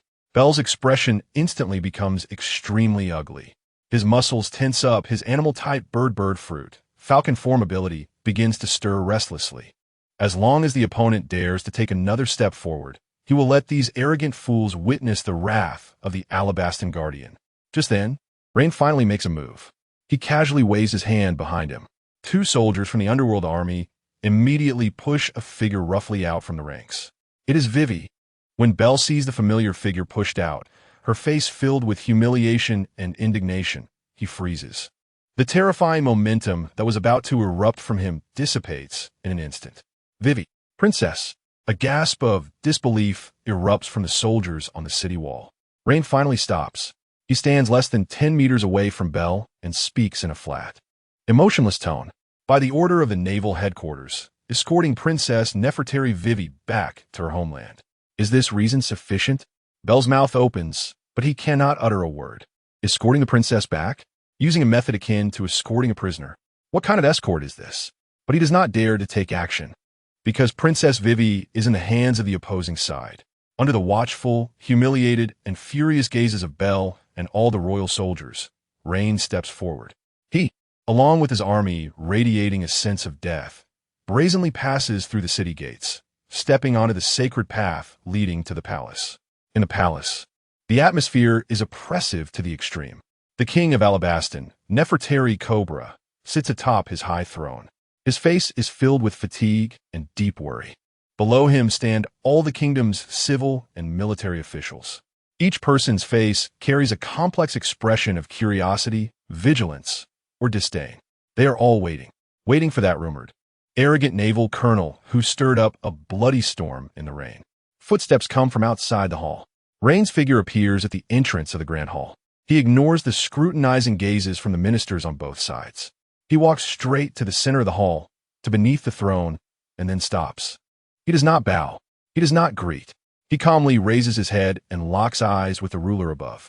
The entire hall falls into a deathly silence. All the ministers hold their breath. They are shocked by the naval officer's rudeness and arrogance. Bold, a plump, richly dressed finance minister finally cannot contain himself and steps forward. Why do you not kneel and greet his majesty? Rein's gaze slowly shifts to the plump minister. He does not speak, but his cold, emotionless eyes make the finance minister feel as if he is being targeted by a colossal beast from the abyss. A chill runs from his tailbone straight to the top of his head. He instinctively takes a step back, the remaining words stuck in his throat. The king. Rein finally speaks. His voice is not loud, yet it clearly resonates in everyone's ears. While you worry about the rebel army outside the city, your palace, your kingdom, has already been hollowed out from within by a group of termites. After speaking, he takes out a rolled-up list from his bosom. Then, he casually tosses it forward. The list lands precisely at the steps before King Cobra, as if it had eyes of its own. Cobra's expression instantly darkens. He struggles to suppress the anger within him and gestures to the guard beside him. The guard immediately steps down the steps, picks up the list, and respectfully presents it. Cobra slowly unfolds the list. Just one glance, and his already weary eyes suddenly shrink to the size of pinpoints. The color drains from his face in an instant, leaving it deathly pale, because he sees names he is all too familiar with written on that list. Minister of National Defense, Minister of Finance, Minister of Internal Affairs. This list includes more than half of his most trusted core ministers. This is impossible. Cobra's voice trembles. However, before he can react, Rein slowly raises his right hand. Then, under the astonished gazes of everyone, he snaps his fingers crisply. Snap! This slight, almost negligible sound is like a signal from the Grim Reaper. Swish! Swish! Swish! In the shadow of the Grand Hall, above the beams, behind the massive stone pillars, shadows dressed in black combat uniforms, like ghosts, suddenly sprang into action. They are the Underworld Brigade. They have long since infiltrated this heavily guarded palace. Protect the Majesty. Bell let out a furious roar and was about to take action. However, it was already too late. The targets of those Underworld Brigade soldiers were not the king at all. Their targets were the kingdom's high officials standing in the Grand Hall. Puff! Ah! The sounds of screams and weapons piercing flesh instantly echoed throughout the solemn hall. Those high-ranking officials, who had just been so arrogant, didn't even have time to react. They were instantly subdued by those suddenly appearing black-clad reapers in the simplest, most direct, and most brutal manner. Either their throats were held at knife point, or their limbs were twisted, crying out in agony as they fell to the ground. In just a few minutes, no, even less than a minute, all the high-ranking officials on the list were completely subdued. Then, they were brutally dragged to the center of the hall, kneeling in a row like a group of slaughter-bound pigs and dogs. The entire hall once again fell into a deathly silence. The remaining officials who had escaped calamity were pale-faced, trembling violently like leaves in the wind. King Cobras and Bell, who stood beside him, were thoroughly stunned by this thunderous and bloody method. Their minds went blank. They finally realized that the man before them, this Navy officer, his power, his methods, his terror, far exceeded their imagination. Rein slowly walked up to the subdued traitors. He looked down at these worms who had just been so sanctimonious, but were now cowering in fear. Then, in a cold tone of judgment, he slowly spoke. In the name of naval justice, I hereby cleanse the rotten flesh of disorder. Chapter 60. Don't ask. Just know it's a surgical strike against corruption. Rein's voice echoed in the great hall like a final judgment from the depths of hell. The subdued, so-called high officials of the kingdom had faces ashen as death. Fear, like an invisible hand, tightly gripped their hearts, making it hard for them to breathe. King Koby sat slumped on his throne, his hands hanging limply. He looked at the bloody and cruel scene in the center of the hall, at the figure of the naval man, like a demon who dominated everything. His heart was filled with an unprecedented mix of emotions. There was anger at the humiliation of his royal authority. There was fear of the man's unpredictable and thunderous methods. But more than anything, there was a cold sorrow that made him shiver, because he knew Rein was right. This country was truly rotten to the core, and he, as king, was completely unaware of it. How ridiculous! How tragic! Take them all to the square in front of the palace.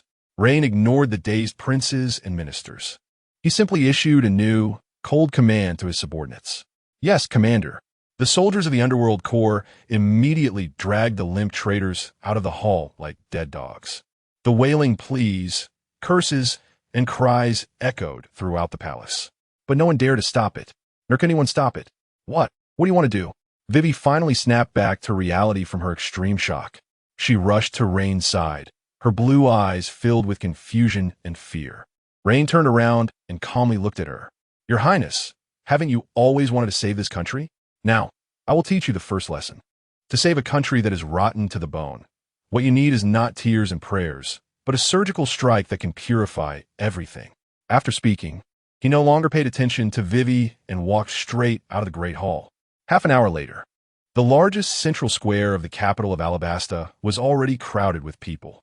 Countless citizens gathered from all directions. Their faces were filled with confusion and unease, whispering and discussing. What happened? Why did the king's army seal off the square? I heard a terrifying navy came into the city. They captured many ministers. The Minister of Defense, the Minister of Finance. All of them were arrested. What? How is that possible?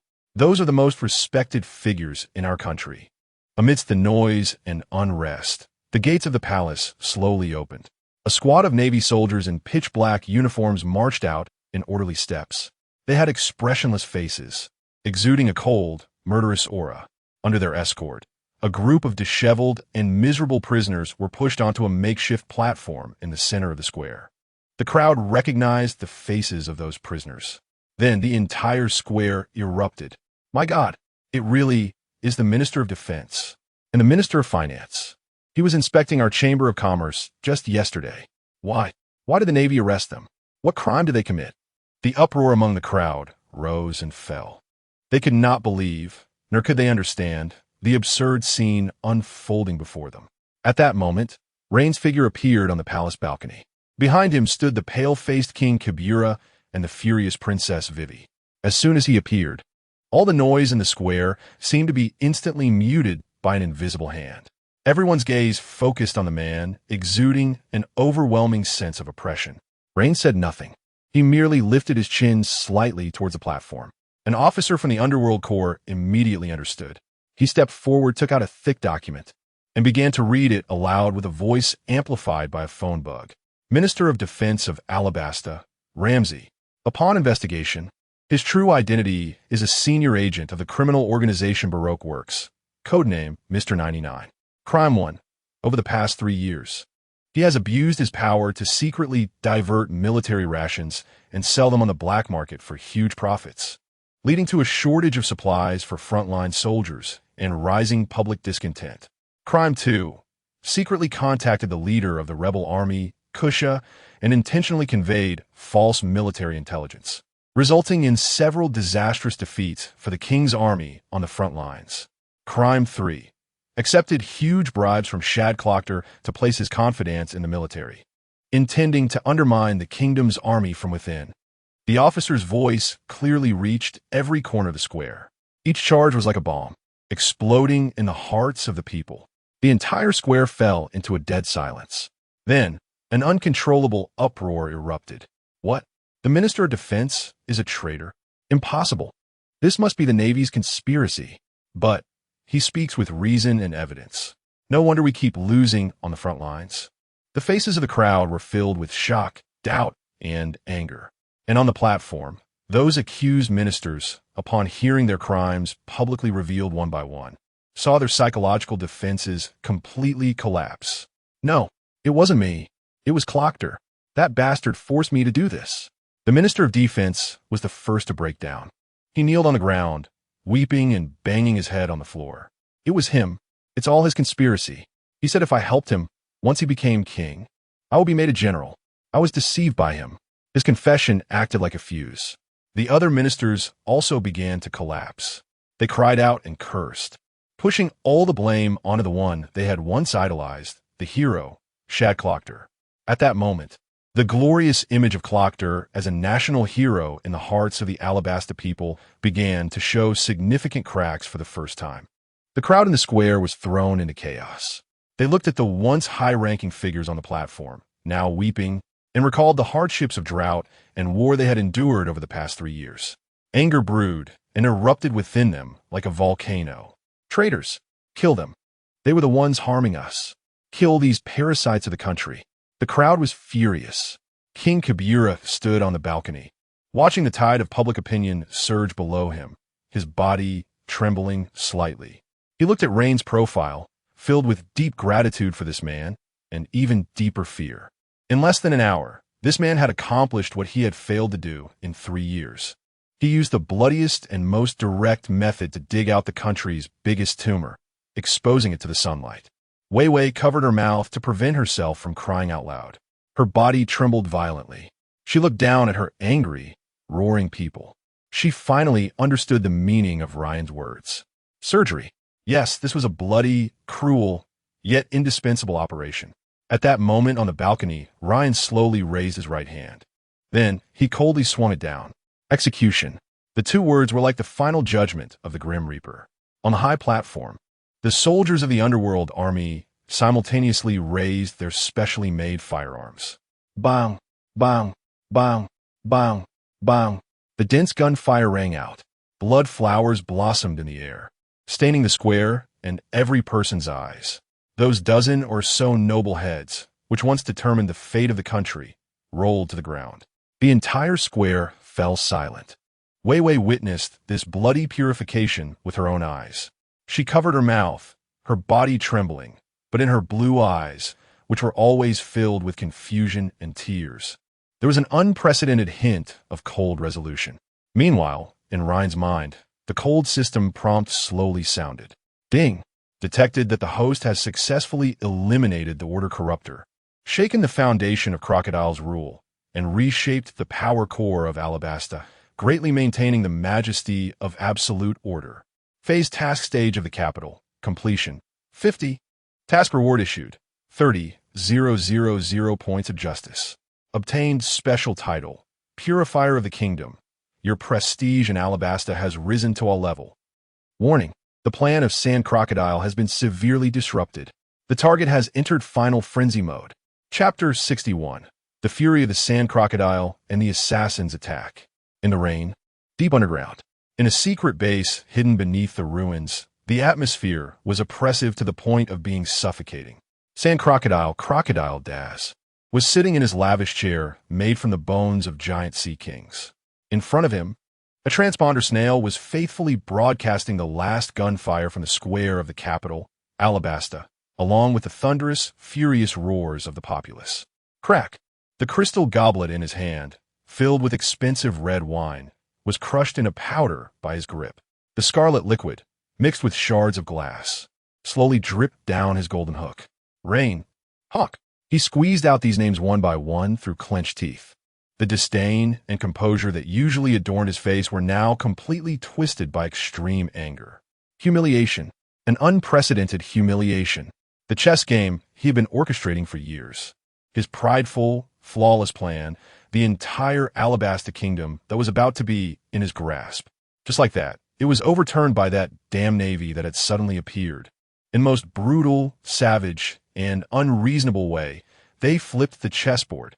All the pieces he had placed within the kingdom were publicly executed in front of the entire nation. The image of a national hero he had painstakingly built in the hearts of the people collapsed entirely, turning him into a reviled schemer. He felt like a clown stripped of all his clothes, tied to the center of a stage, exposed to ridicule. The ideal country operation. Crocodile's chest heaved violently. Activate early. He let out a beast-like, low growl into the transponder snail. I will use cannonballs. Bury the entire Alabasta, along with that damn navy and those stupid lowlives. All of them will be buried in the sand. On the other end of the transponder snail, a trembling voice came through. Yes, Mr. Zero, but the king. The king? Crocodile let out a cruel, cold laugh. Before my ideal country descends, I want to see his head. With that, he hung up the transponder snail. Then, he turned around and looked into the shadows at two figures kneeling on one knee. MR1, Das Bones. Mississippi. Double finger, Pola. Das Bones' complexion was still pale, but the terrifying fist mark that had nearly penetrated him had disappeared. In its place was an abnormal, sickly flush. His body trembled slightly, not out of fear, but because of the violent power forcibly induced within him by a special drug. Go! Crocodile's voice was devoid of any emotion. Kill the king. And that navy called Rein Hawk. At any cost. Das Bones slowly raised his head. He looked at Crocodile's twisted face of anger, and then calmly spoke. I just want to fight him one more time. Crocodile laughed. Fine. As long as you can twist off his head. Yes. The figures of Das Bones and Pola turned into two afterimages, disappearing into the darkness. Night deepened.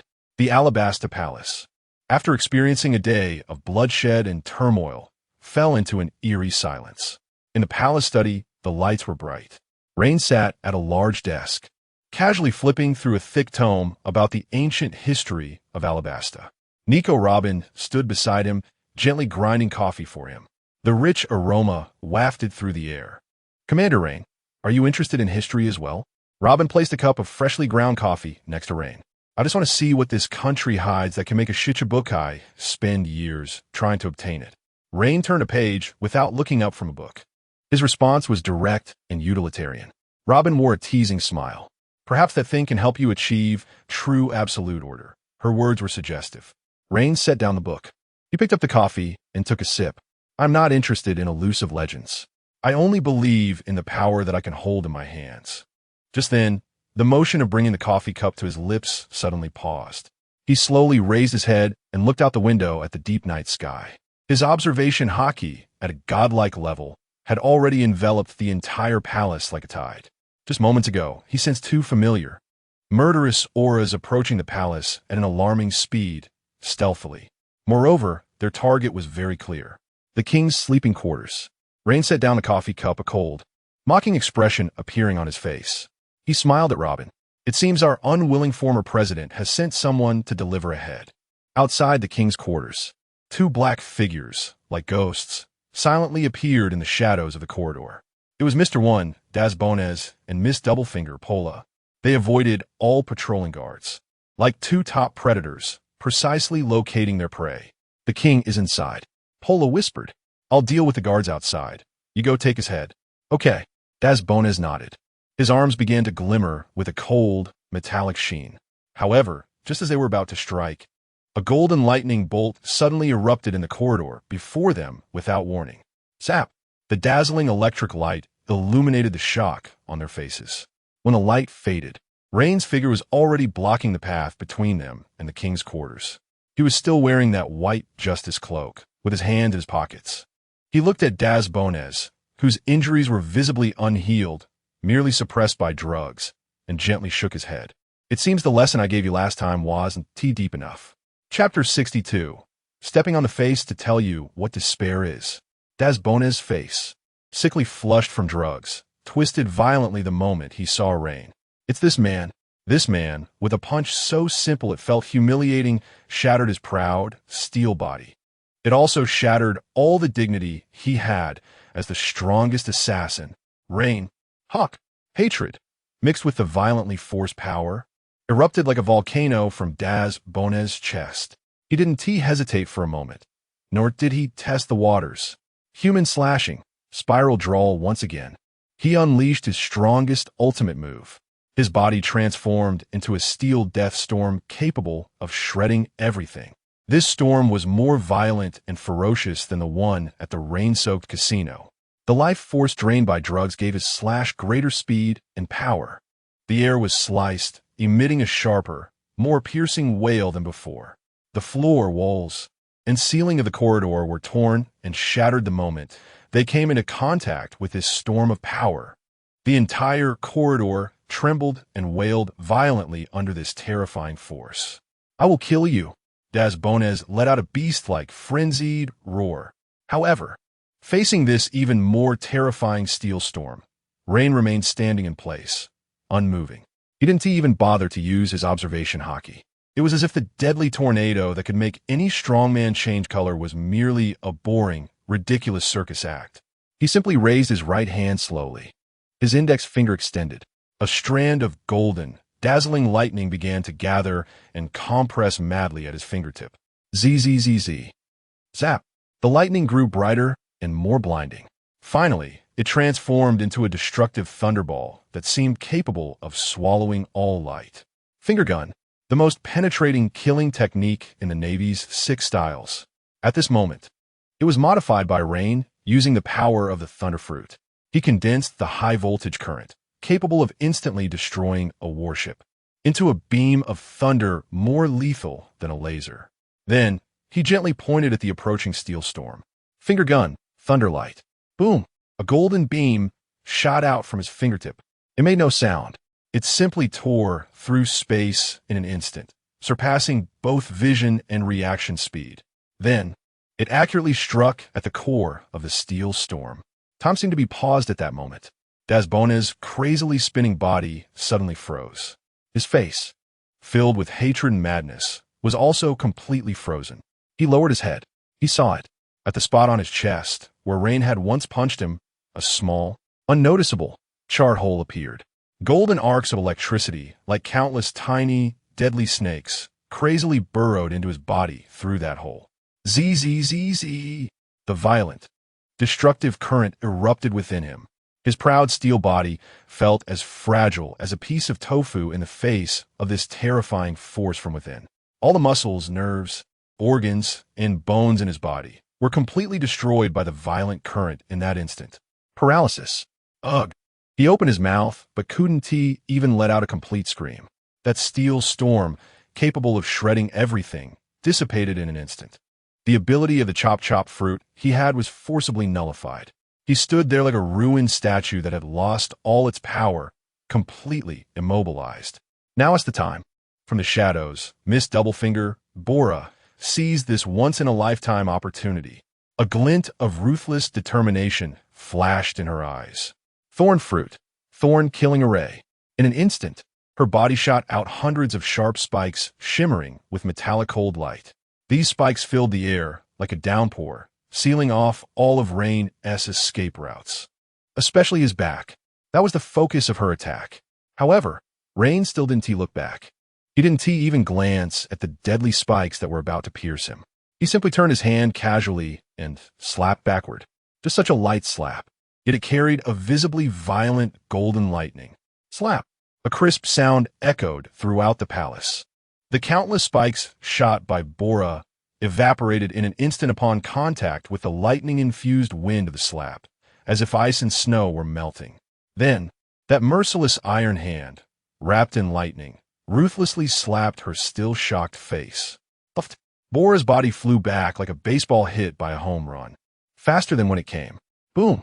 She crashed into the load-bearing wall at the end of the corridor. The entire wall cracked under the terrifying impact. Spiderweb-like cracks spreading instantly. Bora's body slid down from the wall, soft and limp. Almost all the bones in her body were shattered by that slap. She didn't even have time to let out a muffled groan before she completely lost consciousness. The entire process, from Rein's attack to the end of the battle, took less than 3 seconds. Enemy attack. Protect His Majesty the King. Only then did the King's guard finally arrive late.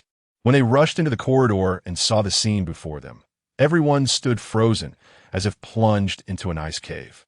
They saw that Navy man, like a demon, slowly walking up to the famous assassin, Das Bones, who was still standing stiffly. Then, he lifted his foot.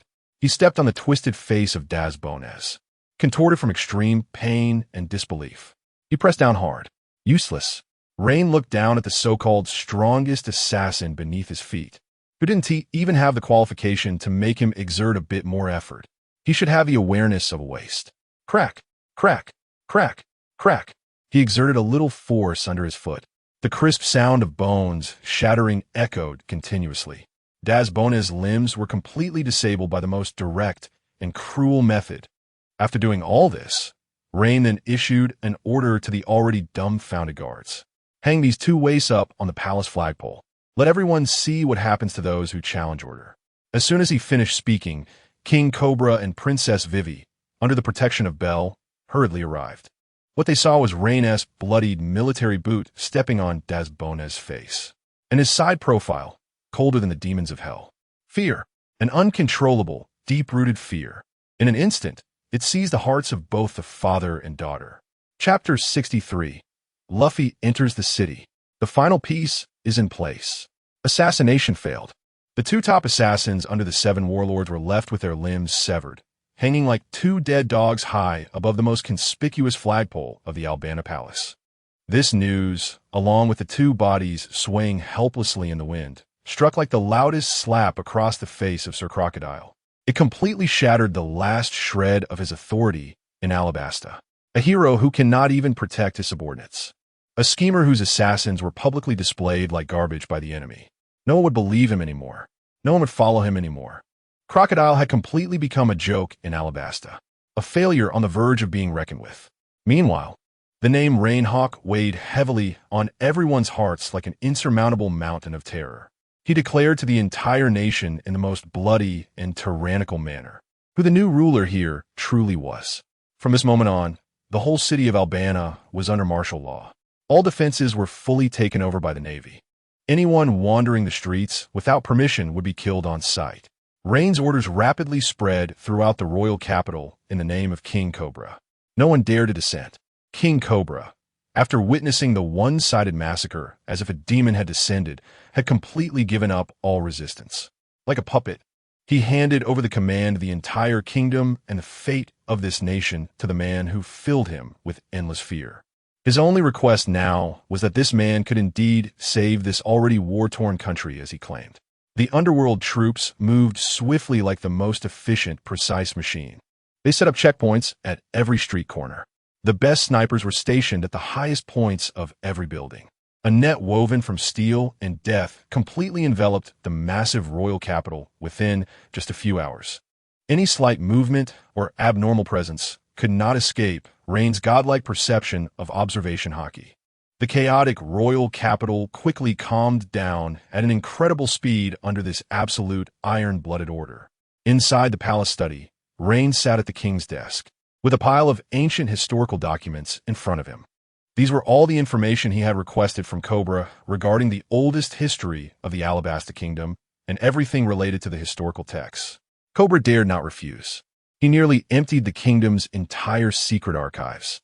Vivi stood quietly at the door of the study, watching the man who was intently reading the ancient texts. Her heart was filled with unprecedented conflict and struggle. This man was cold, cruel, tyrannical, and regarded human life as insignificant. Everything he did was in stark contrast to the royal education she had received since childhood.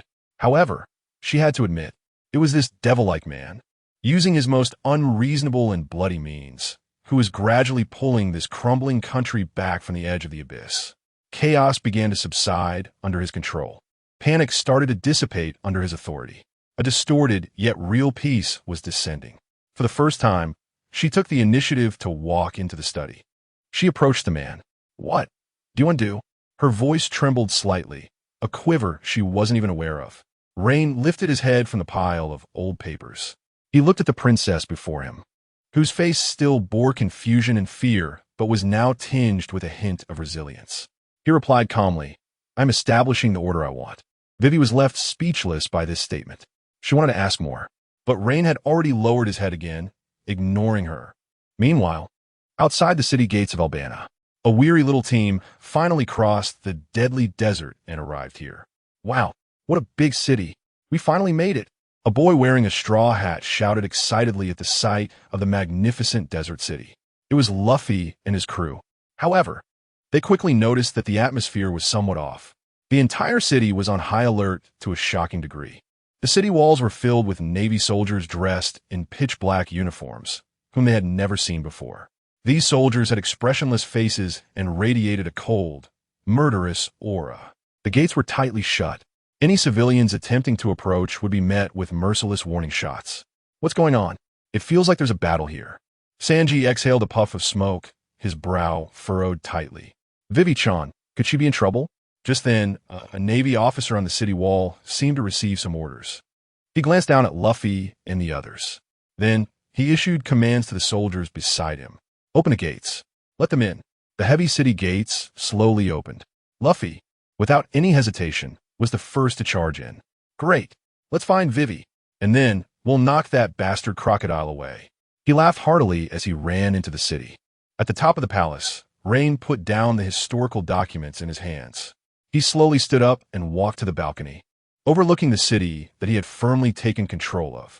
His observation haki had already locked onto the straw-hatted boy who had just entered the city, and the vast aura of freedom emanating from him, so out of place in this world. A cold, playful smile tugged at the corners of his mouth. The final piece was also in place. This was the result he wanted. He wanted Crocodile and Luffy, these two big fish destined to stir up a storm, to collide on the stage he had built, named Albana, and he would be the only audience and the final reaper. After enjoying this grand performance, he would take away all the fruits of victory. He issued his final command to the soldiers of the underworld troops behind him. "Pass the word down. Do not concern yourselves with those pirates. Let them make a ruckus as they please." Chapter 64. Crocodile. He knows the king of hell. How does he know everything? In Alabasta, in the royal palace, atop the grand hall, Rein sits on the throne of a sovereign. One hand casually rests on the armrest, while the other plays with a golden transponder snail. It is the exclusive line of Sir Crocodile. The entire magnificent hall is so quiet that a pin drop could be heard. The soldiers of the King of Hell stand silently like statues in every corner, their palpable killing intent turning this place into an absolute forbidden zone. King Cobra and Princess Vivi have been invited to a side chamber. At this moment, the power center of the entire kingdom has completely changed hands. Rein's fingertips lightly tapped on the back of the golden transponder snail. Blue blue. Blue blue. The call connected. A twisted face of a man, distorted by extreme anger, suddenly appeared on the small screen of the transponder snail. Rein Hawk. From the other end of the line, Crocodile's hoarse roar, suppressing endless fury, came through. You're doing well. Really very well. However, Rein interrupted him in a tone that was almost casual. Crocodile, your kingdom is now mine. This statement carried no emotion. It was more lethal than any vicious curse. The other end of the transponder snail fell into a momentary silence. Then came an even more furious roar. Do you think you've won? You brute who only knows how to use force. Let me tell you, my ideal land operation has already begun. Soon, the entire Alabasta will be flattened by cannon fire. You and those stupid commoners will be buried here in this desert forever with me. Ha ha. Crocodile let out a mad, pathological laugh. He wanted to destroy everything. Destroy this country he could not obtain. And destroy that man who ruined all his plans. Facing this mad threat that risked everything, Ray merely chuckled lightly. Huh. That light laugh passed through the transponder snail, clearly reaching Crocodile's ears, filled with unabashed disdain and mockery. Crocodile's laughter abruptly stopped. I'll give you a chance. Rain leaned back in his throne, adjusting to a more comfortable position. Come to Alabasta. Fight me. Otherwise, his voice paused. Then, in a tone that was tempting like a devil's whisper, he uttered two words that would drive Crocodile completely insane. You will forever lose the chance to obtain the King of Hell. Boom! These two words detonated like two forbidden bombs, containing endless magic in Crocodile's mind. On the other end of the transponder snail, the furious, angry breathing instantly disappeared. What replaced it was a dead silence, cold and still. King of Hell, the ancient weapon. King of Hell. He had spent years lurking in this country, willing to pay any price to obtain the ultimate power. This secret, he had never mentioned it to anyone. This navy, this damn navy, how could he know? You, who exactly are you? For the first time, there was an uncontrollable tremor in Crocodile's voice. Rain did not answer him. He merely continued in a playful tone, like a cat playing with a mouse. I'll be waiting for you on the throne. After saying that, he hung up the phone with a snap. He gave Crocodile no chance to ask another word. He knew the fish had completely taken the bait. A desperate mad dog, blinded by desire and anger. He would recklessly rush into the final trap that Rain had prepared for him. Rain casually tossed the golden transponder snail aside. Then, he turned his attention to the ordinary monitoring transponder snails working in the center of the hall. The images from the transponder snails displayed real-time scenes from various corners of Alabasta City. One scene in particular was especially chaotic. A boy wearing a straw hat was rampaging through the streets like a runaway wild bull. Behind him were a swordsman with green algae hair, a curly-haired cook, and a sniper with a long nose. They were engaged in a fierce battle with a squad of King of Hell soldiers. Of course, that was just on the surface.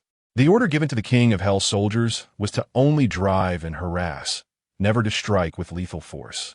This led to the entire scene looking incredibly ridiculous. Rubber pistol. Luffy's fist shot out.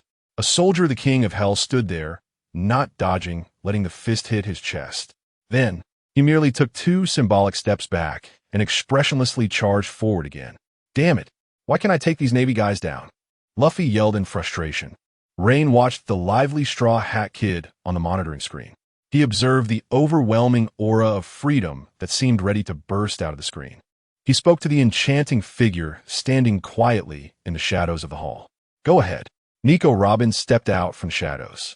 She wore that playful, mysterious smile on her face. She certainly understood Rain's meaning. Guide them. Rain's gaze remained fixed on the monitoring screen. Let them exhaust the last bit of Crocodile's patience. Yes. Commander Rein. Robin slightly bowed, then turned and walked out of the hall with graceful steps. The entire Alabasta had completely transformed into a massive, bloody stage directed solely by Rain. Crocodile was the tragic protagonist about to make his entrance, and Luffy was the most crucial pawn he would use to catalyze this tragedy. Rain sat quietly on the throne, which symbolized supreme power, waiting for those two big fish destined to stir up a huge wave, to throw themselves into the net. Chapter 65 The Secret of the Royal Tomb in the study occupied by Rain in the palace. The air was filled with the dry and heavy scent of ancient parchment. Rein sat behind the large desk that belonged to King Cobra, rhythmically tapping his fingers on the surface. Standing before him was the woman who always wore a mysterious smile. Nico Robin. Rein's voice broke the silence of the study. You should be well aware of what Crocodile has been plotting during his years of lurking in this country. I want to know everything about the Pluton. His words were not a question, but a command, direct and indisputable. Robin's smile showed no signs of wavering, her deep-set eyes resembling two bottomless pools. Commander Rein, you overestimate me, she replied, her voice laced with a unique, lazy magnetism. I am merely an archaeologist with a slight interest in history. How could a weapon like Pluton, which exists only in legends, be a secret I can access? Her words were impeccably crafted, neither admitting nor denying anything. She was like an elegant and cunning fox, trying to probe the limits of the man before her with ambiguous language. However, Rein despised such meaningless probing. He smiled, a cold smile devoid of warmth. It seems you haven't fully grasped our new cooperative relationship. He casually waved his hand toward the shadowy corner of the study. Bring him in. Yes, sir. Two soldiers from the Pluton unit dragged in a bloodied and unrecognizable figure, throwing him at Robin's feet like garbage. It was Mr. 1, Das Bones. His once proud steel body was now covered in grotesque, charred electric burn marks. His limbs had been brutally crippled by Rein, twisted at unnatural angles. He writhed helplessly on the cold floor like a dying maggot. A slight freeze appeared in Robin's smile as she looked at the pitiful state of her former comrade, who had fought alongside her. Her heart involuntarily contracted. Rein slowly rose from behind the desk and approached Robin, looking down at her. I have little patience. When I need answers, I must get them. With that, he slowly raised his right hand. Golden lightning flickered at his fingertips like countless tiny, deadly snakes. Zzz. Zzz. The sound of the electric current echoed eerily in the silent study. Aya! Das Bones let out a horrific wail that sounded inhuman. His broken body convulsed violently under the furious current. White foam continuously poured from his mouth as he was overwhelmed by an indescribable pain. In a desperate struggle for survival, he found neither relief nor escape. Robin's body trembled slightly. She had witnessed countless tortures and experienced numerous betrayals and despair, but she had never encountered a man like Rein. His gaze held no hint of sadistic pleasure or emotional fluctuation, only an absolute, cold rationality. It was as if he was not torturing a living being, but rather adjusting a malfunctioning machine. This pure, dehumanizing cruelty evoked a soul-deep shiver more than any brutal method could. Robin, Rein's voice rang out once more. It was soft yet struck Robin's crumbling psychological defenses like an invisible hammer. What I need is the truth, not your hesitation. The lives of your companions depend on your choices right now. Tell me where Pluton is. Robin's breath quickened as she looked down at Das Bones, who had completely broken under extreme pain. She gazed at the man before her, who dominated everything like a demonic god. She finally understood. The order this man pursued was purer and more terrifying than Crocodile's ambition. Under Crocodile, she had room to maneuver and exploit, but before this man, she had only two choices: submit or be destroyed. The psychological defenses she had maintained for 20 years finally crumbled in that moment. In the royal tomb, her voice trembled with a rasp she could not control. The true information about Pluton is inscribed on the historical text deep within the alabaster royal tomb. Only I can interpret it. The lightning at Rein's fingertips instantly dissipated. He waved at the two soldiers from the Pluton unit. Take him away and give him a merciful end. Yes, sir. Das Bones' still twitching body was quickly dragged out of the study. Rein turned his attention back to Robin. Good. Now, take me to meet your king. In the palace side hall, when Rein appeared before King Cobra with Robin, the monarch immediately showed a wary expression. Colonel Rein, what do you want now? I want to the royal tomb, Rein stated bluntly. Impossible. King Cobra refused outright, without a moment's thought. His reaction was extremely intense. The royal tomb is the most sacred forbidden ground of my Nefertari family. It houses the remains of our ancestors. No outsider is allowed to step foot inside. This was the last line of defense and dignity for him as a king. Rein looked at his fierce yet cowardly demeanor and merely smiled disdainfully. He took out a top-secret document encrypted by the Navy headquarters and casually tossed it in front of Cobra. "Take a look at this." Cobra picked up the document, confused. When he saw the emblem of the 5 elders, representing the highest secrets of the world government, on the cover, his hand trembled violently. He opened the document, and after just a glance, his expression shifted from anger and vigilance to utter shock and disbelief. For the document boldly stated a line that made him feel as if he had fallen into an icy abyss. Supreme directive regarding the prohibition of interpreting the historical text and the capture of the son of the demon of O'Hara. You, Cobra stammered, pointing at Rein, unable to utter a word. "I'm not here to negotiate with you." Rein stepped forward and snatched the document back. "I am here to prevent the ancient weapon, a force capable of destroying the world, from re-emerging. This is to maintain the absolute order of this world. Now, take me to the royal tomb, or I will level this palace myself and go find it." Cobra slumped in his chair, looking like a dead man. His last bit of resistance was completely shattered by Rein's combination of soft and hard tactics. He finally compromised. "I will take you." Chapter 66. Interpreting History. Systematic Investment Alabasta, the Royal Tomb. It is a massive underground mausoleum hidden deep beneath the city of Alabasta. Cold and silent. The air is thick with the dust of history and the weight of time. A long, deep corridor leads into the unknown darkness. Ancient murals are etched on the walls, chronicling the rise and fall of this desert kingdom over thousands of years. Rein walks at the forefront, followed by the pale-faced and dazed King Cobra, and the complex expression of Nico Robin. They have navigated countless traps and secret passages, finally arriving at the deepest part of the mausoleum. It is an incredibly vast underground stone chamber. In the center of the chamber stands an enormous black, cubic stone tablet. The historical text. It stands silently, as if it has been waiting for hundreds of years. The tablet is covered in mysterious ancient scripts that do not belong to this era. Each character seems to contain some incredible magical power, exuding a heavy sense of foreboding. King Cobra gazes at the stone tablet, his face revealing an expression of profound reverence and immense pain. Protecting the historical text has been the sacred mission passed down through his Nefertari family for generations. Yet today, he is about to personally break the oath that has lasted for 800 years. This is a torment more painful than death for him. Rein ignores his inner struggle. He simply nods to Robin. "Let's begin." Robin nods in response, slowly walking up to the massive historical text.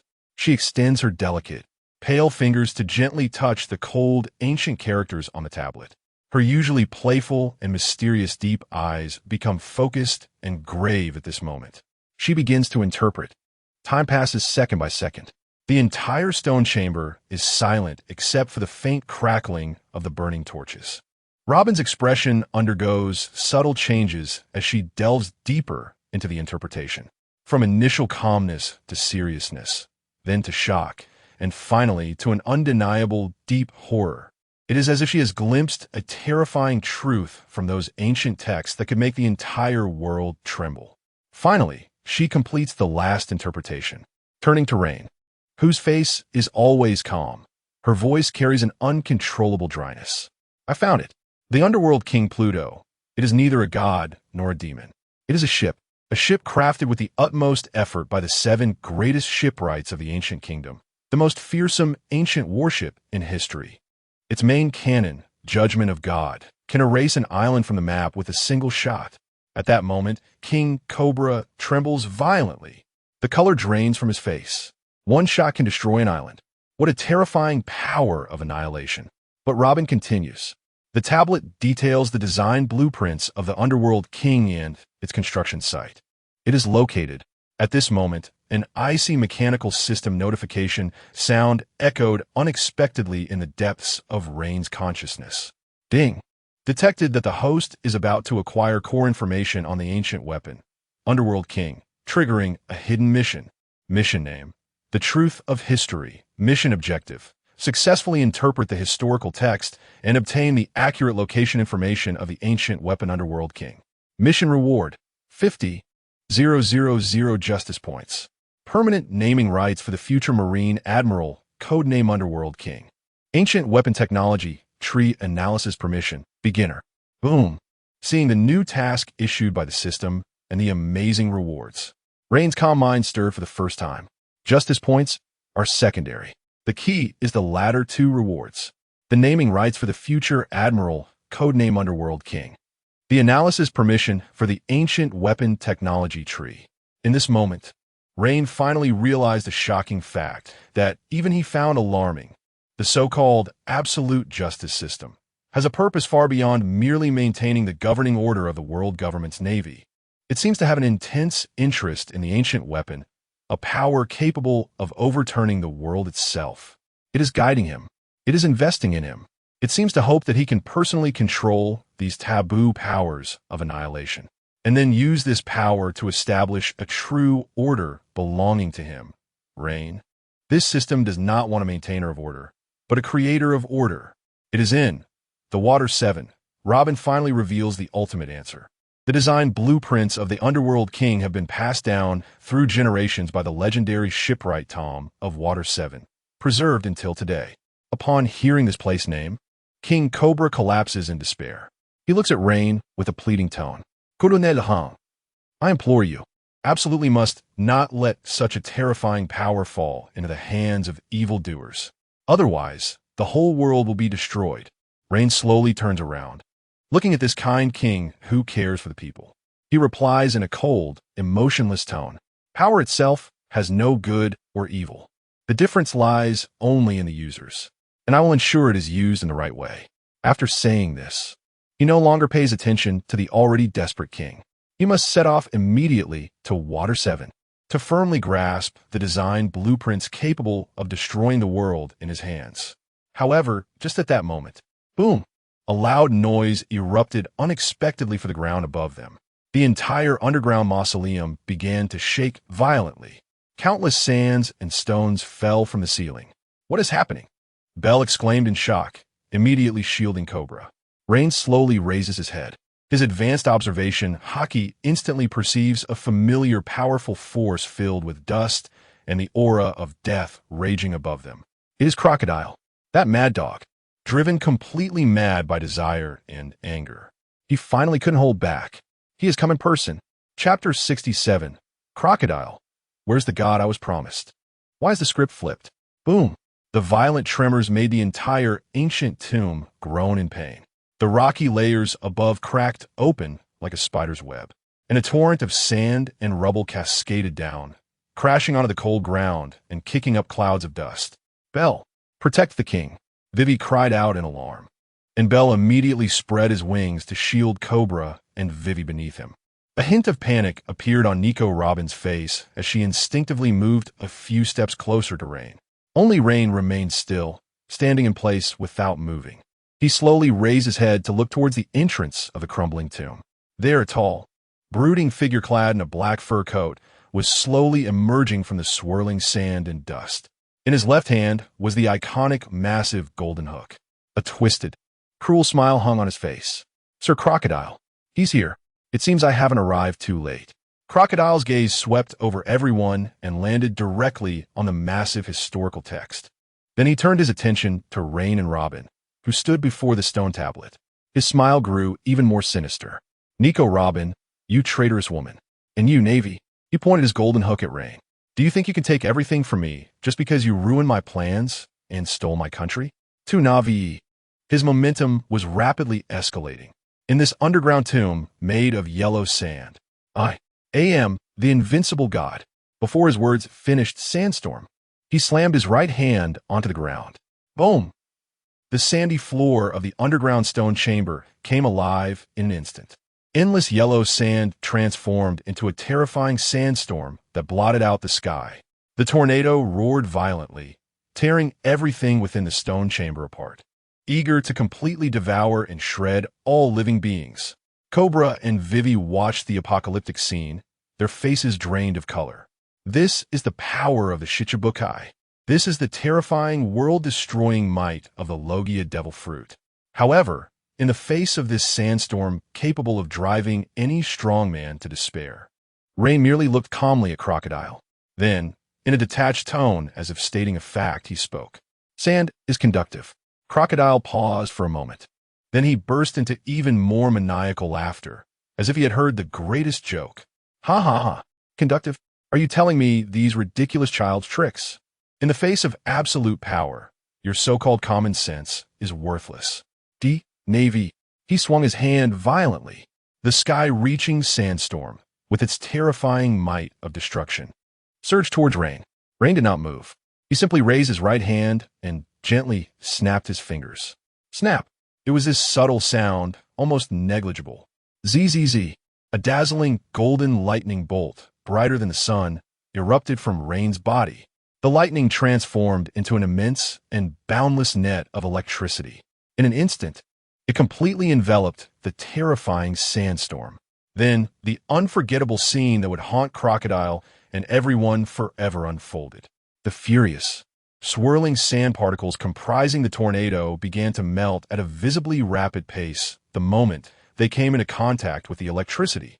Yes, melt. The terrifying high temperature brought by the high-voltage current heated those silica crystals to over 700 degrees Celsius, surpassing their melting point. The sand wailed. The storm dissolved. In just a few seconds, the terrifying sandstorm capable of annihilating an army bizarrely vanished into thin air. In its place was a rain of glass, sparkling with an eerie glow. Clink, clink. Countless glass particles, melted by the high temperature and instantly cooled, rained down like hail, covering the entire stone chamber. The world fell silent. Crocodile's maniacal laughter froze on his face. He stared at the absurd scene before him, completely beyond his comprehension and understanding.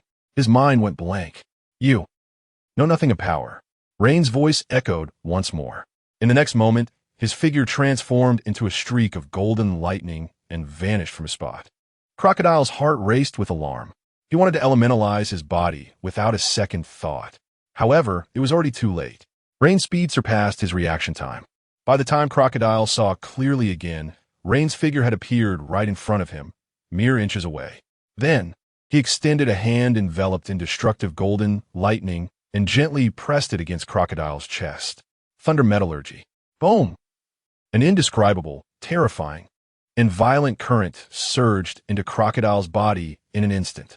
Crocodile's body bent like a cooked shrimp. His proud Logia elementalization couldn't even activate in the face of this terrifying power directly affecting his insides.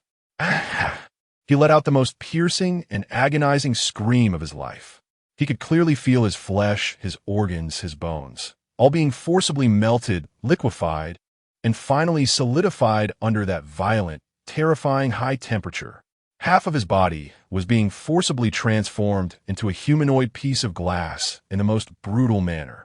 Pain, an indescribable, soul-deep agony. He wanted to struggle. He wanted to resist. But his body was no longer under his control. Rein released his hand.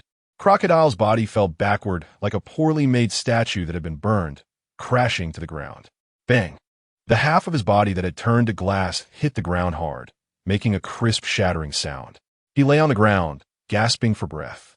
Blood mixed with glass shards pouring from his mouth. He had lost. Completely. Utterly. So humiliatingly. He didn't even have the right to make the other party take him seriously. King Cobra, Princess Vivi, and Nico Robin stood there, dumbfounded, watching this battle that resembled a clash of gods and demons, yet resolved in an instant. Their hearts had long stopped beating. Rein slowly walked up to Crocodile, who lay on the ground like a dead dog. He looked down at this once mighty Shichibukai. Then he raised his foot, aiming at Crocodile's proud golden hook. Crack! Chapter 68, The Protagonist's Halo? Sorry, I specialize in killing protagonists. That proud, massive golden hook that had accompanied Crocodile in battle for many years was crushed into twisted scrap metal by Rein with a humiliating kick. Crack!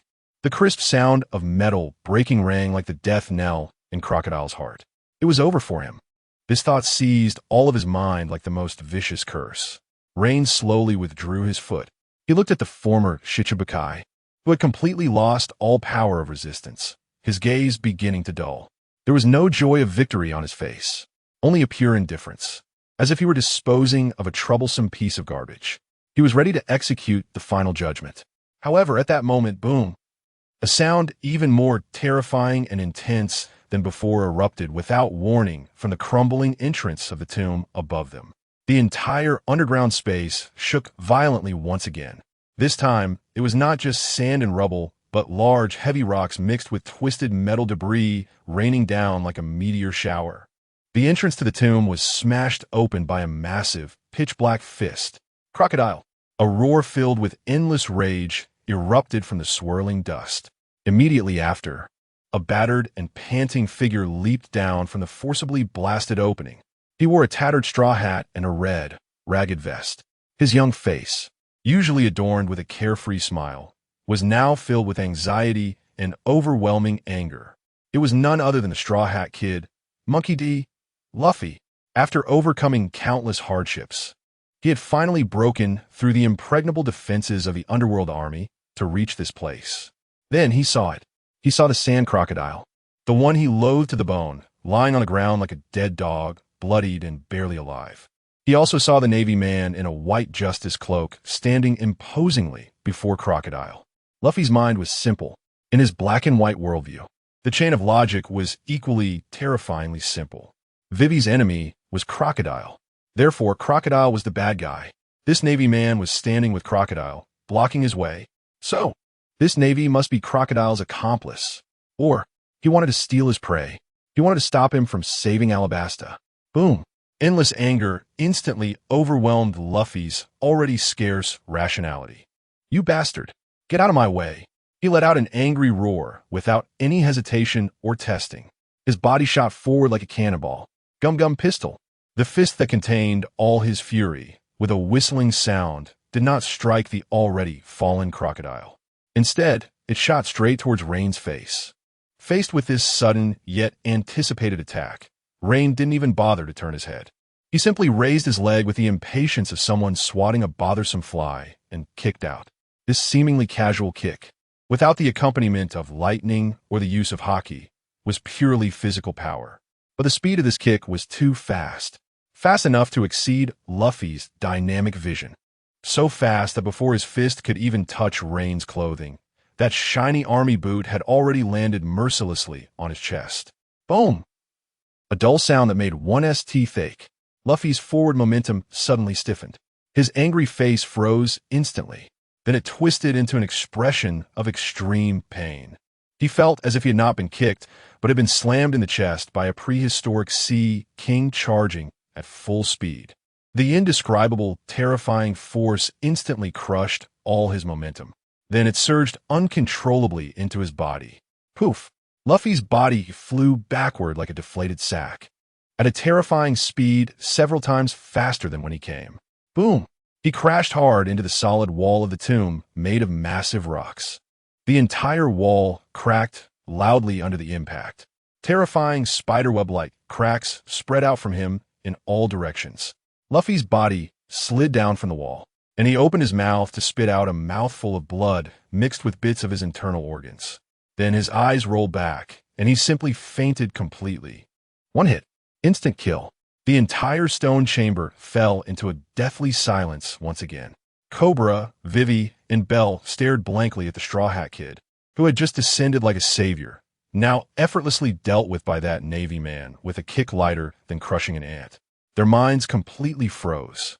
Rein had not turned back to look at the so-called destined child he had knocked out with a single kick. He simply ignored this trivial little episode. He slowly crouched down, taking out a pair of specially made handcuffs crafted from the highest purity sea stone. Click! He personally locked these cuffs, capable of restraining any devil fruit user, on a crocodile's already severed wrist. Then, he picked up Crocodile's golden transponder snail and adjusted the line to the public broadcast channel covering all of Alabasta. He cleared his throat and, with a cold, emotionless voice that everyone could hear clearly, slowly spoke into the transponder snail. Attention!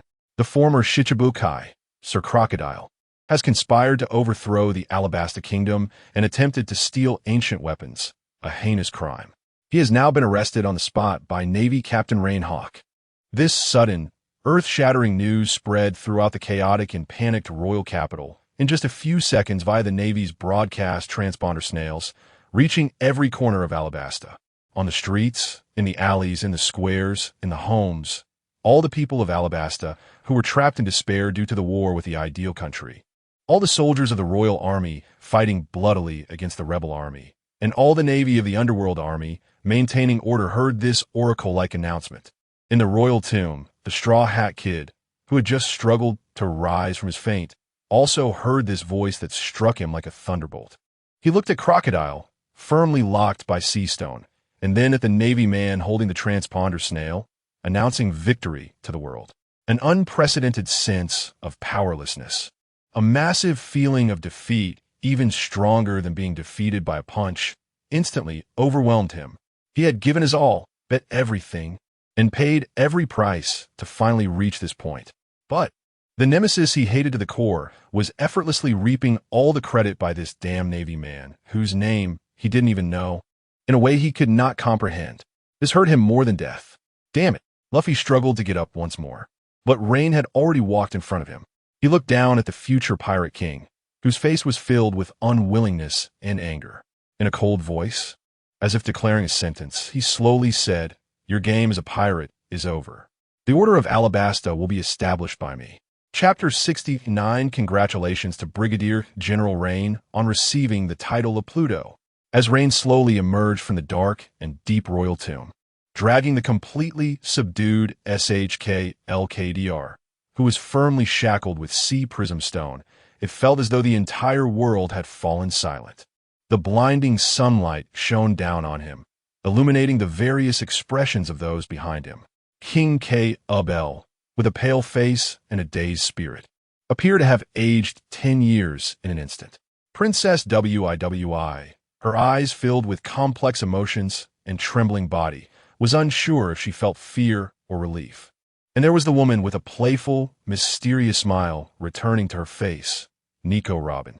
She gazed at Rein's back, which, while not particularly imposing, seemed capable of supporting the entire sky. In his deep eyes that seemed to see through everything, a strange light flickered, one never seen before. This man, he really did it. He shattered KDR's years-long, seamless conspiracy in the simplest, most brutal, and unreasonable way. He also shattered her dark and desperate fate that had lasted for 20 years. At this moment, the entire Alabasta was in an uproar. Countless Alabasta citizens, upon hearing the broadcast, like a heavenly gospel, surged onto the streets from their hiding places. They gathered from all directions like a tide, crazily heading towards the palace. Their faces were filled with disbelief, ecstasy, and the relief of surviving a disaster. KDR was arrested? Is this for real? That warlord, that hero of our country. Hero? Yes, just a demon who wanted to destroy our country. It was the Navy that saved us. Quick, to the palace square. I want to see with my own eyes. I want to see that demon brought to justice. When Rein appeared on the high balcony of the palace, dragging KDR, the huge square below, filled with hundreds of thousands of citizens, first fell into a dead silence. Everyone's gaze was focused on the man they once regarded as a god. They saw KDR's pale, bloodless face, his blood-soaked, disheveled body, and the strange glowing sea prism stone shackles on his wrists. They also saw the cold Navy man who firmly controlled him as if holding a small chicken. It was real. Everything was real. The culprit who dragged the entire country into the abyss of war and drought. The greatest schemer hidden beneath the halo of a national hero was truly sanctioned by this Navy man, who seemed like a deity descended from the heavens. Boom! After a brief silence of a few seconds, a deafening roar of cheers, like a tsunami, erupted, capable of overturning the entire royal capital. Long live the Navy! Lord Rein, you are our savior. Kill him. Kill the traitor KDR. Thank you. Thank you, Navy. You saved Alabasta. The cheers, shouts, and cries of the people blended into an immense wave of public sentiment that surged skyward. Rein stood quietly on the high platform, overlooking the frenzied crowd below, his expression still unchanged. He slowly raised his hand. Instantly, the entire square fell silent once more. Everyone's gaze was filled with the most fervent admiration and awe, focused on him. KDR's crimes were countless. Rain's voice, clear through the transponder snail, reached everyone's ears. He would face the harshest judgment, and Alabasta would rebuild order and restore peace with the help of the world government and navy. After speaking, he turned around and gently pushed Princess Wiwi, who had been standing behind him, to the front of the stage. Princess Wiwi. His voice was soft, only she could hear. Now it's your turn. Tell your people who their hero really is. Wiwi's body trembled violently. She looked at the faces of her people below, filled with hope and anticipation. Her heart was filled with immense contradiction and struggle. She knew this man was not a hero.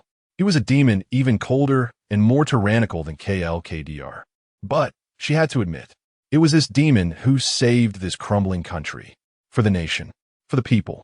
She took a deep breath and finally made her final choice. She picked up another transponder snail and, with a voice tinged with a hint of tears yet incredibly firm, loudly proclaimed to all her people, "My people, KLKDR's conspiracy has completely failed. It was the Navy. It was Colonel Rein Hawk. With his absolute justice, he saved us. He saved all of Alabasta."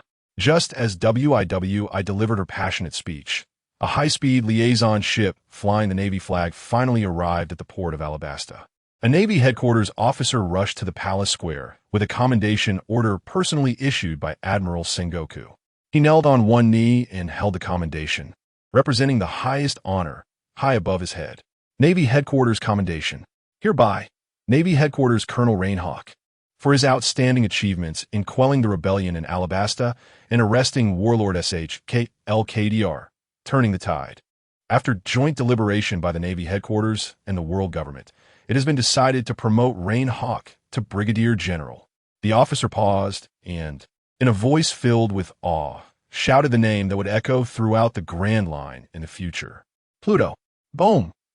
The entire square erupted once again. Amid the fervent cheers of hundreds of thousands of citizens and the respectful gazes of countless Navy soldiers, Rein calmly accepted the promotion order. His name Pluto began to spread like an unstoppable storm throughout the world at this moment, alongside the downfall of Warlord KLKDR. Outside the walls of Alabasta, Luffy and his crew were driven here by the Pluto forces. They witnessed this myth-like scene.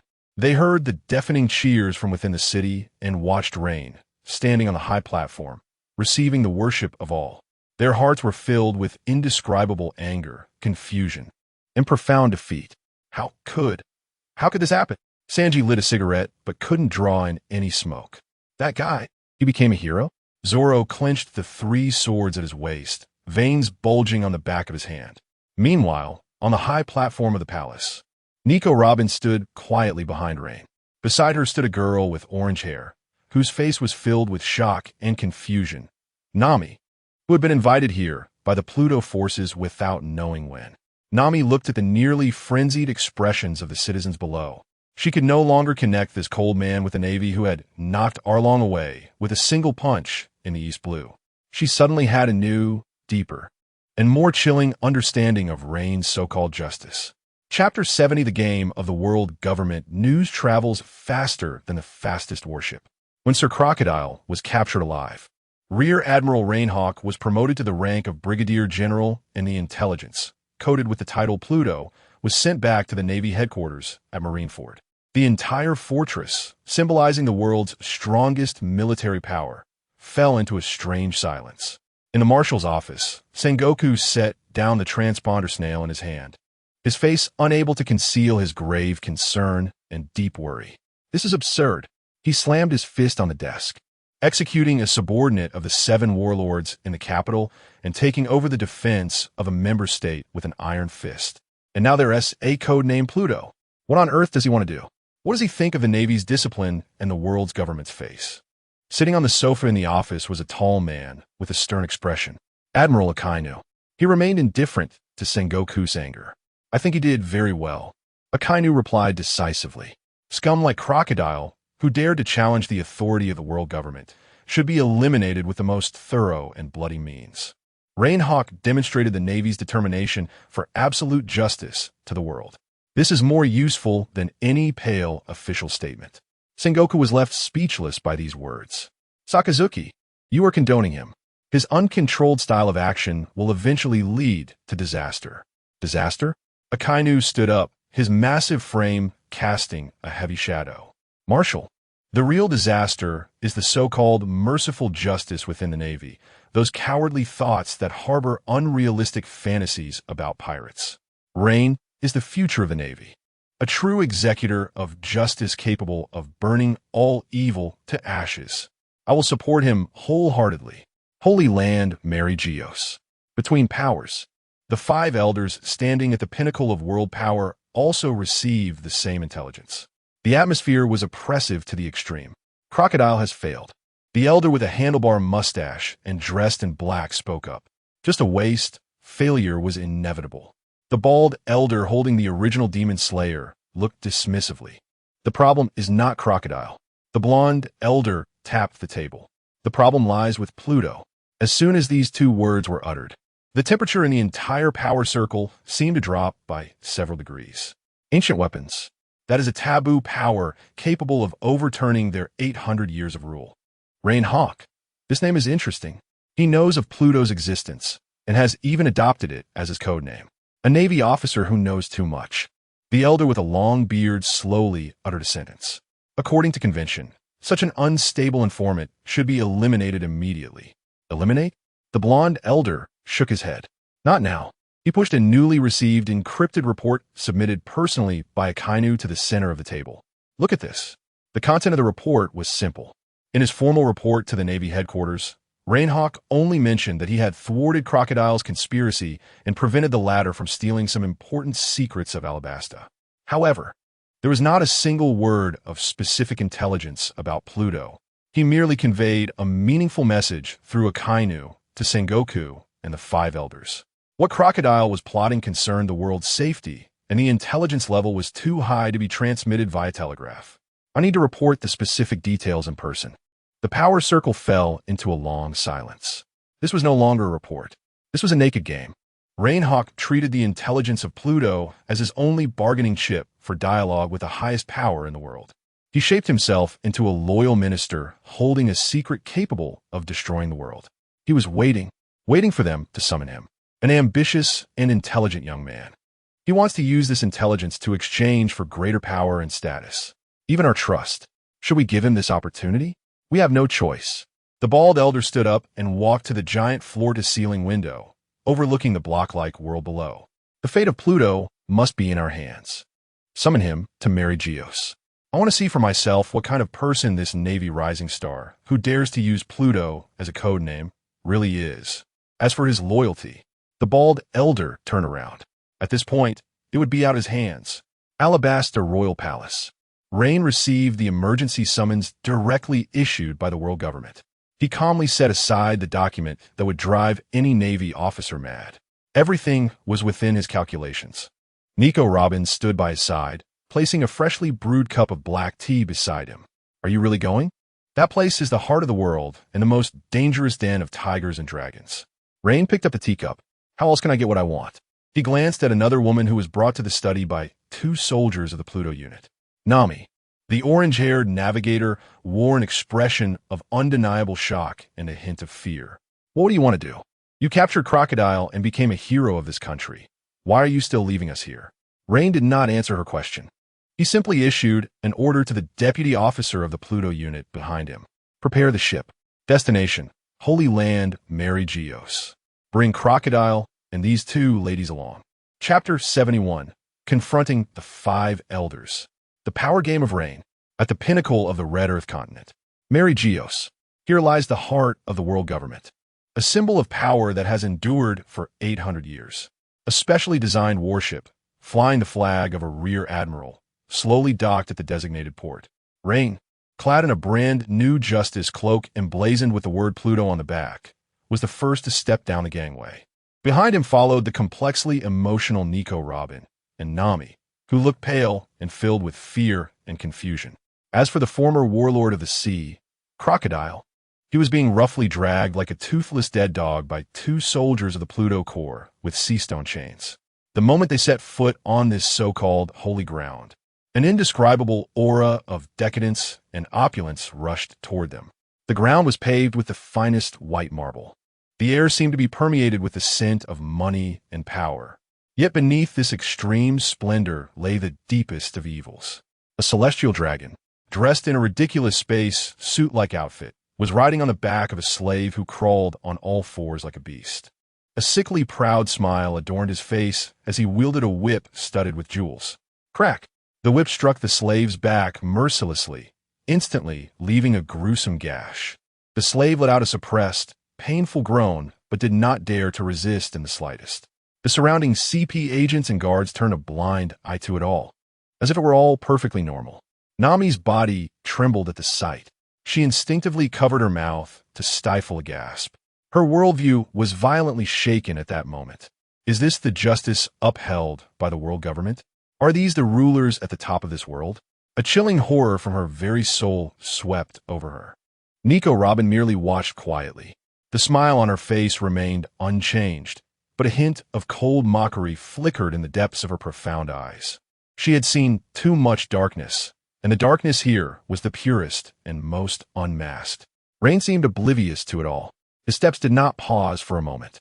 His gaze did not linger on the celestial dragon for even a second, as if he were not facing a noble of the world, but merely an unsightly stone by the roadside. A CP0 agent in a black suit had long been waiting there. His face was covered by an expressionless white mask. Rear Admiral Rein, the 5 elders are waiting for you in the power chamber. In the power chamber of Panga City.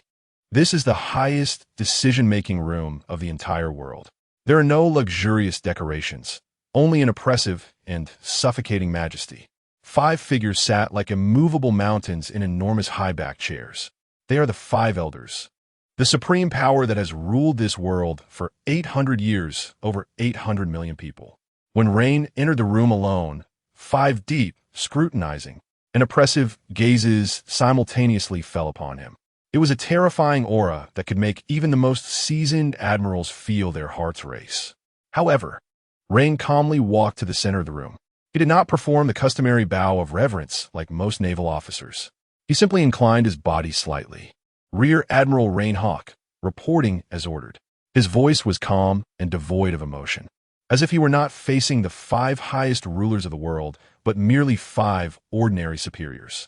This demeanor caused the 5 elders to frown slightly. Rein Hawk, the elder with a handlebar mustache, slowly began. We are already aware of the events in Alabasta. You did well. However, what we need is the whole truth. About the ancient weapon Pluto. Tell us everything you know. His voice was not loud, but it carried an undeniable commanding tone. Rein raised his head and met the gazes of the 5 lofty elders. Report to the 5 elders. Crocodile is indeed conspiring to obtain the ancient weapon Pluto. According to the intelligence I've gathered from Nico Robin, Pluto is an ancient battleship capable of destroying an island with a single shot. The consequences of it falling into the wrong hands would be unimaginable. I have successfully thwarted his scheme and obtained core clues regarding Pluto. He paused here, not continuing further. The power chamber fell into a dead silence. The 5 elders waited for him to elaborate, but he refused to speak. The blonde elder tapped the armrest. Core clues?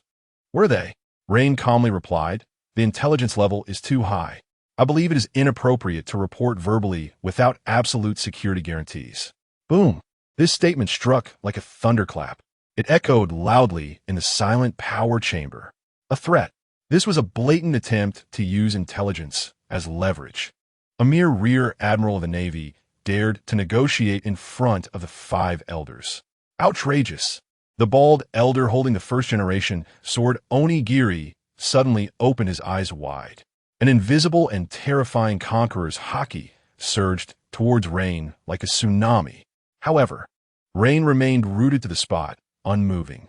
A cold aura filled with bloodlust and determination erupted from him as well. The 2 invisible forces clashed violently in the air. Zzz. The air seemed to be torn apart. Enough. The elder with a long beard spoke up to halt this silent confrontation. He looked at Rein, his gaze becoming incredibly deep. Rein Hawk, what do you want? He understood that this young man must have his own cards and demands to dare to act this way. I need a unit. Rein finally stated his purpose. A unit not bound by the conventional naval system. A direct unit that only obeys my orders, specifically responsible for handling extreme threats like Crocodile. I require absolute personnel authority, operational authority, and the power to act first and report later. Madness. This guy is simply insane. What he wants is not just a unit. He wants a private army that belongs solely to him. You are delusional. The blonde elder laughed in anger. The world government would never allow such an uncontrollable force to exist. However, at that moment, a tall figure that had been standing in the shadows of the power chamber slowly stepped forward. It was Admiral Akainu. I support him. Akainu's voice was like boiling lava. This world needs a sharper knife, a blade that can cut through all corruption and tumors. Rein Hawk and his unit are that knife. To enforce absolute justice, I believe this proposal is entirely acceptable. The 5 elders fell silent. They looked at the resolute Akainu, then glanced at Rein, who appeared calm, as if everything was within his calculations. They found themselves in a dilemma. Agreeing to him would be akin to raising a tiger to inflict harm. Refusing him would mean that the intelligence about Pluto would sink into oblivion. Ultimately, the elder with the long beard slowly closed his eyes. All right, we agree to your terms. Chapter 72. The Troop, codenamed Pluto. The 5 elders turned green with anger when the word good was uttered from the lips of the long-bearded elder. The oppressive atmosphere in the power room finally showed a hint of relaxation. Akainu's face, as cold and hard as volcanic rock, revealed a barely perceptible look of approval. However, the faces of the other 4 elders were filled with gloom and displeasure. They felt they had been played, cornered by a rising star of the Navy and a hardline admiral, forced into a position where they had to compromise. This was an unprecedented humiliation. This troop needed a codename. The blonde elder fixed a cold, scrutinizing gaze on Rein, wanting to see how far this audacious young man would go. Rein met his gaze, and the corners of his mouth curved into a cold, playful smile, reminiscent of a hunter watching its prey step into a trap. Since it was to deal with those who attempted to meddle with Pluto, he slowly stated, word by word, then this troop shall be called Pluto. Boom. These 2 words hit the hearts of everyone present like 2 invisible giant hammers. Pluto. He actually dared to name his private troop after an ancient weapon. How arrogant. How audacious. How defiant. The previously gloomy expressions on the 5 elders' faces instantly turned ashen. They could even feel their temples throbbing. A tide of overwhelming fury from public humiliation surged within their chests. Even Akainu, who had always supported Rein, was momentarily stunned. He clearly did not expect Rein to be so reckless. Rein Hawk, the bald elder, suddenly stood up from his seat. The first-generation sword, Onigiri, in his hand buzzed with a thirst for blood. Do you even know what you're saying? Of course I do, Rein replied, his smile unchanged. In the name of the god of hell, I judge all the evils of the world. I believe there is no codename more suitable than Pluto. Or should I say? His gaze swept over the 5 twisted faces filled with anger. Do the elders wish to backtrack? Backtrack? They were the highest authority of the world government. What they said was the iron law of the world. How could they backtrack if they were to retract their orders at this moment? Their dignity as elders would be utterly destroyed. That damn bastard. He had calculated this. He knew they would never dare to go back on their word in front of Akainu. Fine. The long-bearded elder almost squeezed out the word through gritted teeth. Then it shall be Pluto. He sat back down, as if all the strength had been drained from him. Now you can hand over the information on Pluto, right? Of course. Rein took out a prepared, encrypted document from his pocket and casually tossed it on the ground. The design blueprints for Pluto were not in Alabasta. Crocodile was also misled by historical texts.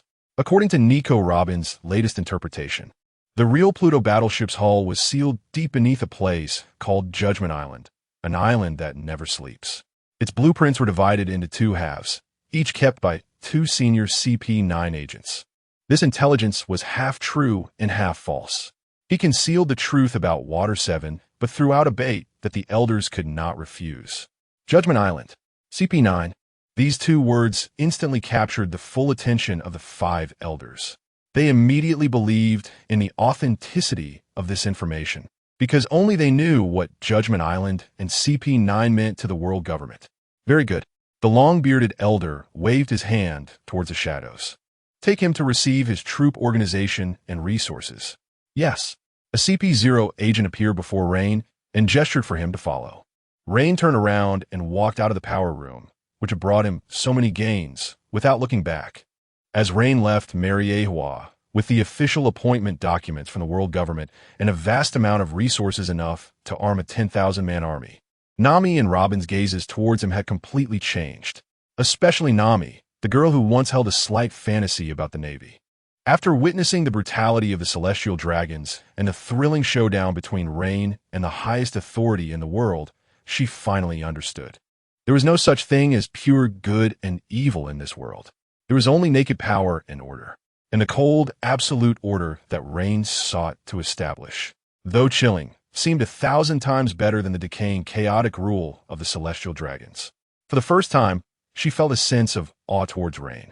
Nico Robin was even more direct. She walked up to Rein. "Commander Rein." She used this formal title for the first time. "Does the Pluto troop still need an intelligence officer? One who is the only person in the world capable of interpreting historical texts." Rein glanced at her. "Welcome aboard." Meanwhile, the latest bounty notice spread like wildfire to every corner of the Grand Line. Straw Hat Kid Monkey D. Luffy. For causing a ruckus in Alabasta and attacking the Navy headquarters, the bounty has risen to 100 million berries. Pirate Hunter Rorinoa Zoro. Bounty 60 million berries. Blackleg Sanji. Bounty 50 million berries. The bounties for the Straw Hat crew doubled. They had completely become the focus of attention as notorious criminals worldwide. They also became the most discordant stain on the brilliant achievements of the newly promoted hero of the Navy, the god of Hell Rein. On the deck of the warship, Rein faced the sea breeze, gazing at the distant horizon. Behind him stood Nami, both in awe and fear of him, and Nico Robin, whose eyes had become deeper. "Commander, where's our next stop?" Nami mustered her courage to ask. Rein did not turn around.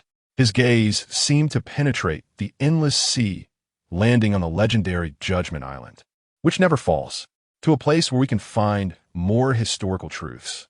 Chapter 84. Lucci. Something's wrong.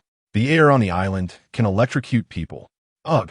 Accompanied by a long and piercing whistle, the sea train, Smoking Tom, broke through the last layer of waves surrounding Judicial Island like a giant steel beast and precisely stopped at the station platform. Hiss! High-pressure steam gushed out from both sides of the train's front, and white mist enveloped the entire platform. The train doors opened. Several figures slowly emerged from the white mist. Leading them was a man dressed in a black suit, wearing a top hat, with a white dove perched on his shoulder.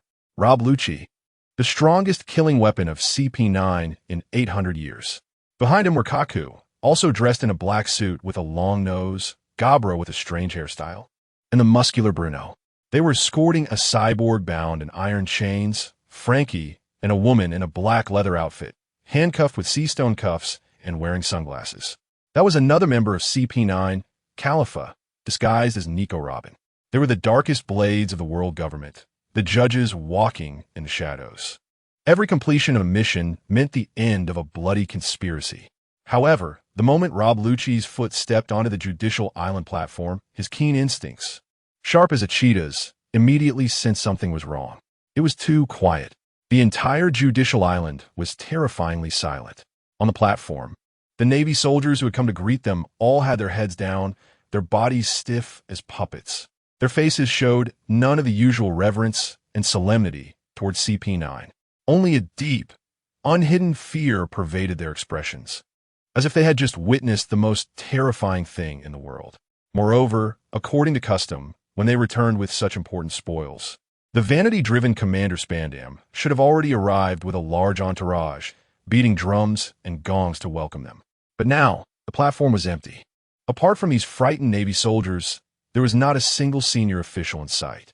This was highly unusual. A sense of foreboding began to spread in Lucci's heart. The dove, Hadoli, on his shoulder seemed to sense the suffocating atmosphere as well, tucking its neck in and daring not to make sound. "Lucci, something feels off." Kaku stepped forward, lowering his voice. "The atmosphere here is completely different from when we left." Gabra also licked his lips, showing a wolf-like vigilance. Hey, could it be that someone made trouble here while we were gone? Who had the guts to do that?" Lucci did not speak. His gaze scanned the entire station like a hawk. Eventually, his eyes landed on the towering Judicial Tower. That was the heart of the island. No matter what had happened, as long as they went there, everything would be revealed. Bruno. Lucci spoke coldly. Yes. The muscular Bruno immediately understood, stepping forward and raising his hand. Door fragt. He prepared to open a door to the judicial tower in mid-air, ignoring all distances and obstacles, directly reaching the center of power. This was CP9's most convenient and safest mode of transport. However, just as Bruno's finger touched the air, about to activate his ability, ZZZ, a nearly invisible, extremely violent blue electric current suddenly burst forth from the point where the space was about to be opened, without any warning. Ugh!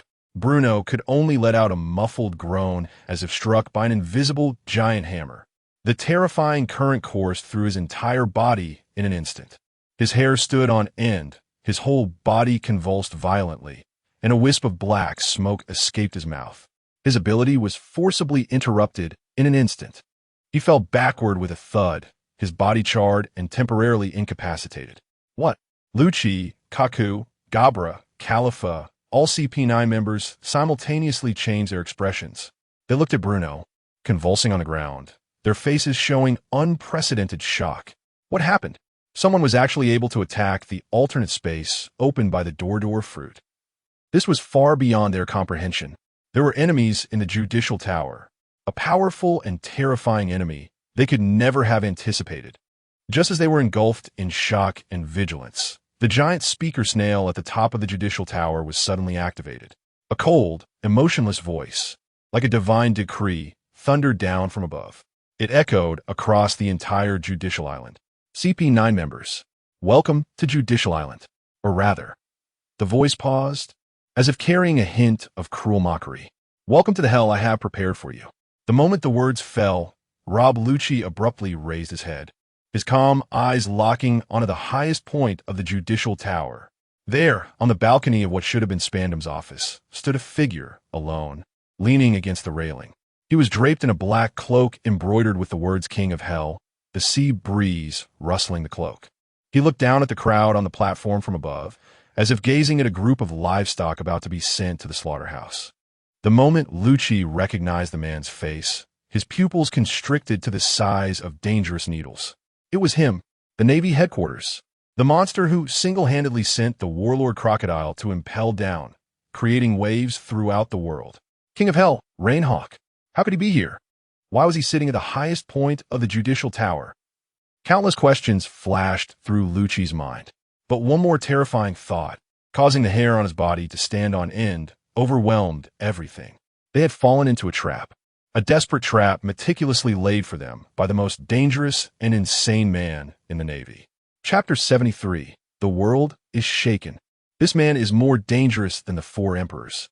The World Economic News Agency.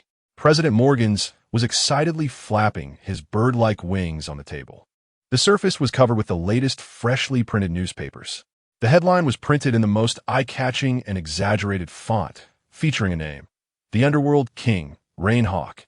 Gaga. Big news. This is real big news. A Navy officer has stolen the spotlight from the four emperors.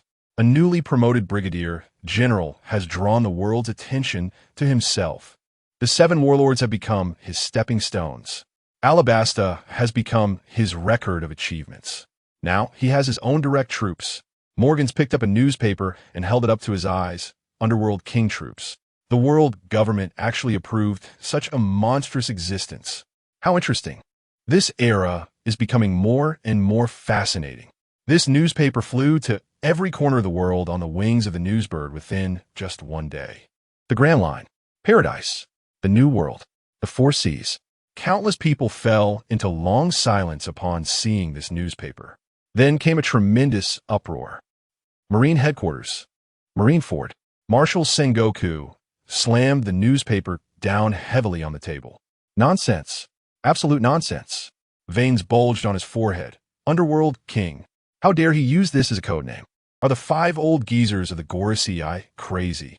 How could they agree to such a ridiculous application? In the corner of the office, the marine hero Garp was leisurely eating his beloved donuts. He glanced at the newspaper.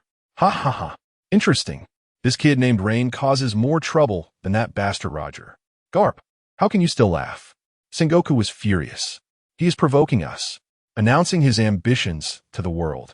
What does he think the Navy is? His personal tool? Isn't this exactly what Akainu wants? Garp took another bite of his donut and mumbled, a knife sharp enough. The office door was pushed open. Admiral Akainu walked in. He picked up the newspaper on the table. I see. He put the newspaper down. He is the pride of the Navy. Sakazuki. Sengoku nearly flipped the table. You are playing with fire. You will cultivate him into a monster more dangerous than any pirate. Akainu ignored Sengoku's roar. He just looked out the window. Only a monster can deal with a monster. This era needs the strongest monster that can end everything. In a certain sea area of the New World, the massive whale-shaped pirate ship, Moby Dick, Whitebeard Edward Newgate was boldly drinking. First Division Captain Marco flew to him with a newspaper in hand. Dad, there's an incredible newcomer from the Navy. Whitebeard took the newspaper. His eyes, capable of seeing through the world, fell on Rein's photo. Gurura. He let out his iconic laugh. Underworld King? What a big name. Just another ignorant brat. Though he said this, his fingers unconsciously tightened around the cup. In another sea area, on the red-haired Shanks ship, Shanks was leaning against the ship's railing, polishing his beloved sword griffin. First mate Ben Beckman approached and handed him the newspaper. Captain, take a look at this. Shanks finished reading the newspaper, and the smile on his face vanished. Absolute justice, he murmured. A believer in an order even more complete than Sakazuki? This is truly not something to laugh about. Revolutionary Army Headquarters. Baltaigo. Monkey D. Dragon stood at the highest point of the base, letting the wild wind blow through his green coat. Chief of Staff Sabo presented him with intelligence. Mr. Dragon, the world government has established a special force called Underworld King. The commander is Rein Hawk, who arrested Crocodile in Alabasta. Dragon took the intelligence. He said nothing, but the air around him seemed to freeze. After a long while, he slowly spoke. This man, the absolute cold order he seeks to establish, is even more terrifying than the decaying rule of the celestial dragons. He is not the Navy's hunting dog. He wants to become the order itself. Tell all comrades in the world. From today, the threat level of Rein Hawk is raised to the highest. This person will be our greatest enemy in the revolution. Marine Headquarters, G1 Branch. The newly built exclusive training ground. This is the headquarters of the Underworld King troops. Hundreds of soldiers, carefully selected from the Navy elite, stood straight here. In front of them stood only one person. Rein Hawk. From today, you have no names. Rein scanned each person. You have only one code name. You are not human. You are weapons. The sharpest blades to implement absolute justice. My orders are everything. Obey or die. Any objections? The entire training ground was silent. Only the sound of the wind howled. Very well. Rein turned around. Now we begin the first training. Kill each other. Only half of those who survive will be qualified to be my subordinates. In the command room of the base, Nami watched the training ground on the monitor, which had suddenly turned bloody and cruel. Her body trembled slightly. She couldn't understand. Is this really justice? On the other side, Nico Robin stood in front of a huge world map. In her hand was an ancient document just retrieved from the world government's secret archives. Commander. She looked at Rein, who had just walked in. According to this incomplete historical text, the end of the blank century is related to three things. Ancient weapons, the D-Clan, and... She pointed at a specific location on the map. It was an island in the first half of the Grand Line that would never see night. Its name is Judicial Island. Rein looked at the location pointed out by Robin. Prepare the ship. He gave the command. Our first strike starts from here. Chapter 74. Sword pointing at Judicial Island. The next instance opens. Navy Headquarters, G1 Branch. Inside, the heavily fortified stronghold designated for the Pluto unit. Ryan was sitting in an office that was almost devoid of any personal decoration, surrounded by a mountain of top-secret documents. Each one bore the red seal of the world government's highest intelligence agency. These were all the materials regarding the island known as Judicial Island, the island that never sleeps. From publicly available geographical locations and meteorological data to top-secret defense deployments, true compositions, and even detailed structural diagrams of the Justice Gate connecting Impel Down in the Navy headquarters. These were part of the benefits he had exchanged with the Gora CI using his half-truthful Pluto intelligence. He flipped through the pages one by one. His expression showed no change. But his god-level observation Haki could clearly perceive the enormous, dark, twisted order hidden behind these cold words and data. Judicial Island. On the surface, it is the location of the world government's Supreme Court, a sacred hall for judging criminals from all over the world. But in reality, this is the lair of CP9. It is the sharpest black butcher's knife hidden under the light by the world government.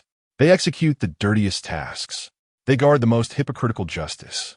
Just then, a cold mechanical voice suddenly echoed in his mind. Ding. Main quest released. The cornerstone of order. Quest description. Judicial Island is a facade dressed in hypocritical justice by the world government. And the CP9 hidden within it is a paradoxical existence that maintains light through dark means.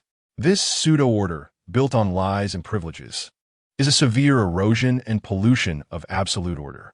Quest objective. Completely destroy the existing system of Judicial Island, eliminate all members of CP9, and reveal the clues hidden behind it regarding the blank century. Quest reward. Based on the completion of the quest, receive a massive amount of justice points and unlock special authority in the Order Codex. Quest failure. Erasure. Ryan slowly closed the documents in his hand. The system had finally set its sights on the internal affairs of the world government. Judicial Island. CP9. The blank century. These keywords formed a clear logical chain in his mind. He knew this was not just a system task. It was the best stepping stone to elevate his power and deterrent to a whole new level. Crocodile was just a warlord blinded by desire. But CP9 was the most loyal lapdog of the world government. Moving against them would be like slapping the world government directly in the face. This would be a game more thrilling and interesting than Alabasta. Ryan pressed the communication button on the table. Gather the core members of the Pluto unit to conference room number 1. 10 minutes later, conference room number 1. Cold, metal long tables were flanked by 50 soldiers exuding an aura of iron and blood. They were the survivors who had lived through that brutal internecine training.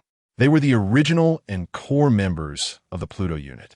Their gazes were cold and numb, like emotionless killing machines. Across from them sat two incongruous women, Nico, Robin, and Nami. Ryan walked into the conference room. All eyes instantly focused on him. It was a gaze mixed with fear, awe, and fanaticism. Our first mission objective. Ryan wasted no words and directly spread a huge sea chart on the table. His finger heavily pointed at the island surrounded by a massive whirlpool in the center of the sea chart. Judicial Island. The moment those two words were spoken, even the soldiers who had been deprived of most emotions had their pupils slightly contract. Nami gasped in shock. Judicial Island. The legendary place of judgment where one goes and never returns. Has this man gone mad? He actually wants to take action against the heart of the world government. I need everything about this place. Ryan's gaze fell on Nami. Within 3 days, I want to see the most accurate sea charts of all the waters surrounding Judicial Island, including the changes in every undercurrent and monsoon. Nami opened her mouth, wanted to say something, but upon meeting Ryan's cold and undeniable gaze, she swallowed all her words. She could only respond in a voice almost like a mosquito's. Yes. Then, Ryan's gaze turned to Nico Robin. You are responsible for analyzing all historical documents regarding the internal structure of Judicial Island. I want to know every secret passage, every blind spot in surveillance, and the detailed information of all CP9 members. A hint of excitement, even a sickly smile, appeared on Nico Robin's face. Glad to serve you, Commander. For her, the closer she got to the core secrets of the world government, the closer she was to the truth of history she had pursued her entire life. Even if the road ahead was a bottomless abyss, she would spare no effort. Finally, Ryan opened a silver briefcase. Inside were neatly arranged rows of special bullets and weapon accessories glowing with a ghostly blue light. These were the latest Seastone equipment exchanged with justice points. Familiarize yourselves with them, master them, because they will be your claws to tear apart the facade of justice. Navy Headquarters, Admiral's Office. Sengoku looked at the action application personally submitted by Ryan, and his blood pressure soared to the critical point again. To go to Judicial Island and execute a secret mission? Sengoku slammed his fist on the table. What does he want to do? Does he think the Pluto unit is some privileged organization that can intervene in CP department affairs at will? Admiral. On the other end of the den mushy came Ryan's calm voice without the slightest ripple. Based on the interrogation of Crocodile and the cross-verification of intelligence regarding Nico Robin, we have ample reason to believe that a portion of key clues about the ancient weapons has been left on Judicial Island. It may even be related to a senior member of CP9. To prevent a second Crocodile incident, I believe it is necessary to conduct a thorough risk assessment. Ancient weapons again. Another reason he couldn't refuse. Sengoku felt like his teeth were about to shatter. He knew this was just Ryan's excuse, but he had no evidence to refute it. Moreover, the Gora CEI had given Ryan the power to act first and report later. I approve it. Sengoku squeezed out those words through clenched teeth. But Ryan, I warn you, Judicial Island is not Alabasta. That place is the face of the world government. You better not cause me any major trouble. Understood. Ryan calmly hung up the phone. Meanwhile, high above in the sky, a magical island made of clouds. A boy wearing a straw hat was excitedly ringing a massive golden bell. Hey, did you hear that? The land of gold exists. Luffy and his companions were enjoying the wonderful adventure on Skypiea. They had no idea. On the vast blue sea below, a dark warship flying the flag of Pluto has raised its sails. Ryan stands on the deck of the warship, with the neatly lined-up Pluto troops behind him. He gazes at the distant horizon, his eyes cold and resolute. Judicial Island, the fortress that symbolizes hypocritical justice, will become the first whetstone for him to reshape this world with absolute order. Chapter 75, Rear Admiral Rein. Official appointment from headquarters. The dark warship cut through the unpredictable waves of the Grand Line like a ghost at sea. The sinister words Pluto on the sail emanated a suffocating sense of oppression beneath the gloomy sky. The atmosphere on the deck was tense to the extreme. The newly formed soldiers of the Pluto unit stood rigidly, like lifeless sculptures, allowing the sea breeze to whip around them. The bloody and brutal internal selection process had stripped them of all excess emotions. Fear and obedience were all that remained in their souls. And Rein was the sole source of their fear and obedience. At that moment, a news bird flapped its wings and precisely landed on the rail of the warship from the distant horizon. It brought with it the latest newspaper and a sealed, encrypted document from the naval headquarters. Nami instinctively stepped forward to take the newspaper. As she unfolded it and saw the headline printed in the largest font, her breath momentarily stopped. Pluto, Rein Hawk. The newspaper detailed the official version of the Alabasta incident, describing how Rein had descended like a deity to thwart Crocodile's conspiracy and save the kingdom on the brink of collapse, becoming the savior in the hearts of hundreds of thousands. The accompanying image showed Rein standing on the palace balcony, overlooking the throngs of people below, roaring like a tidal wave. He appeared cold and powerful, like a king wielding the power of life and death. Nami's hands began to tremble. She continued to scroll down and saw another piece of news that made her heart race. Straw Hat Pirates, heinous crimes. Bounty increases across the board. Monkey D. Luffy, 100 million berries. Roronoa Zoro, 60 million berries. All these crimes pointed to one person, Rear Admiral Pluto Rein of the Navy. Shock, fear, and a strange excitement she couldn't fully understand collided within her. She was following a monster capable of easily shaking the entire world. Rein paid no attention to the sensational newspaper. He untied the encrypted document from the newsbird's foot, tore open the wax seal, and found two entirely different pieces inside. The first was a beautifully printed official appointment letter bearing the Admiral's seal. Hereby promoted, Colonel Rein Hawk to Rear Admiral of the Naval Headquarters. His unit is officially designated as Pluto and included in the Navy's Special Operations Sequence. At the bottom of the appointment letter was Sengoku's ornate signature. However, the wording of the document repeatedly emphasized strict warnings. Judicial Island is a matter of great importance to the world government. Do not overstep your authority. All actions must be reported to headquarters. This was a warning and restraint from the highest commander of the Navy. Rein's face showed no signs of emotion. He pulled out another small note from the folder. The handwriting was messy and wild, yet exuded a molten heat. Go for it. Sakazuki is your strongest support. Rein casually tossed the appointment letter, which could drive any naval officer to madness, to the adjutant behind him. Archive it. His gesture was as nonchalant as discarding a worthless piece of paper. Power and status had never been his goal. They were merely tools to achieve his objectives. And this power game had only just begun. He turned and walked toward the captain's room. "Nico, Robin, come with me." The captain's room was furnished in the simplest manner possible. A nautical chart table, 2 chairs, and nothing else. Rein sat in the main seat. Nico, Robin, wearing her signature mysterious smile, took a seat across from him. This was the first formal private meeting since Rein brought her aboard. "Let's do an intelligence consolidation." Rein got straight to the point without any preamble or probing. His deep eyes, devoid of any emotion, stared directly at Robin. "What I want to know is not the ancient weapon Pluto that a fool like Crocodile wants to know, but the blank century that the world government has gone to great lengths to erase from history." Boom! This statement struck Robin's heart like a silent thunderclap. The perfect, composed smile she had maintained for 20 years cracked for the first time. Who is this man? He is pursuing the ultimate taboo that could overturn the entire world.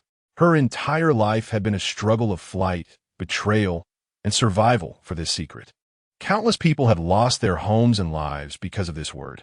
Yet now, this rear admiral who had rescued her from Crocodile spoke the word that could drive the world government mad, with a tone as casual as discussing the weather. She had to test him. She had to confirm his true intentions. Robin adjusted her expression and let that smile appear again. "Admiral Rein, you truly have a sense of humor. The blank century is merely an ethereal legend that the world government has explicitly forbidden." Rein remained silent. He simply gazed at her. That calm gaze was more oppressive than any interrogation.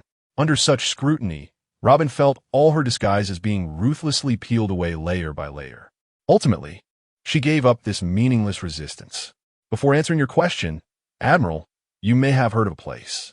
Her voice became somewhat ethereal. "Its name is O'Hara." When this name, which carried all her childhood happiness and destruction, escaped her lips, Rein still maintained a blank expression. He simply listened quietly. In his mind, the cold system interface quietly emerged. Ding! Main quest. The cornerstone of order is being updated. Information unlocked. The truth of O'Hara. Quest completion. 1. 2. The progress bar flickered slightly but undeniably, confirming that he was on the right path. He looked at the only woman in the world capable of deciphering the true history before him. She was the most important key to prying open this hypocritical world. Robin looked at Rein's unchanged cold face. She began to tell the story. She recounted the bloody history that the world government had completely erased from the map with the flames of their extermination orders. Chapter 76. The Whispers of the Demon. Nico Robin's psychological defense. Inside the captain's cabin, the air seemed to freeze. Nico Robin looked at Rein. She recounted the tragedy of O'Hara. She spoke of the demon-slaying order that reduced her hometown to ashes. She told of the scholars who were ruthlessly erased by the world government in their quest for historical truth. Her tone was calm. A perfect smile remained on her face, as if she were recounting a story unrelated to herself. She was observing. She was testing. She wanted to see a hint of emotional fluctuation on Rein's face. Shock, sympathy, or even a glimmer of greed. But she was disappointed. Rein's face was like an ancient block of ice, devoid of any expression. It was only after she finished speaking that Rein slowly began to speak. His voice remained cold, yet it held a piercing sharpness. "Do you think the destruction of O'Hara was merely because you touched the historical text?" Robin's pupils contracted sharply. Rein ignored her shock and continued speaking. "No, that was just an excuse on the surface. The real reason is that your research had gotten infinitely close to that truth. The truth capable of shaking the very foundation of heaven." Rein extended his finger slowly towards the ceiling. That movement seemed to pierce through the ship, through the sky, pointing to the distant apex of the red Earth continent. "The Holy Land, Mariewa. Heaven?" Robin's voice trembled for the first time. That word seemed to carry some forbidden power, sending a chill from her soul. "Do you think you are pursuing history?" Rein's lips curled into a cruel arc wrong. "In reality, you are merely a living bait used by the world government to lure out more unstable factors. That bounty of 80 million berries is not to capture you, but to warn all those who seek the truth. It is to drag everyone who has come into contact with you into the abyss of betrayal and destruction. Nico Robin, your existence has been a great tragedy since you were 8 years old." Boom! Each word hit Robin's heart like a heavy hammer. The calm and wisdom she prided herself on were utterly shattered in that moment. Fate, tragedy, was her dark life, filled with betrayal and escape for 20 years. Merely a carefully designed trap? No, impossible. She refused to believe it. You're talking nonsense. The smile on Robin's face finally cracked like shattered porcelain. Why should I believe you, a Navy officer? Just based on what I know. Ren's voice sounded like the whispered words of a demon from the depths of hell. 10 years ago in the West Sea, the captain who sheltered you for 3 months sold you to the Navy after taking the money you earned from working. 7 years ago in the Grand Line, the revolutionary officer who promised you the world shot you in the back without hesitation after you helped him steal royal secrets. 4 years ago, with each past event Ren recounted, Robin's complexion paled further. These were the darkest and most painful secrets buried deep in her memory. Nightmares that tormented her every time she awoke in the middle of the night. This man, how could he know? Who exactly is he? At that moment, Ren was no longer just a Navy rear admiral in her eyes. He was a god of knowledge and power. All her psychological defenses crumbled at that moment. The strong mask of a smile she had maintained for 20 years completely disappeared. In its place was an unmasked shock, confusion, and deep fear.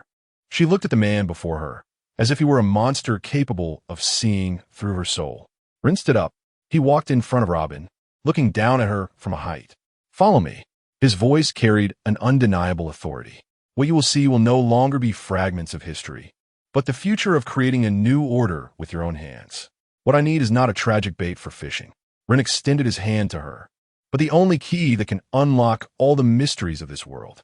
Robin's body trembled violently. She looked at Ren's outstretched hand.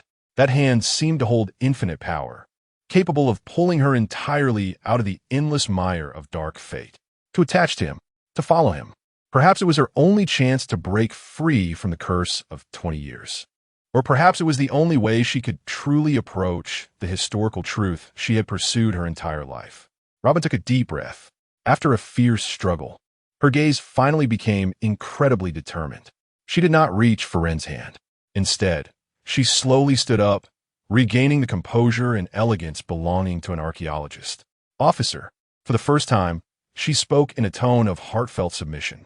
To unravel the mystery of the blank century, one cannot avoid 3 key words: the D-Clan, the sun god Nika recorded in ancient military texts, and her voice dropped to a low whisper, the possible true master hidden at the very top of the world government's power. "I suspect the 5 elders are merely his puppets." As her words fell, the cold, mechanical voice echoed in Ren's mind as expected. "Ding! High-value target Nico Robin's loyalty has increased to preliminary trust. Prerequisites met, deep mission clues are being unlocked. Unlocking world-class secret. The true master of the celestial dragons. The existence of M. Chapter 77, Justice Value Source. Redemption. Advanced Armament Haki. M. When this name clearly appeared in Rein's mind through the system's interface, it felt as if the entire world was unveiling a crucial veil before him. All his long-held speculations were finally confirmed at this moment. The order of this world was indeed built upon a massive lie. What he had to do was to smash this lie, along with the decaying throne behind it, into pieces. Meanwhile, with Robin's complete loyalty and further touch on the core secrets of the world, the system's notification sound rang out crazily once again. "Ding! Congratulations, host! You have completed the hidden mission chain. Key to history, first link. Mission evaluation, perfect. You have completely subdued the demon child of O'Hara with absolute control, obtaining the sole authority to unlock the truth of history. Current task reward, justice value 200,000 points. 200,000. Looking at the astonishing number that instantly surged to an unprecedented height on the system panel, a rare fluctuation appeared on Rein's eternally stoic iceberg face. During the battle in Alabasta, capturing Crocodile, and being promoted to Brigadier General to establish the Underworld Brigade, he had only earned a little over 100,000 justice points in total. Yet now, by merely subduing Nico Robin, he was directly rewarded with 200,000. Indeed, for the system, High-value targets that could fundamentally shake the existing order of domination were the real big fish. Wealth must be immediately transformed into strength. This was an ironclad rule that Rein firmly believed in ever since he crossed over as a modern wage slave. He did not hesitate at all. He directly opened the dazzling system shop in his mind. Devil fruits? He already had the top-tier Logia-type Thunder Fruit and didn't need it for now. Famous swords? Technology? These were all external objects. Rein's gaze locked onto the option that represented the pinnacle of individual power. Haki. The battle in Alabasta with Crocodile made him clearly realize that while the Thunder Fruit was powerful, it still had limitations when facing other top-level ability users or martial artists who did not rely on fruits. Especially the Armament Haki. His current Armament Haki was still at the most basic hardening stage, only usable for conventional defense and attacks. To deal with CP9, monsters who had refined their iron to the extreme, and in the future, to face those truly standing at the pinnacle of the world. This level of Armament Haki was far from enough. His gaze quickly swept through the Haki list and finally landed on an option radiating purple light. Armament Haki Advanced. Description: a higher-level technique that surpasses iron. It can externalize Haki like airflow to form an invisible armor for defense, or penetrate into objects or enemies' bodies to destroy from within, commonly known as flowing cherry blossom. Justice value required for redemption: 150,000 points. This is it. System: redeem advanced armament Haki. Ding. Confirming the consumption of 150,000 points of justice value to redeem armament Haki advanced. Redemption successful. Infusion in progress. Boom. A vast and pure stream of information and energy surged into Rein's limbs and bones. He felt his understanding of Haki undergo a revolutionary transformation at this moment. If the previous armament Haki was a rough and hard iron shell, then the current armament Haki was an invisible energy that could flow freely. It was no longer limited to his body surface. It could extend, penetrate. It could destroy all solid defenses from within. Rein slowly opened his eyes. He walked out of the captain's cabin and directly came to the exclusive training room on the warship, made of heavy steel. In the center of the training room stood a target specifically used to test destructive power. It was a special steel plate, half a meter thick, mixed with sea stone powder. Its sturdiness was enough to withstand a full-force attack from a vice admiral of the Navy headquarters. Several soldiers of the Underworld Brigade training there stopped their movements immediately upon seeing Rein enter, standing at attention like javelins, their eyes filled with awe. Rein walked up to the steel plate. He slowly raised his right hand, clenched his fist, and then lightly punched it. There was no earth-shattering roar, no rolling shockwave, not even a hint of sound. The moment his fist made contact with the steel plate felt like a gentle caress between lovers. However, the next second, a bizarre scene occurred. The surface of the indestructible special steel plate remained smooth as new, but inside, fine black cracks resembling spider webs suddenly appeared without warning. Crack! Crack! The cracks spread rapidly at a visible speed. Finally, bang! With a muffled sound, the entire massive sea-stone steel plate instantly turned into a pile of delicate powder, scattering in the air under the horrified gaze of all the soldiers, completely shattered from within. Hiss! A sound of gasping filled the training room.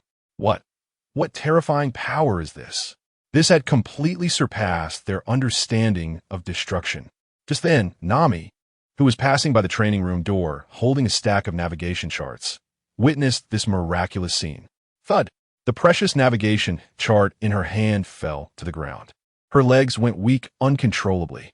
She looked at the man who was slowly retracting his fist with a calm expression, and the last shred of hope in her heart completely vanished. This man was not human at all. He was a true monster disguised in human skin. Rein felt the purple-black residual Haki flowing from his fist, and a cold, cruel arc curved at the corners of his mouth. CP9's iron block claimed to be the strongest defense. In the face of his advanced armament Haki, it was as fragile as a piece of thin paper. Chapter 78, The Six Styles Ultimate, Life Restoration. The 150,000 justice points bought a qualitative change in armed color Haki. This terrifying ability of internal destruction directly elevated Ren's attack power to a whole new level. He now had absolute confidence. Even the defenses of the four emperors could be shattered by his punch. However, Ren was well aware that against CP9, those mad dogs skilled in assassination and body techniques, mere powerful attack power was not enough. Speed, reaction, and extreme control over his body were equally crucial. His gaze once again turned to the system store. This time, he browsed the body technique section. Sure enough, at the top of the list, a dazzling golden skill caught all of his attention. Navy's 6 styles, ultimate, life restoration, description, the ultimate secret of the Navy's 6 styles body technique. Through powerful willpower, achieve absolute control over every part of the body, including internal organs, hair, and cells. Can accelerate metabolism to quickly heal injuries. Can change body shape to evade attacks. Can instantly convert food energy into personal strength. It is the essential path to the peak of body techniques. Required justice points for exchange. 50,000 points. 50,000 points. For Ren, who had just spent 150,000. This price was practically a bargain. Exchange. Ding. Confirm consumption of 50,000 justice points to exchange for 6 styles. Life restoration. Exchange successful. Your body is undergoing evolution. If exchanging for advanced arm color was an upgrade of weapons, then exchanging for life restoration was a complete overhaul of the body from hardware to operating system. Ren closed his eyes. He could clearly see everything inside his body. The flow of blood, the beating of his heart, even the division and respiration of every single cell. This absolute sense of control at the microscopic level was an unprecedented and wonderful experience. With a thought, the metabolic rate of his body began to accelerate wildly. The subtle internal injuries accumulated during battles and training were completely healed in just a few breaths, thanks to his powerful regenerative abilities. His entire body felt as if it had been refreshed, becoming lighter and more transparent than ever. This was just the most basic application. Ren's playful spirit ignited. He focused his will on his hair. In the next second, his short black hair began to grow at a visible speed. In an instant, it cascaded down to his waist. Next, with another thought, that flowing long hair quickly shrank back to restore his original neat short hair. This scene was clearly witnessed by Nami, who was still in shock at the door. She widened her beautiful orange eyes, her mouth forming an O shape. Long hair? Then, it shrank back? What kind of monster is this? She felt her worldview was collapsing in an irreversible way since boarding this ship. And obviously, Ren's development of this ability was far from over. Life restoration controls the body, while the thunder fruit controls thunder and lightning. What would happen if these two were combined? A bold and somewhat crazy idea began to take root in his mind. He sat cross-legged and began to try to channel a trace of weak, lightning energy in his body cells. Excruciating pain. It was a tearing pain coming from every single cell. Any ordinary person would have long since broken down under such agony. But Ren merely frowned slightly. With an iron will, he forcibly endured this inhuman torment. At the same time, he activated the life restoration ability, using its powerful regenerative power to repair the cells damaged by the lightning. Destruction, repair, more destruction, more repair. This was an incredibly painful cycle. But Ren keenly noticed that after each repair, his cells became tougher than before. His resistance to the lightning energy increased. A brand new training method opened up before him.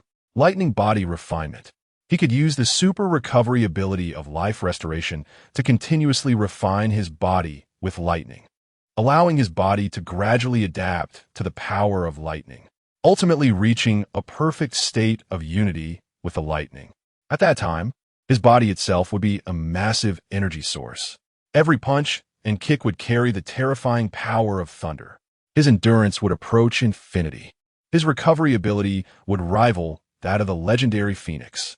With this thought, a satisfied smile finally appeared on Ren's face. Now, he was not only the god-wielding divine retribution, but also a close combat monster with advanced armed color, unlimited endurance, and super healing abilities. He slowly stood up, gazing at the island on the sea chart that never experience night. Judicial Island. Your god has prepared the grandest judgment for you. Chapter 79. Sengoku's Call. CP9's Movements. The pitch-black warship sliced through the ocean's surface like a sharp blade, speeding through the unpredictable waves of the Grand Line. The menacing words King of Hell on the sails exuded a silent intimidation under the gloomy sky. The island that never sleeps, Judicial Island, was drawing closer. Inside the fortress-like cabin, in Rein's office, the golden encrypted transponder snail, used for communication with the highest levels of the Navy headquarters, rang out without warning. Brubber brubrub. Brubber brubrub. The urgent ringing shattered the silence of the office. Rein lifted his head from the mountain of documents and reached for the receiver. The face of the transponder snail instantly morphed into a twisted visage of extreme anger. It was Marshal Sengoku. Rein, on the other end of the line. Sengoku's roar nearly pierced through the receiver. You have obtained the brigadier general rank you desired, and the troops you wanted. Now listen carefully. CP9 is escorting a target crucial to the world government to Judicial Island. Your task is to assist. Ensure the escort goes flawlessly. Not to take charge. Absolutely do not overstep your authority. Do you understand? Every word from Sengoku was filled with warnings and suppression. He attempted to use the authority of the marshal to rein in this beast that had already begun to spiral out of control. Rein held the receiver in his hand, pausing in silence for a moment. This moment of silence made Sengoku on the other end even more anxious. Answer me. Rein Hawk. Understood. Marshal, Rein replied calmly. Everything is for justice. After saying that, he did not give Sengoku any chance to roar further and directly hung up the phone. Click. The transponder snail returned to its dormant state. The so-called warning was merely the roar of the incompetent. What he exchanged for the intelligence of the King of Hell from the Gorosei was not just the organization of a troop. It was also the privilege of acting first and reporting later. Navy Headquarters, Marineford. Marshal's Office. Sengoku slammed the receiver back into place, feeling his blood pressure spike once again. Bastard. That damn bastard. He shouted at the air in the office. He didn't even listen to what I said. What does that for justice mean? It's just a perfunctory response. A blatant perfunctory response. In the corner of the office, Navy hero Garp was stuffing the last piece of donut into his mouth, mumbling indistinctly. Ha ha ha. ISNT, that just the style that Bradakainu admires the most? Interesting. Really interesting. Garp, you still think it's interesting? Sengoku turned to him in anger. This kid is even crazier than a Kainu. Even harder to control. I'm really worried that he will eventually poke a hole in the sky. Garp patted the crumbs of snacks off his hands and laughed heartily. That's good. There are unruly bastards all over the sea, and it takes an even more unruly and ferocious bastard to deal with them. Sengoku, the times have changed. On the King of Hell, Captain's office. The door to the office was gently pushed open. Nico Robin walked in, and the smile that always adorned her face now bore a serious expression. Sir, speak. Rein was examining a blueprint concerning the internal defenses of Judicial Island, not looking up. We just intercepted an urgent internal communication from CP9 through special channels. Robin placed a compiled intelligence report on Rein's desk. It seems their operation in Water 7 has not gone smoothly. CP9 has successfully captured the mayor of Water 7, Iceberg. But the thing they were originally looking for seems to not be with Iceberg. Rein paused his movements. Robin continued to report. According to the communication, they are now forcibly escorting Iceberg, as well as another shipwright named Frankie, from Water 7 to Judicial Island.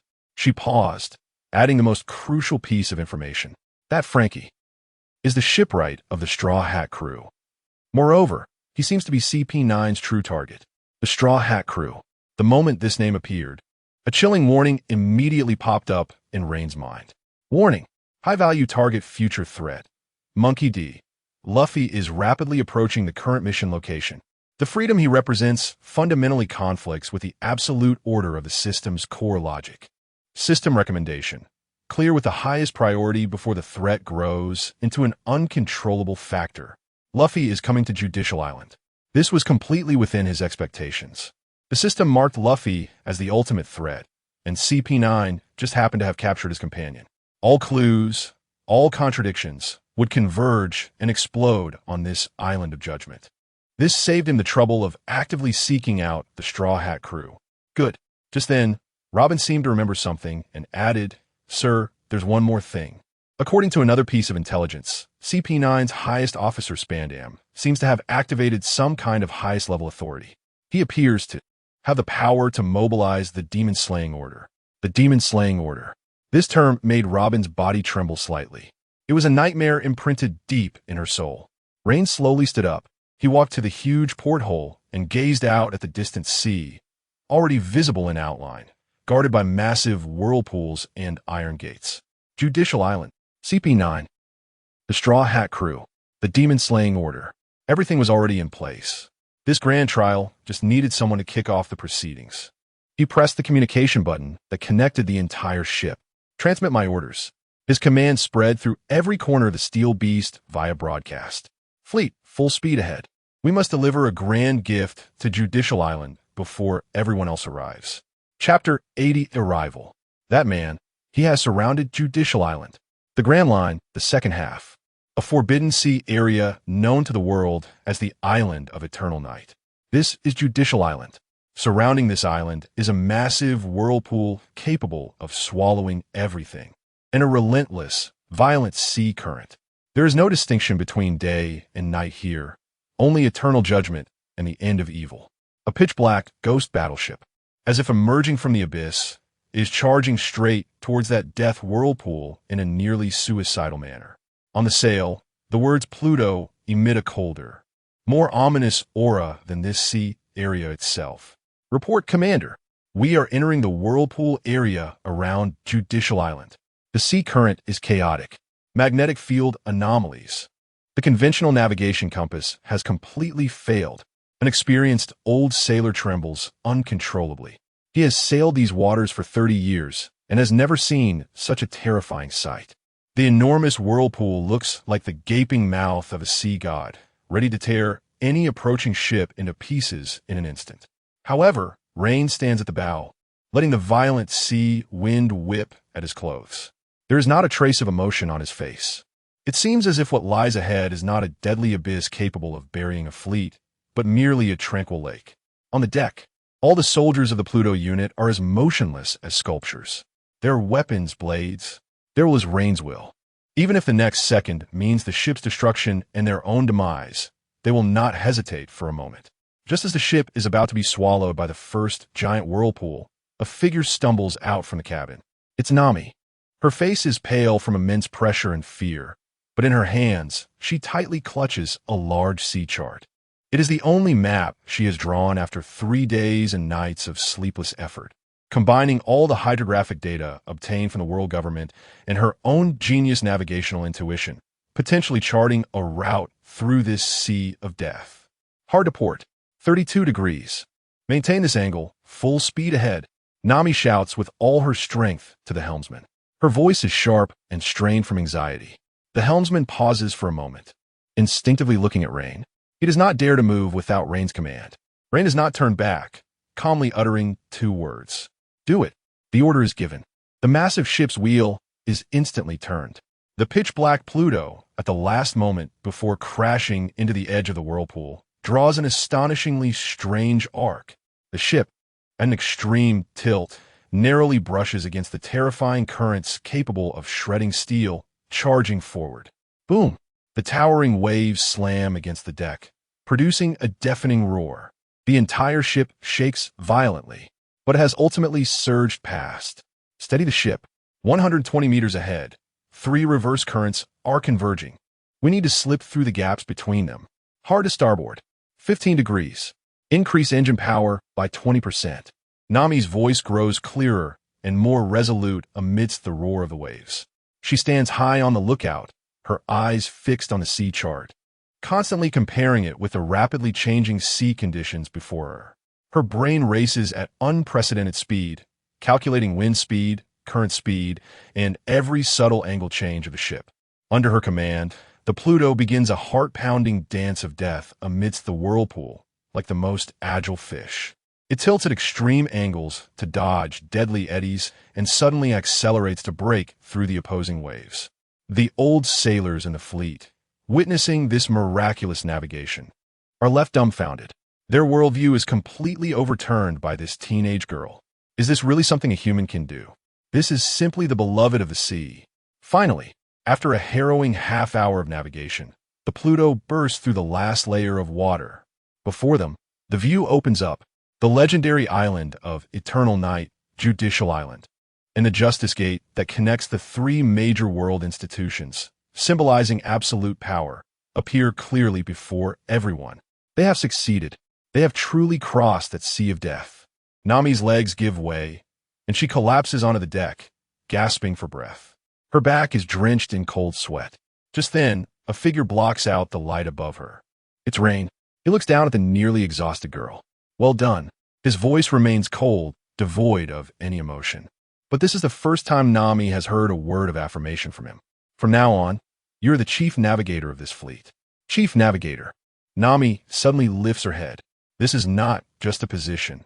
It is a recognition, an undeniable acknowledgement from this monster. Her feelings are complex, filled with fear, confusion, but more so, an inexplicable thrill that even she cannot understand. She knows she is being dragged into an incredibly dangerous abyss by this man. But at the end of this abyss, there seems to be a terrifying landscape she has never seen before. Yes, Commander. She lowers her head, responding softly. Meanwhile, at Judicial Island, in the central trial tower, the alarm blares throughout the tower. Alarm! Alarm! An unidentified ship has entered the whirlpool area. It has come out. A Navy soldier responsible for monitoring. Upon seeing the suddenly appearing pitch-black warship with its menacing flag on the screen, is so frightened that he falls off his chair. What? The highest authority of Judicial Island, the three-headed Judge Baskerville, rushes in, tumbling. When he sees the ship on the screen and the word Pluto on its sail that makes his soul tremble, his three faces turn as pale as paper. Quickly connect the transponder snail. Ask them who they are. Baskerville shouts in panic. The transponder snail is quickly connected. This is Judicial Island. Which unit are you from? Why do you enter the world government's top-level forbidden zone without permission? State your identity immediately. On the other end of the transponder snail, a cold, emotionless voice responds. Marine Headquarters, G1 Branch, Special Operations Unit. Codename, Pluto. Under the orders of Rear Admiral Rein Hawk. Here to execute a secret mission. Rein Hawk, Pluto. Upon hearing these two words, Baskerville trembles all over, nearly dropping the transponder snail from his hands. This calamity, this monster who just sent the warlord crocodile into impel down, shocking the entire world. How could he come here?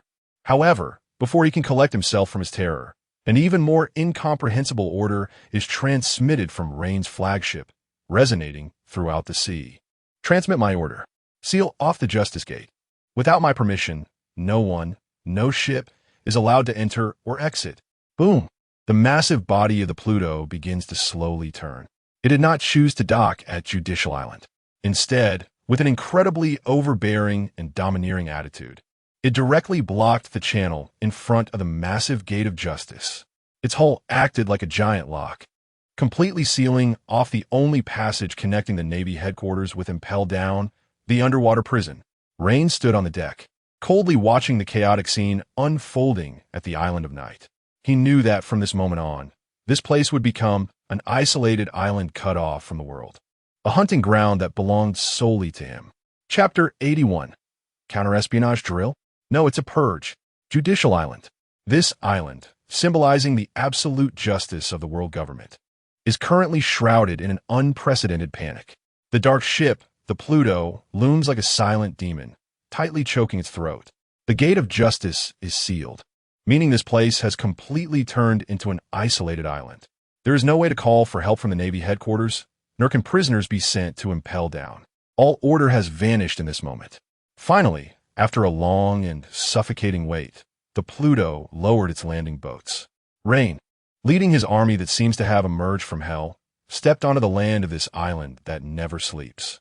They made no sound, only the cold sound of metal boots marching in unison on the stone slabs. Tap, tap, tap. Each step felt like a heavy hammer, striking hard against the hearts of all naval soldiers and government officials on Judicial Island. Their faces were filled with fear and unease. They looked at this group of uninvited guests, as if they were watching a group of executioners about to commence a massacre. Chief Judge Baskerville, accompanied by several senior officials of Judicial Island, hurriedly approached. His 3 faces were filled with smiles so flattering they were almost grotesque. Brigadier General, welcome. Welcome to Judicial Island to guide our work. I apologize for not welcoming you properly, he said, nodding and bowing, his demeanor extremely humble. However, Rein walked past him without even glancing at the highest official of Judicial Island, as if he were just an insignificant wisp of air. Baskerville's flattering smile instantly froze on his face. A wave of immense humiliation surged in his heart, but he dared not show any dissatisfaction, because he could clearly feel the chilling, palpable killing intent radiating from Rein. It was a terrifying aura that could freeze his very soul. Rein stepped onto the platform in the central square. This was usually the place for public trials of criminals.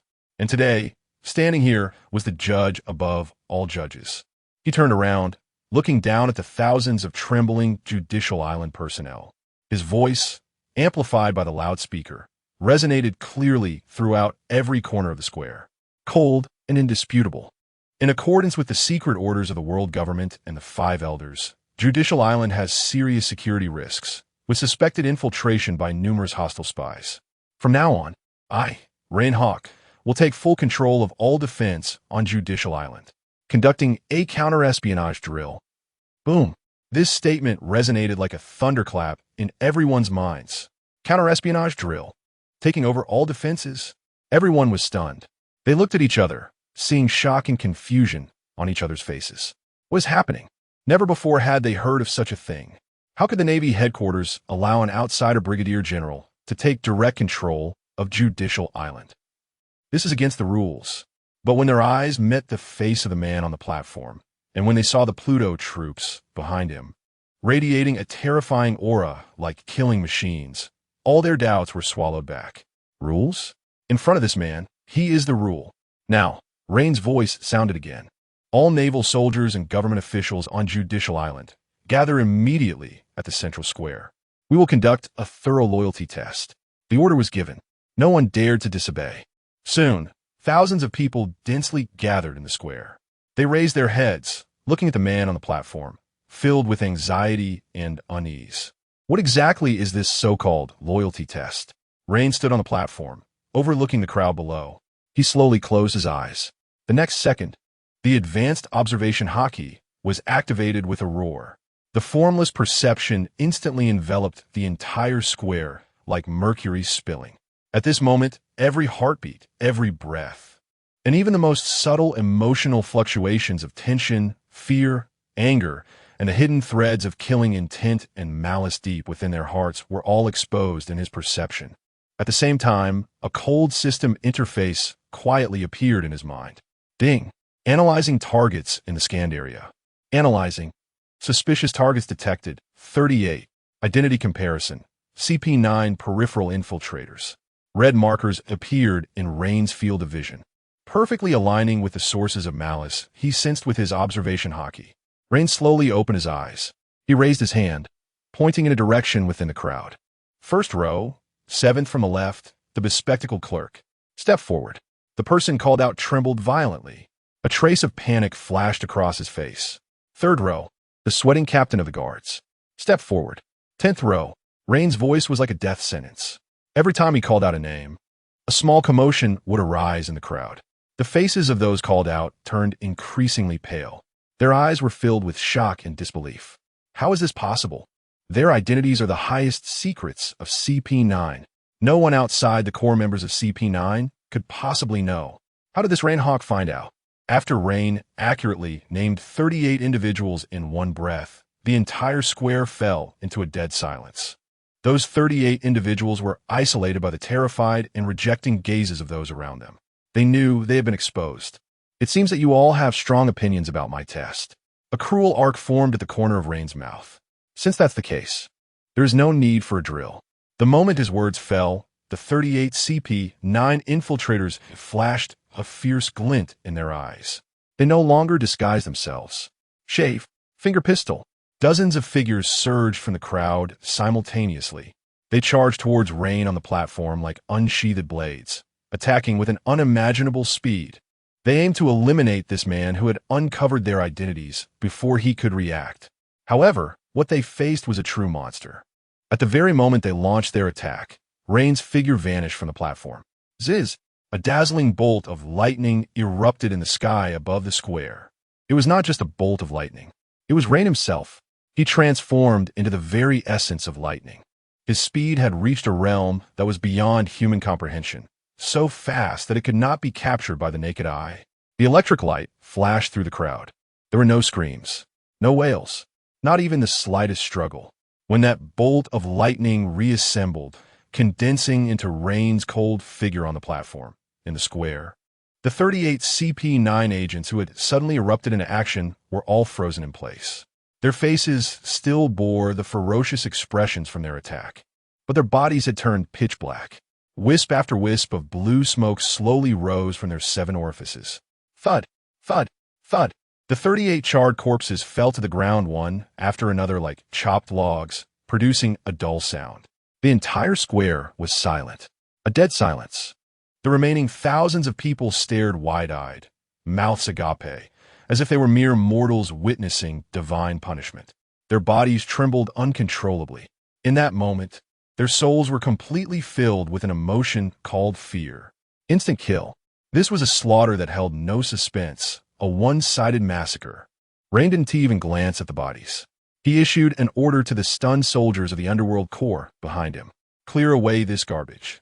Yes, the soldiers of the Underworld Corps immediately rushed down from the high platform and began to drag the charred corpses with expressionless faces. The entire cleanup process was silent and efficient. Baskerville, watching this bloody and brutal scene before him, felt his legs go weak and collapse to the ground. He finally understood.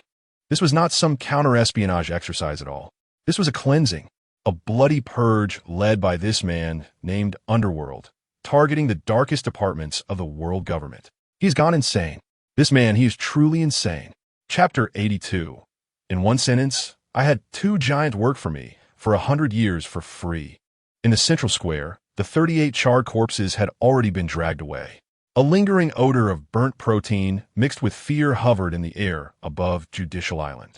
Thousands of naval soldiers and government officials stood frozen in place, not daring to move. The cleansing was over, but the bone-chilling cold had just begun to spread. Rein no longer looked at the crowd in the square that had completely lost their will to resist. To him, these people had lost their value. He turned around and took a step forward. The military boots, stepping to a cold beat, marched straight toward the front of Judicial Island. There was the first and most solid line of defense of Judicial Island. 2 gigantic figures, as towering as mountains, stood at the entrance of the island. The giant sentinels, Oimo and Cass. They wielded massive spiked clubs capable of easily smashing a warship, feeling the unrest and bloodshed coming from the square behind them. When they saw the tiny human figure approaching them alone, they displayed a look of vigilance and hostility. Halt! Navy! Cass issued a thunderous warning, his massive spike club creating a shallow pit as it struck the ground. This is not a place for you. Go back. Oimo also raised his weapon, casting a giant shadow that completely enveloped Rein. In front of these 2 giants, each over 30 meters tall, Rein's figure seemed as small as an ant. But he stopped, looked up at them. There was no fear on his face, only a calmness as if viewing tools. Dory, Broggy. Rein spoke those 2 names in a tone so flat, it had no fluctuations. Your 2 captains are still alive. Boom! This statement was more powerful than the 38 bolts of lightning from before combined. Oimo and Cass's massive bodies trembled violently at the same time. An extreme, disbelieving shock appeared on their rugged faces. Why you? How do you know the captain's names? Oimo's voice trembled. He almost couldn't hold the spiked club in his hand. Those 2 names are the most sacred taboos in their hearts. They were the beliefs for which they were willing to give their lives. The giant pirate crew. Rein did not answer their questions, just continued to state the facts. This information was clearly marked on the system panel, background data regarding these 2 potential targets for defection. Proud warriors from Elbaf. You have been guarding the gate here for a full 100 years. With each word Rein spoke, the giants' faces paled a bit more. These were secrets only they knew. Who was this Navy, this tiny human? You were told that capturing your captains was to protect them. You were told that as long as you loyally guard here for 100 years, the world government would release them. Each of Ryan's words was like a sharp knife, cruelly slicing through the beliefs they had upheld for 100 years. A lie. A completely foolish lie. No, you're talking nonsense. Oimo could no longer bear the psychological impact and roared angrily. The world government is just. They wouldn't deceive us. The captains, they're just being protected somewhere. Yes, you Navy, don't think you can shake our resolve. Cash shouted along, but the spike club he waved seemed so powerless. Their faith had begun to show significant cracks at this moment. 100 years of waiting, 100 years of loneliness. They had doubted, but they did not dare to think, did not dare to acknowledge the most terrifying possibility. Loyalty? A mocking expression of near pity appeared on Ryan's face. Your loyalty was misplaced. The world government is not worth your guardianship. And I, Ryan paused, can give you the answers you seek. I can even take you to see your captain. This sentence was like the last straw, completely collapsing the shaky, psychological defenses of the two giants. To see the captain. This was the wish they had longed for 100 years. Why you? What evidence do you have? Oimo's voice carried a hint of pleading. Ryan said nothing. He slowly pulled out a document from his bosom. It was a forged document created with justice points. But whether it was the paper, ink, or the highest secret stamp of the world government, everything was seamless. He casually tossed the document to the ground. 100 years ago, the world government's plan to lure and split the giant pirate crew. Read it yourself. Oimo and Cass exchanged glances, seeing struggle and fear in each other's eyes. In the end, they cautiously bent down, using their massive fingers to pick up the document, which was like a piece of paper to them. The content of the document was simple yet brutal. Target: giant pirate crew, Captains Dory Broggy. Plan: use their sense of honor in dueling to lure them to Little Garden, making them stay permanently. Follow up: under the guise of protecting the captains, recruit their crew members Oimo and Cass as permanent sentinels of Judicial Island to demonstrate the authority of the world government. Handling opinion: permanent imprisonment, never to be released. Clang, clang, two loud sounds. The spike clubs in Oimo and Cass's hands slipped from their grips, crashing heavily to the ground. 100 years of faith, 100 years of steadfastness, 100 years of hope. At this moment, it was completely shattered by this thin piece of paper. It turned out it was all fake. It turned out they were just two pathetic fools being played in the hands of others. Woo, wah. The two massive giants could no longer suppress their inner collapse, kneeling on the ground like children, crying out loud. Their cries were filled with the anger of being deceived and endless regret. The most important portal of Judicial Island. In the face of Ryan's top-tier PUA skills and a forged piece of evidence, it crumbled without a fight. Ryan looked at the two giants kneeling on the ground and crying, his face showing no extra expression. He simply turned around and continued walking toward the Judicial Tower. After crying for a while, Oimo and Cass suddenly lifted their heads. They looked at the receding figure, wiped their tears, and picked up the spiked clubs from ground. Then they stood up. With heavy steps, they followed behind Ryan. Chapter 83. Kicking open the CP9 stronghold. Today, I am the Lord of Judicial Island, the Tower of Justice. A building symbolizing the highest judicial power of the world government stood before Run, now without any obstacles. The massive iron gate leading to the island was slowly pushed open from the inside by the two giants who had just sworn loyalty. Oimo and Kashi. These two mountain-like giants stood to the left and right, acting as the most loyal guards following Ren. With each step they took, the ground of the entire island trembled slightly. The massive spike clubs in their hands were no longer weapons for guarding the gate, but lethal instruments ready to crush any enemies for their new master. Ren walked at the forefront. Behind him were the two silent giants, and further back was the ominous and orderly fleet of the underworld, resembling a torrent of steel. Along the way, all the Navy soldiers and government officials of Judicial Island were horrified. They watched the man approaching, and the two giants who were supposed to be the strongest shields of Judicial Island, a fear originating from the depths of their souls, seized their entire minds. No one dared to look up. No one dared to make a sound. They instinctively retreated madly to the sides of the road, bowing their heads deeply, their postures as humble as dust. The scene resembled not the inspection of a Navy brigadier general, but that of an emperor surveying the territory he had just conquered with blood and fire. Nami followed at the back of the group, witnessing this unbelievable scene, feeling as if she had fallen into an absurd dream. Just a few hours ago, she had exhausted herself trying to cross the death whirlpool.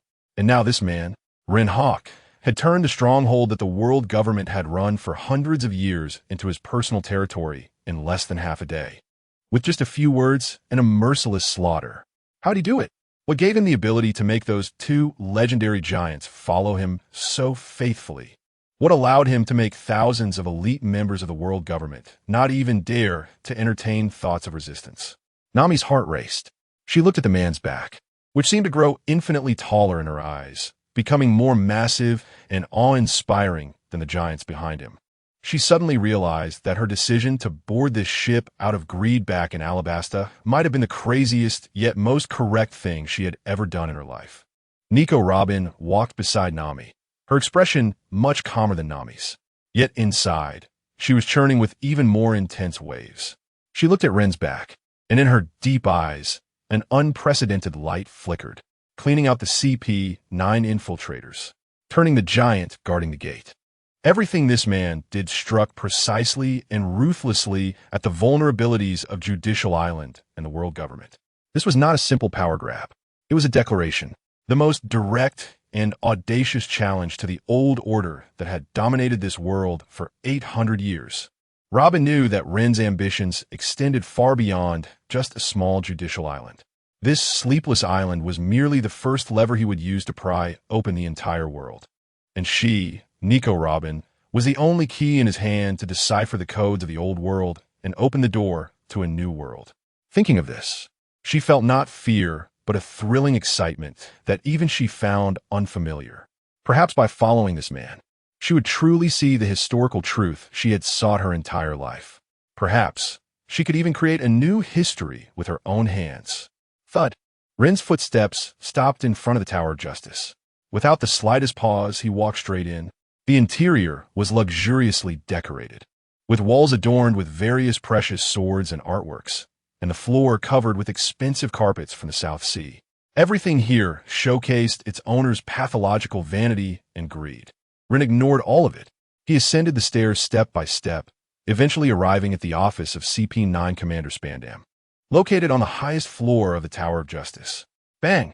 With a loud crash, the massive door, made of precious wood and decorated with gold, was violently kicked open by Rein from the outside. The door crashed down, raising a cloud of dust on the ground. Rein stood amidst the dust like a demon king who had intruded into a temple. He surveyed the opulent office, his gaze finally landing on the enormous chair, symbolizing the highest power of CP-9, covered in pure white North Sea bear fur. He walked over and unceremoniously sat down. The soft fur, the cold power. Rein leaned back in the chair, savoring the feeling of having everything beneath his feet. He issued his first command to the adjutant who followed him in. Turn this place into my temporary command center. Yes, Commander. Connect all the surveillance nail phones on this island and gather all the footage here. I want to see any movements in every corner of the island. Understood. The efficiency of the underworld troops was terrifying. Less than 10 minutes after Ren's orders, dozens of surveillance snails were rerouted and connected to the office. A massive screen wall was quickly set up. Soon, the real-time surveillance footage from every key location on Judicial Island, the port, the square, the suspension bridge, and even the waters leading to the gates of justice, was clearly displayed before Rein. He was like a chess player controlling the entire game, coldly overlooking his chessboard. His fingers lightly tapped on the armrest. Eventually, his gaze locked onto one of the screens. In the footage, a uniquely designed, smoking sea train was cutting through the waves, racing toward Judicial Island. The sea train, Smoky Tom, was carrying the spoils of CP-9's operation. A cold smile curled at the corners of Ren's mouth. He turned to Nico Robin, who stood beside him. The show is about to begin. His voice held a hint of cruel amusement in the empty office. Are you ready to welcome your old friend? The upload of Chapter 84 was incorrect. It was uploaded to the last chapter of Volume 2. Also, The issue with the commas in previous chapters has been amended. I apologize for not considering the listeners. TVT, on the platform, the dead silence was broken. Rob Lucci's eternally indifferent mask finally showed a crack. He no longer looked at the man watching them from the balcony, but refocused his attention on his companions. The situation was already clear. Lucci spoke, each word seeming to be squeezed out from between his teeth. That waste Spandam has lost control here. We're trapped. The expression of the long-nosed Kaku turned extremely grim as he moved his limbs and took up a fighting stance. Lucci, what do we do now? Charge straight in. That man is Rein Hawk. That name alone represented immense pressure. Gabra's face, usually marked by a hint of mockery, was now filled with seriousness. Hey, are you kidding?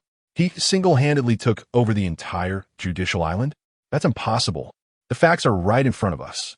Lucci interrupted his nonsense. Bruno had already lost his fighting ability, and only 3 of us were left. He glanced at the bound Frankie and then at Khalifa, who was disguised as Robin.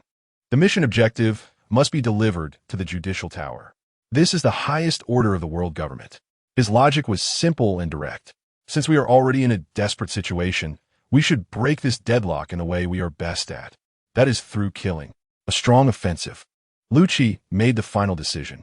Kaku, Gabra, you will feign an attack from the front to attract his attention. I will execute the final assassination at the highest level of the judicial tower. Rein clearly heard the conversation of those people on the platform through his advanced observation haki. He could even see the fighting spirit surging wildly within them. He turned around, no longer looking at the ants below who were about to meet their demise. Behind him stood the woman who had remained silent all along, Nico Robin. Her body was trembling slightly. It was fear of CP9, the nightmare that had chased her for 20 years, coming from the depths of her soul. Even though she had chosen to submit to Rein, when she truly faced people like Rob Lucci, the shadow imprinted in her bones could not be easily erased. Look closely. Rein spoke, not turning back, just calmly stating, look closely, this is the power you fear. These so-called strongest agents who have made you restless for 20 years, making it impossible for you to sleep peacefully. Before me, how utterly fragile they are. His words acted like a key, forcibly opening the sealed door of Robin's heart. Robin suddenly raised her head, looking at Rein's broad, reliable back. Like a mountain, she saw Rein turn back, walk to the edge of the balcony, and spread his arms. That posture was like welcoming the baptism of a storm. It was also like inviting his enemies to taste the feast of death. At that moment, on the platform below, the battle erupted with a roar. Shave, Kaku and Gabra's figures instantly transformed into 2 blurred afterimages, rushing towards the walls of the judicial tower at a speed that was hard to capture with the naked eye. They aimed to reach the top of the tower as fast as possible. However, the real killing move came from an unexpected place. Door fright. That Bruno, who had just fallen to the ground, charred all over, had somehow gotten back on his feet. He endured the excruciating pain of his body being burned by electricity and pressed his hand into the air beneath Rein's feet. An invisible door quietly opened at Rein's feet. Now, shave. A black lightning bolt shot out from that door. It was Rob Lucci. He had switched to his strongest leopard form. The savage beast face was filled with extreme, killing intent. His speed, enhanced by shave, reached its limit. He appeared at the most unexpected angle. His target was Rein's heart. Finger pistol, leopard. His right hand's index finger, transformed into a claw, was wrapped in the highest essence of CP9's martial arts. This strike was enough to easily pierce through 10 layers of steel. This strike was the peak blow of his 800 years as the strongest killing weapon. He aimed to completely destroy this arrogant man from the inside out. However, facing this deadly surprise attack from below, Rein didn't even lower his head. He slowly raised his right hand, spread his 5 fingers, and gently pressed down on the air beneath him. Advanced armament haki, flowing cherry, activated instantly. An invisible yet indestructible armor of energy coalesced in front of his palm. The next second, Lucci's powerful finger pistol struck hard against that invisible armor. Clang! A piercing, teeth-grinding sound of metal colliding erupted. That sound was not the collision of flesh and haki, but rather like a common iron striking fiercely against a divine shield made from the hardest diamond in the world. Crack! The sound of bones shattering rang out clearly. On Rob Lucci's savage beast face, for the first time, extreme pain and disbelief appeared. His finger pistol, his strongest strike, was blocked. Not only blocked, the terrifying recoil force from the opponent's palm directly shattered his finger bones, honed through countless battles, which were capable of piercing steel into dust. How is this possible? However, before he could react to this shocking blow, Rein's open fingers suddenly clenched. He swiftly grabbed Lucci's already deformed wrist. Then, the lightning within him erupted along his arm, unreservedly, wildly exploding. 100 million volts. Thunder punishment. Zzz. Blue-white, extremely violent lightning instantly engulfed Rob Lucci's entire body. A shrill, inhuman scream erupted from Lucci's mouth. He felt every cell in his body being torn apart, destroyed, and burned to charcoal under this terrifying current. That pain, stemming from the deepest part of life, made him, known for his cold-blooded ruthlessness, completely lose control of his body. Boom! With a shake of Rein's wrist, Lucci's massive leopard-human body was flung out like a tattered sack from the air door. He crashed heavily onto the platform below, creating a huge spiderweb-like crack in the hard stone floor. Half of his body was completely numb and charred. He lay on the ground, convulsing violently, temporarily losing all combat ability. One blow, just one blow. The strongest killing weapon of CP9 in 800 years, Rob Lucci, was defeated. Kaku and Gabra, who had just rushed halfway up the tower, witnessed this heart-wrenching scene. Lucci, bastard, what did you do to Lucci?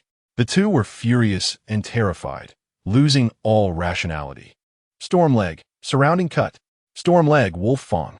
They simultaneously unleashed their strongest slashes. Two massive, tangible vacuum slashing waves crossed in midair, forming a huge death net that sealed off all of Rein's evasion space, charging towards the top of the tower. However, at the same moment they launched their attacks, Rein's figure transformed into a dazzling lightning bolt, disappearing from the balcony. The two massive slashing waves missed.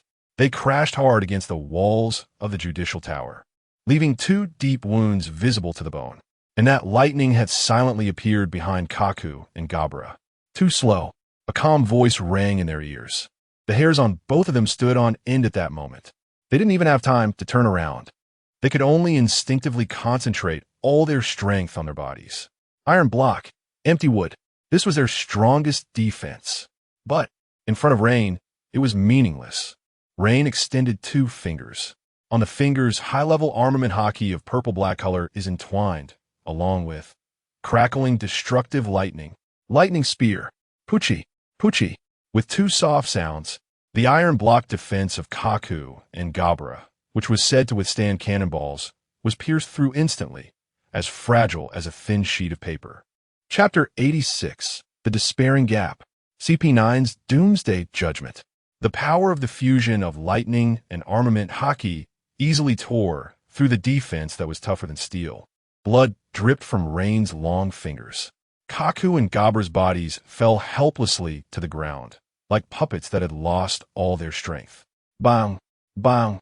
The dull thuds of heavy objects hitting the ground echoed as they crashed down onto the stone road beneath the judicial tower, convulsing twice before completely losing consciousness. Instant kill. Another instant kill. This bloody and decisive scene left a few remaining CP9 members on the platform with blank minds. The owl with the strange zipper mouth, whose chatter was always incessant, was now tightly shut, unable to utter a word.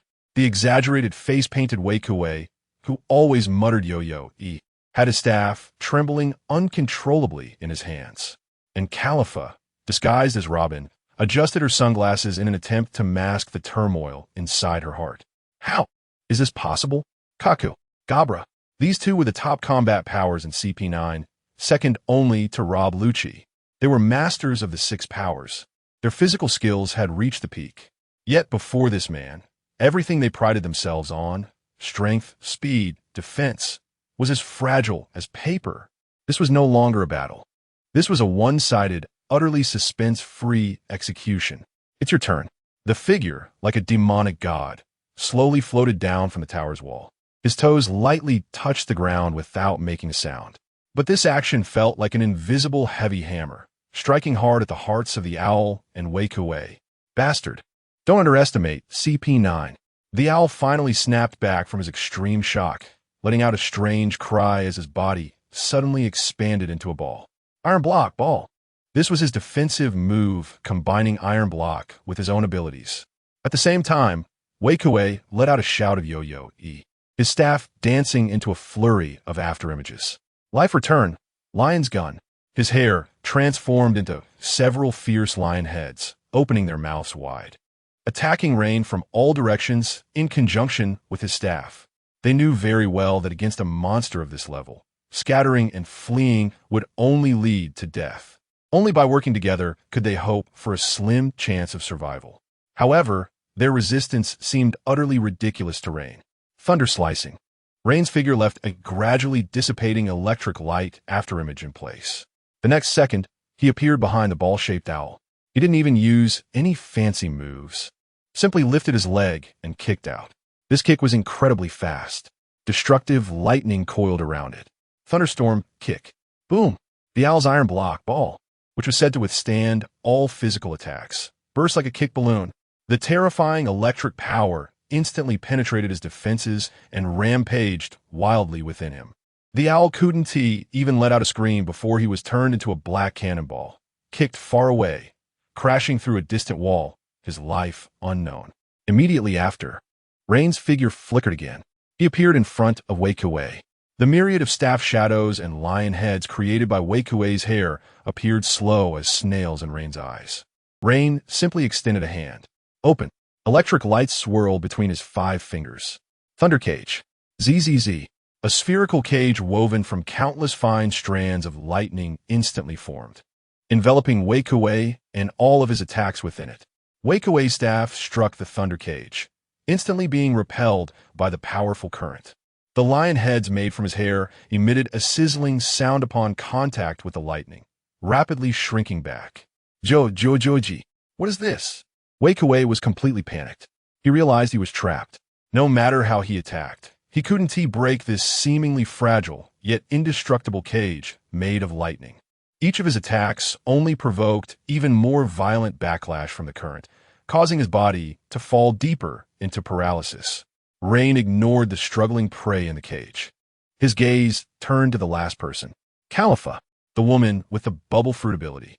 After witnessing her companions being crushed one by one, the last shred of fighting spirit in Califa's heart completely collapsed.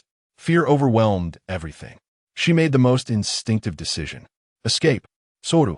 Without hesitation, she activated the 6 powers, her body turning into an afterimage as she frantically fled towards the port.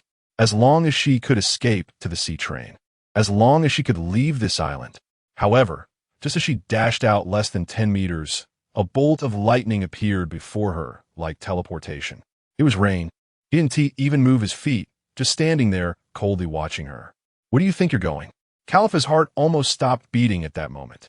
She looked at the cold face devoid of any human emotion, and an unprecedented despair flooded her entire consciousness. She opened her mouth, wanting to activate her fruit ability. Golden bubble. Puffed. She only managed to say half of her words. A finger wrapped in lightning had already pierced through her throat. Califa's eyes widened as she looked at the man, filled with confusion and fear. She couldn't understand. Why? Why was there such a huge gap? They were CP9, the world government's strongest intelligence agency, justice walking in the darkness. Yet before this man, they were like a group of infants just learning to walk, being played with and slaughtered at will. At the highest level of the judicial tower, Nico Robin stood at the edge of the balcony, witnessing the massacre of a battle from start to finish. Her body trembled violently, uncontrollably. But this time it was not out of fear. Instead, it was a complex emotion she had never experienced before, mixed with shock, awe, and a hint of morbid excitement. Lucci, Kaku, Gabra, the Owl, Wakeway, Califa. These names had been her inescapable nightmare for the past 20 years. They were symbols of despair and death that floated in her mind every time she awoke from a nightmare. She had imagined countless times how powerless and miserable she would be if she encountered these people again. Yet now, these monsters that made her feel despair, that rendered her unable to resist, were so fragile under that man's hand, like a group of lambs waiting to be slaughtered. They were casually and easily crushed, losing all dignity and power. Robin looked down at the figure on the platform, like a god, controlling everything. She felt that deep within her heart. The wall built from 20 years of fear and escape was collapsing inch by inch. In its place was something new and stronger. A primitive awe and reliance on absolute power. Just then, a roar filled with endless anger and unwillingness, a beast-like roar, erupted from the ruins of the platform. Roar. Rob Lucci, the man who was completely charred and should have lost his fighting capability, struggled and stood up again from the massive pit. His body was rapidly swelling and deforming at a visible speed. Muscles bulged, and hair grew wildly. He entered his strongest form, the beast-human form, a violent and bloody aura.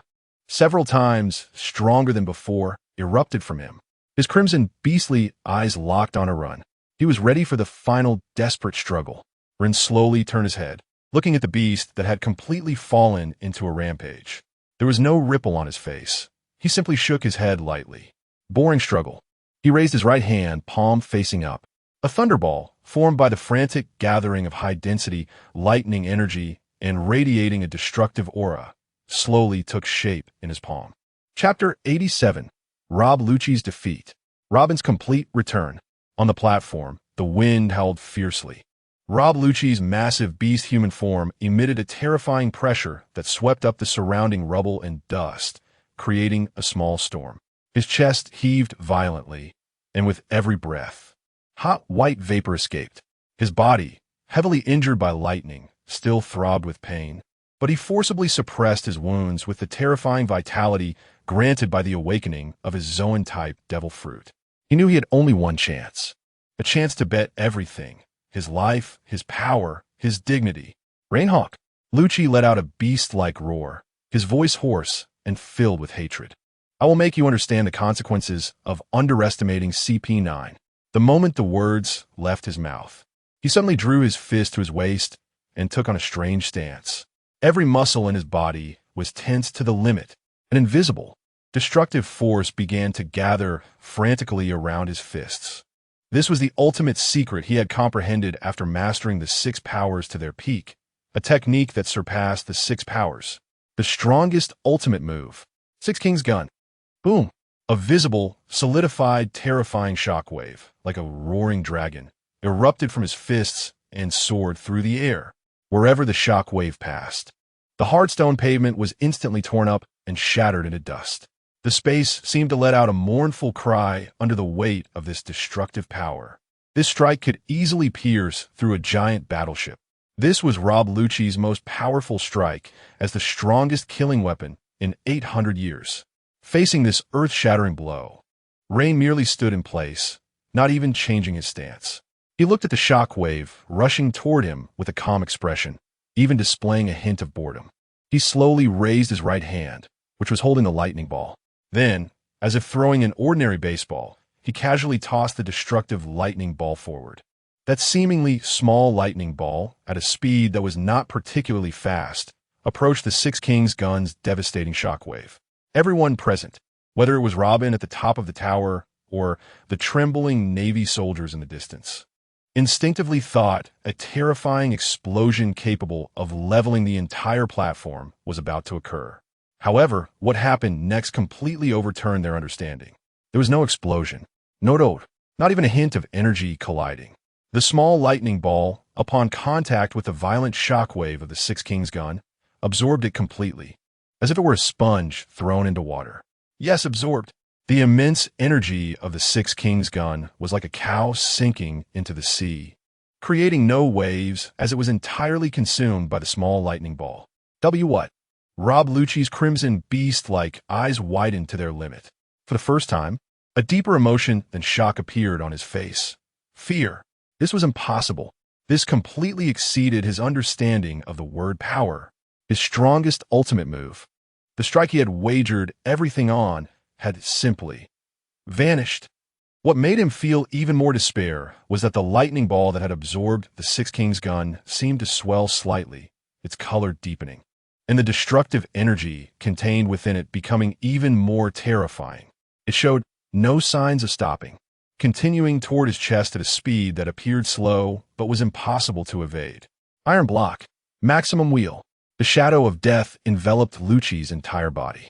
He unleashed the last of his strength, gathering all his haki and power in front of his chest to activate his strongest defense. However, it was all in vain. Boom! The lightning ball finally struck his chest. This time, the destructive energy erupted without reservation. Lucci's once proud and bullet-resistant body was as fragile as tofu before this lightning ball. His chest was blown open, creating a massive, bloody cavity. Charred flesh rolled outward, and one could even see his white ribs and shattered internal organs. Ugh! Lucci let out one last meaningless wail. His massive body flew backward like a kite with a broken string, crashing heavily to the ground, unable to move an inch. The platform fell silent once more. Rein slowly walked step by step to the barely alive Lucci. He looked down at this once strongest weapon, as if he were gazing at a crushed insect. Then, he lifted his foot and mercilessly stomped down on Lucci's face, which still bore traces of shock and fear. Bang! Lucci's head was ruthlessly pressed deep into the hard stone pavement. It was an act filled with humiliation and disdain. After doing all this, Rein slowly turned his head, his gaze crossing half the square, landing precisely on the woman at the top of the Justice Tower who had been watching everything unfold. His voice, cold and clear, reached Nico Robin's ears. Now, do you still think they are invincible? Boom! This statement shattered the last shred of doubt and pretense in Nico Robin's heart like a final thunderclap. She looked down at Rob Lucci, who was being trampled underfoot by Rein like garbage, unable to even struggle. The nightmare that had hunted her for 20 years, instilling fear in her at every moment. The cold and distant mask she had maintained for 20 years finally shattered completely at this moment. Her body trembled slightly. Then, she slowly knelt on one knee toward the direction of Rein. For the first time, she sincerely lowered her proud head, a head that had never bowed to anyone in her half-life of exile. Commander, her voice trembled slightly, but more than that, it carried an unprecedented firmness and resolve. From now on, Nico Robin's wisdom and life will serve you. The moment her words fell, a cold system interface suddenly popped up in Rein's mind. Ding! High-value target Nico Robin's loyalty has reached absolute loyalty. All her potential has been unlocked. You have gained all her archaeological knowledge and historical interpretation abilities. Mission completion significantly increased. Reward: 300,000 justice points. A satisfied smile curved Rein's lips. Everything was under control. Just then, a soldier from the underworld army quickly approached him, saluting and reporting. Report, Commander. An unidentified ship is rapidly approaching Justice Island. Rein's gaze shifted from Robin, who was kneeling at the top of the tower, to the distant sea surface.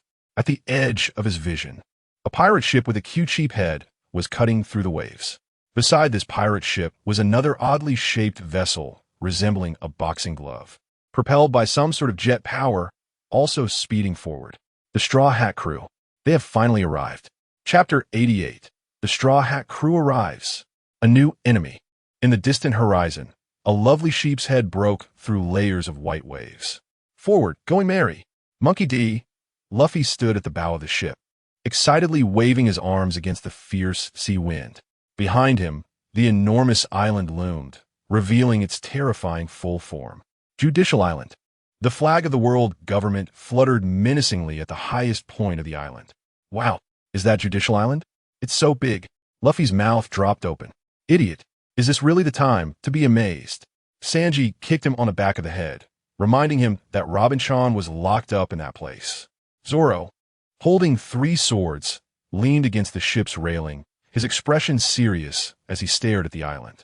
He could sense something unusual in the air, a chaos of bloodiness, and, above that chaos, an even larger, more suffocating sense of oppression. Hey, Usopp, use your telescope to see if you can find Robin, Zoro urged anxiously. Leave it to me. Usopp raised the telescope, carefully searching the island. Found it, on the highest tower. I see Robin. Really? Everyone on the ship became excited. Quick, let me see. Luffy, snatched the telescope, and aimed it at the direction Usopp pointed. The next moment, the smile on Luffy's face vanished. Through the small lens, he saw a scene he couldn't comprehend. At the top of the judicial tower, on the wide balcony, several men in black suits lay sprawled out. One of them was the long-nosed man who had knocked him away in Water City. Another was the burly man who had pinned him against the wall. They were all lying on the ground, charred and lifeless. And Nico Robin. She was kneeling on one knee. In front of her stood a man cloaked in a black navy coat, with his back turned to him. Luffy couldn't see the man's face, but he could see Robin's posture. It was neither the joy of reunion nor a disguise of a successful scheme. It was a deep, heartfelt, complete submission. Luffy's brain couldn't process such complex information. In his world, there was only the simplest logic. Robin is his partner. Robin is kneeling now. The man making her kneel must be the enemy. That bastard. Luffy put down the telescope, his teeth gritting. What is he doing to Robin? Unforgivable. I will knock him away. Calm down, Luffy. Zoro pressed down on his shoulder and took the telescope from his hands. After Zoro saw the scene at the top of the tower, his expression turned extremely grave. This situation is not right. Sanji also leaned over, grabbed the telescope, and took a look. Robin-chan, that damn Navy. He lit a cigarette, took a deep drag, and exhaled smoke filled with killing intent. Luffy, Zoro, do you feel it? Sanji's voice was low. That man, just standing there makes me feel. Even more dangerous than that Admiral Aokiji we encountered before. Zoro didn't refute him, because he felt the same way. It was a difference in levels of life. An absolute power that made his soul sound alarms. Just then, from another ship nearby, a thunderous shout erupted. Charge! Brothers! Frankie and his crew, piloting their rocket man made from scrap metal, were charging ahead at full speed. Rescue Big Brother Frankie and Big Sister Robin. They waved their weapons, aggressively launching a suicidal charge towards the front of Judicial Island. At the highest command room of the Judicial Tower, the massive monitor wall clearly displayed two pirate ships approaching at high speed. One was the Going Merry with the sheep's head. The other was the Rocket Man, puffing out steam.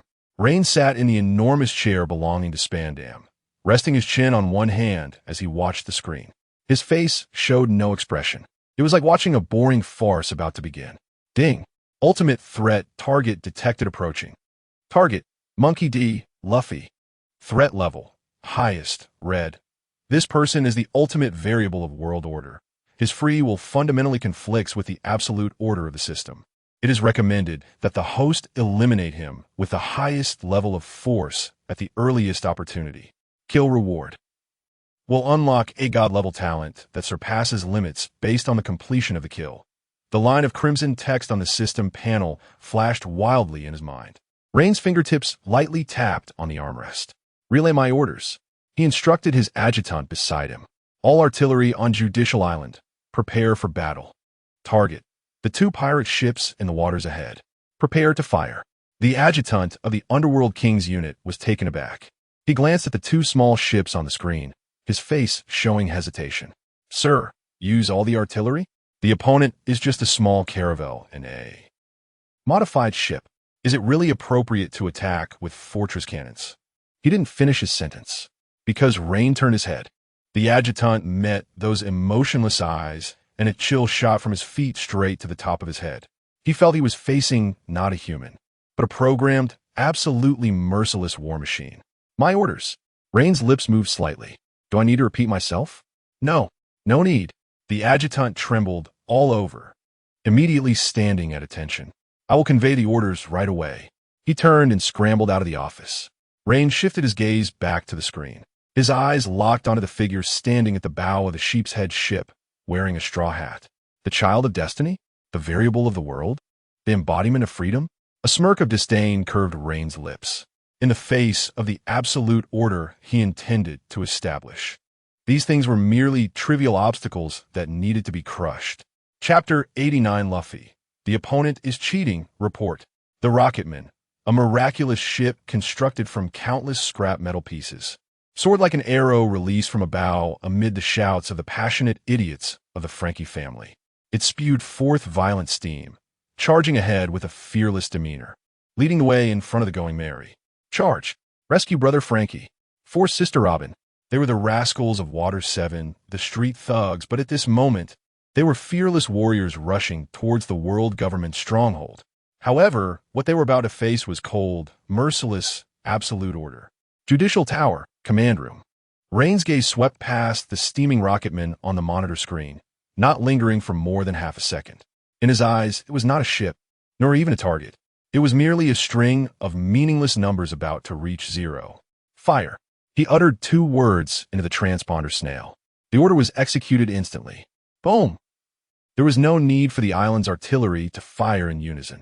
Just a single, inconspicuous coastal artillery piece on the front fortress of Judicial Island let out a dull roar. A massive shell, howling with death, sliced through the air. It traced a precise and cruel parabola in the sky, then landed heavily in the exact center of Rocketman's course. It did not hit, but it did not need to hit. The moment the shell contacted the sea surface, it exploded with a thunderous roar. What followed was a towering wave and shockwave capable of engulfing everything. The Rocketman, made of scrap metal, was like a fragile toy in the face of that terrifying power. It was easily thrown into the air by the giant wave, its hull groaning under the burden, disintegrating in an instant. The Frankie family aboard had no time to scream before they were swept into the violent whirlpool and the explosion's flames, vanishing without a trace. One shot, just one shot. The charge that had been so imposing just a second ago transformed into scattered debris floating on the sea's surface the next. This bloody and efficient scene caused the Going Merry behind to slam to a halt. Everyone on board was stunned. What? What was that? Usopp's voice trembled. Frankie's brothers. Chopper's eyes widened in disbelief at what had just happened. Sanji's cigarette fell to the deck. Zoro's hand gripped the hilt of his sword. Veins bulging. They had anticipated that this battle would be tough, but they had never imagined it would be this hopeless. They hadn't even truly set foot on that island yet. Bastard! Luffy's roar echoed across the entire sea like a wounded beast. He raised his head, his eyes burning with rage, locking onto the highest point of Judicial Tower. He could see the man who filled him with immense anger, the one who made his friends kneel, standing right there. Robin! Luffy exerted all his strength and roared towards the top of the tower. We're here to save you. Tell us quickly, who is the enemy? His voice pierced through the sea breeze, cutting through the smoke, clearly reaching the top of Judicial Tower. On the balcony at the tower's peak, Nico Robin's kneeling figure suddenly stiffened. That voice, it was Luffy's voice. The voice of the Straw Hat Captain who always smiled and said he would make her his friend. She instinctively raised her head slowly. Her gaze passed over the man before her, who seemed like a god or demon, and looked towards the distant sea, where that small sheep-headed ship was swaying in the wind and waves. A flash of extremely complex emotions, which even she could not discern, crossed her eyes. Was it wavering? Was it nostalgia? Or a hint of an unexpected hope? Rein captured this subtle change in her expression. He did not pay attention to the ant-like clamoring below on the sea. He simply slowly picked up a black, grotesquely shaped special transponder snail hanging from his waist. That was the golden transponder snail, only eligible for use by Marine admirals to launch the highest level military strikes. He raised the transponder snail to his mouth. In a tone devoid of any emotion, cold like a machine, he issued a new command to the entire island. In the name of Rear Admiral Rein Hawk, commander of the Pluto Brigade, activate the emergency plan. His voice, transmitted through the island-wide loudspeakers, reached everyone's ears. Whether it was the shivering Marine soldiers in the square or the government officials who had just regained their senses from the cleansing fear, everyone was stunned. Emergency plan? What happened? Is that man going to kill everyone on the island? Under the uncertain gazes of all, Rein paused. Then, he uttered 3 words that would send tremors throughout the world. Activate the Demon Slaughter Order. Boom! These 3 words were more terrifying than the combined power of 10,000 cannonballs. The entire Judicial Island fell into absolute silence in that instant. Then, it erupted into unprecedented, tsunami-like chaos. The Demon Slaughter Order. Did I hear that wrong? He wants to use the Demon Slaughter Order against that little boat. He has gone mad. This Rear Admiral. He must be a lunatic. A Marine officer nearly collapsed to the ground from extreme shock and fear. The Demon Slaughter Order. That was the highest level of force from the world government. A devastating attack capable of erasing an entire island along with all life on it from the map. The last time it was used was 20 years ago to destroy the archaeological sanctuary of O'Hara. And now, this man actually wants to use this ultimate weapon against a tiny pirate ship that isn't even a warship.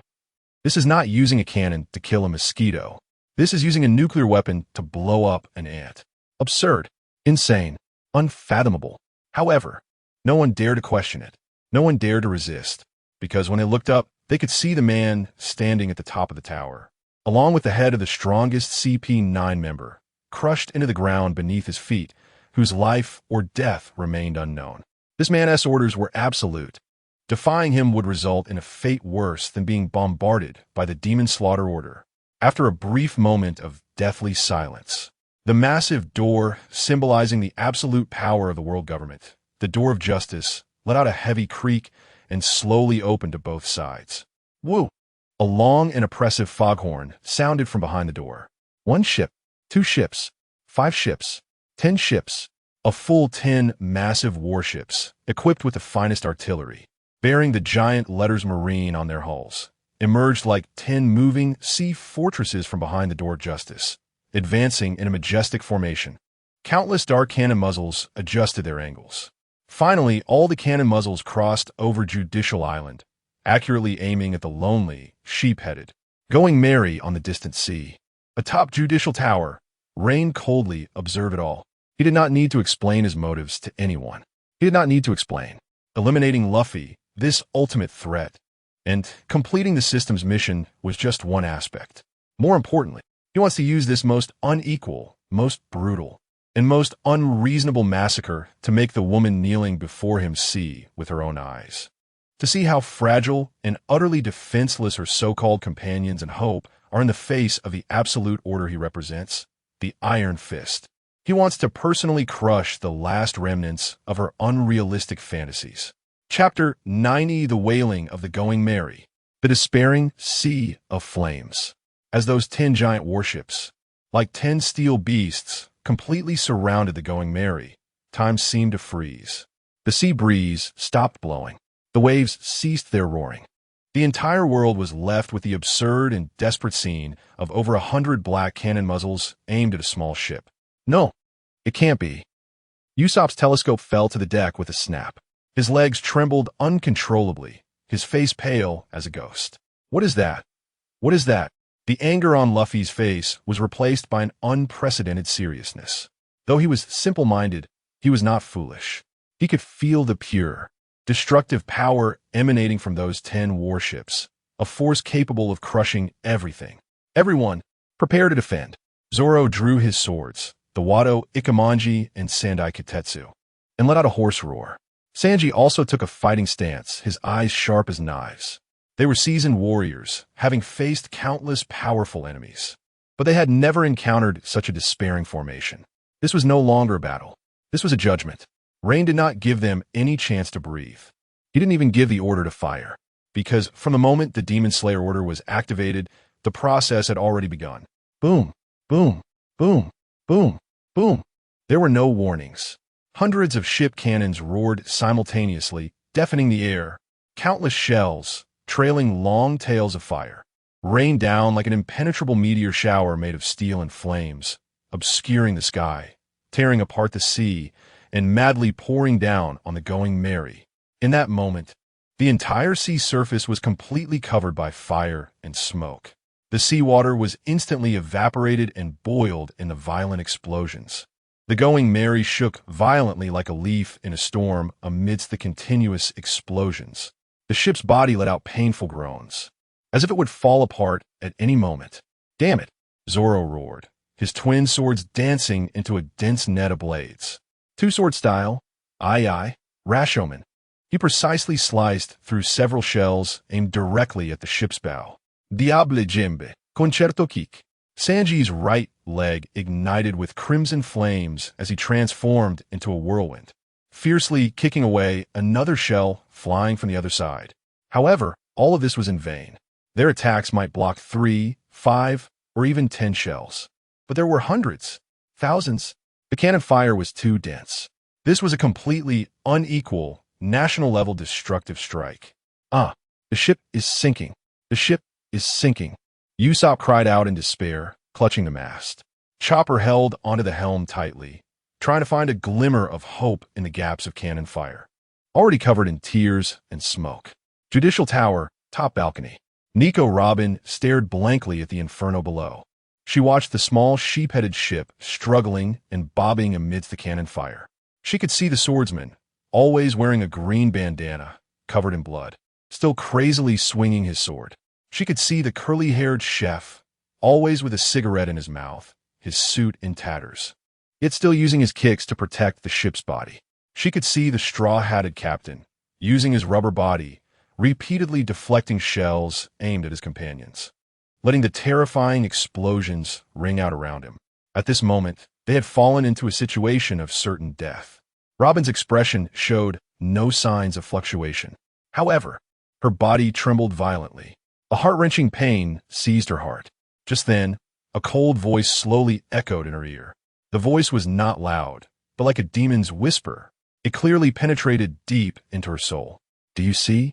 Rein stood beside her, looking down at the sea of flames. This is the partner game of the week. In the face of absolute order, how ridiculous and powerless it is. His words struck like a poisoned dagger, precisely and forcefully piercing the softest and most painful part of Robin's heart. Robin suddenly raised her head, looking at Rein's cold profile, her lips trembling. Yet she couldn't utter a word. Boom! A sound more violent than all previous explosions. A shell precisely penetrated all defenses and struck the Going Mary's towering sail. The flag adorned with a cute skull was instantly engulfed in flames. The mast supporting the sail let out a crisp, snapping sound and collapsed. The ship's body also developed a huge, grim crack under this deadly blow. The seawater began to rush in wildly. "Mary! Going Mary!" Usopp let out a heart-wrenching, desperate scream. The ship that carried all his dreams, which he regarded as his life, was being mercilessly destroyed right before his eyes. Piece by piece. Bastard! Bastard! Luffy looked at the sinking Going Mary, at his injured companions, and angrily raised his head, his eyes turning a deep red. He ground his teeth, his skin turning red with fury. He had to use that. He must use that. Gear second. He forced all the blood in his body to accelerate. However, just as he was about to activate his ability, an invisible yet heavy as a mountain terrifying pressure descended from the sky. That pressure precisely enveloped only him. Luffy's body stiffened suddenly. He felt as if all the blood in his body had solidified at that moment. The accelerating blood flow was forcibly suppressed and calmed by an irresistible, even more powerful force. Gear second activation failed. Luffy's eyes widened in disbelief as he looked up at the tower top. He could feel that the power rendering him immobile came from that man. That man, just standing there, made it impossible for him to even muster the strength to resist. On the Judicial Tower, Rein slowly withdrew his gaze that had released Conqueror's Haki. He looked down at the sea of flames, gazing at the destined child struggling in despair. His posture resembled that of a god judging the world. He had successfully forced the Straw Hat crew into an unprecedented, true deadlock. And all of this was just the beginning. Chapter 91. The Straw Hat crew's despair. The Azura descends. All beings are equal. The cannon fire of the Demon Slayer Order continues to roar. The Going Mary lets out a mournful cry, overwhelmed by the inferno, with its hull riddled with shocking holes and charred marks. The seawater is rushing in wildly, and this little boat carrying dreams is being dragged little by little into the abyss. The Straw Hat crew has reached their limit. Damn it, my body can't move. Usopp lies on the deck, injured in multiple places by the shockwaves from the explosions, with no strength left to even lift a finger. Chopper has reverted to his weakest form, curled up in a corner of the ship, shivering. This has gone beyond his understanding of combat. Judicial Tower, Command Center. Rein watches the Hell's Cape on a massive monitor screen, his expression emotionless. On the screen, that straw-hatted kid is struggling to get up from the waterlogged deck. His skin is reddened, steam beginning to rise from his body. He wants to activate Gear Second again. Rein emits a barely audible cold snort. Such a tenacious and annoying vitality. Since the written declaration cannot make you understand despair, let us teach you a lesson with the most direct pain. He decides to take the field personally. In the next moment, Rein's figure transforms into a blinding golden lightning bolt, suddenly disappearing from the top of the judicial tower. The speed of this lightning surpasses everyone's dynamic vision. It crosses the square, the fortress, and the boiling sea. When it reappears, it stands in front of the fiercely burning Going Merry. The lightning dissipates, revealing Rein's figure. Under his feet, instead of a turbulent sea, is a translucent crystal platform formed by seawater condensed by high temperature and high pressure. He stands above the surface of the sea, looking down at the struggling ants on the ship. It's you. Upon seeing Rein appear, all of Luffy's anger and hatred find an outlet at this moment. He roars, his body stretching back to the limit. Gum Gum Pistol, that fist infused with all his rage, transforms into a black cannonball, shooting straight for Rein's face. Rein doesn't even move. Just before Luffy's fist is about to touch him, an invisible barrier composed of high-voltage electricity unfolds in front of him. ZZZ. Luffy's rubber fist, upon contact with the barrier, releases a large amount of black smoke, filling the air with the stench of burning protein. The terrifying high temperature scorches his skin. The force of the punch is completely nullified, returning empty-handed. Is this your capital to challenge order? Rein speaks, each word laced with absolute disdain. Too weak. Before he finishes speaking, his gaze shifts to the green-haired swordsman wielding 3 swords. In a flash, Rein appears silently behind Zoro at a speed beyond the limits of the human eye. How is this possible? Zoro's beast-like instincts are frantically alerting him. He doesn't even have time to think. His body reacts before his mind can catch up. What? Zoro roars, suddenly turning around, crossing his 3 swords in front of him, taking the strongest defensive stance. However, it's already too late. Rein extends his right hand, fingers spread wide. That hand, wrapped in a purple-black advanced haki, effortlessly grasps the razor-sharp blade of the Sandai Kitetsu. Clang! The metal emits a mournful cry under the strain. Zoro feels an irresistible force surge through the blade, his grip shattering, blood flowing from his hands. A calm yet cruel whisper echoes in his ear. Your sword is crying for your powerlessness. Zoro's movements freeze. This statement destroys his will more than any attack. In the next moment, a violent current surges along the blade of Sandai Kitetsu, wildly coursing into his body. ZZZZ. Ugh! Zoro convulses violently, unable to hold onto his sword, foam spilling from his mouth as he is violently thrown away by this terrifying electrical energy. He becomes a shadow, crashing heavily into the iron hull of a distant Navy warship, producing a loud bang, then sliding down helplessly, losing consciousness on the spot. Zoro, Luffy, and Sanji roar in unison. Bastard! Flames of bright red high temperature ignite instantly on Sanji's right leg. Diable Jam! He transforms into a red meteor, kicking towards Rein's head with enough heat to melt steel. Facing this blow comparable to cannon fire, Rein's disdainful expression remains unchanged. He doesn't even dodge.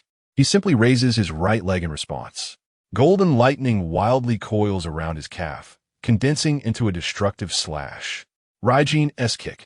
The golden lightning slash collides with a crimson flaming kick in midair, crashing together. There is no stalemate, no resistance. The golden lightning, in an absolutely overwhelming posture, instantly overpowers the crimson flame. Crack! A bone-cracking sound that makes one's teeth ache clearly rings out. Sanji's leg, tempered through countless battles, is broken on the spot. Ah! Sanji lets out a heart-wrenching scream, his body falling helplessly like a kite with a severed string, plummeting towards the churning sea below. Chapter 92. Instant Kill. Is this your bond? Above the sea, Sanji fell, creating a huge splash, which was soon stained red by the surging blood, and in an instant, he disappeared into the cold sea. On the deck of the Going Merry, there was a dead silence. 2 main forces. One was blasted away to a distant warship, unconscious and unaware of life or death.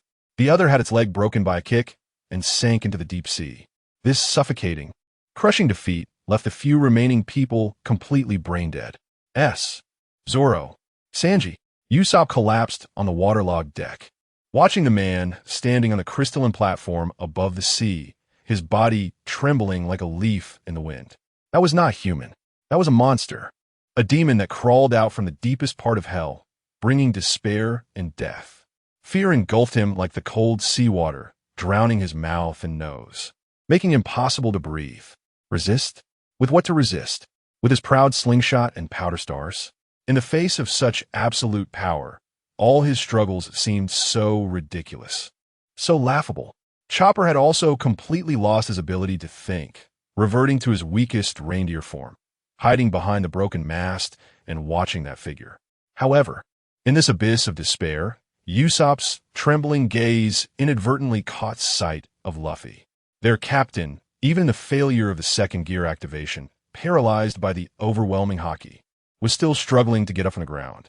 In his eyes, there was no giving up, only an anger burning to the extreme, as if it would burn his very soul to ashes. A hint of unwillingness arose in Usopp's heart. Yes, Luffy is still fighting.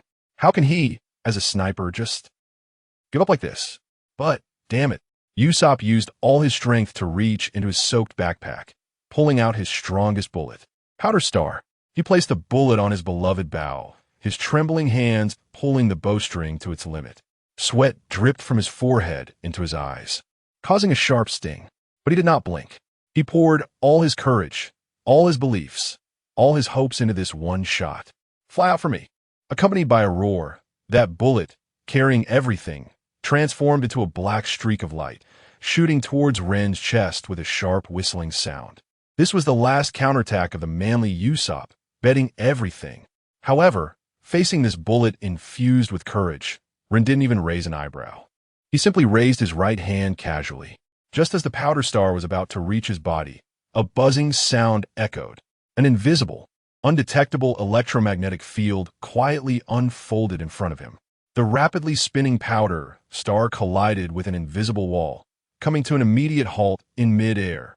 All its kinetic energy, all its impact, was completely stripped away at that moment. Then, in Usopp's disbelieving gaze, the motionless bullet slowly floated into Ren's palm. Ren glanced down, his fingers gently closed. Crack! The steel-cast bullet was easily crushed into a twisted mass of scrap iron in his palm. A boring trick. He released his hand, letting the scrap fall into the sea below without causing a ripple. Usopp's pupils lost all their light at that moment. The last bit of courage was crushed, the last hope extinguished. Just then, Ren's figure flashed from the crystalline platform above the sea. Thunder slash. When he reappeared, he was already silently standing on the burning deck of the Going Merry. A suffocating sense of oppression, as tangible as a tidal wave, instantly swept over the entire ship. Blue wave ball. In a corner, Chopper looked at this godlike figure up close, his instincts urging him to take out the drug that could grant him immense power from his small bag. He wanted to fight. He wanted to protect his companions. However, when Ren's cold gaze casually swept over him, Chopper's body froze completely. He felt like he was being stared at by an ancient beast, his blood freezing, his limbs cold, unable to muster the strength to even move a pinky. It was a fear that stemmed from the most primitive instinct of life, a fear of a natural enemy. Ren did not attack Chopper. He couldn't even be bothered to crush this trembling pet. He simply looked down at it, stating a fact in a flat tone that was enough to shatter all of Chopper's will. Pets should stay on the sinking ship, watching their master perish together. Boom! This statement struck like an invisible hammer, shattering the pillar of courage and belief in Chopper's heart. His eyes dimmed instantly. Yes, he was just a pet. A weak, useless pet that couldn't even endure a single glance from an enemy. Ren no longer paid attention to the now useless reindeer. His figure flickered again. The next second, he appeared in front of the Straw Hat Kid, who was struggling to get up halfway. You! Luffy looked up, meeting those emotionless, abyss-like eyes. He felt as if his heart was being tightly gripped by an invisible hand. An unprecedented sense of despair and powerlessness engulfed all his consciousness. This man is too strong. Strong enough to make even breathing difficult. Strong enough to make him feel that all the battles he had experienced before were nothing but a ridiculous game. He stood beside this godlike man. Witnessing Zoro being blasted away, Sanji having his leg broken, Usopp's final resistance easily crushed, Chopper's fighting spirit shattered by a single word. His companions were being crushed one by one, and he could do nothing. Just then, Rin slowly raised his hand, pointing to the distant warship. At the green figure embedded in the steel hull, covered in blood, motionless. His voice, cold with mockery, echoed in Luffy's ears. Look closely, Monkey D. Luffy. That is the freedom you long for. Chaotic, weak, bringing nothing but meaningless sacrifice and destruction. After saying this, he slowly raised another hand, pointing to the 10 neatly arranged Navy ships behind him, their cannons still emitting smoke like a steel fortress. And this is the order I will bring to this world. Absolute, efficient, unquestionable. Rin slowly lowered his head, looking down at the shocked and unwilling boy, a cruel smile curling at the corner of his mouth. Tell me, what king did you say you wanted to be? Luffy's mind went blank. He looked at Zoro, who was unconscious in the distance, at the wreckage of the ship floating on the sea, and then at this man who dominated everything and defined order. Everything he had always believed in and pursued seemed to be shaking violently at this moment. The dream of becoming the Pirate King appeared so pale, so ridiculous in the face of the absolute order's Iron Fist. Chapter 93. The spirit of the ship reveals itself. The last charge of the Going Merry. Despair. It is the deepest darkness capable of swallowing all light. Luffy watched as his companions fell one by one into pools of blood, watched his beloved ship, the Going Merry, wailing under the cannon fire, and saw that man cruelly trampling on all his beliefs and dreams. An unprecedented rage erupted from the depths of his heart like a volcano. To hell with order. To hell with rules. All he knew was that his friends had been attacked. All he knew was that he wanted to punch this bastard in front of him. Roar. A beastly roar that did not sound human exploded from Luffy's throat. The blood within him surged with unprecedented speed, fueled by anger. The Conqueror's haki from Rein that had been suppressing him was forcefully breached, creating an opening. Steam began to pour out crazily from the surface of his skin. His entire body turned a boiling crimson. Gear second, activate. Gum Gum Jet Pistol. Before the words left his mouth, Luffy's figure had already disappeared from his spot. He transformed into a red steam phantom, moving faster than the eye could catch, breaking the sound barrier and howling through the air as he threw a punch at Rein's face. This punch was several times faster and stronger than the one he threw in Water 7. It was a furious strike that wagered everything. Faced with this sudden outburst, a trace of barely perceptible approval flashed in Rein's eyes. Now, this is getting interesting. He no longer stood still as before. Just as Luffy's punch, fast to the extreme, was about to hit him, Rein merely sidestepped half a step, nonchalantly. The jet pistol, capable of piercing steel, merely grazed his cheek. With godlike observation haki, Rein had already predicted all of Luffy's attack trajectories. In Rein's eyes, Luffy's so-called jet speed still seemed slow, like a slow-motion scene in a movie. Jet rocket. Missing the first strike, Luffy did not lose heart. His fists turned into countless afterimages, like a torrential rain, enveloping Rein from all directions. However, Rein's figure was like a butterfly flitting through a storm. He moved leisurely through the impenetrable net of punches, each dodge perfectly timed, with not a single unnecessary movement. At the same time, a faint blue electric spark occasionally flickered at his fingertips. Zing! A small electric current precisely struck the artery in Luffy's rapidly pumping arm. Luffy's body jolted, and the gear second state suddenly wavered. Zing! Zing! 2 more electric currents hit the blood vessels in his legs. Luffy's movements began to slow and stiffen. He was horrified to find that his proud gear second seemed to have turned into a faulty engine full of leaks, ready to stall at any moment before this man. The opponent hadn't even truly counterattacked. He was just toying with him, like a god looking down from on high, playing with a pathetic bug that was doing its utmost, yet still couldn't touch him. After a moment of struggle, Rein seemed to lose all patience. The game was over. He sighed lightly, his figure flashing as he instantly created distance from Luffy, standing back on the surface of the sea. He slowly raised his right hand, palm up, aiming at the dark sky. In an instant, the wind and clouds changed color. The clouds, muddied by cannon fire, began to spin wildly and gather in an abnormal manner. Countless golden lightning bolts surged through the clouds, roaring. A destructive aura capable of making all things tremble descended from the sky, enveloping the entire sea. A massive spear of pure lightning energy, over 100 meters long, slowly took shape at the center of the swirling dark clouds. That move, on a distant warship, a naval rear admiral looked at the apocalyptic scene in the sky, his legs giving way as he collapsed to the ground. Thunder's arrival. Rein intended to use this strike to completely erase this pirate ship and all its crew from the world. Luffy stared blankly at the lightning spear in the sky, feeling the destructive energy that made even his soul tremble. He knew he couldn't stop it. No one could stop it. Everything was over. However, just at this most desperate moment, woo! A long and sorrowful cry, as if from ancient times, came from the burning, sinking going Mary. The adorable figurehead of sheep seemed to come alive in that instant. Two clear tears slowly slid from its eyes. The spirit of the ship, Koby.Reward, burned the last of its life force at this critical moment, unleashing a final miraculous power. Boom! The hull of the going Mary shook violently. It ignored the massive hole in its body, ignoring the raging seawater flooding in, and like a waking lion, it shot forward like a golden arrow. At a speed that defied the laws of physics. It rushed to the spot where Sanji had fallen into the sea, and the ropes on one side of the ship flew out, as if alive, pulling the unconscious Sanji back onto the deck. It rushed alongside the Navy warship, ramming its figurehead hard against the steel hull, knocking the unconscious Zoro off, and catching him securely in a fishing net. Then, it turned its bow and returned to Luffy, Usopp, and Chopper's side. Mary. Luffy looked at the ship, radiating a gentle light. Tears could no longer be restrained, streaming down his face. Hurry up! A tender and weak voice seemed to resonate directly in his mind.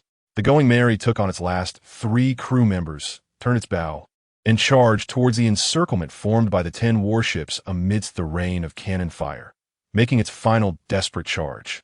Want to escape? Rein looked at the small boat attempting to flee, his face showing no emotion.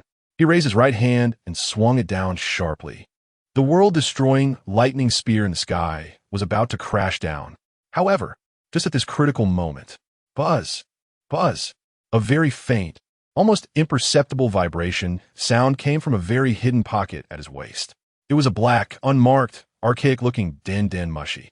It was the highest-level, single-line communicator belonging to his underworld army.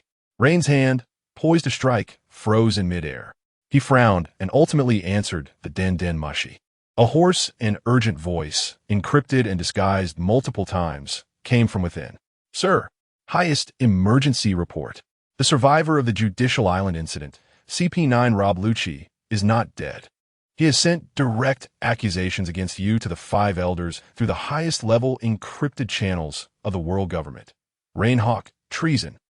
Meanwhile, in the Holy Land, Mariehua, deep within the Panga City, in a chamber that never sees the light of day, 5 elders standing at the pinnacle of the world were silently reading a recently delivered, top-level encrypted intelligence. The sender of the intelligence was Rob Lucci.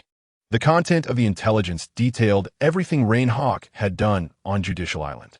The massacre of CP9, the unauthorized launch of the Demon Slayer Order, the battle with the Straw Hat crew. After a long silence, the bald 5 elders, who held the original Ghost Slash and had 2 long white mustaches, slowly raised his head. In his eyes, there flickered a chilling light. This untrainable dog. Finally, it revealed its fangs. Another blonde 5 elder said solemnly, "What does he want? Just for a Nico Robin to go this far?" His intentions are certainly not simple. His power and growth rate have exceeded our control. We must eliminate him immediately. No. The 5 elder with a map-shaped scar on his forehead, who seemed to hold the highest position, finally spoke. His voice was old yet full of authority. Now is not the time. He has too many secrets, and his power has not yet reached its limit. Sending people would only result in futile sacrifices. He paused and issued the final order. Activate Heaven's eye for all-weather surveillance on him. Raise the threat level of Rein Hawk to the highest, until we understand all his cards. Do not provoke him for now. I want to see where this king of the underworld we have raised with our own hands intends to take this world. Chapter 94. The five elders are in trouble. Hurry, hold down this mad dog. The going merry, under the miraculous power, has become a tiny black dot on the distant horizon. In Rein's mind, the interface representing the highest command of the system is flashing with blinding crimson. Warning. Ultimate threat target Monkey D. Luffy is escaping the lock-on range. Mission failure penalty program will soon be initiated. Countdown. 10. 9. However, faced with this erasure warning that would make any host's soul fly away, Rein's face showed no anxiety or anger. He even let out a light laugh. The laughter was not loud, but filled with unspeakable mockery and disdain. A miracle? Using the bonds of comrades and the sacrifice of the ship's spirit to stage a desperate comeback. How boring and ridiculous a hero's script. He slowly lowered the hand that was about to summon the thunder gun, also cutting off the emergency communication from the underworld army at his waist. No need to listen anymore. Rob Lucci, that bug that should have been stomped to death, actually survived and reported him to the pinnacle of world power with the highest authority. This variable is much more interesting than the Straw Hat Kid escaping. At that moment, 5 powerful wills, strong enough to distort space, projected from the center of the world, from the Holy Land, Mariewa. Those 5 wills, obscure, ancient, filled with scrutiny and killing intent, locked onto him firmly. The 5 elders. They were watching him. It was meaningless to chase that Straw Hat Kid now.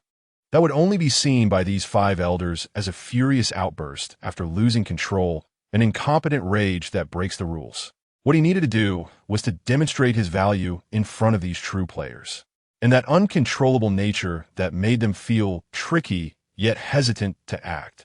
Rein picked up the public communication snail that belonged to the Demon Slayer commander.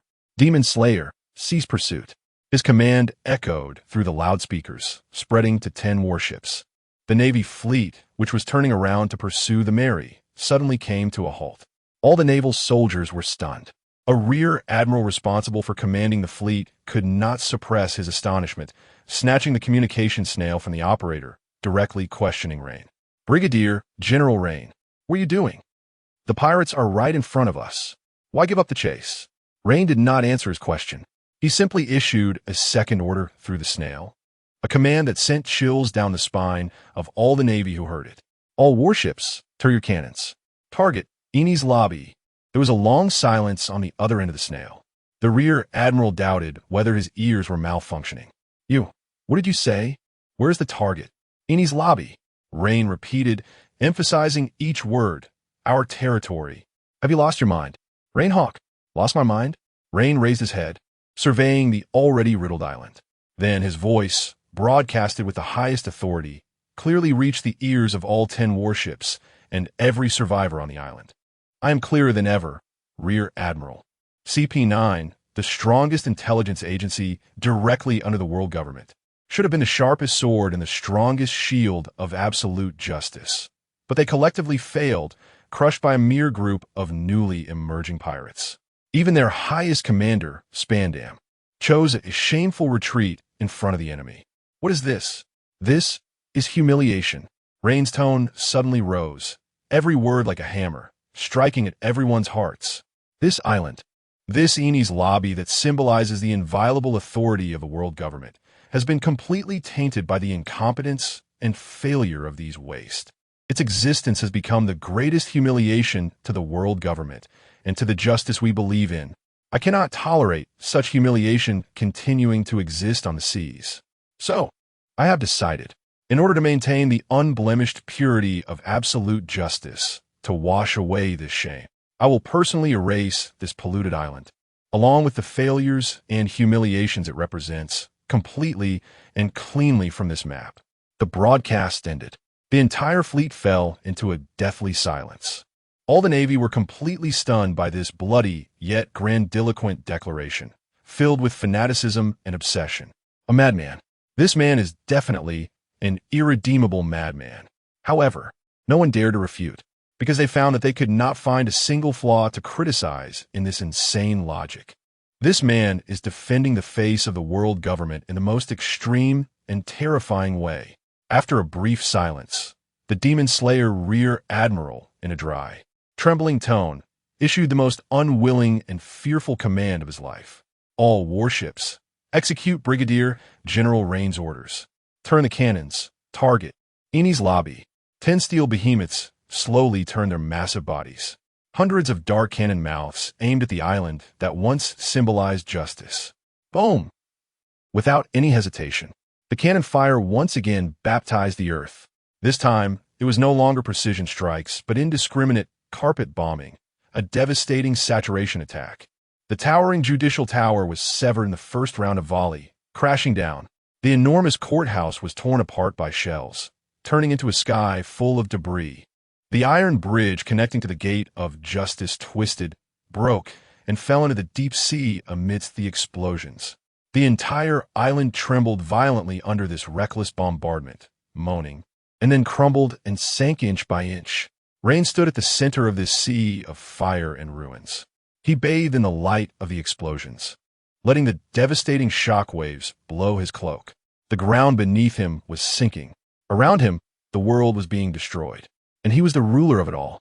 The name of the underworld king, at this moment, along with the complete submersion of Enies lobby, would spread throughout the world in the bloodiest and most shocking way. In Rein's mind, the cold system prompt finally sounded again. Ding!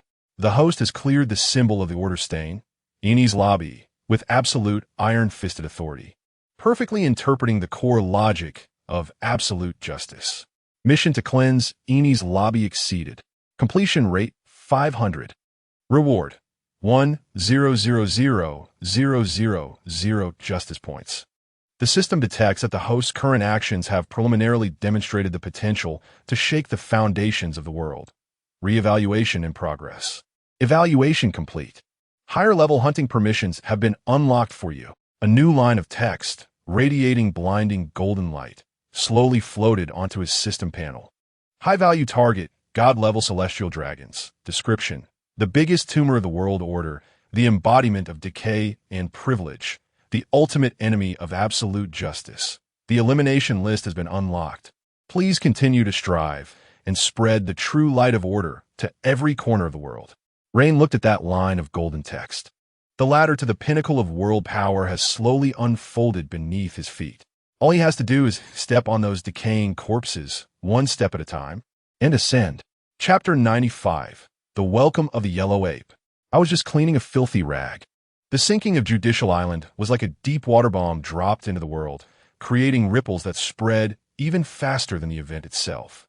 The president of the World Economic News Agency, the Big News Morgan, activated all his intelligence networks almost at the same moment Judicial Island disappeared from sea level. Urgent. Special issue. Countless news birds, like black clouds, flew from the headquarters of the World Economic News Agency to all corners of the world. They carried newspapers that could make the entire world tremble. The front page headline was printed in the most eye-catching, blood-red font, featuring a man's name and his chilling achievements. Naval Brigadier General Hades Rein Hawk, under the banner of purification, launched the Demon Extermination Order, completely erasing Judicial Island, one of the 3 major institutions of the world government. The photo was taken from a distance. It showed a man, cloaked in black, standing alone at the center of a sea of flames and ruins. Beneath his feet was the collapsing and sinking earth. Behind him were 10 ships of the Demon Extermination fleet firing their guns. Above him was a doomsday sky filled with lightning. He was the embodiment of destruction. This news spread throughout the Grand Line and across the seas at a viral speed. The emperors of the New World looked at the overly young figure on the newspaper and fell into a prolonged silence. At the headquarters of the Revolutionary Army, Dragon looked at the intelligence, and for the first time, a serious expression appeared on his eternally unchanged face. When the Hades fleet, covered in smoke and the scent of blood, appeared at the Marineford Naval Base, they were greeted by an eerily extreme silence. The port was filled with the Navy. From ordinary soldiers to naval officers, and even to rear admirals, they stood in neat formations, yet no one made a sound. Their gazes were fixated on the flagship, flying the terrifying flag of the Hades fleet. In their eyes were mixed emotions. There was reverence, a submission to absolute power. There was fear, a shudder at a madman who dared to destroy the very symbol of justice. And even a hint of morbid fanaticism hidden deep within. Creak. The flagship's gangway slowly descended. A figure appeared at the top of the gangway, dressed in a black combat uniform and a black Hades cloak. His expressionless face was like an iceberg that had not melted for 10,000 years. Rein Hawk. He simply stood there, an invisible, heavy aura like a mountain enveloped the entire port. All the Navy officers who came to greet him, including several rear admirals, unconsciously took half a step back.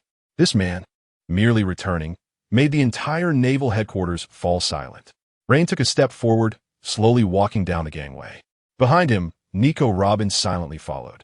She had changed into a clean Navy uniform, but her stunning face still carried an air of detachment, as if she had seen through the world. Following her was the orange-haired navigator, Nami. She was being guarded by 2 soldiers of the Hades fleet, her face filled with unwillingness and anger. But when her gaze met Rein's back, a hint of fear would unconsciously show. Oh dear! A long, lewd, and lazy tone broke the silence of the port. A flash of golden light appeared. Admiral Kizaru Borsellino stood in front of Rein, blocking his path. He had his hands in his pockets, tilting his head slightly, looking at Rein with his signature expression, his lips curled like an exaggerated crescent moon. You really scared me, Brigadier General Rein. You accidentally sank the face of the world government to the bottom of the sea.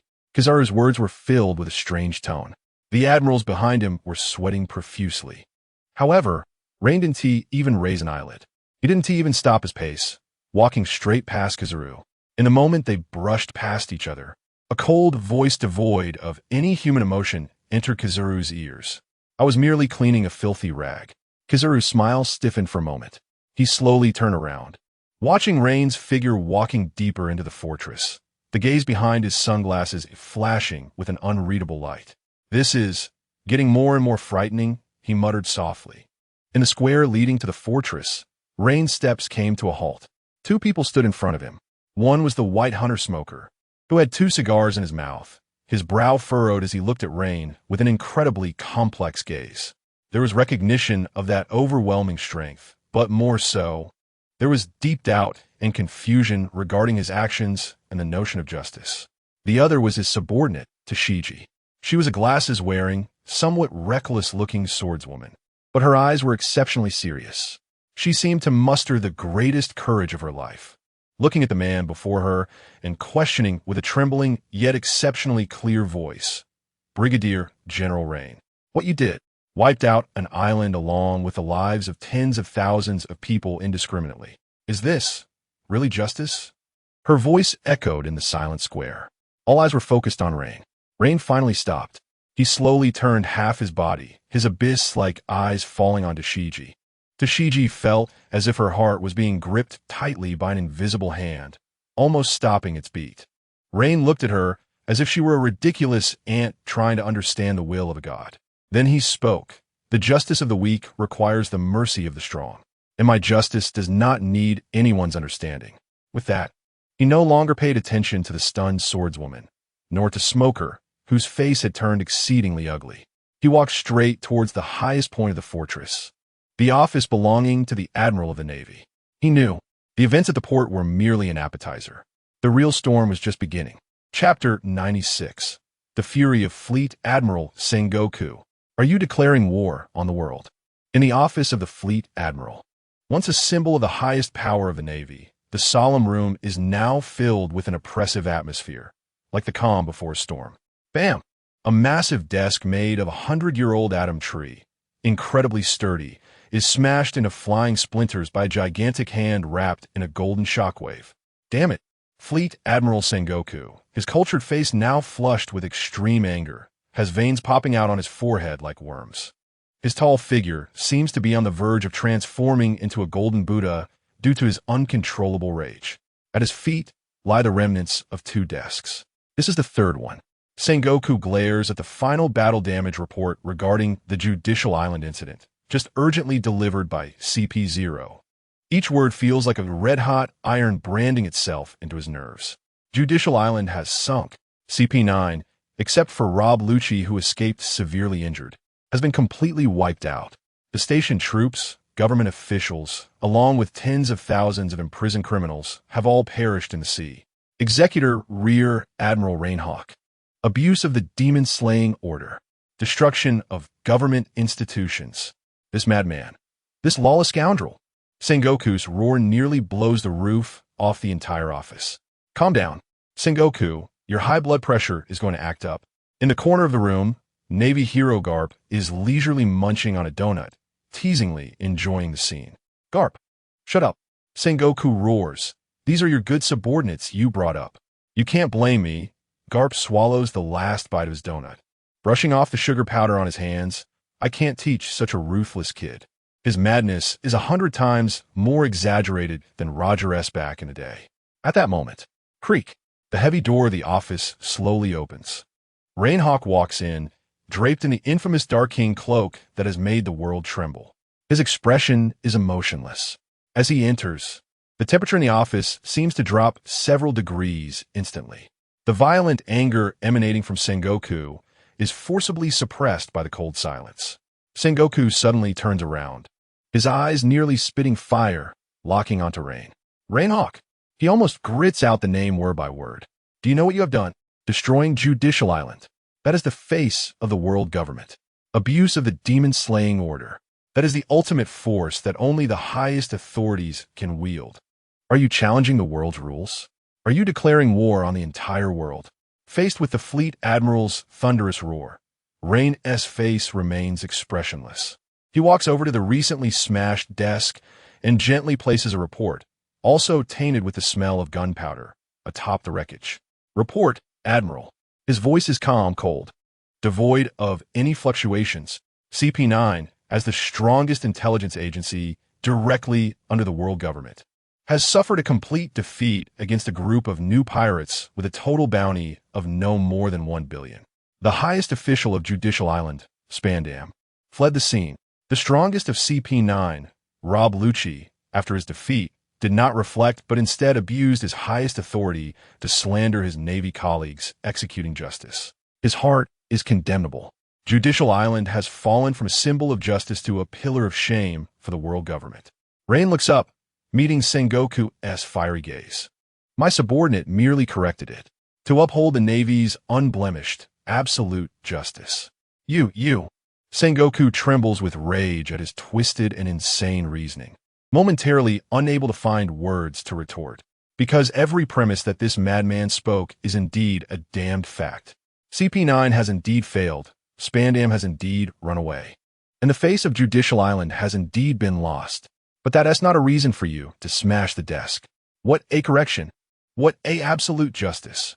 Sengoku laughs in anger. Rein Hawk, I now order you in the name of the Fleet Admiral. Just as Sengoku is about to command that this lawless rear admiral be thrown into the deepest part of Impel Down for 100 years of reflection, the office door opens again. This time, the person entering makes the air in the room turn scorching hot. Admiral Akainu Sakazuki, dressed in the cloak of justice, his sculpted, cold face reveals no expression. He ignores the furious Sengoku and the gleeful Garp, walking straight to Rein. Akainu picks up the report that Rein placed on the desk's remnants. He reads it in a flash. Then, in a low, oppressive voice like lava flowing underground, he slowly speaks. I believe he did well. Both Sengoku and Garp freeze in their movements. Akainu places the report back and turns to Sengoku, his eyes burning with the same uncompromising flame against evil as Rein's. For shame, it should be thoroughly eradicated from this world by any means necessary. The dignity of the Navy does not permit any stain to exist. Sengoku can hardly believe his ears. He points at Rein, yelling at Akainu. Sakazuki, how long are you going to indulge him? He has become an uncontrollable mad dog. I am not indulging. I am recognizing. Akainu's voice is firm and unwavering. His lava-like gaze sweeps over Rein, carrying a hint of unnoticeable admiration. The Navy needs a blade that, when facing evil, will never hesitate, never waver, and will never be bound by so-called rules. In this small office, the two admirals and the fleet admiral form a three-way standoff. The air is oppressive to the extreme. Yet at the center of the storm, Rein stands like an unconcerned outsider. He quietly watches everything with cold eyes. Chapter 97. The report begins. Reinhardt's sword points to the balance of the world. The atmosphere in the office was as tense as a steel wire stretched to its limit. The fury of Sengoku, the protection of Akainu, and the seemingly detached yet scrutinizing gaze of Garp created a clash of three wills that thickened the air. Ultimately, it was Sengoku who broke the deadlock. He took a deep breath, forcibly suppressing the rage that could melt steel back into his chest. He knew that with Akainu present, he couldn't truly deal with Reinhardt today. This most restless subordinate, whom he had personally promoted, now possessed the capital to challenge the fleet admiral. Good. Very good. Sengoku sat back in a spare chair, his voice as cold as a Siberian chill. Since Admiral Sakazuki believes you are right, I will report this matter truthfully to the Gorosei, and they will make the final decision. He paused and spoke in a tone that was official and devoid of emotion. Now, begin your formal report. Yes, Fleet Admiral. Reinhardt nodded slightly, still maintaining his calm demeanor. He walked to the center of the office, the only relatively open space. All eyes were on him. They all thought that Reinhardt would detail the various aspects of the battle at Judicial Island, how he defeated CP9, and how he made the decision to purify. However, the first sentence Reinhardt uttered left everyone stunned. My report will begin with the former warlord of the sea, Sand Crocodile. Crocodile? Sengoku and Garp exchanged glances, each seeing a hint of confusion in the other's eyes. This topic was too much of a leap. Reinhardt ignored their reactions and, in a tone that was straightforward yet filled with pressure, began his statement. The warlord of the sea, Sand Crocodile, under the protection of the world government, has been lurking in the kingdom of Alabasta for years, secretly establishing the criminal organization Baroque Works, intending to subvert the member countries of the world government and steal the ancient weapon Pluton. Had it not been for our department passing through this area and promptly discovering and eliminating it, the consequences would have been a monumental disaster that would shake the foundations of the world government's rule. As soon as he finished speaking, without waiting for Sengoku to ask, he immediately turned to the next target. The warlord of the sea, Don Quixote da Flamingo. This individual, based in Dressrosa, has built a massive arms trafficking network in the underground world. Codenamed Joker. He sells weapons to various war-torn countries in the New World, spreading war and chaos to profit immensely. His existence is a mockery of world peace. Akainu's brow furrowed slightly. Reinhardt continued. The warlord of the sea, pirate Empress Boa Hancock. This person resides in the Calm Belt, rebellious and arrogant, always ignoring the world government summons. Her existence is a blatant provocation to the Navy's authority. With each name Reinhardt mentioned and each crime he listed, the temperature in the office seemed to drop. Some of what he said was vague intelligence already grasped by the Navy's high command, while some were dark secrets they had never even touched. After finishing these, Reinhardt took out a thick, neatly bound document from the inside of his coat. He stepped forward and placed the document on the relatively intact coffee table in front of Sengoku. This is a detailed report on all the negative impacts of the Warlord of the Sea system since its establishment. Sengoku picked up the report with a skeptical look. As he opened the first page, his pupils constricted sharply. The quality of the report was terrifyingly high. It not only contained historical evidence of the warlord's activities in the gray areas compiled by the top archaeologist Nico Robin, but also incredibly detailed charts drawn by the genius navigator Nami, showing the spheres of influence of the warlords, their profit chains, and even the trade routes in the underground world. Every piece of data was precise to a shocking degree. Every analysis pointed directly to the core of the problem. Sengoku and Garp leaned together, flipping through the pages. Their expressions changed from initial confusion to shock, and finally to a prolonged silence. They realized that most of what Reinhardt said was indeed true. The warlord system they had relied on to maintain the balance of the three major powers had already rotted internally, full of maggots and holes. At that moment, Reinhardt's voice, like the final judgment, echoed in the room. He seized the opportunity and formally proposed his true core issue. Based on the above facts, I propose, he scanned the faces of everyone present, including the ever-supportive Akainu. Immediately, abolish the warlord of the sea system. Boom. This statement had more impact than the cannonballs of the demon-slaying order. It exploded in everyone's minds. Akainu, who had remained immovable like a mountain, revealed an unmistakable expression of surprise on his lava-like face for the first time.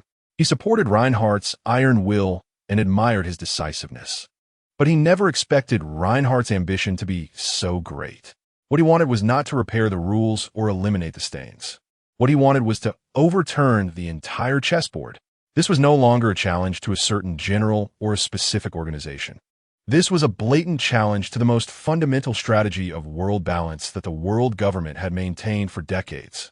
Reinhardt, Sengoku suddenly stood up from his seat, slamming the report heavily on the table, his gaze sharp as a knife, fixed on the man before him. Do you know what you're really saying? Chapter 98, The Balance of the World? The balance built on pirates is a disgrace. In the face of the Admiral's nearly tangible, explosive questioning that could shatter the air, Rein did not back down. Instead, he took a step forward. That step was light, yet it felt as if he was stepping on the hearts of everyone present. He faced Sengoku's wrath directly, showing no fear on his face, only a kind of near-manic, absolute confidence in his own ideals. I am very clear, Admiral. His voice was not loud, yet it echoed clearly in every corner of the office.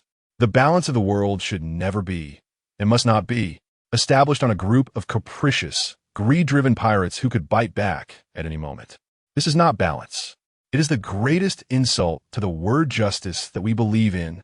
Ryan's gaze swept over everyone present, finally resting back on Sengoku. He began a solo, eloquent argument against the entire old order. Let's take Crocodile as an example.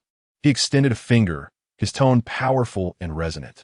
We granted him the legitimate right to plunder, provided him with the protection of the world government, and bestowed upon him the title of Shichibukai that instills awe in countless people.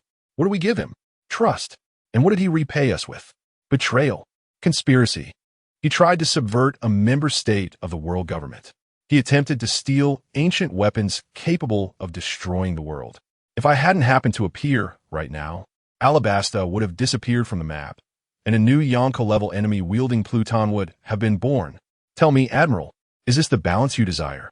Sengoku's lips moved, but he could not utter a word. Rein did not give him any chance to catch his breath, shifting his focus to another, even more dangerous entity. Don Quixote da Flamingo. This person has the blood of a celestial dragon, yet chose to become a pirate.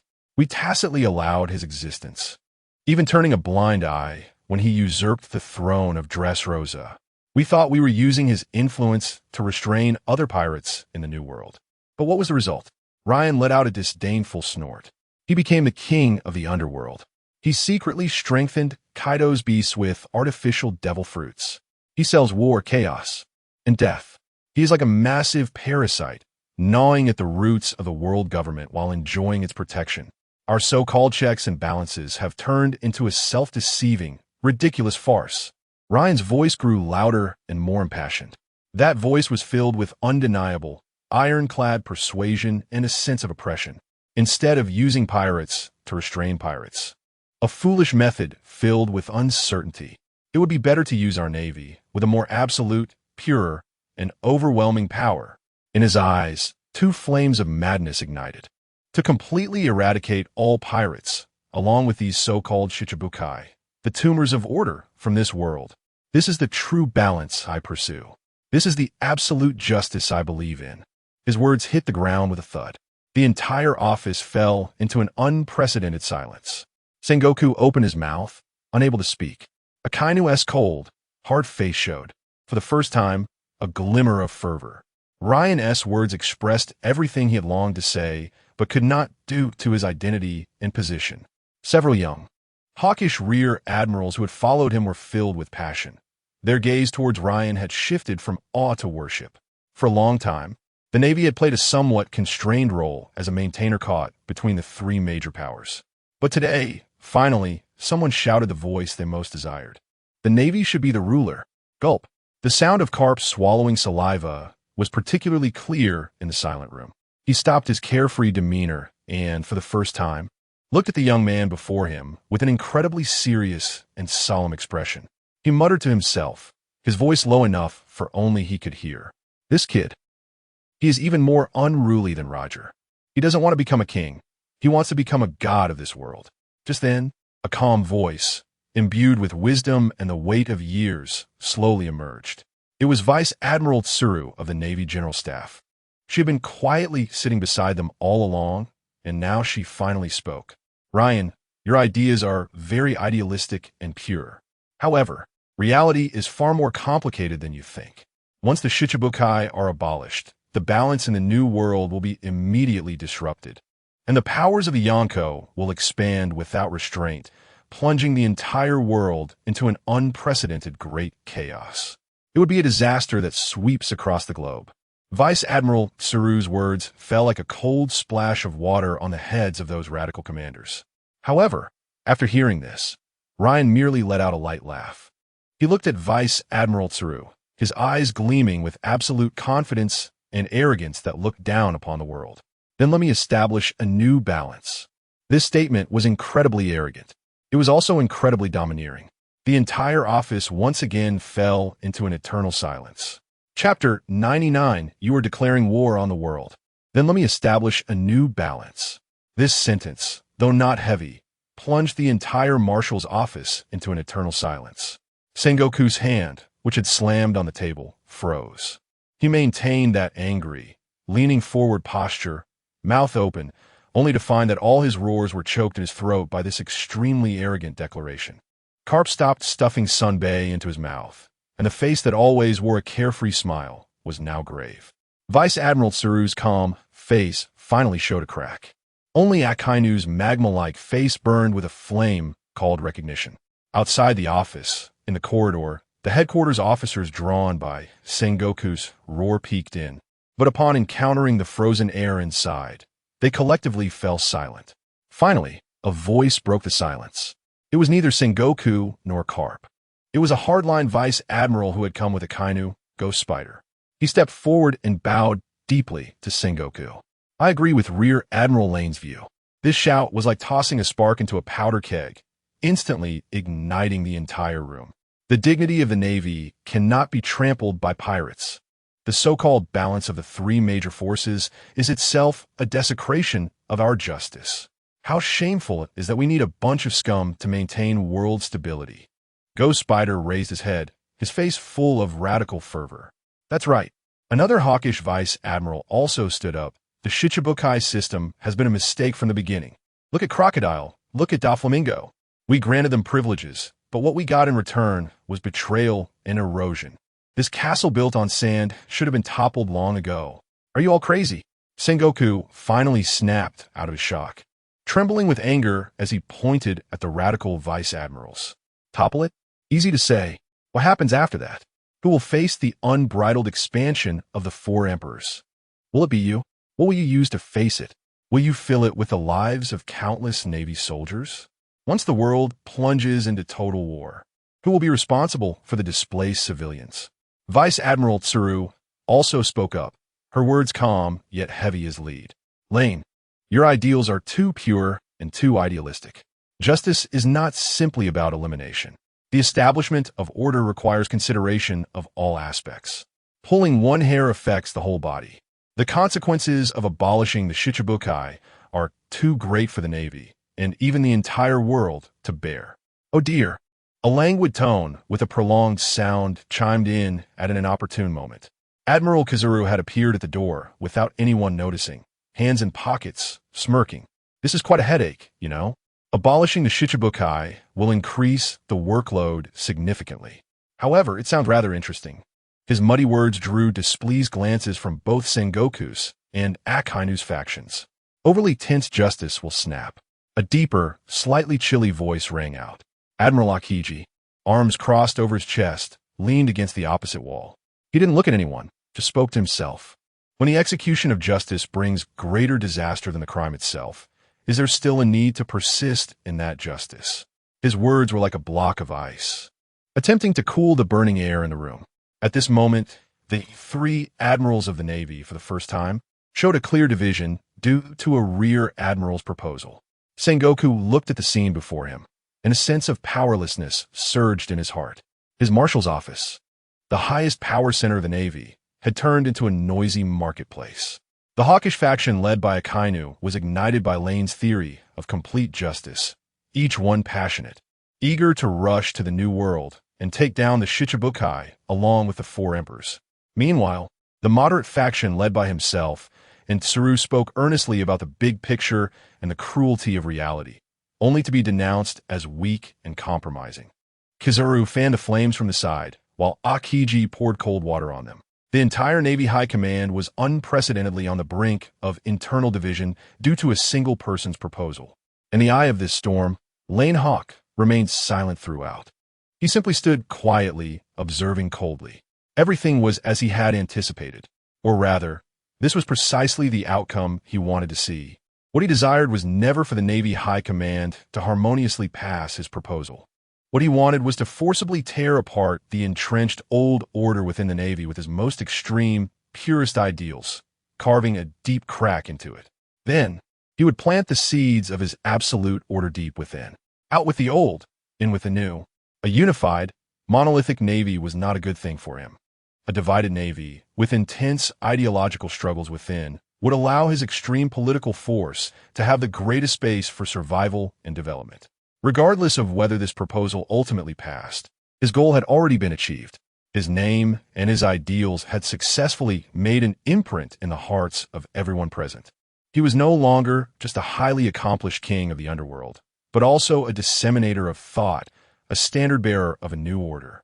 He had successfully shaped himself into a new, extreme force within the Navy capable of influencing the future. Enough! Sengoku's roar finally drowned out all the arguments. He slammed his hand heavily on the coffee table, which was made of atom wood, letting out a painful groan. This matter ends here. The proposal to abolish the Shichibukai is rejected in the name of the Navy Marshal. Right now, immediately, he attempted to use his highest authority to forcibly terminate this farce. However, this time, someone openly and directly challenged his authority. I oppose. Akainu stepped forward, confronting Sengoku. His lava-like body emitted an astonishing heat, warping the surrounding air. Marshal Sengoku, I believe this proposal is precisely the beginning of the Navy's true strength. It should not be rejected, but submitted to the Gorosei for a final decision. Sakazuki, Sengoku roared. Are you openly defying my orders? Akainu did not back down. I am merely stating what I believe to be the correct path of justice. The two highest combat powers of the Navy faced off in the small office, swords drawn. Karp watched this scene, silently stuffing the last piece of sunbae into his mouth, softly muttering a phrase only he could hear. This little brat is playing a bigger game than Roger. Chapter 100. The Warning of the Five Elders. Pressure from the pinnacle of the world. Then let it be me to establish a new balance. Arrogant. Domineering. When this statement fell from Ren's lips in the office of the Fleet Admiral, the entire space seemed to be drained of all sound and air. Time froze at that moment. Sengoku's eyes, almost spitting fire, were fixed on Ren, and he could feel his heart pounding wildly in his chest from extreme shock and anger. He had seen arrogant pirates, seen lawless revolutionaries, but he had never seen a naval officer draped in a cloak of justice dare to utter such subversive words in front of all the high-ranking officials. Establishing a new balance? Who did he think he was? A god? On Akainu's cold, hard face made of magma, for the first time, something was burning intensely. It was not mere recognition, but a near-fanatical resonance from finding a kindred spirit. He had always believed that the Navy needed the sharpest, most uncompromising blade, and today, he realized that this blade not only was sharp, but it even wanted to reshape the entire world. Akiji Kazan, arms crossed, leaned in the shadows of the corner, and his lazy gaze became unusually sharp at this moment. He looked at Ren as if he were observing the most dangerous idealist emerging from an abyss. Every word he spoke could drag this world into an irretrievable war. Kizaru Borsalino's iconic lewd smile also rarely lost some of its edge. He adjusted his sunglasses, the lenses reflecting the office lights, making it impossible to discern his current expression. He just felt that things seemed to be getting more and more out of control, and increasingly interesting. As for Garp, he had completely stopped eating senbei, sinking deeply into the sofa. He looked at Ren's back, his gaze seemingly piercing through time. Seeing the man from decades ago who wore a straw hat and also claimed to turn the world upside down. No, that is not right. Roger sought freedom, the end point of adventure, and this kid in front of him. What he wanted was the power to control everything, the supreme authority to shape the rules of the entire world. You this. Sengoku trembled with rage, his raised palm gathering golden shockwaves again, ready to suppress this lawless subordinate on the spot. Just as the tension was at its peak, the entire Navy High Command was about to witness the moment of direct conflict between the Fleet Admiral and the Admiral-level combat power. Ding-a-ling-a-ling. A sharp, ear-piercing, distinct phone bug ringtone suddenly echoed throughout the room without warning. This was not an ordinary phone bug. The sound carried no biological texture, but rather seemed woven from pure golden rules, exuding an undeniable, supreme majesty. Upon hearing this sound, Sengoku's raised hand froze in midair. The fury on his face was instantly replaced by a deeper solemnity and astonishment. Everyone in the office turned their attention to the remnants of Sengoku's desk. On the only intact, completely golden phone bug, that was a direct line to the pinnacle of world power, the emergency phone bug of Mariewa. Sengoku's expression turned incredibly grim. He knew things had escalated completely. He took a deep breath, forcibly suppressing all emotions, stepped forward, and with a nearly trembling hand, answered the phone bug. Pulu, pulu, pulu. The moment the phone bug connected, it made no sound. Its face began to twist and change in an eerie manner. The facial features that belonged to the phone bug rapidly reassembled into an old yet imposing face. The iconic two white, long mustaches and those cold eyes that seemed to see through everything. It was the bald elder with the original blade of Anaheim. Immediately, the face of the phone bug split and reformed again. The other four faces, each carrying supreme authority, appeared one after another, ultimately presenting five faces in a bizarre yet harmonious manner on this small phone bug. An invisible yet heavy will, powerful enough to twist the very space, descended from the distant Mariewa into this small office. Everyone present, whether admiral or vice admiral, felt a soul-shaking tremor under the cover of this will. Even the usually unruly Garp unconsciously straightened his body. The lips of the bald elder in the phone bug moved. No sound emerged, but his words, like invisible brands, directly resonated in the minds of everyone present. Sengoku, manage your subordinates. This simple sentence, devoid of any emotional color, struck the fleet admiral's face like the loudest slap. Sengoku's resolute face instantly turned a pig liver color, humiliation and unwillingness flickering in his eyes, yet he could not refute a single word. Then, those five pairs of eyes seemed to penetrate the medium of the phone bug, crossing mountains and rivers, and all focused on the storm center, Rein Hawk. The gaze was cold, scrutinizing, filled with a detached indifference, as if looking at an ant attempting to shake a great tree. Rein Hawk. The voice of the golden-haired elder echoed directly in Ren's mind. We are already aware of your proposal.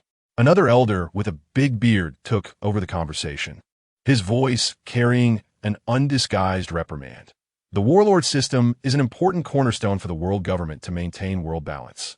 Its existence or non-existence is not something a mere brigadier can comment on. Your duty is to execute orders, not to formulate policy.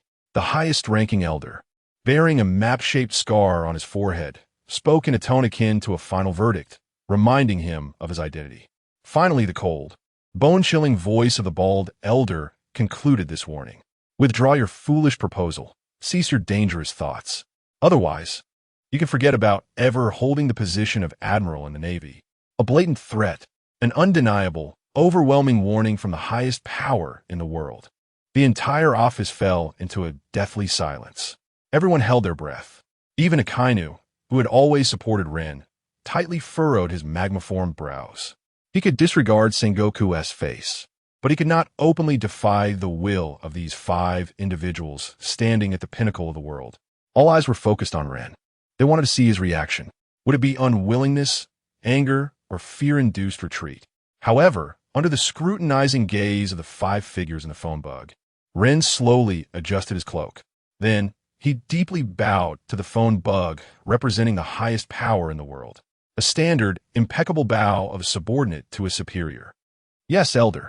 His voice came out clearly through his throat. It was obedient, humble, devoid of any emotional fluctuation. Subordinate, at your command. The five faces in the phone bug seemed quite satisfied with this outcome. They did not say another word. Those five pairs of eyes deeply scrutinized Rein as if they wanted to see through his very soul. Click. The phone bug hung up, returning to its original dazed appearance. The suffocating pressure that enveloped the entire office also dissipated. Everyone let out a sigh of relief, as if they had just emerged from deep water. The warring states looked at Ryan's submissive posture, and the humiliation-induced anger in his heart finally eased a bit. But for some reason, as he gazed at this subordinate with his head bowed, a more intense unease arose within him. Meanwhile, on Ryan's lowered, shadowed face, a cold, undetectable curve began to form at the corner of his mouth. Deep in his eyes, the ripple that had just been stirred by the appearance of the five elders had completely settled, replaced by an absolute silence akin to eternal frozen ice. And in the depths of that silence, a thread of murderous intent, colder than the fires of hell, ignited. The seven warlords were merely an appetizer. These five, high and mighty, self-righteous gods, using so-called balance to disguise their decaying rule, were the true ultimate tumors that eroded absolute order and must be eradicated. Chapter 101. Adding fuel to the fire. The seven warlords' elimination mission released. The storm that erupted in the marshal's office, with the intervention of the five elders, ended in a lackluster manner. The proposal to abolish the seven warlords was forcibly rejected by the highest authority. Rein Hawk, the madman who stirred up the entire Navy headquarters, bowed his head and admitted his wrongdoings before the five elders, accepting the verdict. An internal struggle that seemed poised to tear the Navy's upper echelons apart appeared to have calmed down. The hawkish generals, though unwilling, could only remain silent in the face of the five elders' will. Sengoku and Admiral Tsuru, among others, let out a long sigh of relief, as if they had sent off the most troublesome pestilence. Rein left the marshal's office in silence, with Akainu following closely behind. Karp, wearing a wicked smile, leaned towards Sengoku and whispered that this kid definitely had ulterior motives and that they should wait and see, earning a tired and angry glare from Sengoku. Walking through the broad, white-tiled corridors of Marineford, sunlight streamed through the large arched windows, casting mottled shadows. The cries of seagulls echoed from afar, carrying the salty scent of the sea. Everything seemed to have returned to its usual calm. However, in Rein's mind, a true storm was just beginning to brew. The moment he stepped out of the office door, the cold, emotionless system notification sounded like the most urgent alarm, roaring loudly. Ding! Detected that the host is attempting to challenge the world's old order from its roots, with behavior logic highly aligned with the core of absolute justice. Detected that the world's highest authority, five elders, is suppressing the host, obstructing the implementation of absolute order. System determination. The current world's order poses a serious threat to the host and the establishment of absolute order. Core, mainline mission officially activated. In an instant, before Rein's eyes, the system interface that only he could see was covered in a dazzling, blood-red color, representing the highest priority. Lines of cold, ironclad text, made of light slowly appeared on his retina. Mainline mission, purification of order. Mission description. The seven warlords of the sea are a grotesque product of compromise between the world government and the opposing force of pirates. A set order built on sand. Its existence is itself a defilement of absolute order and is the first stumbling block that must be removed on the road to establishing absolute justice. Warning: any compromise with pseudo-order will be regarded by the system as a betrayal of absolute justice. The blood-red text slowly faded, replaced by a brand new series of task lists radiating golden light. Series task activated. 7 Warlords Elimination Plan. Mission objective: by any means, completely eliminate the current and candidate 7 Warlords of the Sea, either physically or in terms of reputation, until the system is fully abolished by the world government. Phase 1 mission released. Target: eliminate Moonlight Moria. Target location: Thrilling Bark, the Horror Triangles.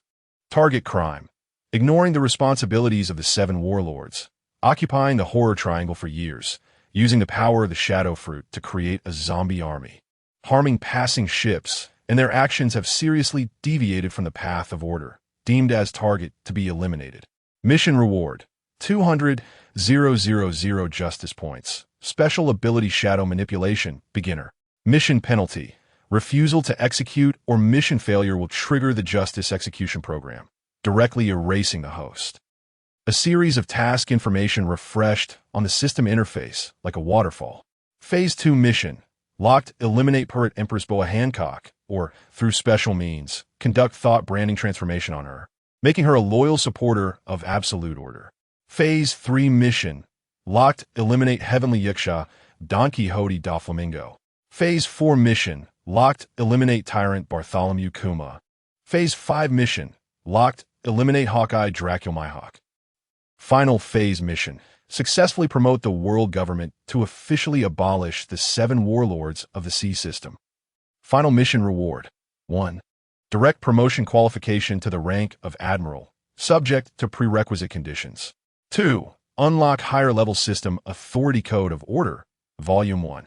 Rein walked silently down the corridor, the sunlight stretching his shadow long. His face remained the same icy expression as always, showing no sign of joy or anger.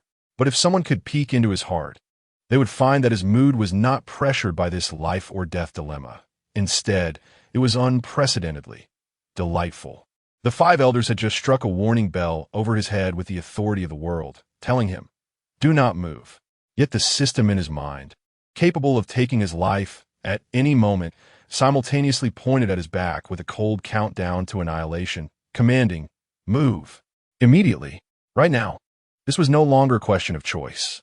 The system had personally stepped in to hand him a must-complete, beautifully executed annual KPI. The hypocritical, fragile honeymoon phase between him and the world government was completely shattered at this moment, coinciding with the release of the system's tasks. Rein's footsteps did not pause in the slightest. He looked ahead to the end of the corridor, the brightly lit exit bathed in sunlight, the curve of his lips becoming increasingly cold and cruel in the unnoticed shadows. "Moonlight Moria, huh?" he murmured softly, his voice barely above the sound of air flowing. "Just right. I'll use you as my first performance report to those 5 elders." He knew the new, even crazier hunting game had begun. And this time, the target of his hunt was the old order of the entire world. Chapter 102: Deception and Deceit. The power game of Rein. Rein. A deep voice, flowing like molten lava, sounded behind him. Rein stopped, turned around, and saw Admiral Akainu standing not far away. His cold, hard face revealed